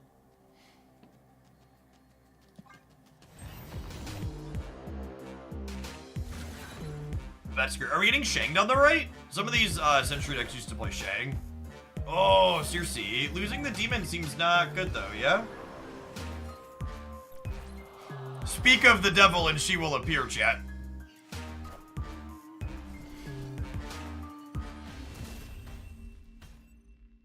Victory. Cannonball in its current state is a very different card than Old Arrow was. The only remotely comparable thing with Old Arrow and current Cannonball is that they're 5 energy cards that move your opponent's stuff. You gotta go to your inventory on Twitch to claim your drops. You can do that at the link there in chat.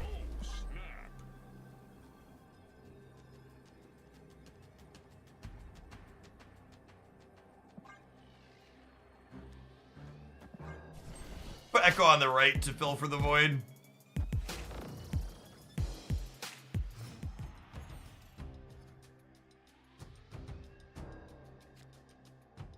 This keeps annoying.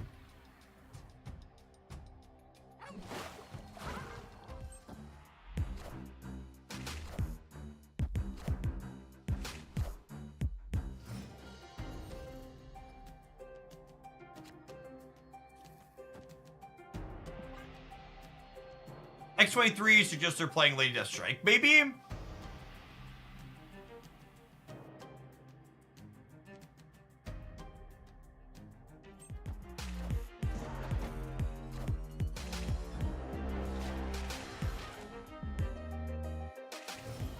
I should have gifted the Pride variants. I mean, you essentially get them for free. I'm not really sure what more you want.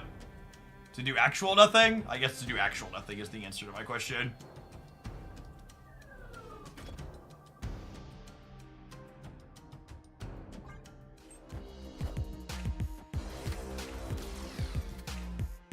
That is a quality Iron Sage. They're freer. What's the old saying? If Ben Brode put $100 bills in Spotlight caches, the gamers would complain about how he folded them.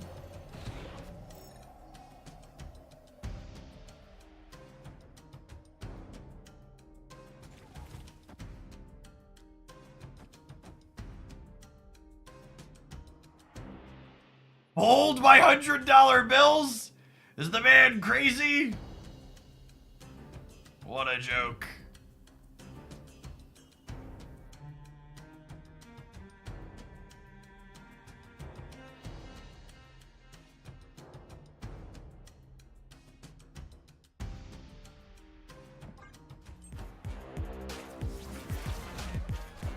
They didn't want to use Twitch for moral reasons. Also, they had a blue check on Twitter. Actually, just can't make this stuff up.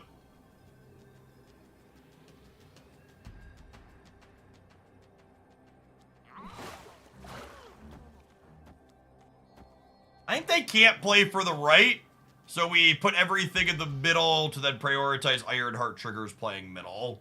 And we'll still get incidentally some more here.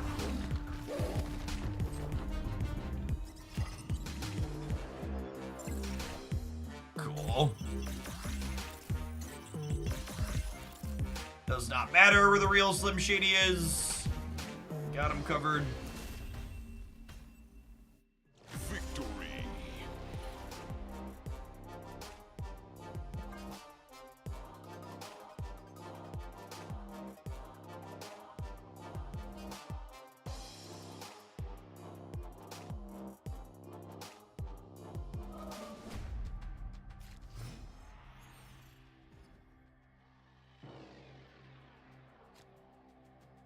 Snap.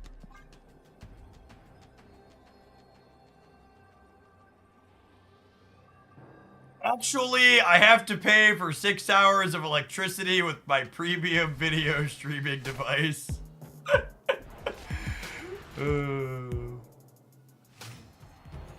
That reminds me of the twat from a couple of weeks ago when we shouted out a smaller content creator. They told me that following someone on Twitch wasn't free. It's been a while since I rolled that hard.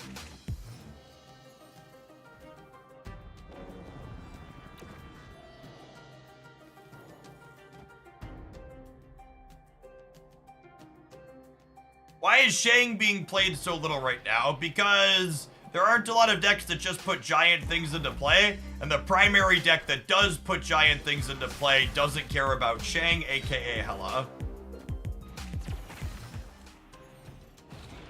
Their explanation when they tried to justify themselves before I removed them from my chat was that having someone appear in your follower list down the left side of the screen meant you had to scroll through the list. And that there was a real cost associated with having too many people to scroll through. Wow, Nocturne. Why would you choose to be this violent?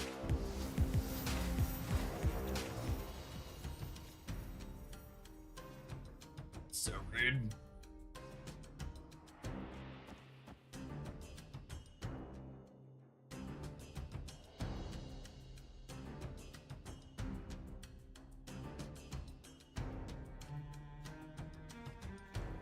I think it's this, then we'll just Odin next turn.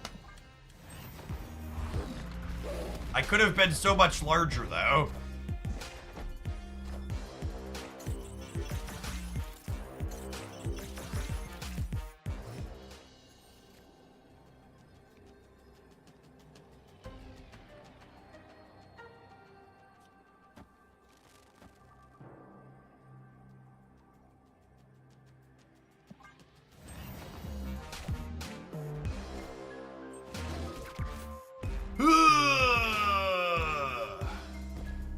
I mean, there's a chance we still win this game, yeah?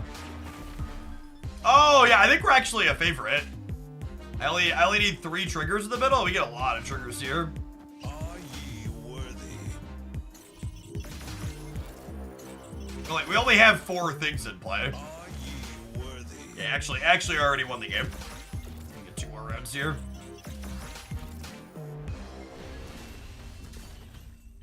Recently got into this game, I just hit rank 73. Nice climb in, Burpee.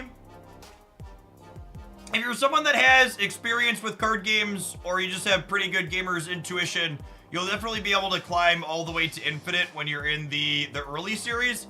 Thanks in part due to Snap's collection level based matchmaking, you'll pair into people who are similarly new to you. You should be aware that if you do eventually break into Infinite, though, there's no collection level based matchmaking there, and you'll start hitting people with fuller collections, which becomes a little bit more challenging. If you find your way into Infinite and you feel a little bit stuck there, playing the Conquest queue has collection level based matchmaking still. It's a good place to jam once you're post Infinite. There's also extra prizes for in here, which are reasonable to grab from the shop as you play. It's the only card game I was ever able to get into. Yeah, that's true for a lot of people. Snap does a lot of little design things right that do a good job of pulling in people who wouldn't be interested in other card games.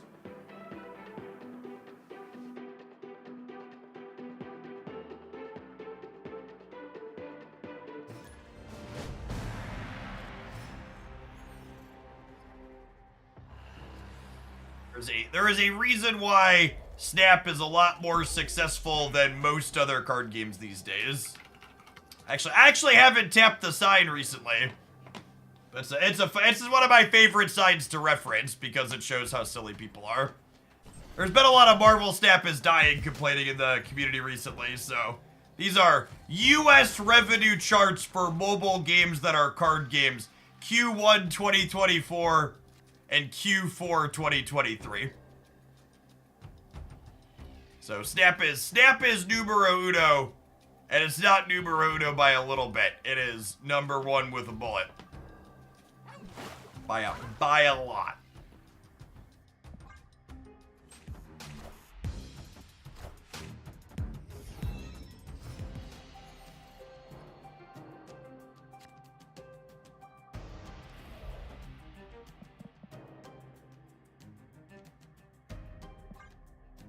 Yes, that's just mobile revenue for all those games, and it's just US. So, like, even strict comparisons aside, comparison to other card games, Marvel Snap itself cleared making almost 12 billion, a little over 12 billion, a little under 12 billion in the last 2 quarters that are finished now, just in US mobile revenue. Okay, and this is the real strength of this deck. I think we're gonna get to see our deck go over the top of Hela here, hopefully. We get to set up Wog into Namora, into Odin the Namora, and you're gonna see our points just go.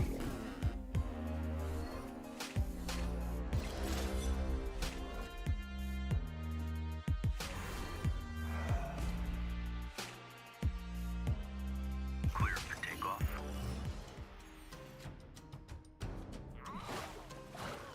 I came to this game from Yu-Gi-Oh! And this game has cost me way more just from cosmetics alone. Yeah, I mean, so if you haven't seen it before, I have a full breakdown on Snap's endgame economy, talking about how much it costs to, like, keep up with just the cards. And, like, being card complete in Marvel Snap only costs about $80 a month.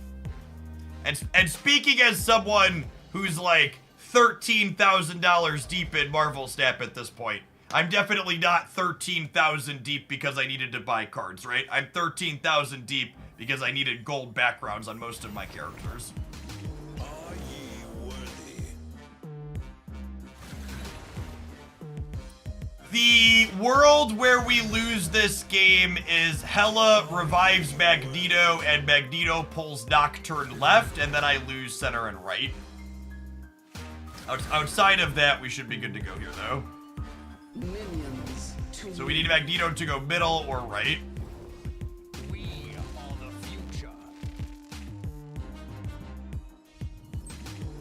Yeah, and this shows one of the reasons why this deck has the powerful stats that it does. It literally just gets to go toe-to-toe with the big dog combo deck in the format. You're just like, okay, what if we just, like, made 230 power lanes? Is that good enough? Cool.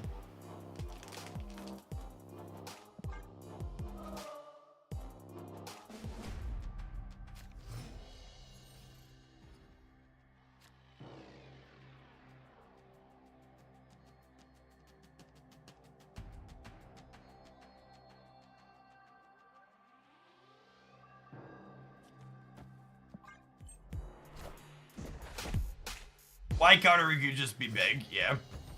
And this deck has the ability to, like, flex it. Like, obviously when you're going for the pure Odin combos, you have a little bit less flexibility where your numbers end up at.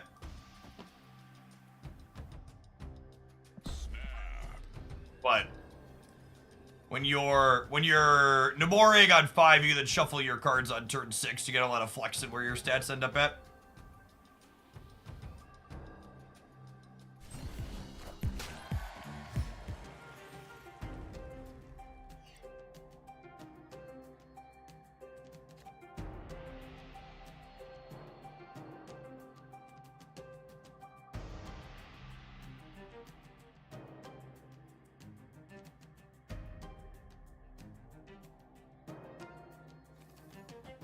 First.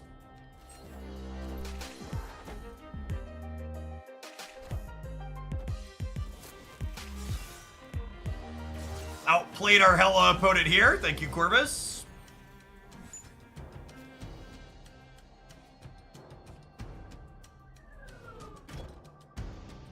I was actually just about to make a comment, not Maggot. You can always tell when I'm at the top of the category for Snap because the average quality of the comments that we get go down dramatically. Holy, some of the comments people have made in the last hour or so since Dara signed off. For those of you that are new here, we believe in moderation. Throw these over here, I think.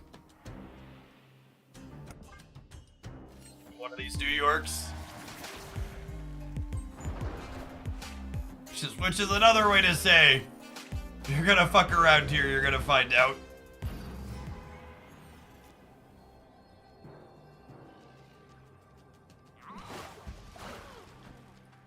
So Odin doesn't loop, but I believe it gives us an extra round of Ironheart triggers. Yeah, so we should Odin, trigger Odin. I believe I get 2 rounds of this out of this. So I think I can stay here. Also, it's Silver Conquest, so it's like...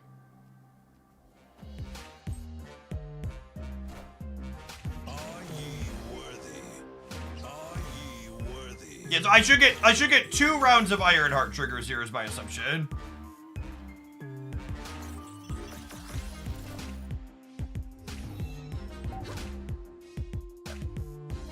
Yeah, back into the game. How good is rank 73 for collection level 600? That's really solid. Because at collection level 1600, there's not a ton of collection level based matchmaking anymore. So you're playing into other people that usually have solid collections like you. Yeah, it was a solid Odin. He was 8 plus 2 rounds of 6. So he was 14, 20 points on the board. Not bad. Are there really streamers who claim that you can get drops faster in their channel? There are. It's very silly. And like, if you're someone who has like a lot of experience on Twitch, like, it's like, oh, who would ever believe that? But you have to realize, like, during drops on Twitch, the Marvel Snap category, on average, has somewhere between 2.5 to even 10 times as many viewers as it does when drops aren't going on. And all of that increased viewership is largely people that have little or no experience with Twitch as a platform.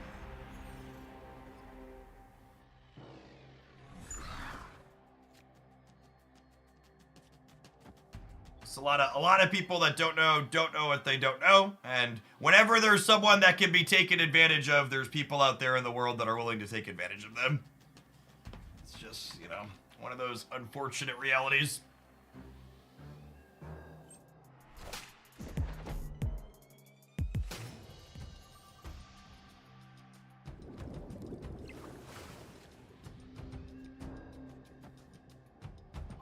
Savage lands. A little bit savage for our deck, makes Demora a bit worse.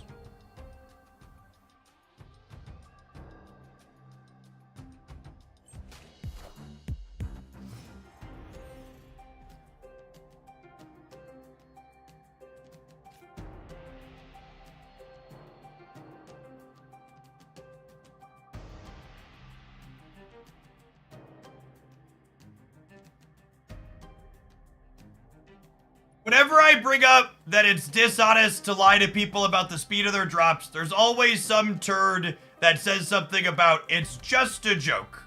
And I like to refer to this concept as Schrodinger's asshole, where everything you say that's shitty is both simultaneously true if you believe it's true, but also it's just a joke. Why can't you take a joke if you call them out on it not being true?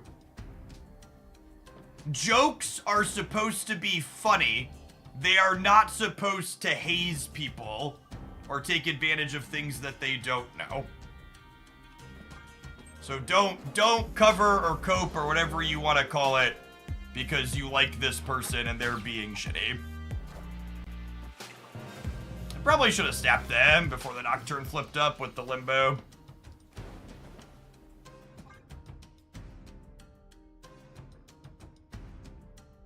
Yeah, if it was just a joke, there wouldn't be constantly people that come into my chat and that are like, wait, those aren't real? What do you mean?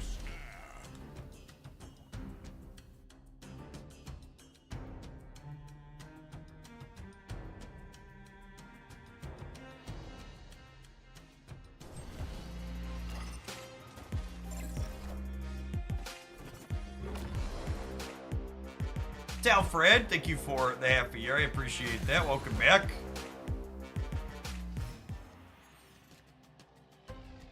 Does this ever win the game? I think it does some of the time, yeah?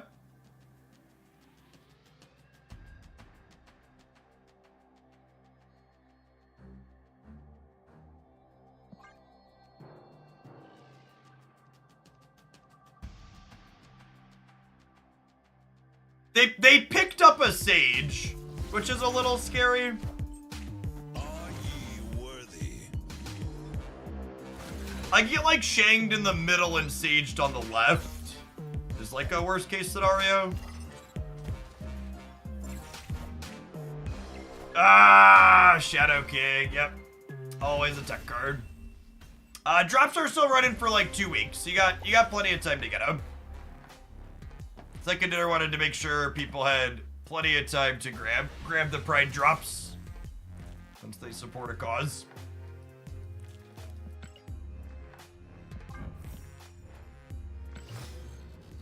Close game, all things considered. Frame break. Missed it by a singular point there. This deck lets us farm Echo Boosters, which is nice. Yeah, the opponent's deck typically runs Shang as well. Usually they're like a Shadow King Shang Dokok deck, a lot of disruption. That's a sweet Echo variant. Yeah, it's by David Mack. I think he's one of my favorite artists in the game.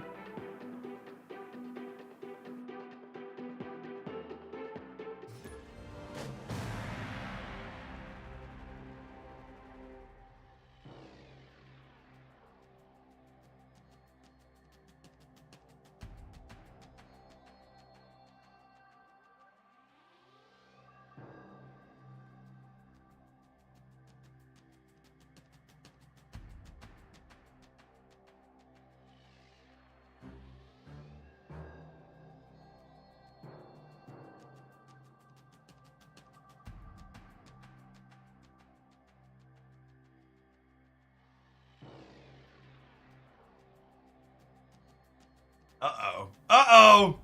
Did our opponent disconnect or did we? It says waiting for opponent 0, but it hasn't errored out yet. Are we the opponent, chat? Are they waiting for us? Maybe? Maybe Snap had a moment there?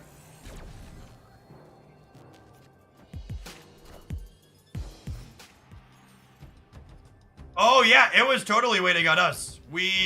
Wow, what a brutal client disconnect bug. We missed the turn 1 Ravona from this, and then she got freaking iceboxed? But Brode's out to get us this game, gamers. Actually rigged. Asgard, Mjolnir.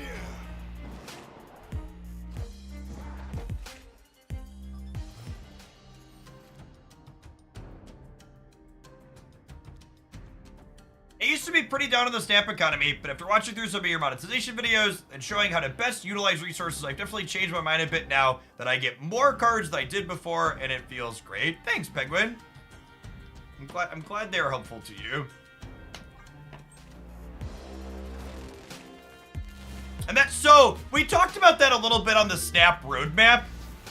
One of the things down on the Snap roadmap was economy improvements.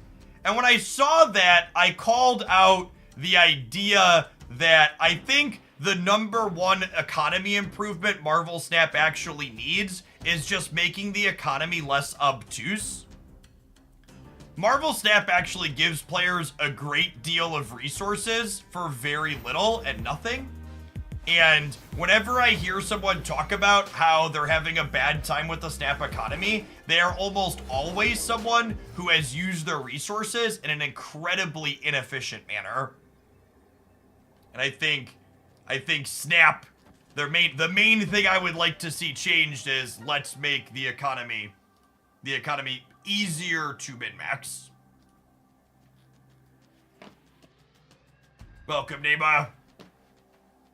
Only regular speed drops here, and everywhere else. Yeah, like, and that's the messages like that are what's always feel a little bit bad about that. They really go against the whole it's a joke thing, right? Like, they followed my channel 20 minutes ago, and their very first message is coming in to use the fast drop scam message because they don't know that it's not real. It's such a bad look for the Marvel Snap community as a whole. Like, I can't imagine I would ever want to come back to a space if my first experience there was like getting scammed. Victory. Or getting scammed / being the butt of somebody's joke.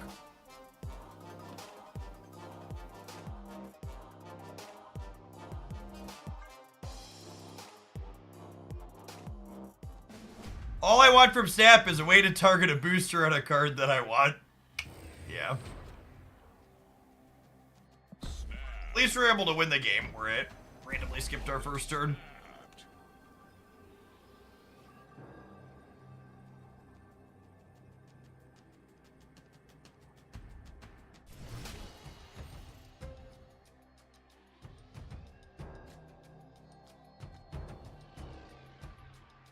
It does make chat kind of scuffed when the chat is just everyone spamming the same message.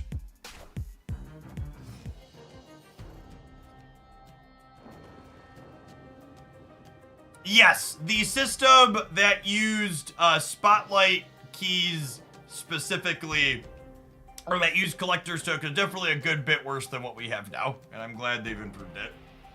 Okay, so what if I do this turn, and then actually I don't need to. I can wait on that, right? I'm gonna Nightcrawler here for now. I'm gonna Nightcrawler here for now.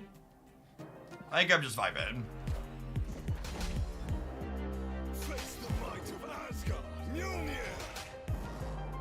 And we're looking for an Iron Heart or a Namora here.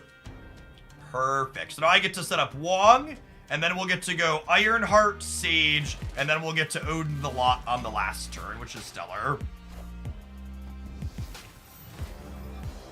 Oh, you know what? With Sage in my hand, I actually should have played the Nightcrawler Center on turn 2, because if I would have played, the Nightcrawler Center, he would be here, and then Sage would get to trigger off of his stats. Would be ideal.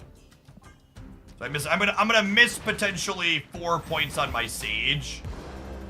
No, actually, I guess that's not true, because Nightcrawler's guaranteed to be the same points as Wong. Okay, it actually didn't matter the way it plays out.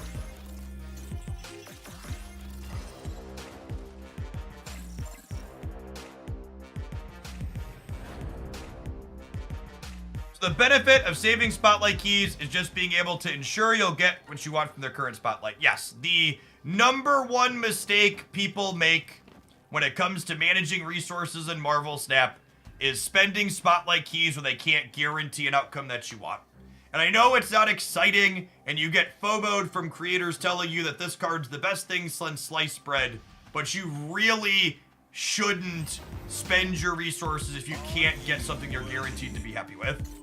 There is a chance we lose this game because sometimes these Thor decks are like Shang-Chi Shadow King decks, but if they're not a Shang-Chi Shadow King deck, we're about to put them deep underground here.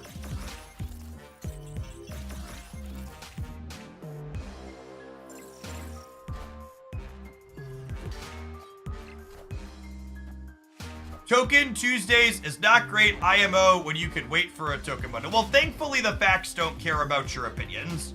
So the numbers, when you actually look at Token Tuesdays versus other bundles, is that the gold bundles that run infrequently with extra collector's tokens in them are only marginally better than the best Token Tuesdays deals. And if you are consistently buying the, I believe it's 1,200 tokens for 1,500 gold or something, I forget what the best one is. My economy video breaks it down, but basically the best Token Tuesdays is very good. And you will very occasionally get ones that are slightly better, but they're not enough better that you should be skipping the Token Tuesdays that are ideal typically. And again, if you're a free player, a season pass player, or a whale, this video here breaks down the most efficient way to use your resources in the Marvel Snap economy to get the most out of what you're doing. Someone said, I'm stuck at rank 73. I'm stuck at rank 70, sorry. For the life of me, I don't know what to do. I've tried different decks and nothing seems to work. That's because the specific deck that you are playing is not particularly important for climbing in Marvel Snap. You'll often hear people say climbing boils down to snapping and retreating appropriately. And while that's true, that's really shorthand for something that's a lot more complicated. The thing that you need to be able to do in order to snap and retreat appropriately in Marvel Snap is being able to understand the output range of every deck you are playing against.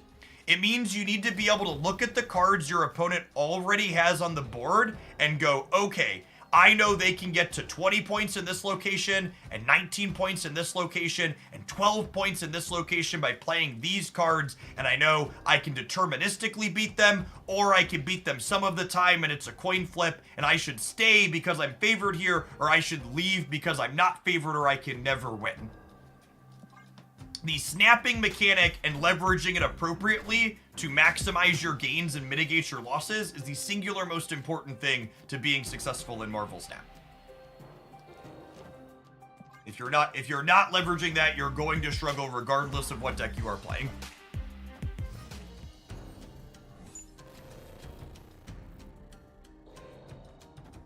Hey, thanks Marcilio for checking out our sponsored game this week. Watcher of the Realms and Clearance Stage 2-6. I appreciate that support of my content.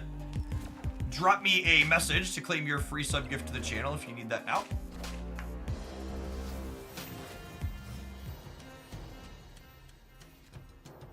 Well, thanks to White Widow, we are...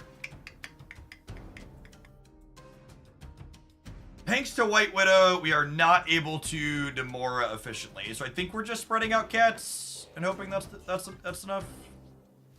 Oh, I should have put... Should I have put this down? Maybe. Oh, that's so unlucky. Damn. Cannonball's pretty good, shit. I think we're torched. I think we're torched.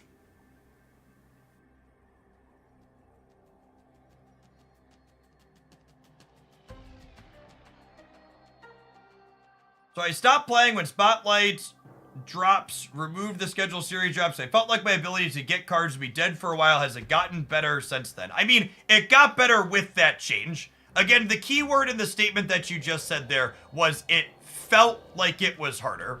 As someone who has spent lots of hours running through lots of numbers in the Marvel Snap economy, every single time Second Dinner has iterated on the Marvel Snap economy, they have made it objectively cheaper and easier to get access to new card releases.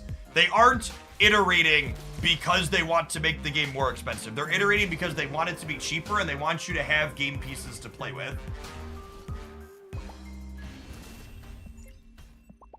They also want to make a bit of money, which is why you can't get every single card right on the day that it releases for free.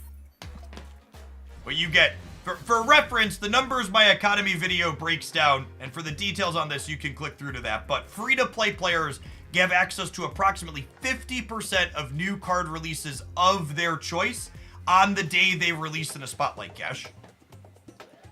Season Pass players get access to about 75% of cards. And then to be a whale / dolphin, whatever you want to call it, and get every card on the day it releases, it costs about 80 bucks in US currency per month to achieve that. Which is not a small amount of money for most people, but it's also significantly less money than most other digital card games charge. As a point of reference, I played Magic the Gathering full-time before I played Marvel Snap, and it cost me somewhere between $250 and $300 a month in that game to have all of the cards when they released.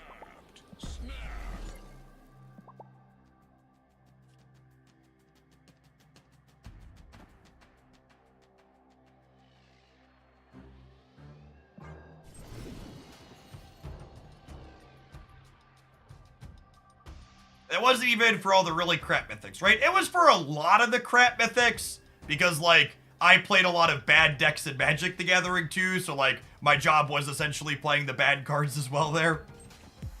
So, no, technically not all of the crap mythics, but most of them. Really want to draw Nocturne to deal with this Dream Dimension, ideally, here. Sage. Sag. More like Sag.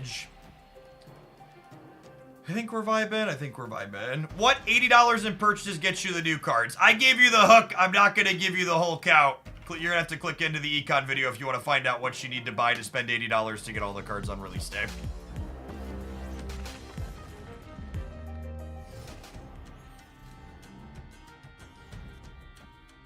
Yeah, I got 3 kids to feed, chat.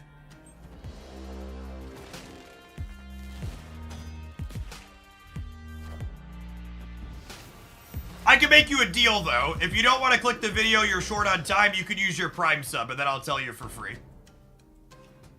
I would also accept those terms. Okay, so we're hoping to spike Ironheart or White Tiger on the Iron Lad, so we can Odin it next turn.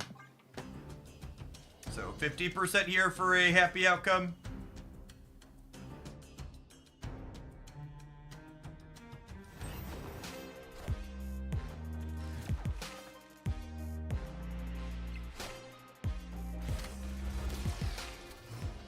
Yu-Gi-Oh! Has 14,000 cards. You wouldn't expect to get all of them. Yeah, definitely not. In fact, one of the things I always found kind of interesting about the discussion surrounding Marvel Snap is that Marvel Snap is the first card game, digital or otherwise, I've ever played where people seem to put this really high priority on having absolutely everything.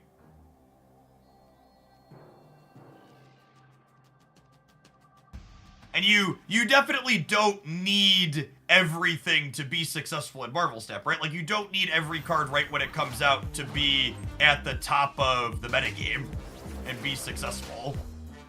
Are ye worthy? That doesn't matter. Go.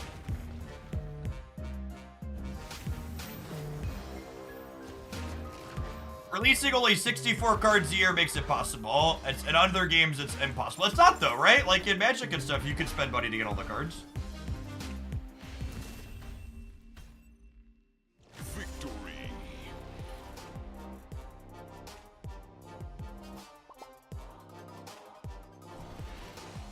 Hold it. All right, gamers. We never run ads in the middle of gameplay here, but I did mention that I've got kids to feed, so we do have some adverts to roll. I'm going to take 120 seconds from gameplay content. We're going to play a different deck when I return. Appreciate everybody hanging out here on this Wednesday afternoon. Don't go anywhere. We got plenty of Marvel Snap coming up.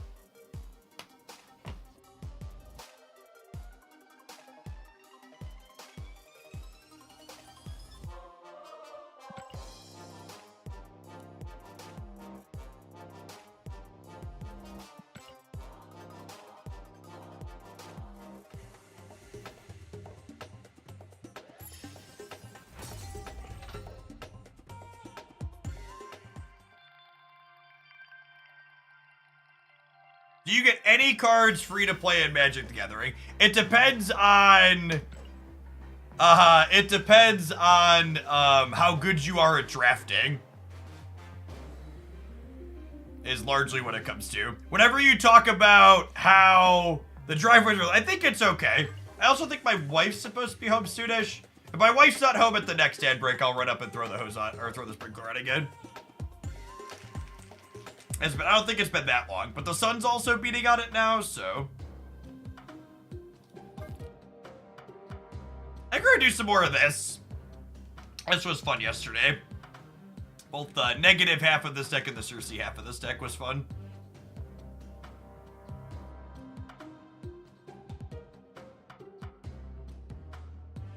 I don't understand the context. So, I had a new driveway poured Monday evening, and for the first 2 to 3 days while concrete is curing, you're supposed to wet it down several times per day, because the slower it cures, the harder it'll be when it's cured fully. So I've been running up and back and forth in between adverts to turn a sprinkler on that's on the middle of the driveway and then turn it back off the following advert break, so it can be wet down periodically over the course of today.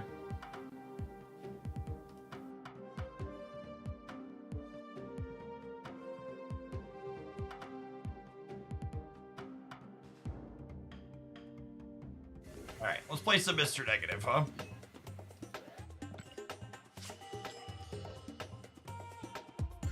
No, I'm not just letting the sprinkler run for 24/7. That sounds like a huge waste.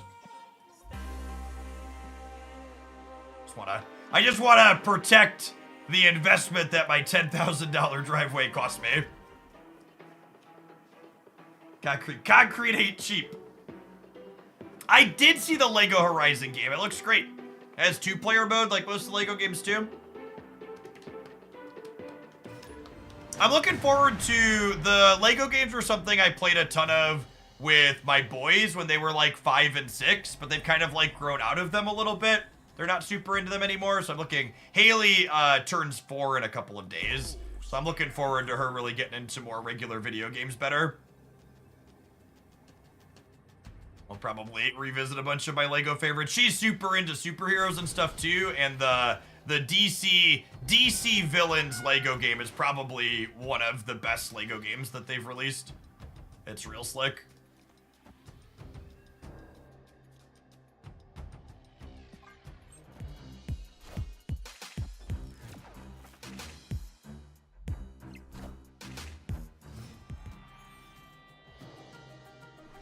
Oh, wait, this is the wrong deck. I wanted to play the Taskmaster deck.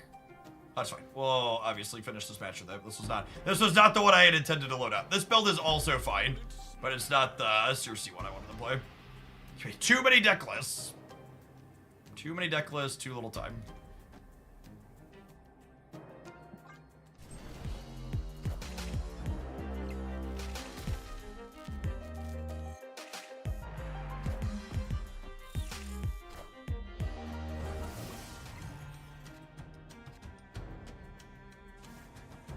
So Thena doesn't have to see all the cards you play with her. So if I go Ironheart into Thena here, Thena will trigger.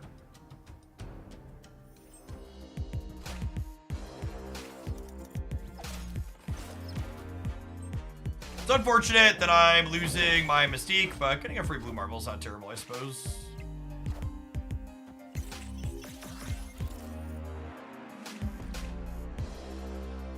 Not exactly sure what the opponent's doing, but it's something pretty toxic.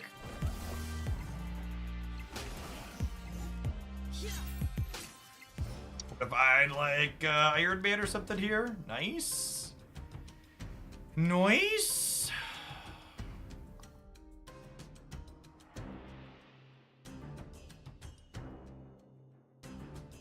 If I play Iron Man out, I am guaranteed to be able to play whatever I draw next turn because of Ravona. So I think I want to play Iron Man in the center. Insulate us against Doc Ock there a little bit. I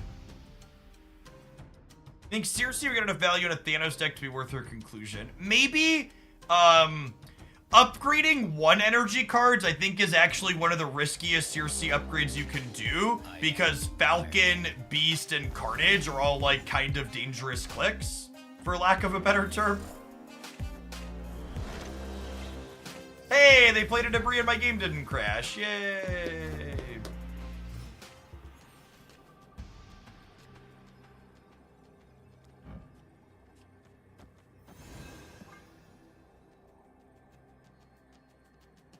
Upgrading Mockingbird seems, it's okay. I mean, Mockingbird's pretty good on her own. I've beasted back Cersi a lot. Yeah, it's there's just a lot of twos where when you hit them, you're like, that's not great for me. How do they win from here? I don't think they can. The opponent's deck really needs magic for a 7th turn to have a shot. They're pretty aggressively bid when they play only 6 turns. Yeah, upgrading 3s to 4s, I think, is one of the best things you can do. 3s to 4s and 4s to 5s seem like the sweet spot in terms of, like, reward to risk that you're assuming. Victory. Oh man, are they sweating? I thought they snapped me back because they just wanted to play best of one, but they snapped me back because they thought they were winning. Oh, honey. Oh, honey. Oh, snap. Ravona into Mr. Negative and Iron Man is in my deck still? Whew, but still my heart.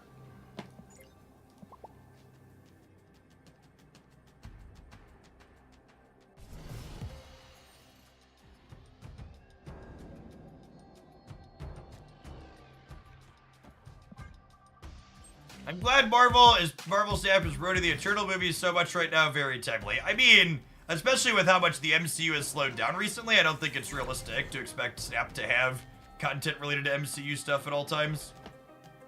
Maybe once upon a time, a year or two ago, if they were pumping stuff out. Or like 3 years ago, we were getting a Marvel thing every month, but Marvel has slowed down fairly appropriately. They're gonna give me Electro. The Electro was a random card last game. It's not on the deck tracker. Does deck operate fine with Wolfsbane instead of Sage? Yeah, that's definitely the substitution.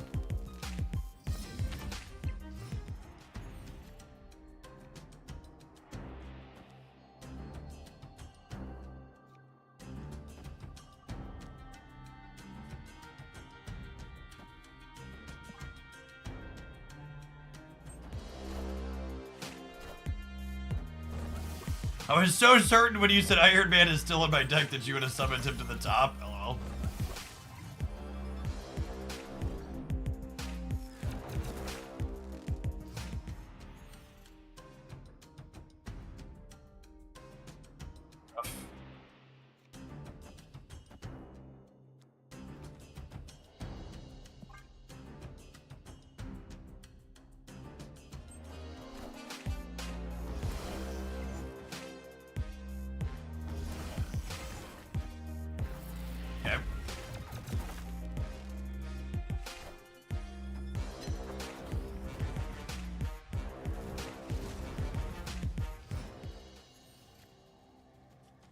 Oh, I think I recognize this name. We played this deck earlier.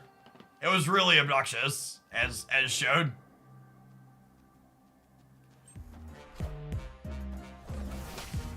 They get to breed. Yeah.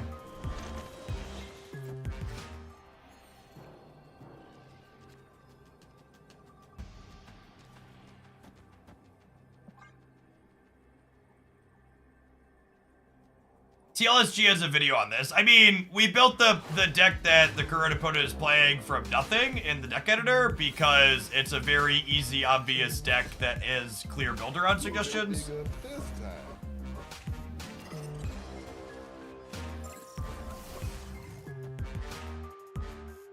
Like there's actual zero things innovative or off the wall about their deck, the deck list, right? It's just like Black Widow, it's just Widows, Absorbing Man, Grandmaster, and then the obviously good clutter cards with Cersi, yeah?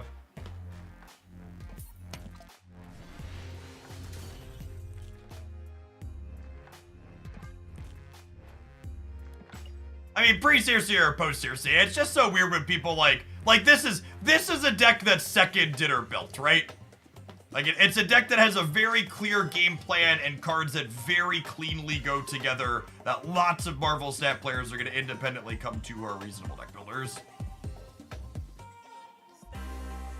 So, Cersi negative.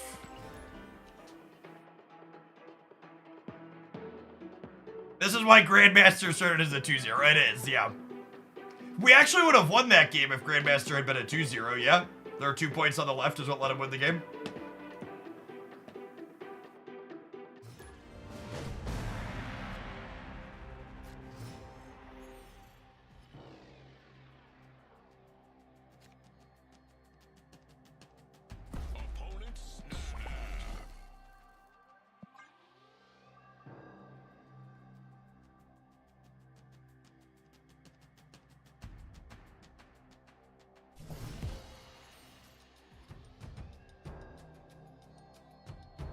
You say that it is hard for a new person to get into Marvel Snap streaming / content creation.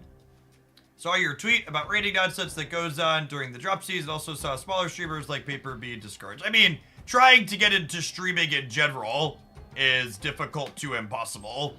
I always tell people if you want to make stuff, you should make stuff because you enjoy the idea of just making videos. And if you find success from doing that, it should be viewed as an upside, not the thing that you're setting out to do.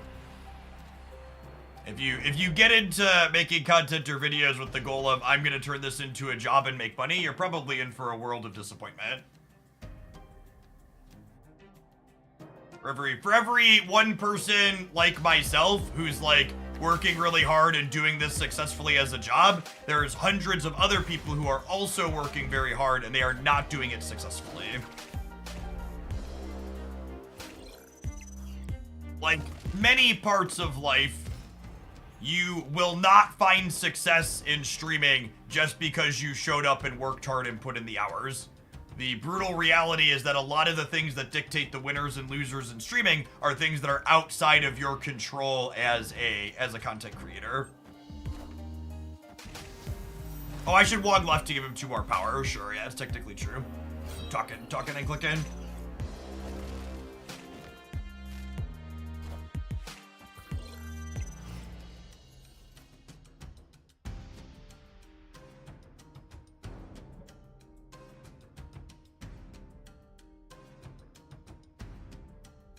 Kitty cat, kitty cat. I'll make some kitty cats. Can my kitty cats? My kitty cats, and they meow meow meow, and they meow meow meow. Cat, kitty cat. Please go into the Death's Domain. Please go into the Death's Domain.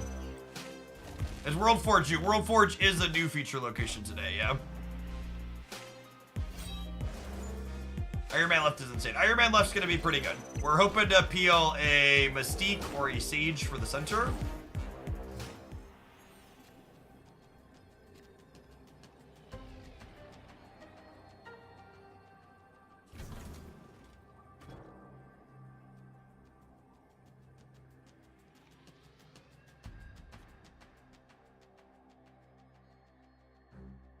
I can't Iron Man and Mystique, Iron Man and Taskmaster. That's fine. I think this wins the game a lot of the time. Watch my 2 points of power I missed here be the difference between winning and losing. That's fine. We're gonna win. We're gonna win left and we're gonna win. We're gonna win right. I am Iron Man.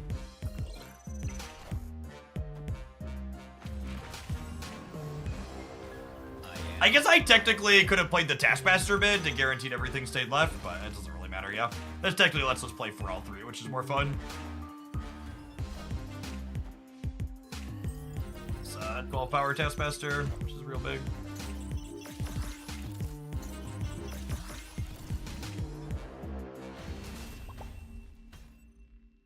Victory.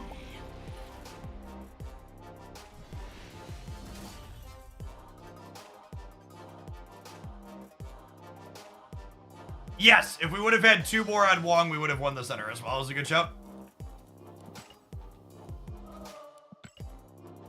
As it turns out, glad that wasn't relevant. Good game, Nutrasheen. Good luck in the rest of your conquesting today.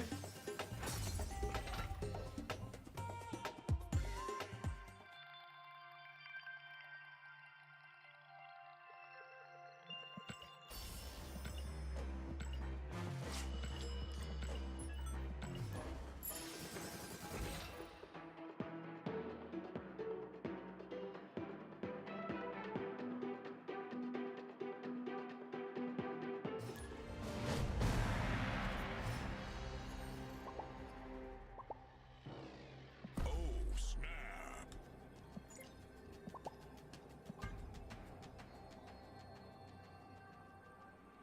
That was a nice Nutrasheen. Good splits are good. Good variants are good too.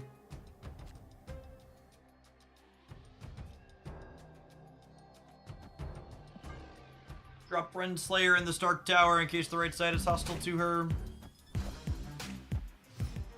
I'm really curious to see if this card gets hit tomorrow. She definitely feels like the best card in the game currently to me. Very, very, very powerful.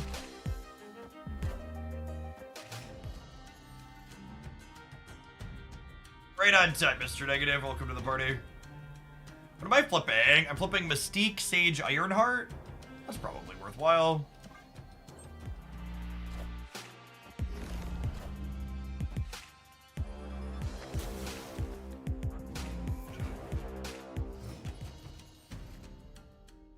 Opponent snapped. Okay, I'm gonna draw Ironheart off the top, and we're gonna beat them in the center.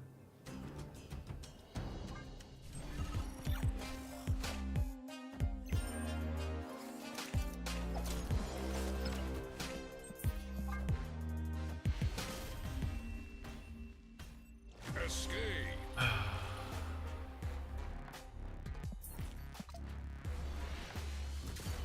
An exhausting format. I think we're gonna beat the negative. We're not beating or the Professor X. We're not gonna beat a Ducto Octopus though.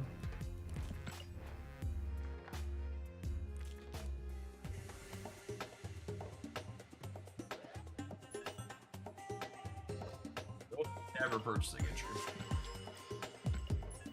18 hours scope. Assuredly. Assuredly they don't leave us up for even longer. Casserole is a Broad-ism that he used on, I believe, Binks's or another content creator stream when he was doing a collab piece and said that is what they called it when someone won all 3 lanes. So there is not some tricky or weird language meaning behind it. It's literally just something Broad made up. Opponent snapped.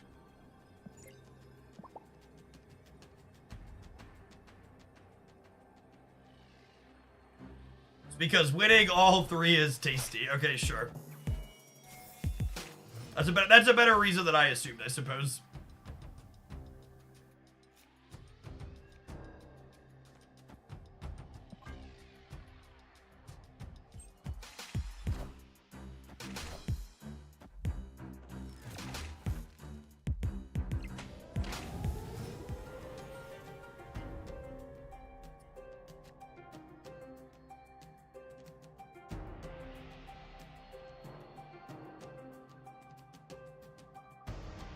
Manifesting an early patch tomorrow. Here's hoping to be.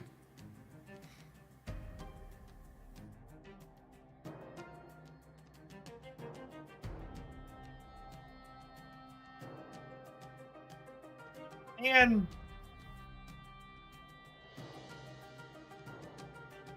I think I just magic the Bifrost and hope the Space Third gets hit.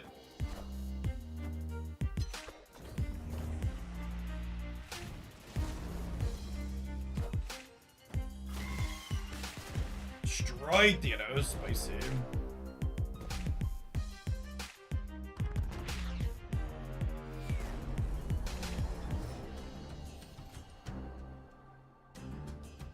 There's a bunch of good zeros in my deck, and Cersi has a solid time on the left here.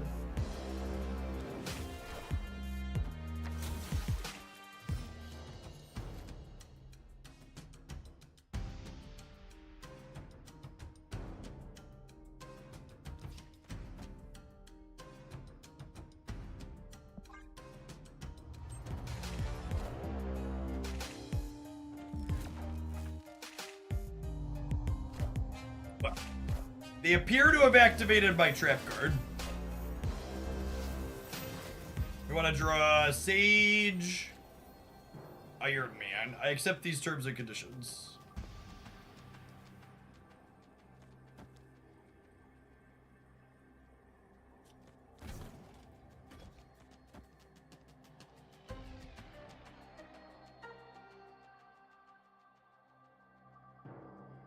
I think this wins the game a lot of the time.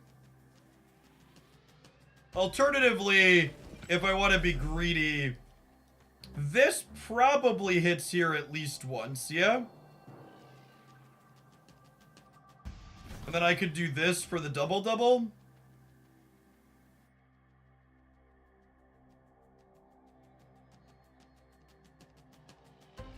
They have 1-2. Sure, but they don't necessarily have Ironheart. Is local man about to be Ironhearted? Please be Sage. Please be Sage.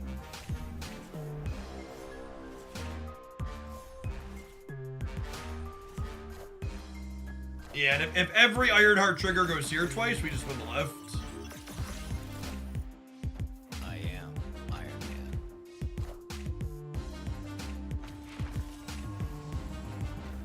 I am Iron Man.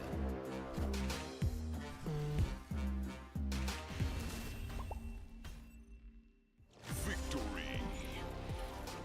I just had a fun time browsing around Sensor Tower. After learning about it here, it's very interesting. You know, that data is fairly accurate. My understanding from people talking in the industry is that the Sensor Tower data is relatively accurate. They're a highly referenced source in many, many places. But we put out a little bit more points to them in the last turn. What was their plan? I believe their plan was playing best of one.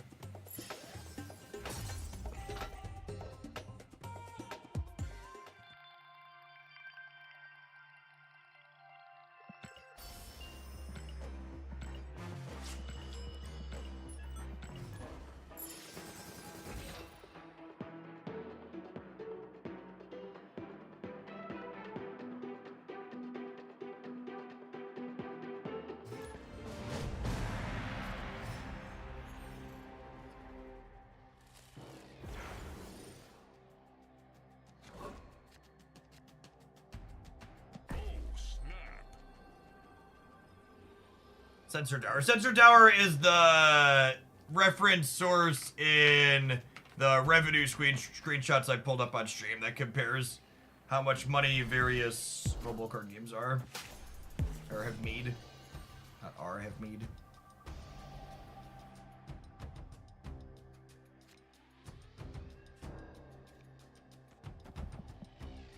Lovely draw.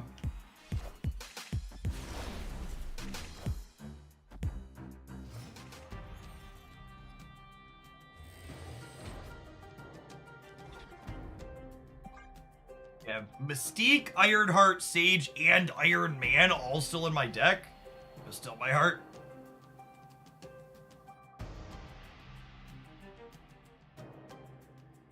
Yes, little icon next to your name means you have a sub currently, Skeet.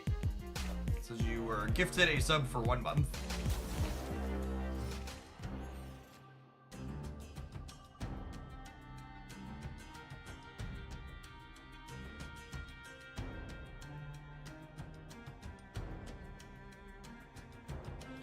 With everything in my deck mostly being free, I think I'm gonna go White Tiger into Cersi these two, and then we can set up like Wong Mystique with Sage or Ironheart in the last turn, depending on how we roll. I guess I kinda wanted that to go left. So if I draw another ongoing here, I can't put both the ongoings on here now.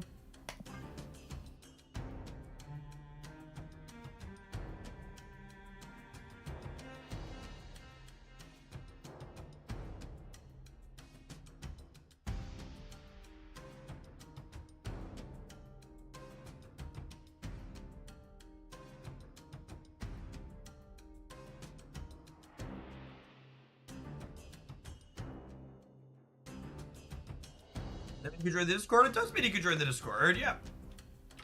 You link your Twitch in your Discord settings, there'll be a join server button that you should see.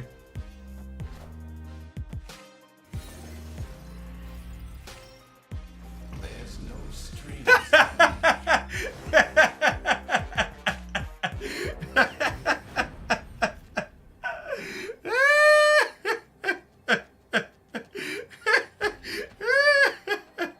Well, Cersi won the right. It's pretty good.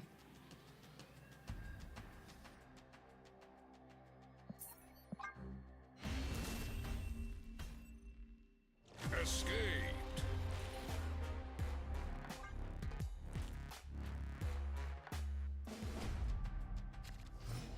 It's the overlay that shows the cards call. That is the untapped overlay. You can find it there with the link in chat. Snap. Howdy, amps.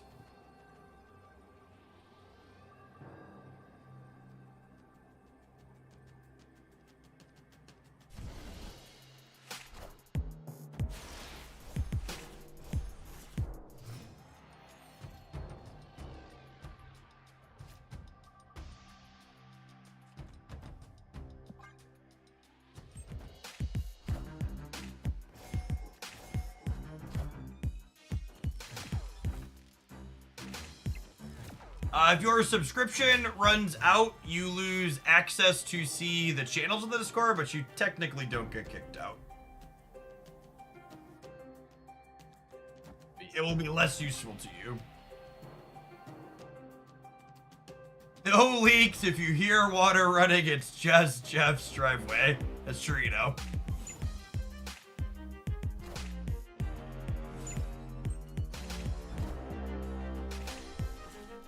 Time's up.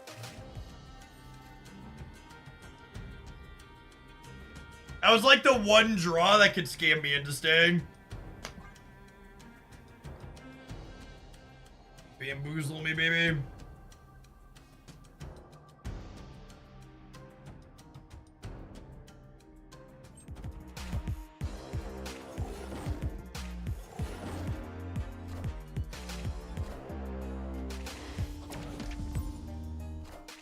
I'm surprised they played everything set up. I guess they would have only had 2 points left. They just assumed I couldn't beat 8 or 6. Meow. Thank you. Location variants.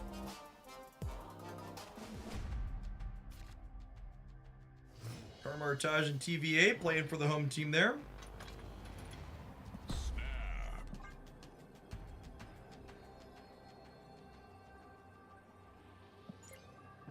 VR Nintendo, join me and we'll reign forever. Lovely. I wonder if we'll be able to play Marvel Snap on Nintendo. I feel like a Switch port would do some numbers for him.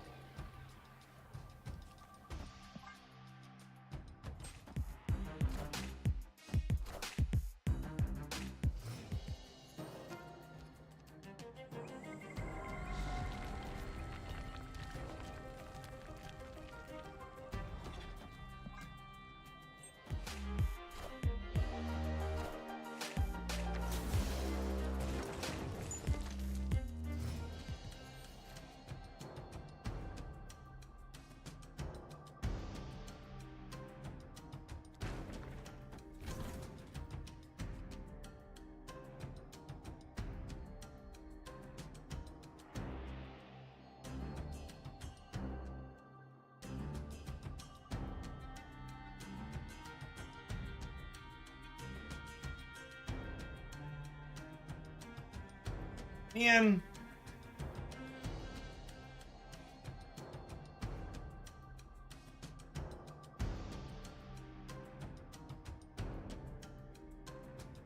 Do I want to give up Mystique to get extra energy in the middle? Maybe?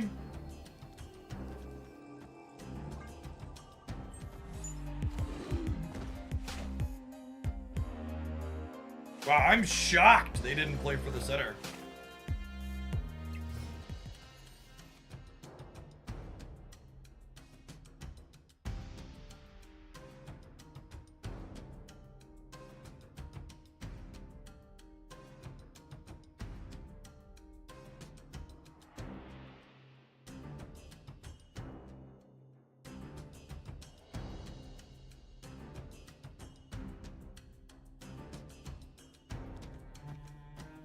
Hey, technically do this and get a couple of 6s over here at a 3. Spin it up, or up cubes.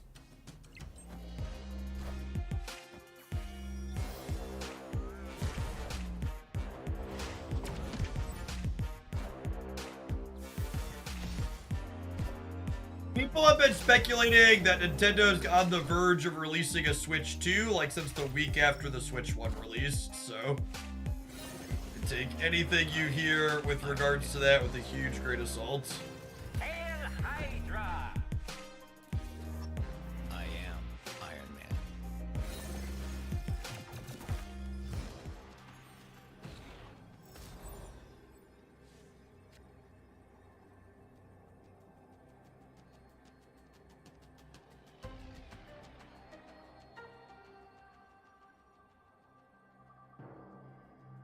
Were those gut rolls? I think they're pretty good.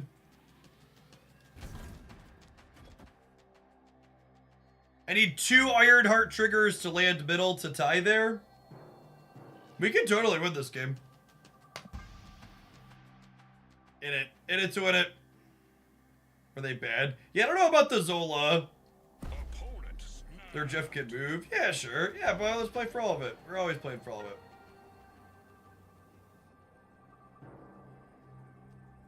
Just get like Goliath or something stupid.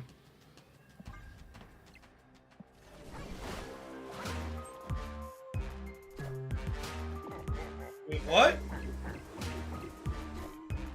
Did they forget? Oh, that's gonna happen. No, wait, we win though, right? I am Iron Man. No, I need an Iron Heart trigger to go right. It's gonna come down to the Iron Heart roll. I need 2 of them to go right. No! God, I was so close. I was so close. I forgot the Aunt May's hadn't triggered for them when they pulled this out. Got me. All right, chat. I got, which means some of you need to get got. Have some adverts. Remember, if you want to dodge those, check out our free sub promo for the month. Otherwise, we'll see you in 120 seconds. I'm gonna go water my driveway. BRB, we're gonna play something else when we get back. Gloob gloob. Gloob gloob.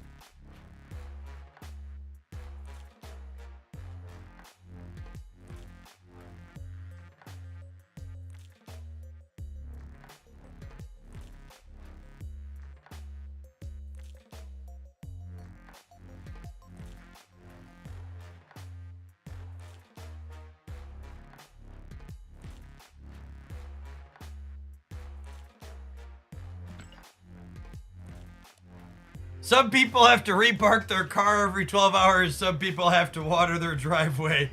America is a magical place. It's something.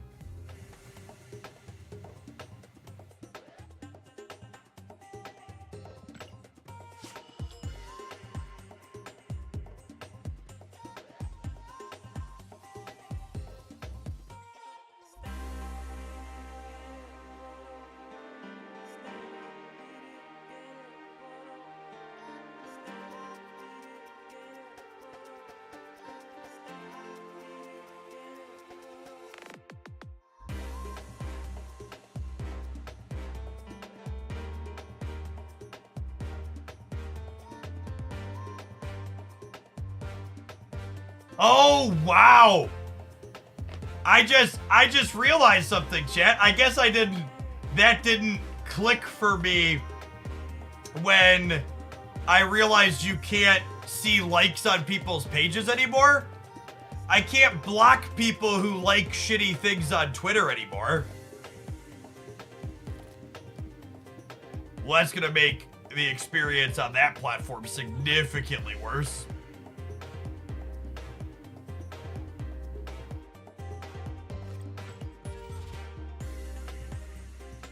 That's 100% what if they're intended. That is the point. Yep.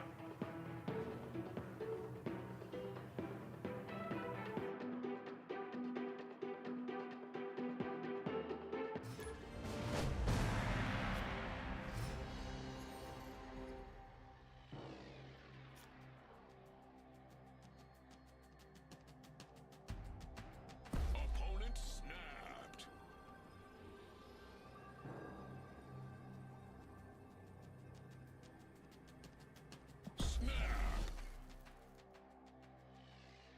Unstoppicals, thank you for the 14 months. Welcome back. Have you tried Balatro? I have not. I'm not a big fan of playing card games against AIs.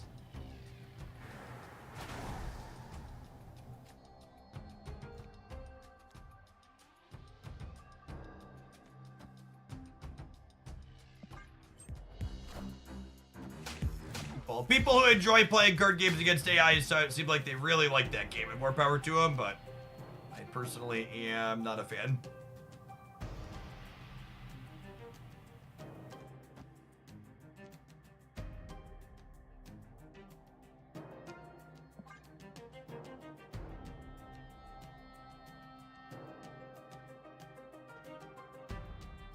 If I'm going to be playing a single player game, generally speaking, I need to be playing a I want to be playing I don't enjoy numbers go up games that are card games like that, for lack of a better term. That's what it is. It's actually more of a numbers go up game, right?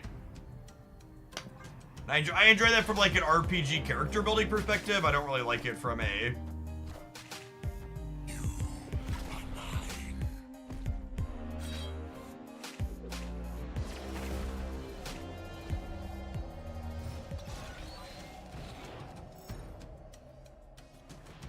Well, now I wish I would have played Sentry with Annihilus, but I couldn't play Sentry with Cersi because Kiln was here.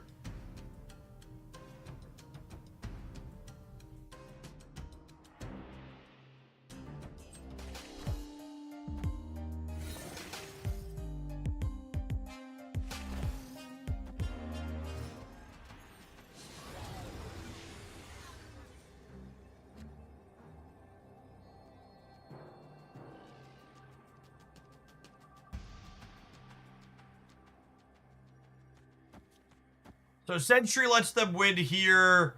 Blinking this into Darkhawk or Mockingbird lets me win here.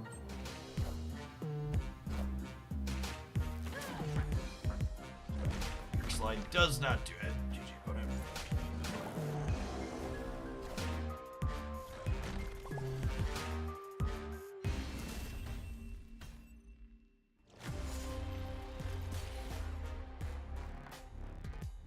Multiverse Miles, yep. That's not the first time I've had her generate the same thing twice.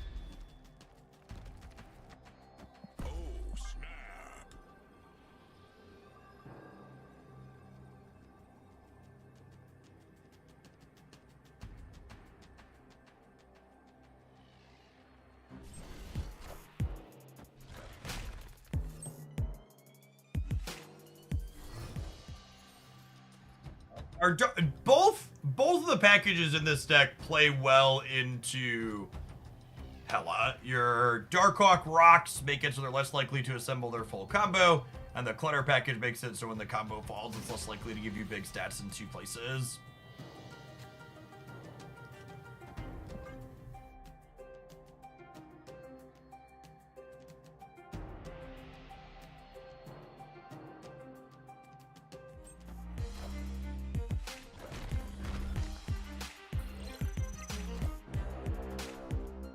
I don't think the speculation that Cersi internally destroys the card, and that's why it fails with Kyria, is remotely accurate, because, she works appropriately under Professor X. Transforms and destroyed are handled mechanically differently in Staff, for sure.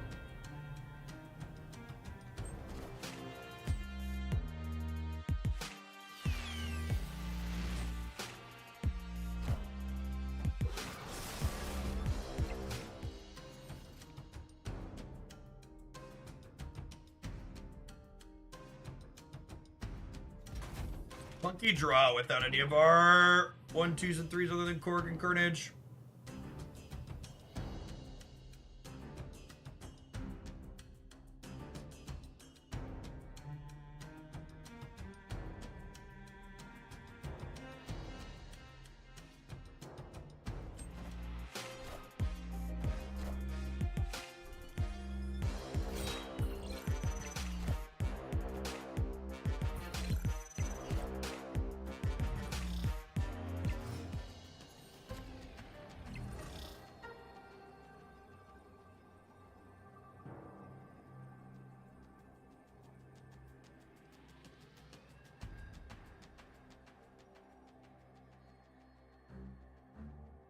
Put it as no cards in hand, drew for the turn, 2 rocks in their deck.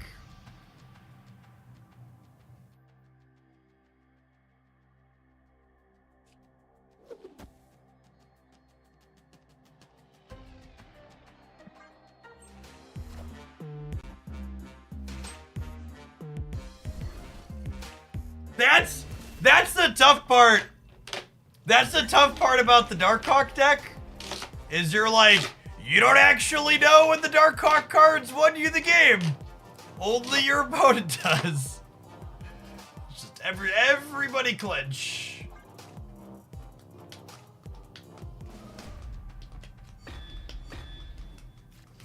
The asymmetry of the information is rough. Black Widow is so good in Castle Blackstone. KM had his Darkhawk deck labeled Cope Stay. It is, yeah. Like you turn the 75 and 80 percenters into 50 percenters or less, and you're like, okay, I'm supposed to stay here because they're not supposed to have it most of the time.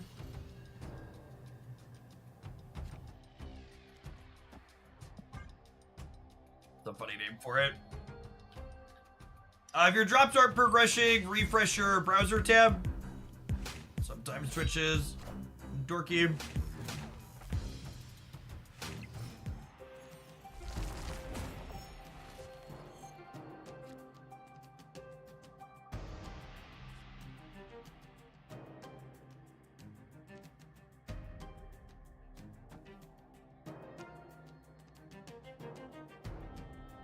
Yeah, you don't need to claim as you go anymore. It's been a little while since that was the case. Alright, we're looking for Annie or Cersi here.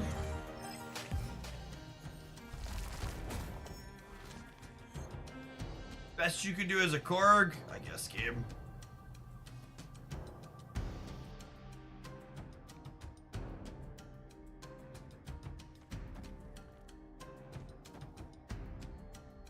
Yeah, I was looking at Cam's chat, and I think I definitely disagree with his take on Conquest and testing new cards.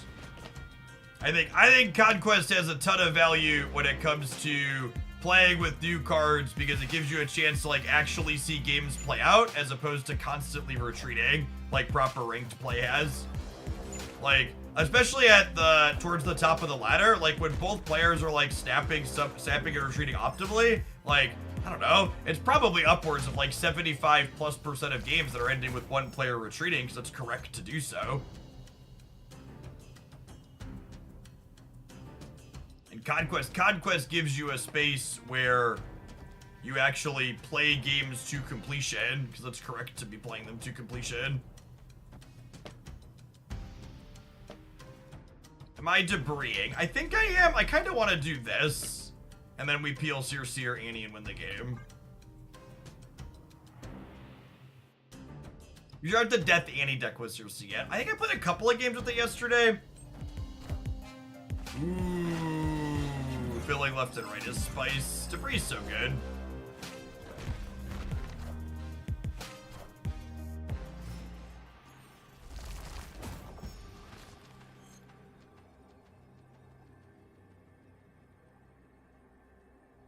Hey Jeff, remember this thing you never said? Remember that?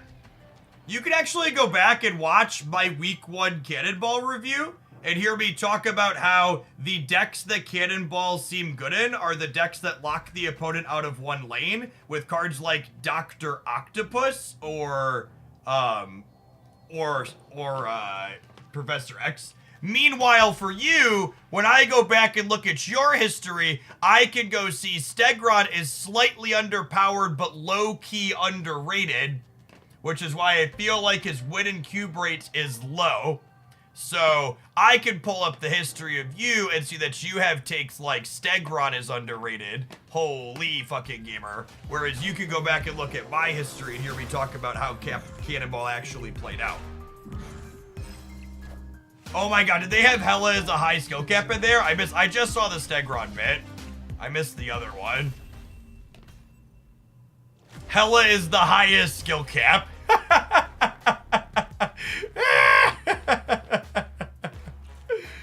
Oh man.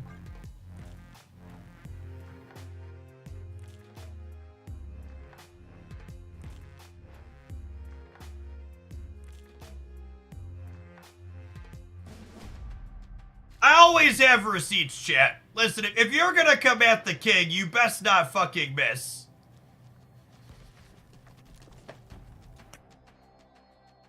Any mod can come in and look at any chatter's entire history. What a wanker. Hey, Trioptium, thanks for the raid. Hope you had a good stream today.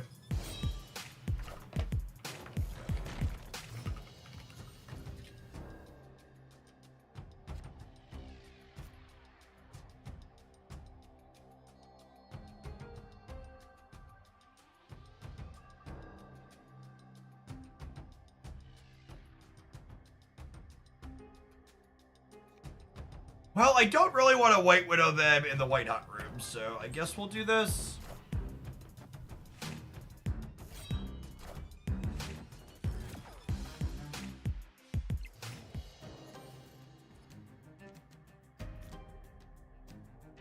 Man, not catching a break in this one, huh?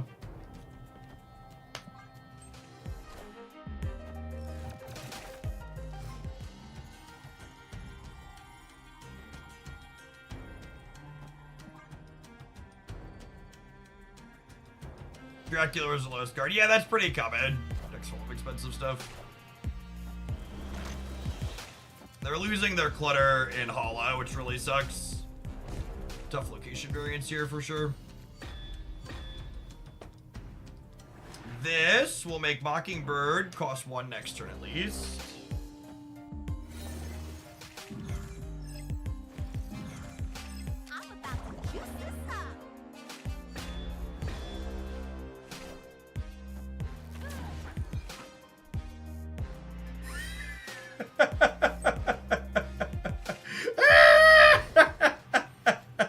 Nice, deck gamer.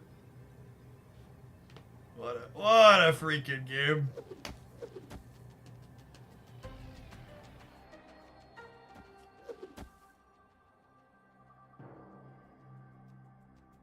Thanks, Cersi. Appreciate you.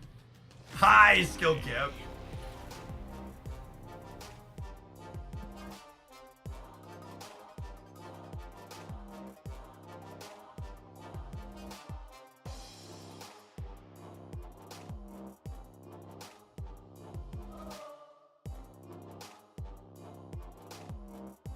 In my experience, when someone makes a good point, Jeff acknowledges it and admits when he was wrong. Yeah, try Silicon. It's just so funny, right?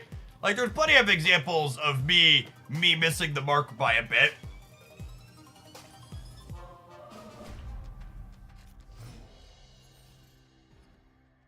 I think it's also kind of funny. They want a gotcha, yeah.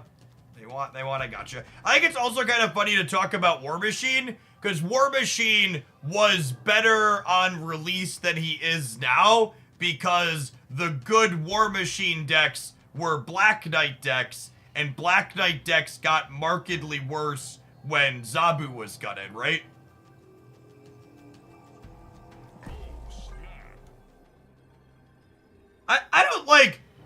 War Machine didn't become the best thing since sliced bread, but it was a very playable card when Zabu existed. Like the Ghost Rider Blade Black Knight decks, I think it solved a very clear purpose there. But when you could no longer play Black Knight and Ghost Rider on the same turn, your purpose was gone, right?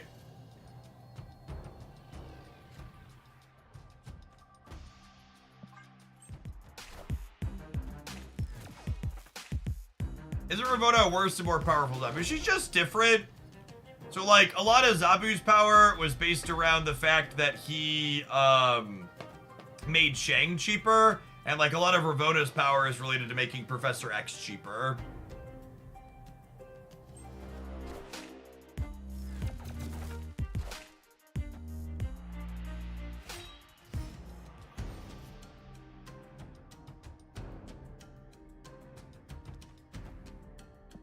It's gonna end up being a miniaturized lab here, which would not be great. Do they not realize Dark Tower is moving? It feels like they don't realize Dark Tower is moving.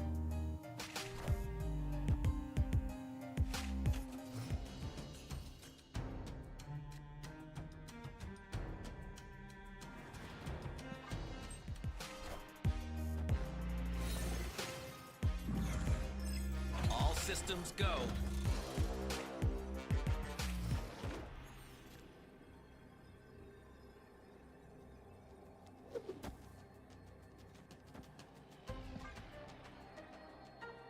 Opponent snapped.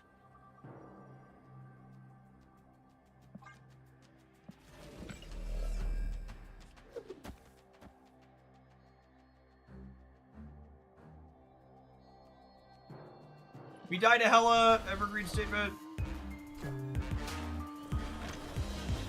Minions to me.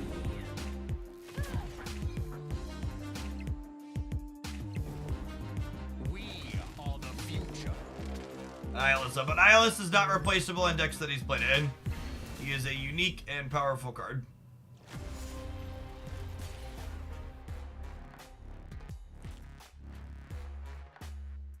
Yeah, we'll flip 2 more. I think we're a little bit favored here. We could probably flip 2 more.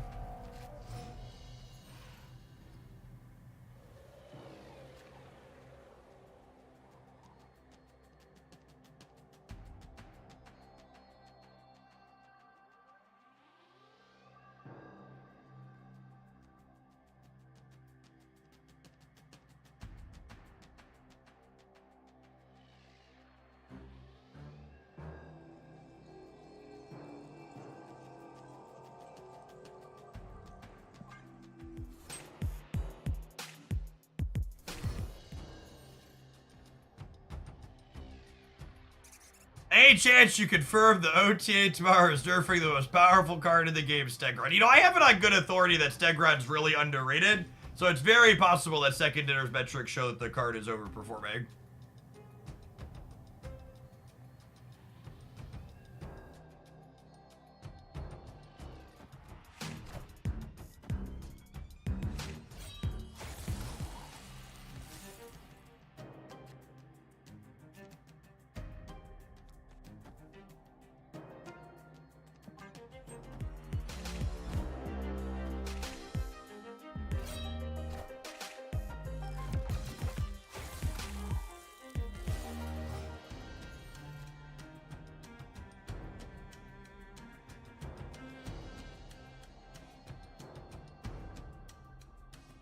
I'm gonna turn follower mode up a little bit higher.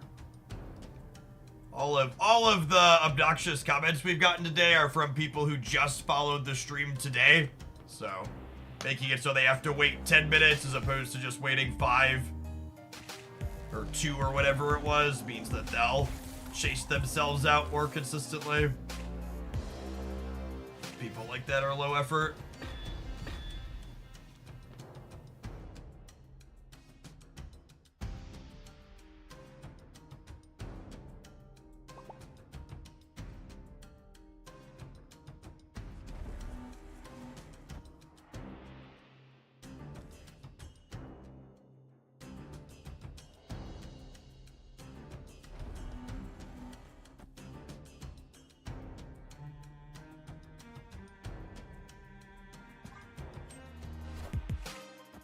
Hey, thanks, Sailor. Checking out the sponsored game, cracking some gems. Appreciate the support.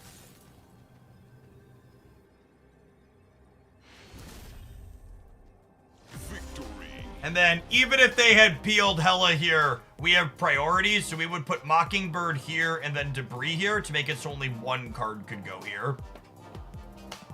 Like I said, I know we're down cubes to start here, but I think we're definitely a favorite.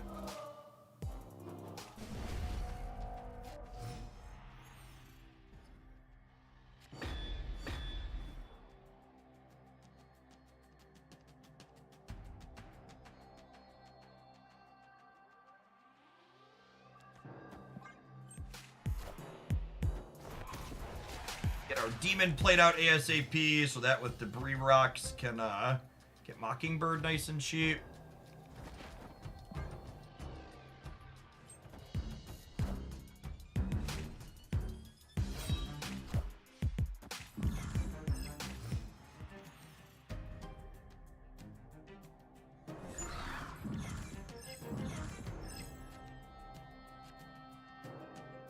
So that will mean I can fill the center next turn.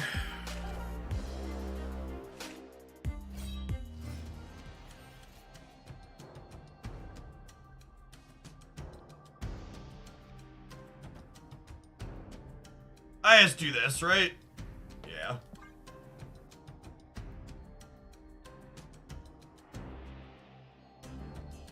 I don't think I need the energy.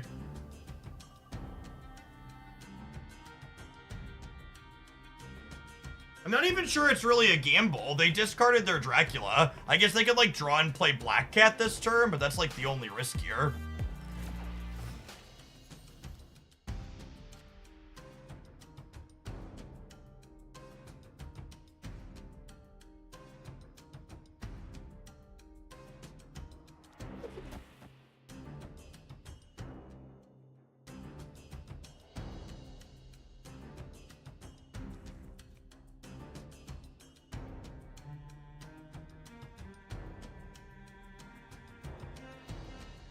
I think I just want to stack the most points possible right here. And the best way to do that is to do this, and then we could peel... Honestly, it might just be this into Cersi. It says local man about to get destroyed.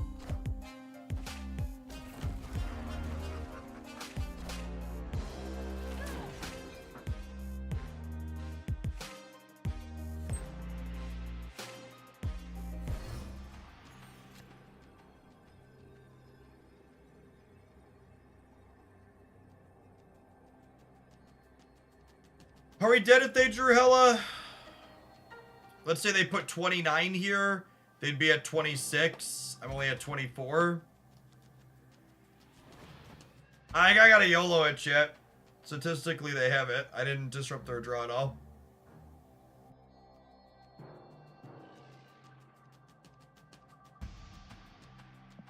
My body is ready to get beasted.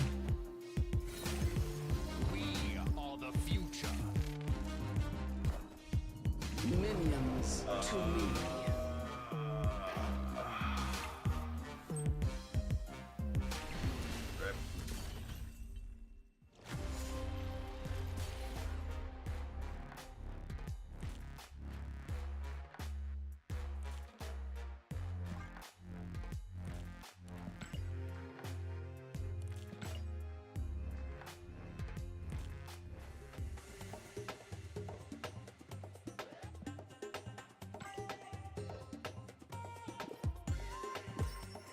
successfully played 5 energy cards? What's the average power of a Mr. Trump? It's honestly a good question. I don't know the answer to that offhand. It's probably what I should know when we're taking those kinds of rolls. Or is that the Proving Grounds? I don't remember. I don't really pay attention. We've just been playing Silver in the Proving Grounds. So there's been too much Professor X in gold. So I'm saving my gold tickets till after the OTA. Around 8. It's a wide. The average probably isn't a good number there though, right? What's the median power? I think median power is probably a better measure than average in that case. Because there's a really big range there. And usually when you have a lot of outliers like that, you want to look at median. Median is 10. That's pretty good then. So about half of them are 10 or more. That's not bad.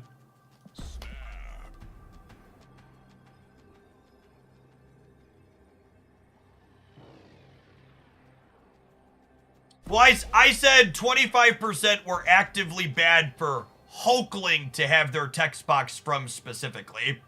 Hitting them, the hits that are bad with Cersi are different than the hits that are bad with Hulkling in some instances. And vice versa. There's some Hulkling hits that are good that are bad with Cersi.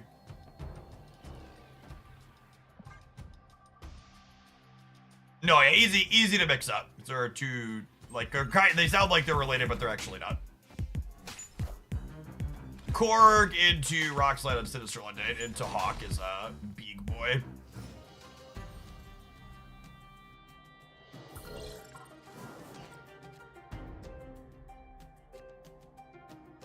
Okay, but like, what if I just do this and then I Cersi? This is the Proving Grounds. I'm gonna let Chaos take the wheel.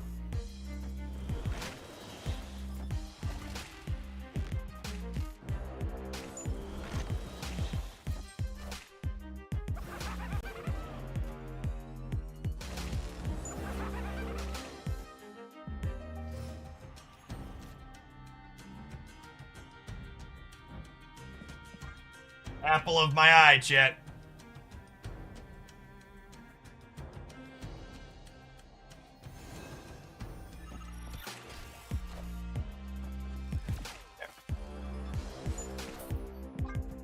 I have been appropriately punished for making the fun play. Escaped.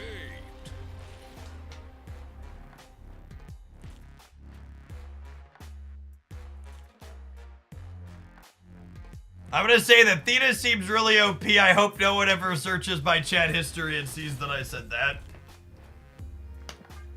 Theta's the best card to release in a while, for sure.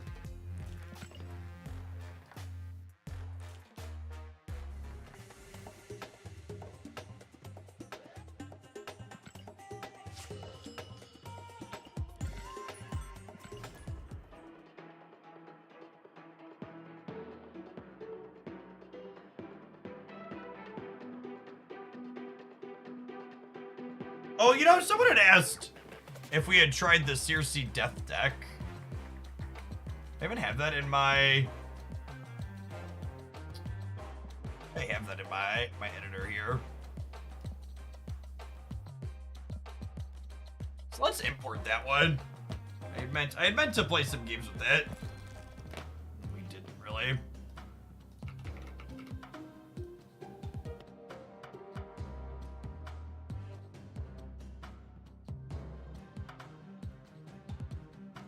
Oh, that's a new / cute one.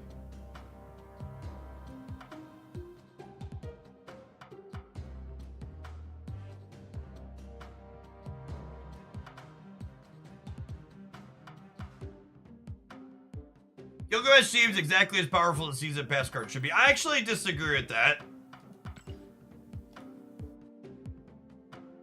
Gilgamesh's stats are really mediocre. White Widow is really popular, but with a mediocre win rate, in large part because she's in so many decks.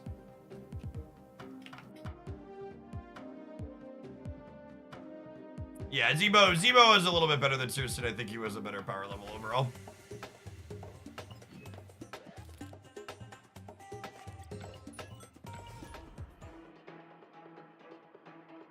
I don't think Second Dinner has ever buffed or nerfed a season pass card during the season. Have they? They nerfed Elsa inside of her season, yeah?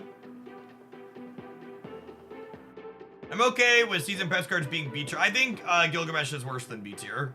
Gap. I'm not 100% convinced that Gilgamesh is optimal in any 12 cards. Matt, thank you for the 87 months. Hope life's treating you all right.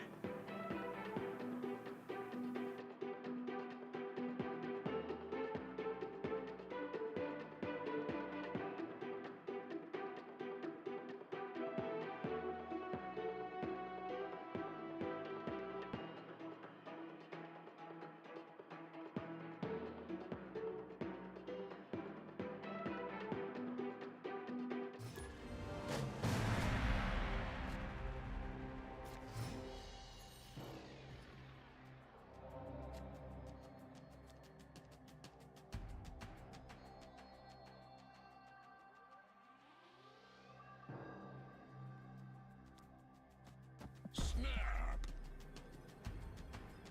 Opponent snapped.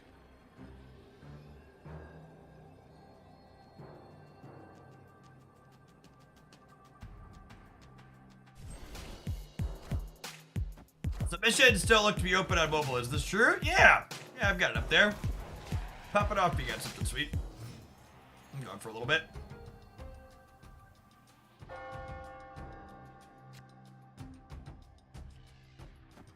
Guido the Carmartage. Lovely. Lovely. I've got Kill Daddy here for the Sunspot as well.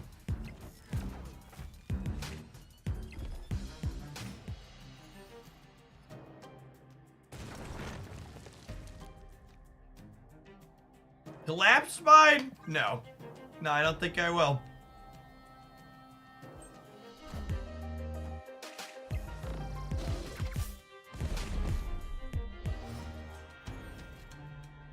Use a deck specifically made for the hot location. I don't do hot locations. I can't. You can't make me. I don't wanna.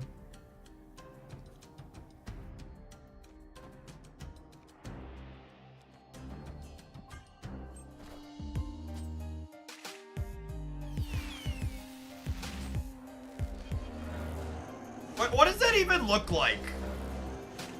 Say if I wanted to humor you, what does that look like?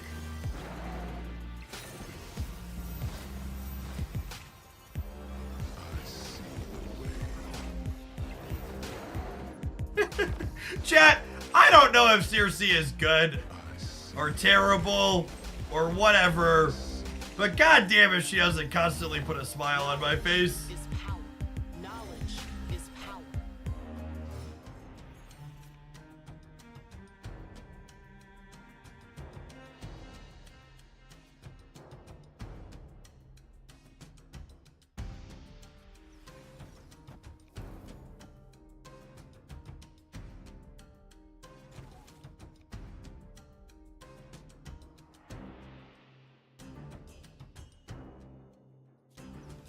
I'm gonna Psylocke the Carmartage.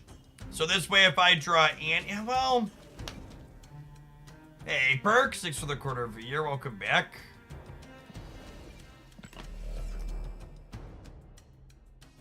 I'll do this, and then we'll try and win this by filling their hand with Widow's Kisses, I think is the plan.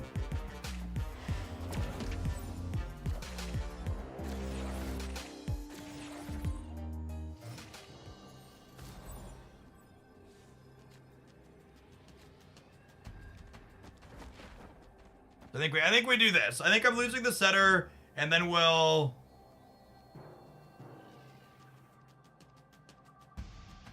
hope that this wins, that they can't win here with a dud Dracula.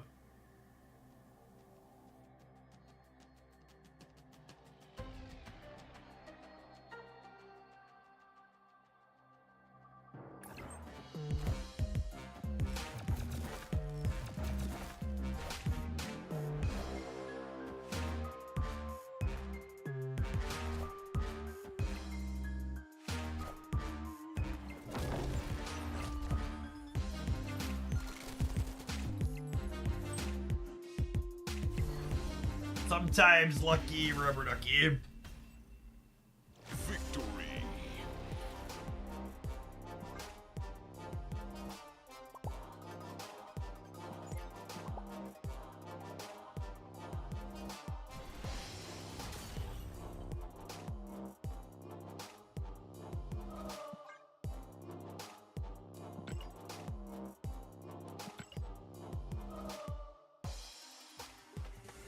I just don't know how you would play a deck to take advantage of the feature location other than just getting rid of it, and just getting rid of it just seems sad, right? Alright, I gotta run and turn my driveway water off. We'll see you after 2 minutes of ads. We'll be playing until we get back. BRB.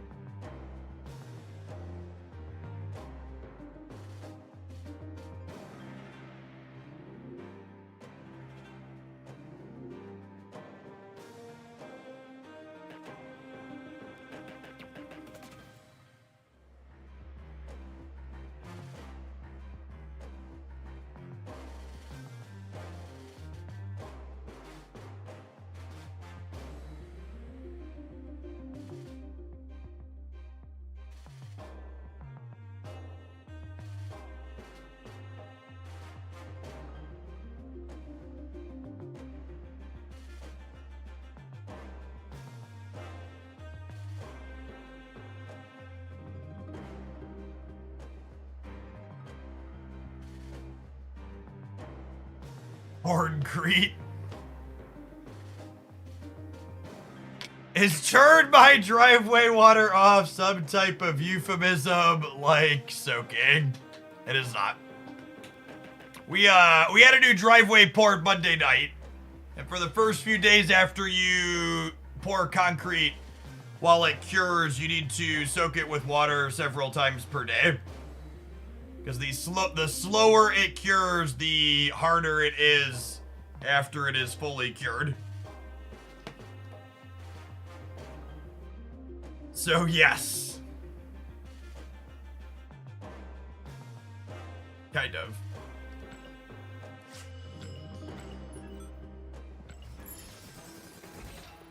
I had my driveway excavated for a week now because of weather. Yeah, mine was out for almost a week.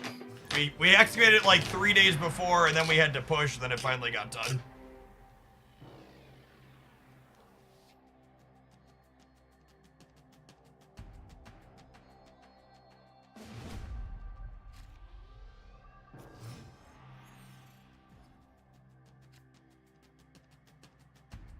I'm down to do some War Machine, not my dance. We'll do that one in a second.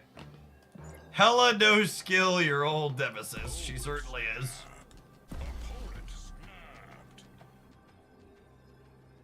You're fine. I grabbed the link off the video, not my dance. You're good.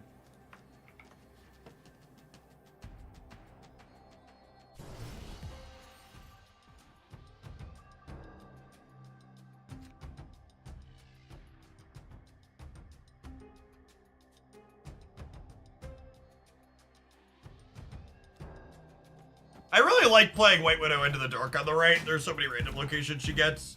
Sometimes you'll end up playing her in a bar with no name, but that's the beats.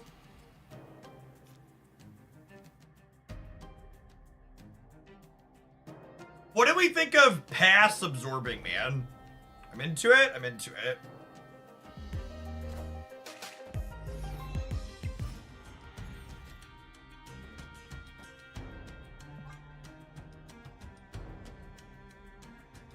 He likes absorbing the ladies' chat.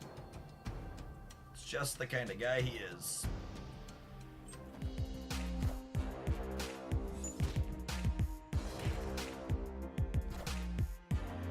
Oh my gosh. And this messes up their Miss Marvel too? That's so good.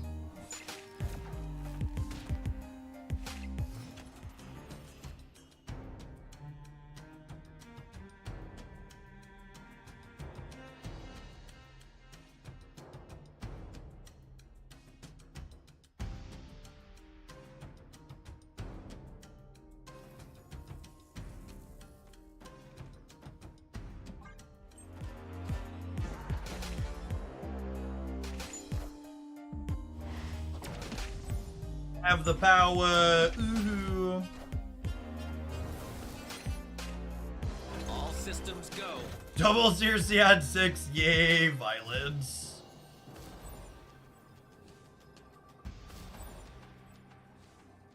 Looking for Mr. Sinister here, I think. Perfect.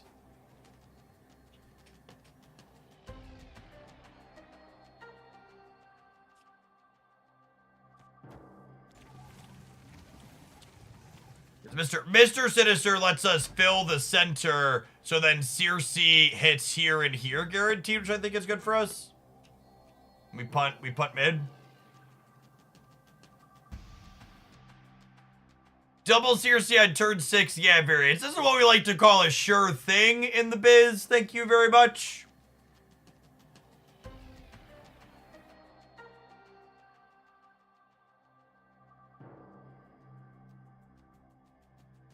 Cersi's never lost me the game before, chat. She's certainly not about to start today. And here we go! Oh wait, wrong comic book IP.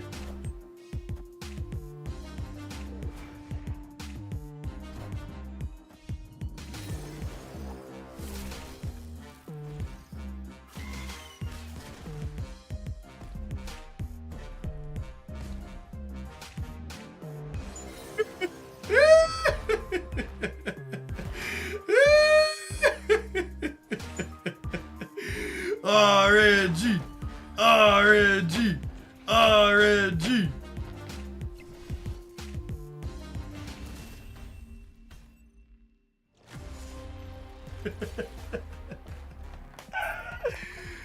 Oh, man.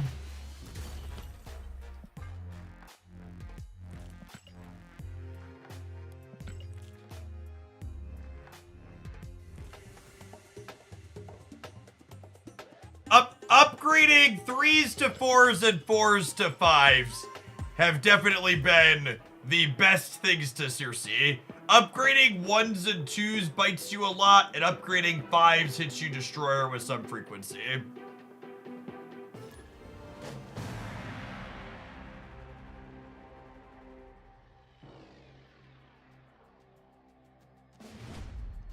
Cersi has too much RNG. So, like, there's two ways you could look at a game like that, right? Like, you could look at a game, like, you control the output range of RNG that Cersi has. And this deck has made explicit deck building choices that maximize that RNG going poorly for you.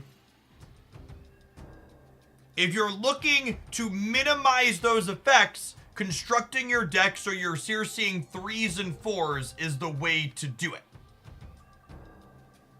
Or you could just be a typical sweaty gamer and call the card garbage because you don't want to make good deck building choices. To which some of you are now appropriately thinking, does that mean Jeff's saying this deck is bad? Yes, I'm telling you this deck is probably terrible. But that's okay, we can have fun with it anyways.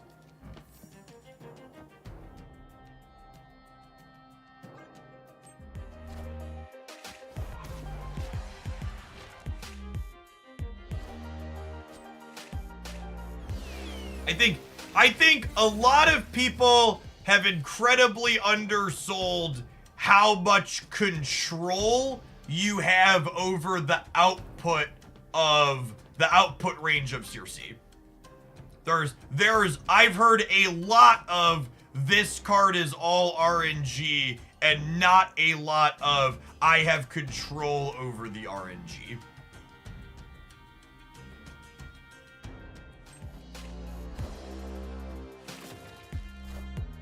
Because it's easier to just complain than it is to put in the work.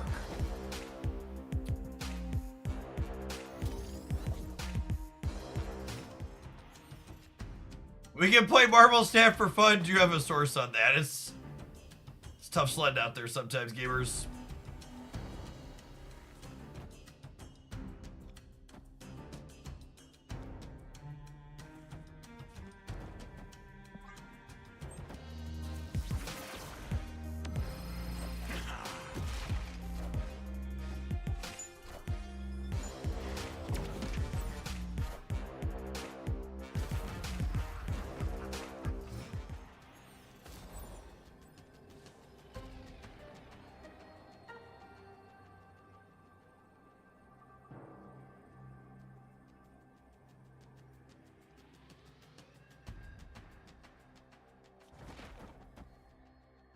This beats Taskmaster in the middle, but it doesn't beat another.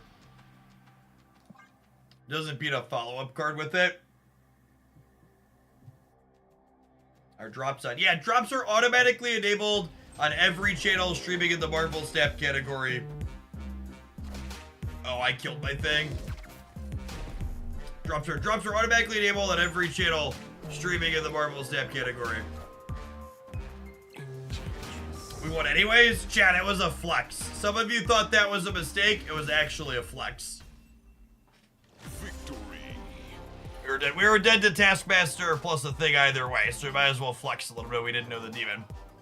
Some serious, especially with me emoting too. I thought we fucked ourselves. This is why you need to wait for the game to finish, chat. We BM by accident.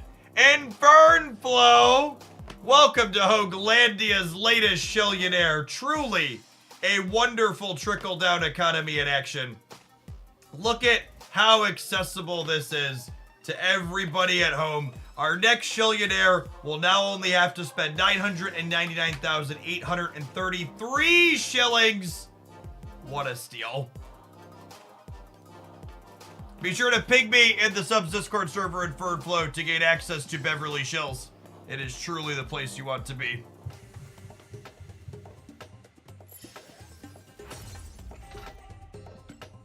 Hey, Lovick, thank you for the entire year. Let's get you a sword to go with that shield. Welcome back.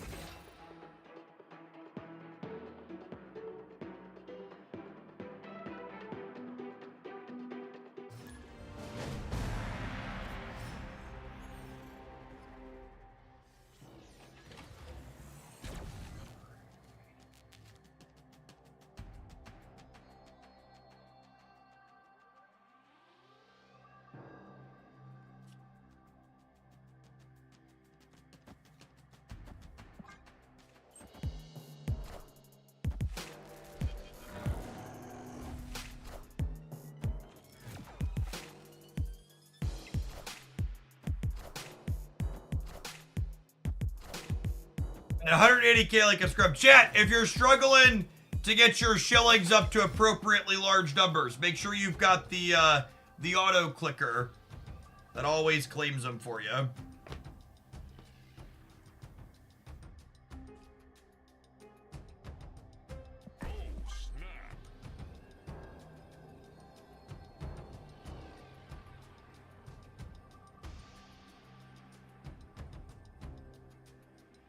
Where is it? It depends on what web browser you're using. Look for Twitch Chrome extensions. And there should be ones for Firefox and Chrome. Or Twitch browser extensions, I should say.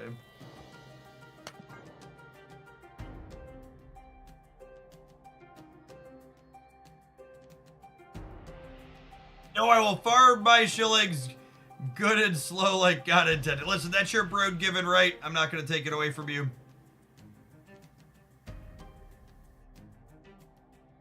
Rate per hour being a sub. I believe with the auto clicker mod, it takes loosely 2,000 hours of view time to obtain Shillionaire status. I have yet to have any non-subs claim Shillionaire at this point.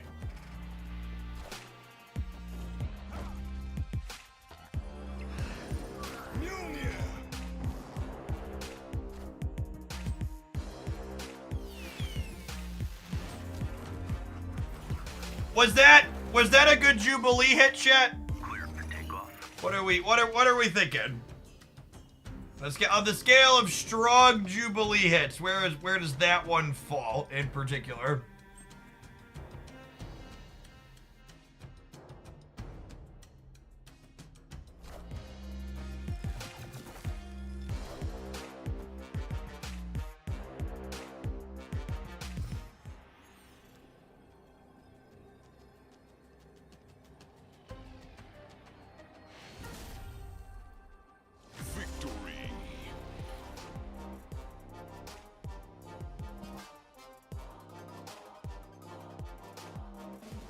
We can still lose the left. The left is a fickle beast. They don't get what they want in one election and you lose them all. It's very disappointing, really.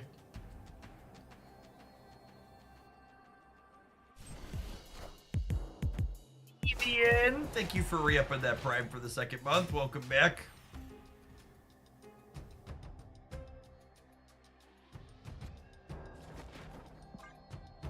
Demon into Century is gonna let us control the castle for a while. King of the castle. Oh, come on. I'm supposed to be king of the castle with the demon. You're supposed to contest me.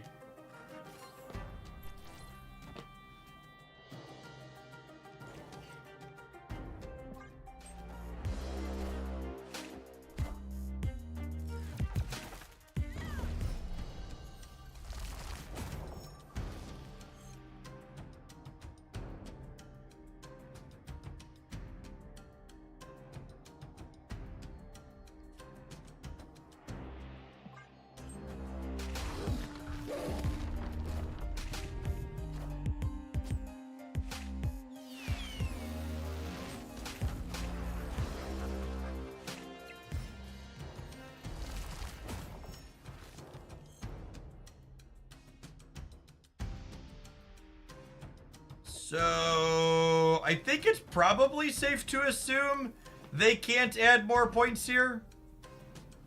And then, like, we do this, have extra energy, and then next turn we, like, Cersi plus Psylocke.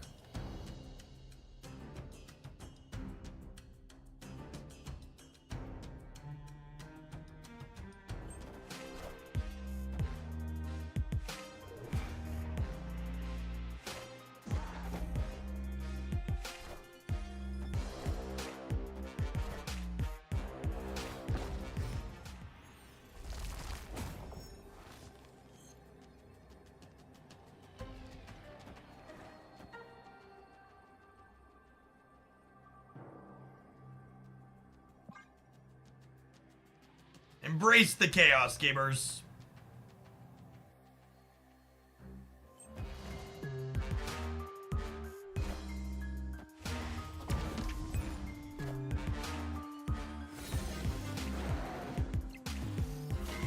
No! Come on, Cersi! Again? Really? Christ! Mother of God!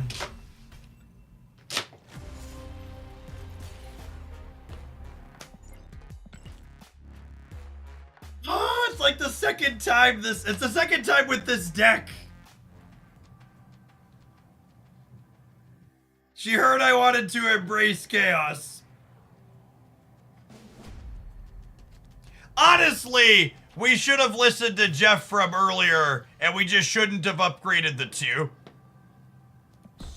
That's my singular biggest takeaway from playing this deck has been that you should not be Cersiing 2-drops unless absolutely necessary.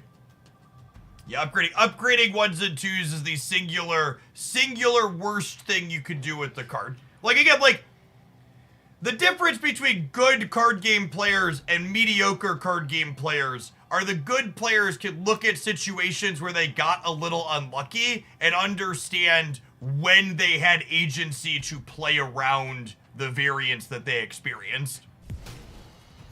And while Cersi obviously has a wide output range, her output range is less wide than you would think if you're controlling what you're upgrading.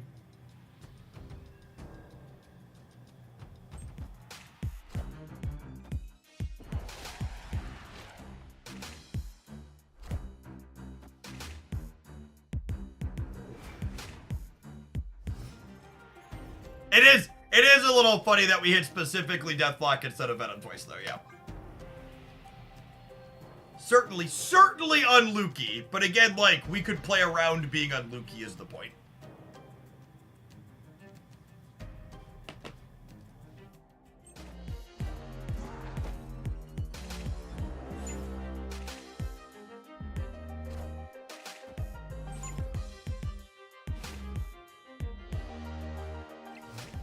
Getting my money's worth out of the Nocturne gamers.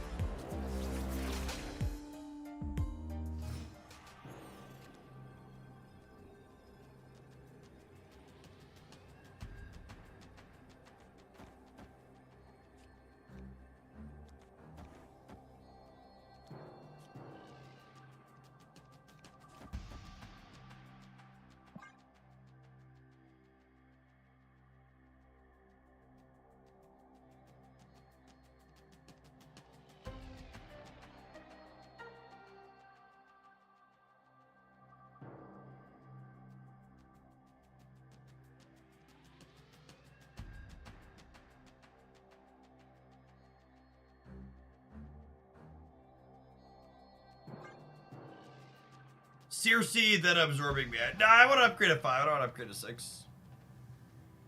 Because remember, this isn't going to flip up until after these happen, so I'm not upgrading the demon either way.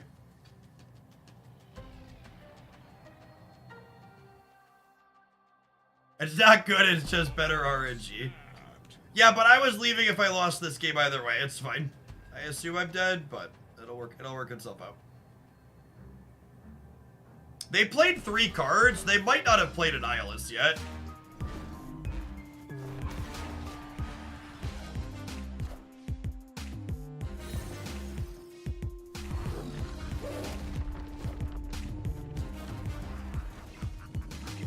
We're winning left and center, yeah? Good job, Boomer. Good job, Boomer. Well played. Well played.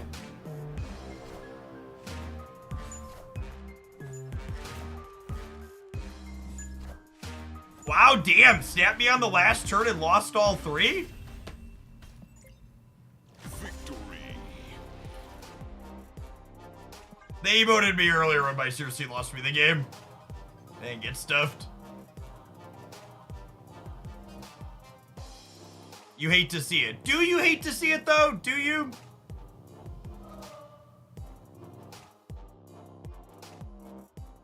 You would have snapped too. Get out of here. I'll snap you. I would have snapped you for sure, which is why I did it. No, I wouldn't have snapped on turn 6 with the cards that they put fucking face down. Underneath their thing being terrible. Can they see your emotes if you've muted them? Yeah, if they don't have you muted. Yeah, I just mute most people. The game would be better if I just didn't have to engage with the emotes. Pretty easy to bring out the worst. But once someone's a dickhead to me, all bets are off. We're gonna send him back.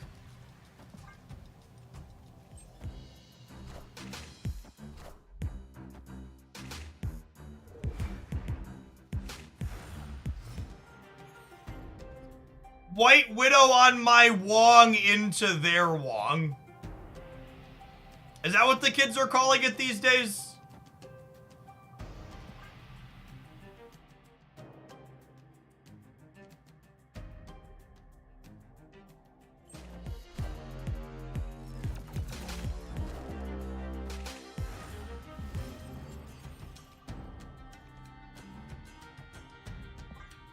And this way, even if they beat us at Asgard, they're still gonna have a Widow's Bite.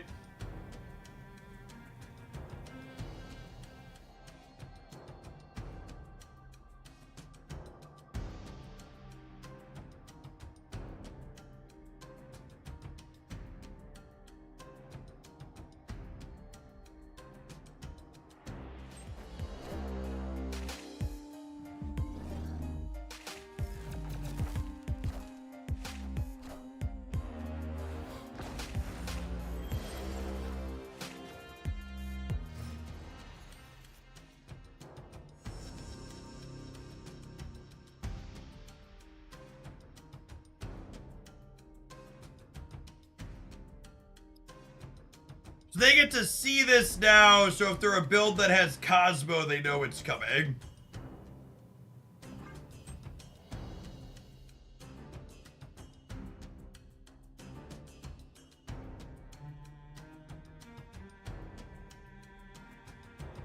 If Jubilee hits Cersi, does Jubilee transform? Yes. She counts as being in play.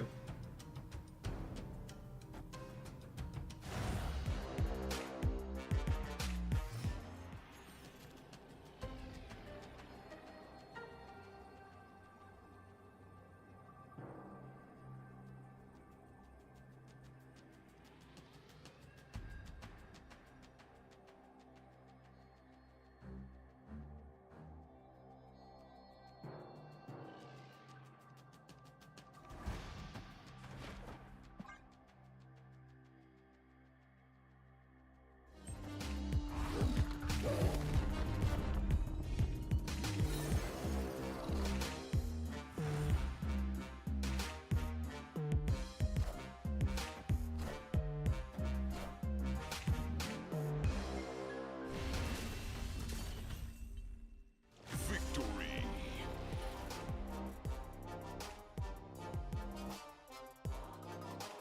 I'm so confused, but okay. What a weird stay. Alright, we got a viewer deck submission for our next pile of cards.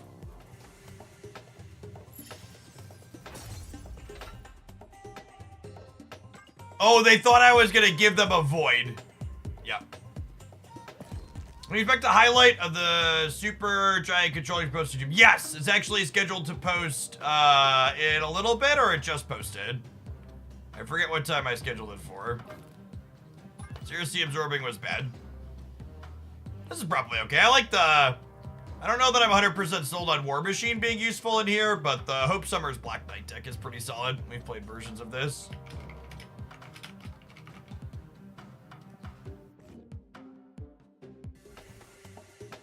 It was scheduled to post it 1 hour ago. Well, there you go.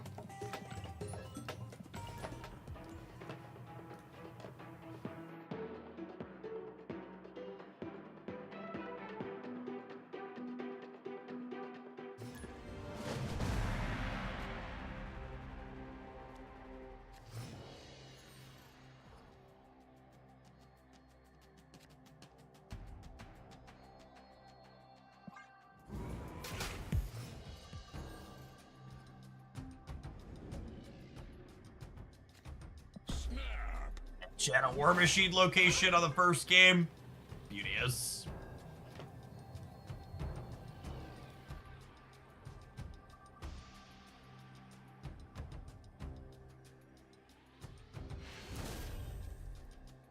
Victory.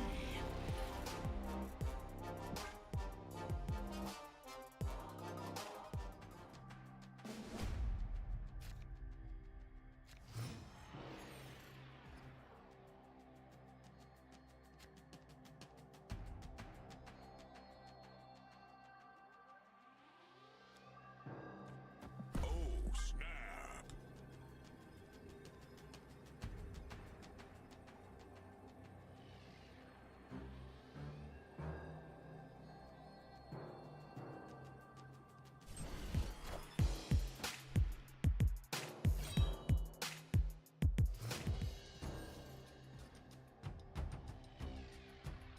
Little sad to Blade before we have Black Knight, but there's also no guarantee we ever find Black Knight.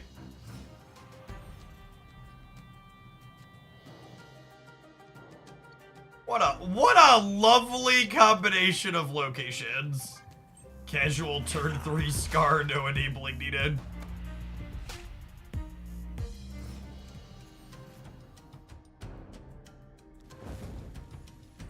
Hope Summers is guaranteed to blink into Magneto, Red Hulk, or Ghost Rider, which brings back Infinite, so that seems stellar. Please discard Hela. Please discard Hela.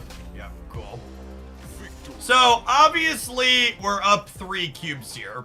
That being said, I do think this matchup is fairly bad for our deck, Because I think the opponent's deck makes numbers that are consistently larger than ours when both of our decks do our thing. So this will definitely be a matchup where if we're winning, we're going to be a lot of games like that where we're winning 1 and 2 cubes where our opponent's deck just doesn't get to function. Live from the Daily Bugle. Scared I might actually have to buy Super Giant with tokens if X isn't nerfed in the OTA. That's terrifying. Strategic and skill-based gameplay. Yeah, basically. I'm actually just going to take them all again. I don't want to showcase a viewer deck in a matchup where there's no decision points other than retreating. And we're 30%. Yeah, fist bump to you too, bud. Good quality games of Marvel Snap. Interesting and deep.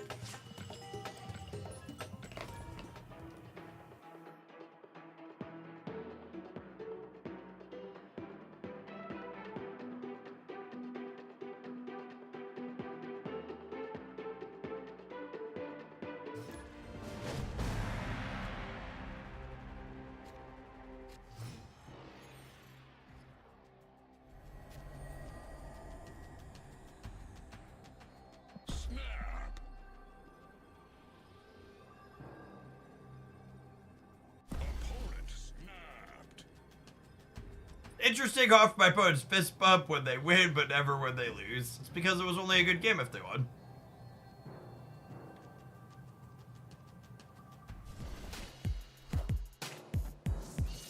They lost. It wasn't a very good game.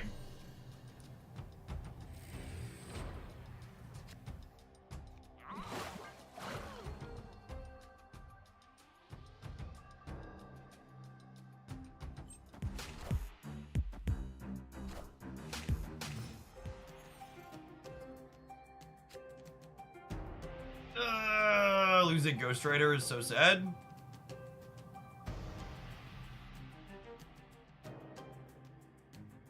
How do you reach collection level 50,000?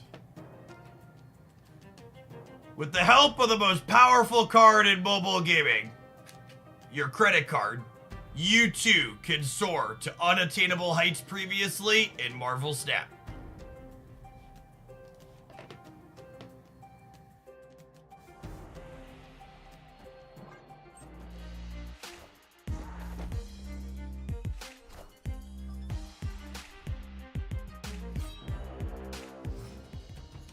It's funny, sometimes people will come in and be like, man, level 50,000, you must play a lot of Marvel Snap. And it's like, well, yeah, I do play a lot of Marvel Snap, but that's not why I'm collection level 50,000.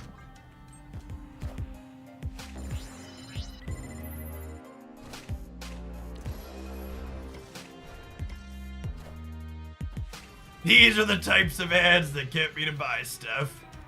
Ah, lovely, lovely adverts. Magento, right? So we're gonna pull Coulson out, which is good.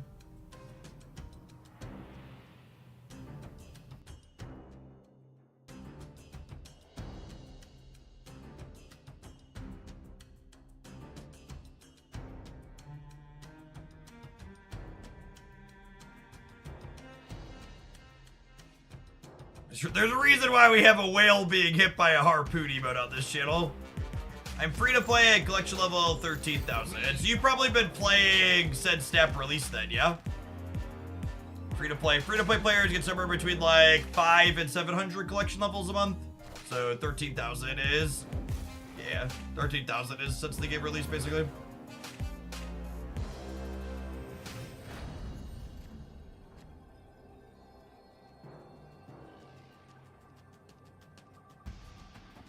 This is this. They can only move 8 or into the center, yeah? So we're gonna have a beat there. I guess they can have our Jeff. I guess I do this to play around them having my Jeff.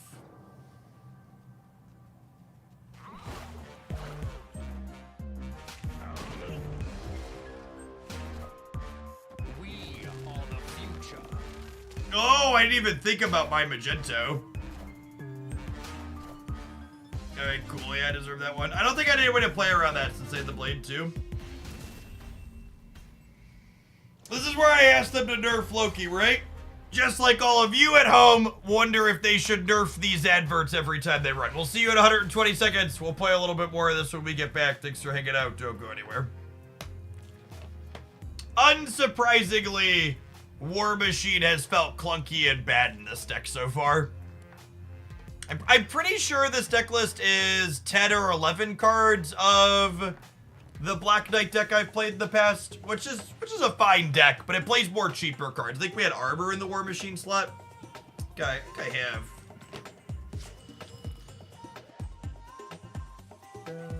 BK Hope. What's the difference?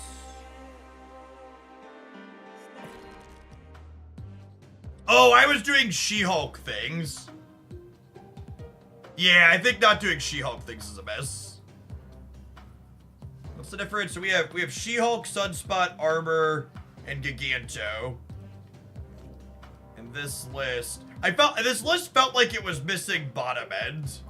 And this list is playing Jeff, War Machine, Scar. Yeah, Scar is super clunky. Play Gilgamesh. Gilgamesh is not a particularly strong Marvel Snap card. He is easily the weakest release from the last couple of months.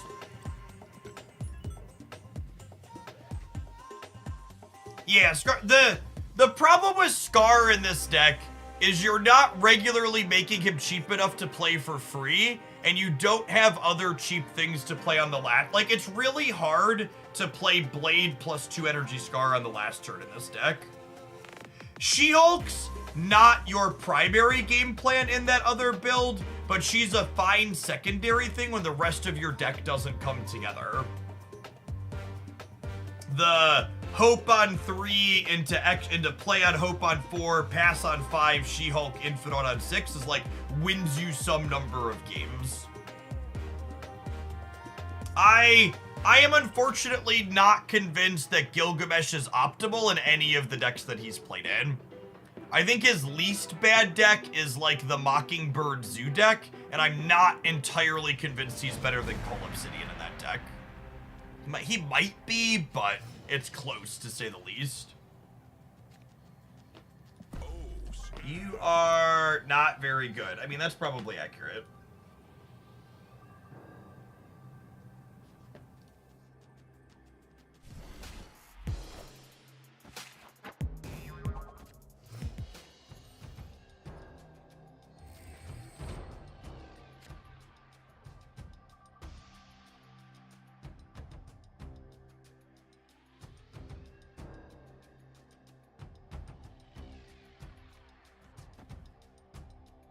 Ooh, candy.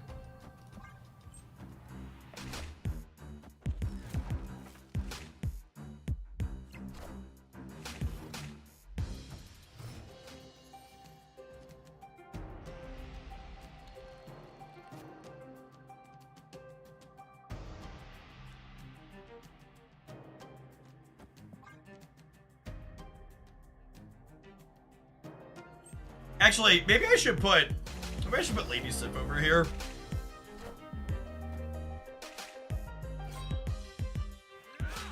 I'm kind of hoping some of my stuff gets pulled.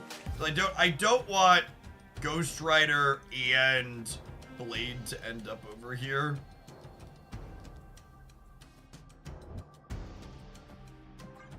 We're a little exposed to Shang now as well.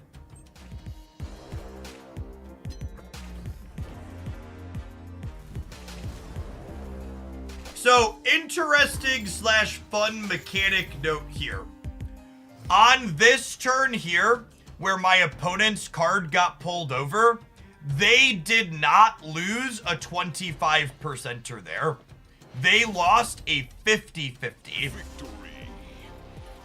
Great Web chooses the player at random, with both players being equally likely, and then chooses one of that player's cards at random to pull over. So when they have one thing off Great Web and I have 3, it's still 50% to pull their one thing in. No, I don't think you were dumb to skip Call. I think Call is a very skippable card that's super replaceable in most of his decks.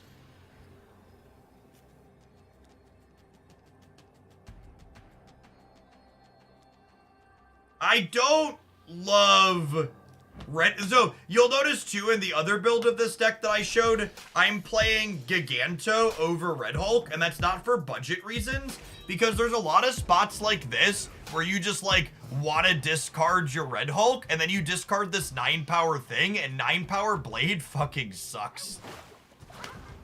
I think Giganto is genuinely better than Red Hulk in this deck in a lot of situations. It's better to blink out of the deck too a lot of the times.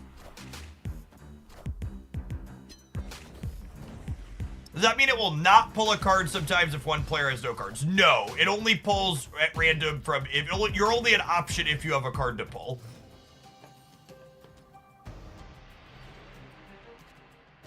Opponent snapped.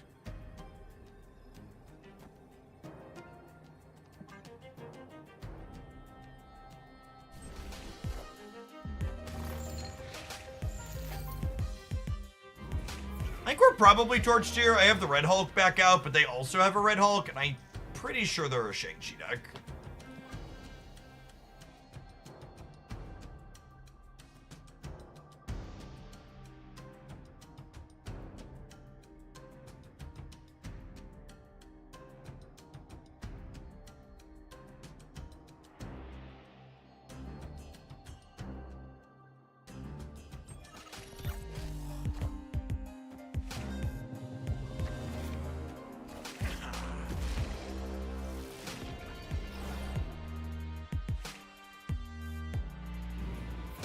All of the Red Hulks are going to the moon, with their Red Hulk being a little bit moonier than mine because of...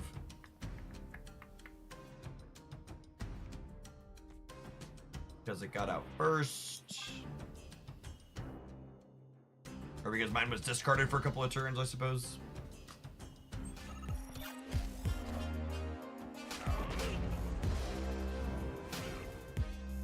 Hey, Bad 2, thanks for clearing stage 2-6 and checking out our sponsored game for the week. Appreciate the support.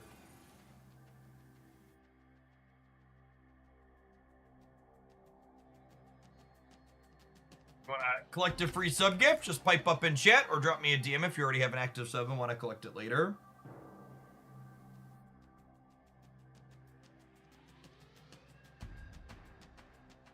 I'm just passing. So I can Infinite.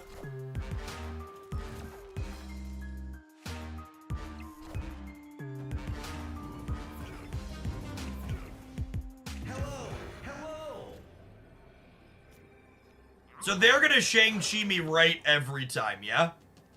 And then my Infinite's gonna flip up and we'll win there anyways?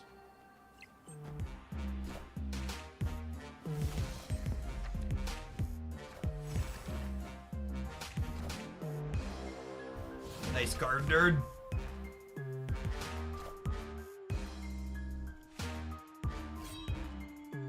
Hello! So happy! So happy! So happy you took your tech card and put it on a billboard and broadcast it from a mile away!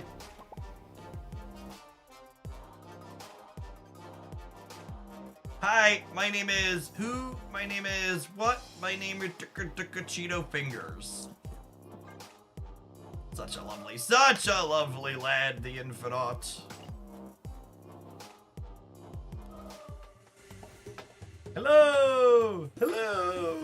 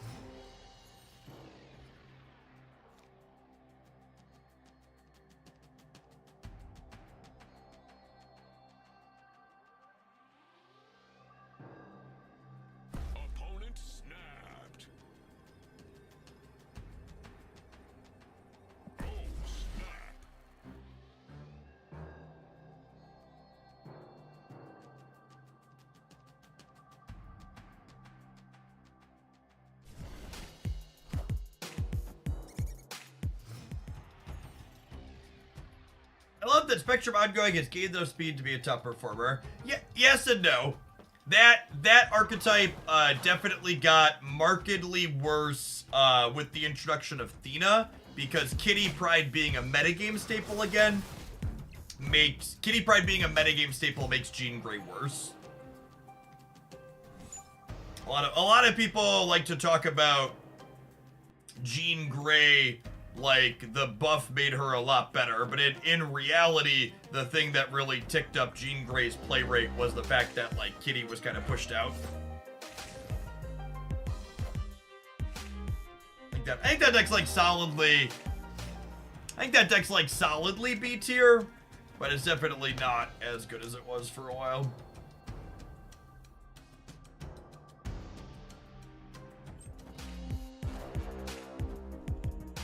Oh no! Can we win a 50-50, gamers? Please. Please 50-50. Please 50-50. Sometimes lucky. Sometimes Lukey rubber dookie. Alright, so we'll do this to clear the center. And then we will blink the War Machine into a 6-drop and slide the Babyland Shark mid. Never lost a coin flip in my life before, chat. Why would I lose one today? Seems like it would be a poor choice. Oh, yikes. My poor shark. My poor shark!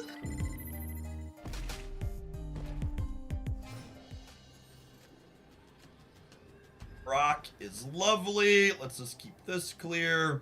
And then this War Machine turns into a Red Hulk, a Magneto, or a Scar. And if it turns into Red Hulk, we're actually losing the right. But hopefully we win the breaker. I guess it possibly goes with 13. But this is definitely one of the many spots I've talked about where just having Giganto in your deck would be better. Yep, there's Red Hulk. How much energy did you spend? Not enough. Cool.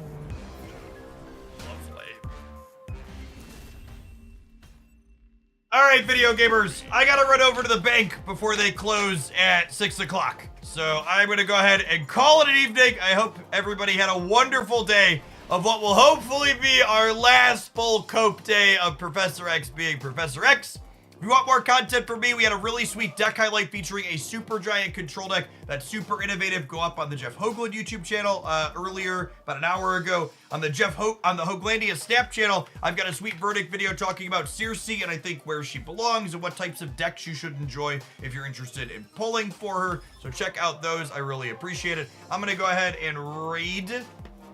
Who are we raiding? I always like to try and find a smaller content creator to send you off to before we go. It's been a little bit since we rated Speedy Snaps. Let's go ahead and send you over their way. They're making some excellent Marvel Snap content. I will see you on the flip side, gamers. Hopefully see you tomorrow for a fresh OTA day.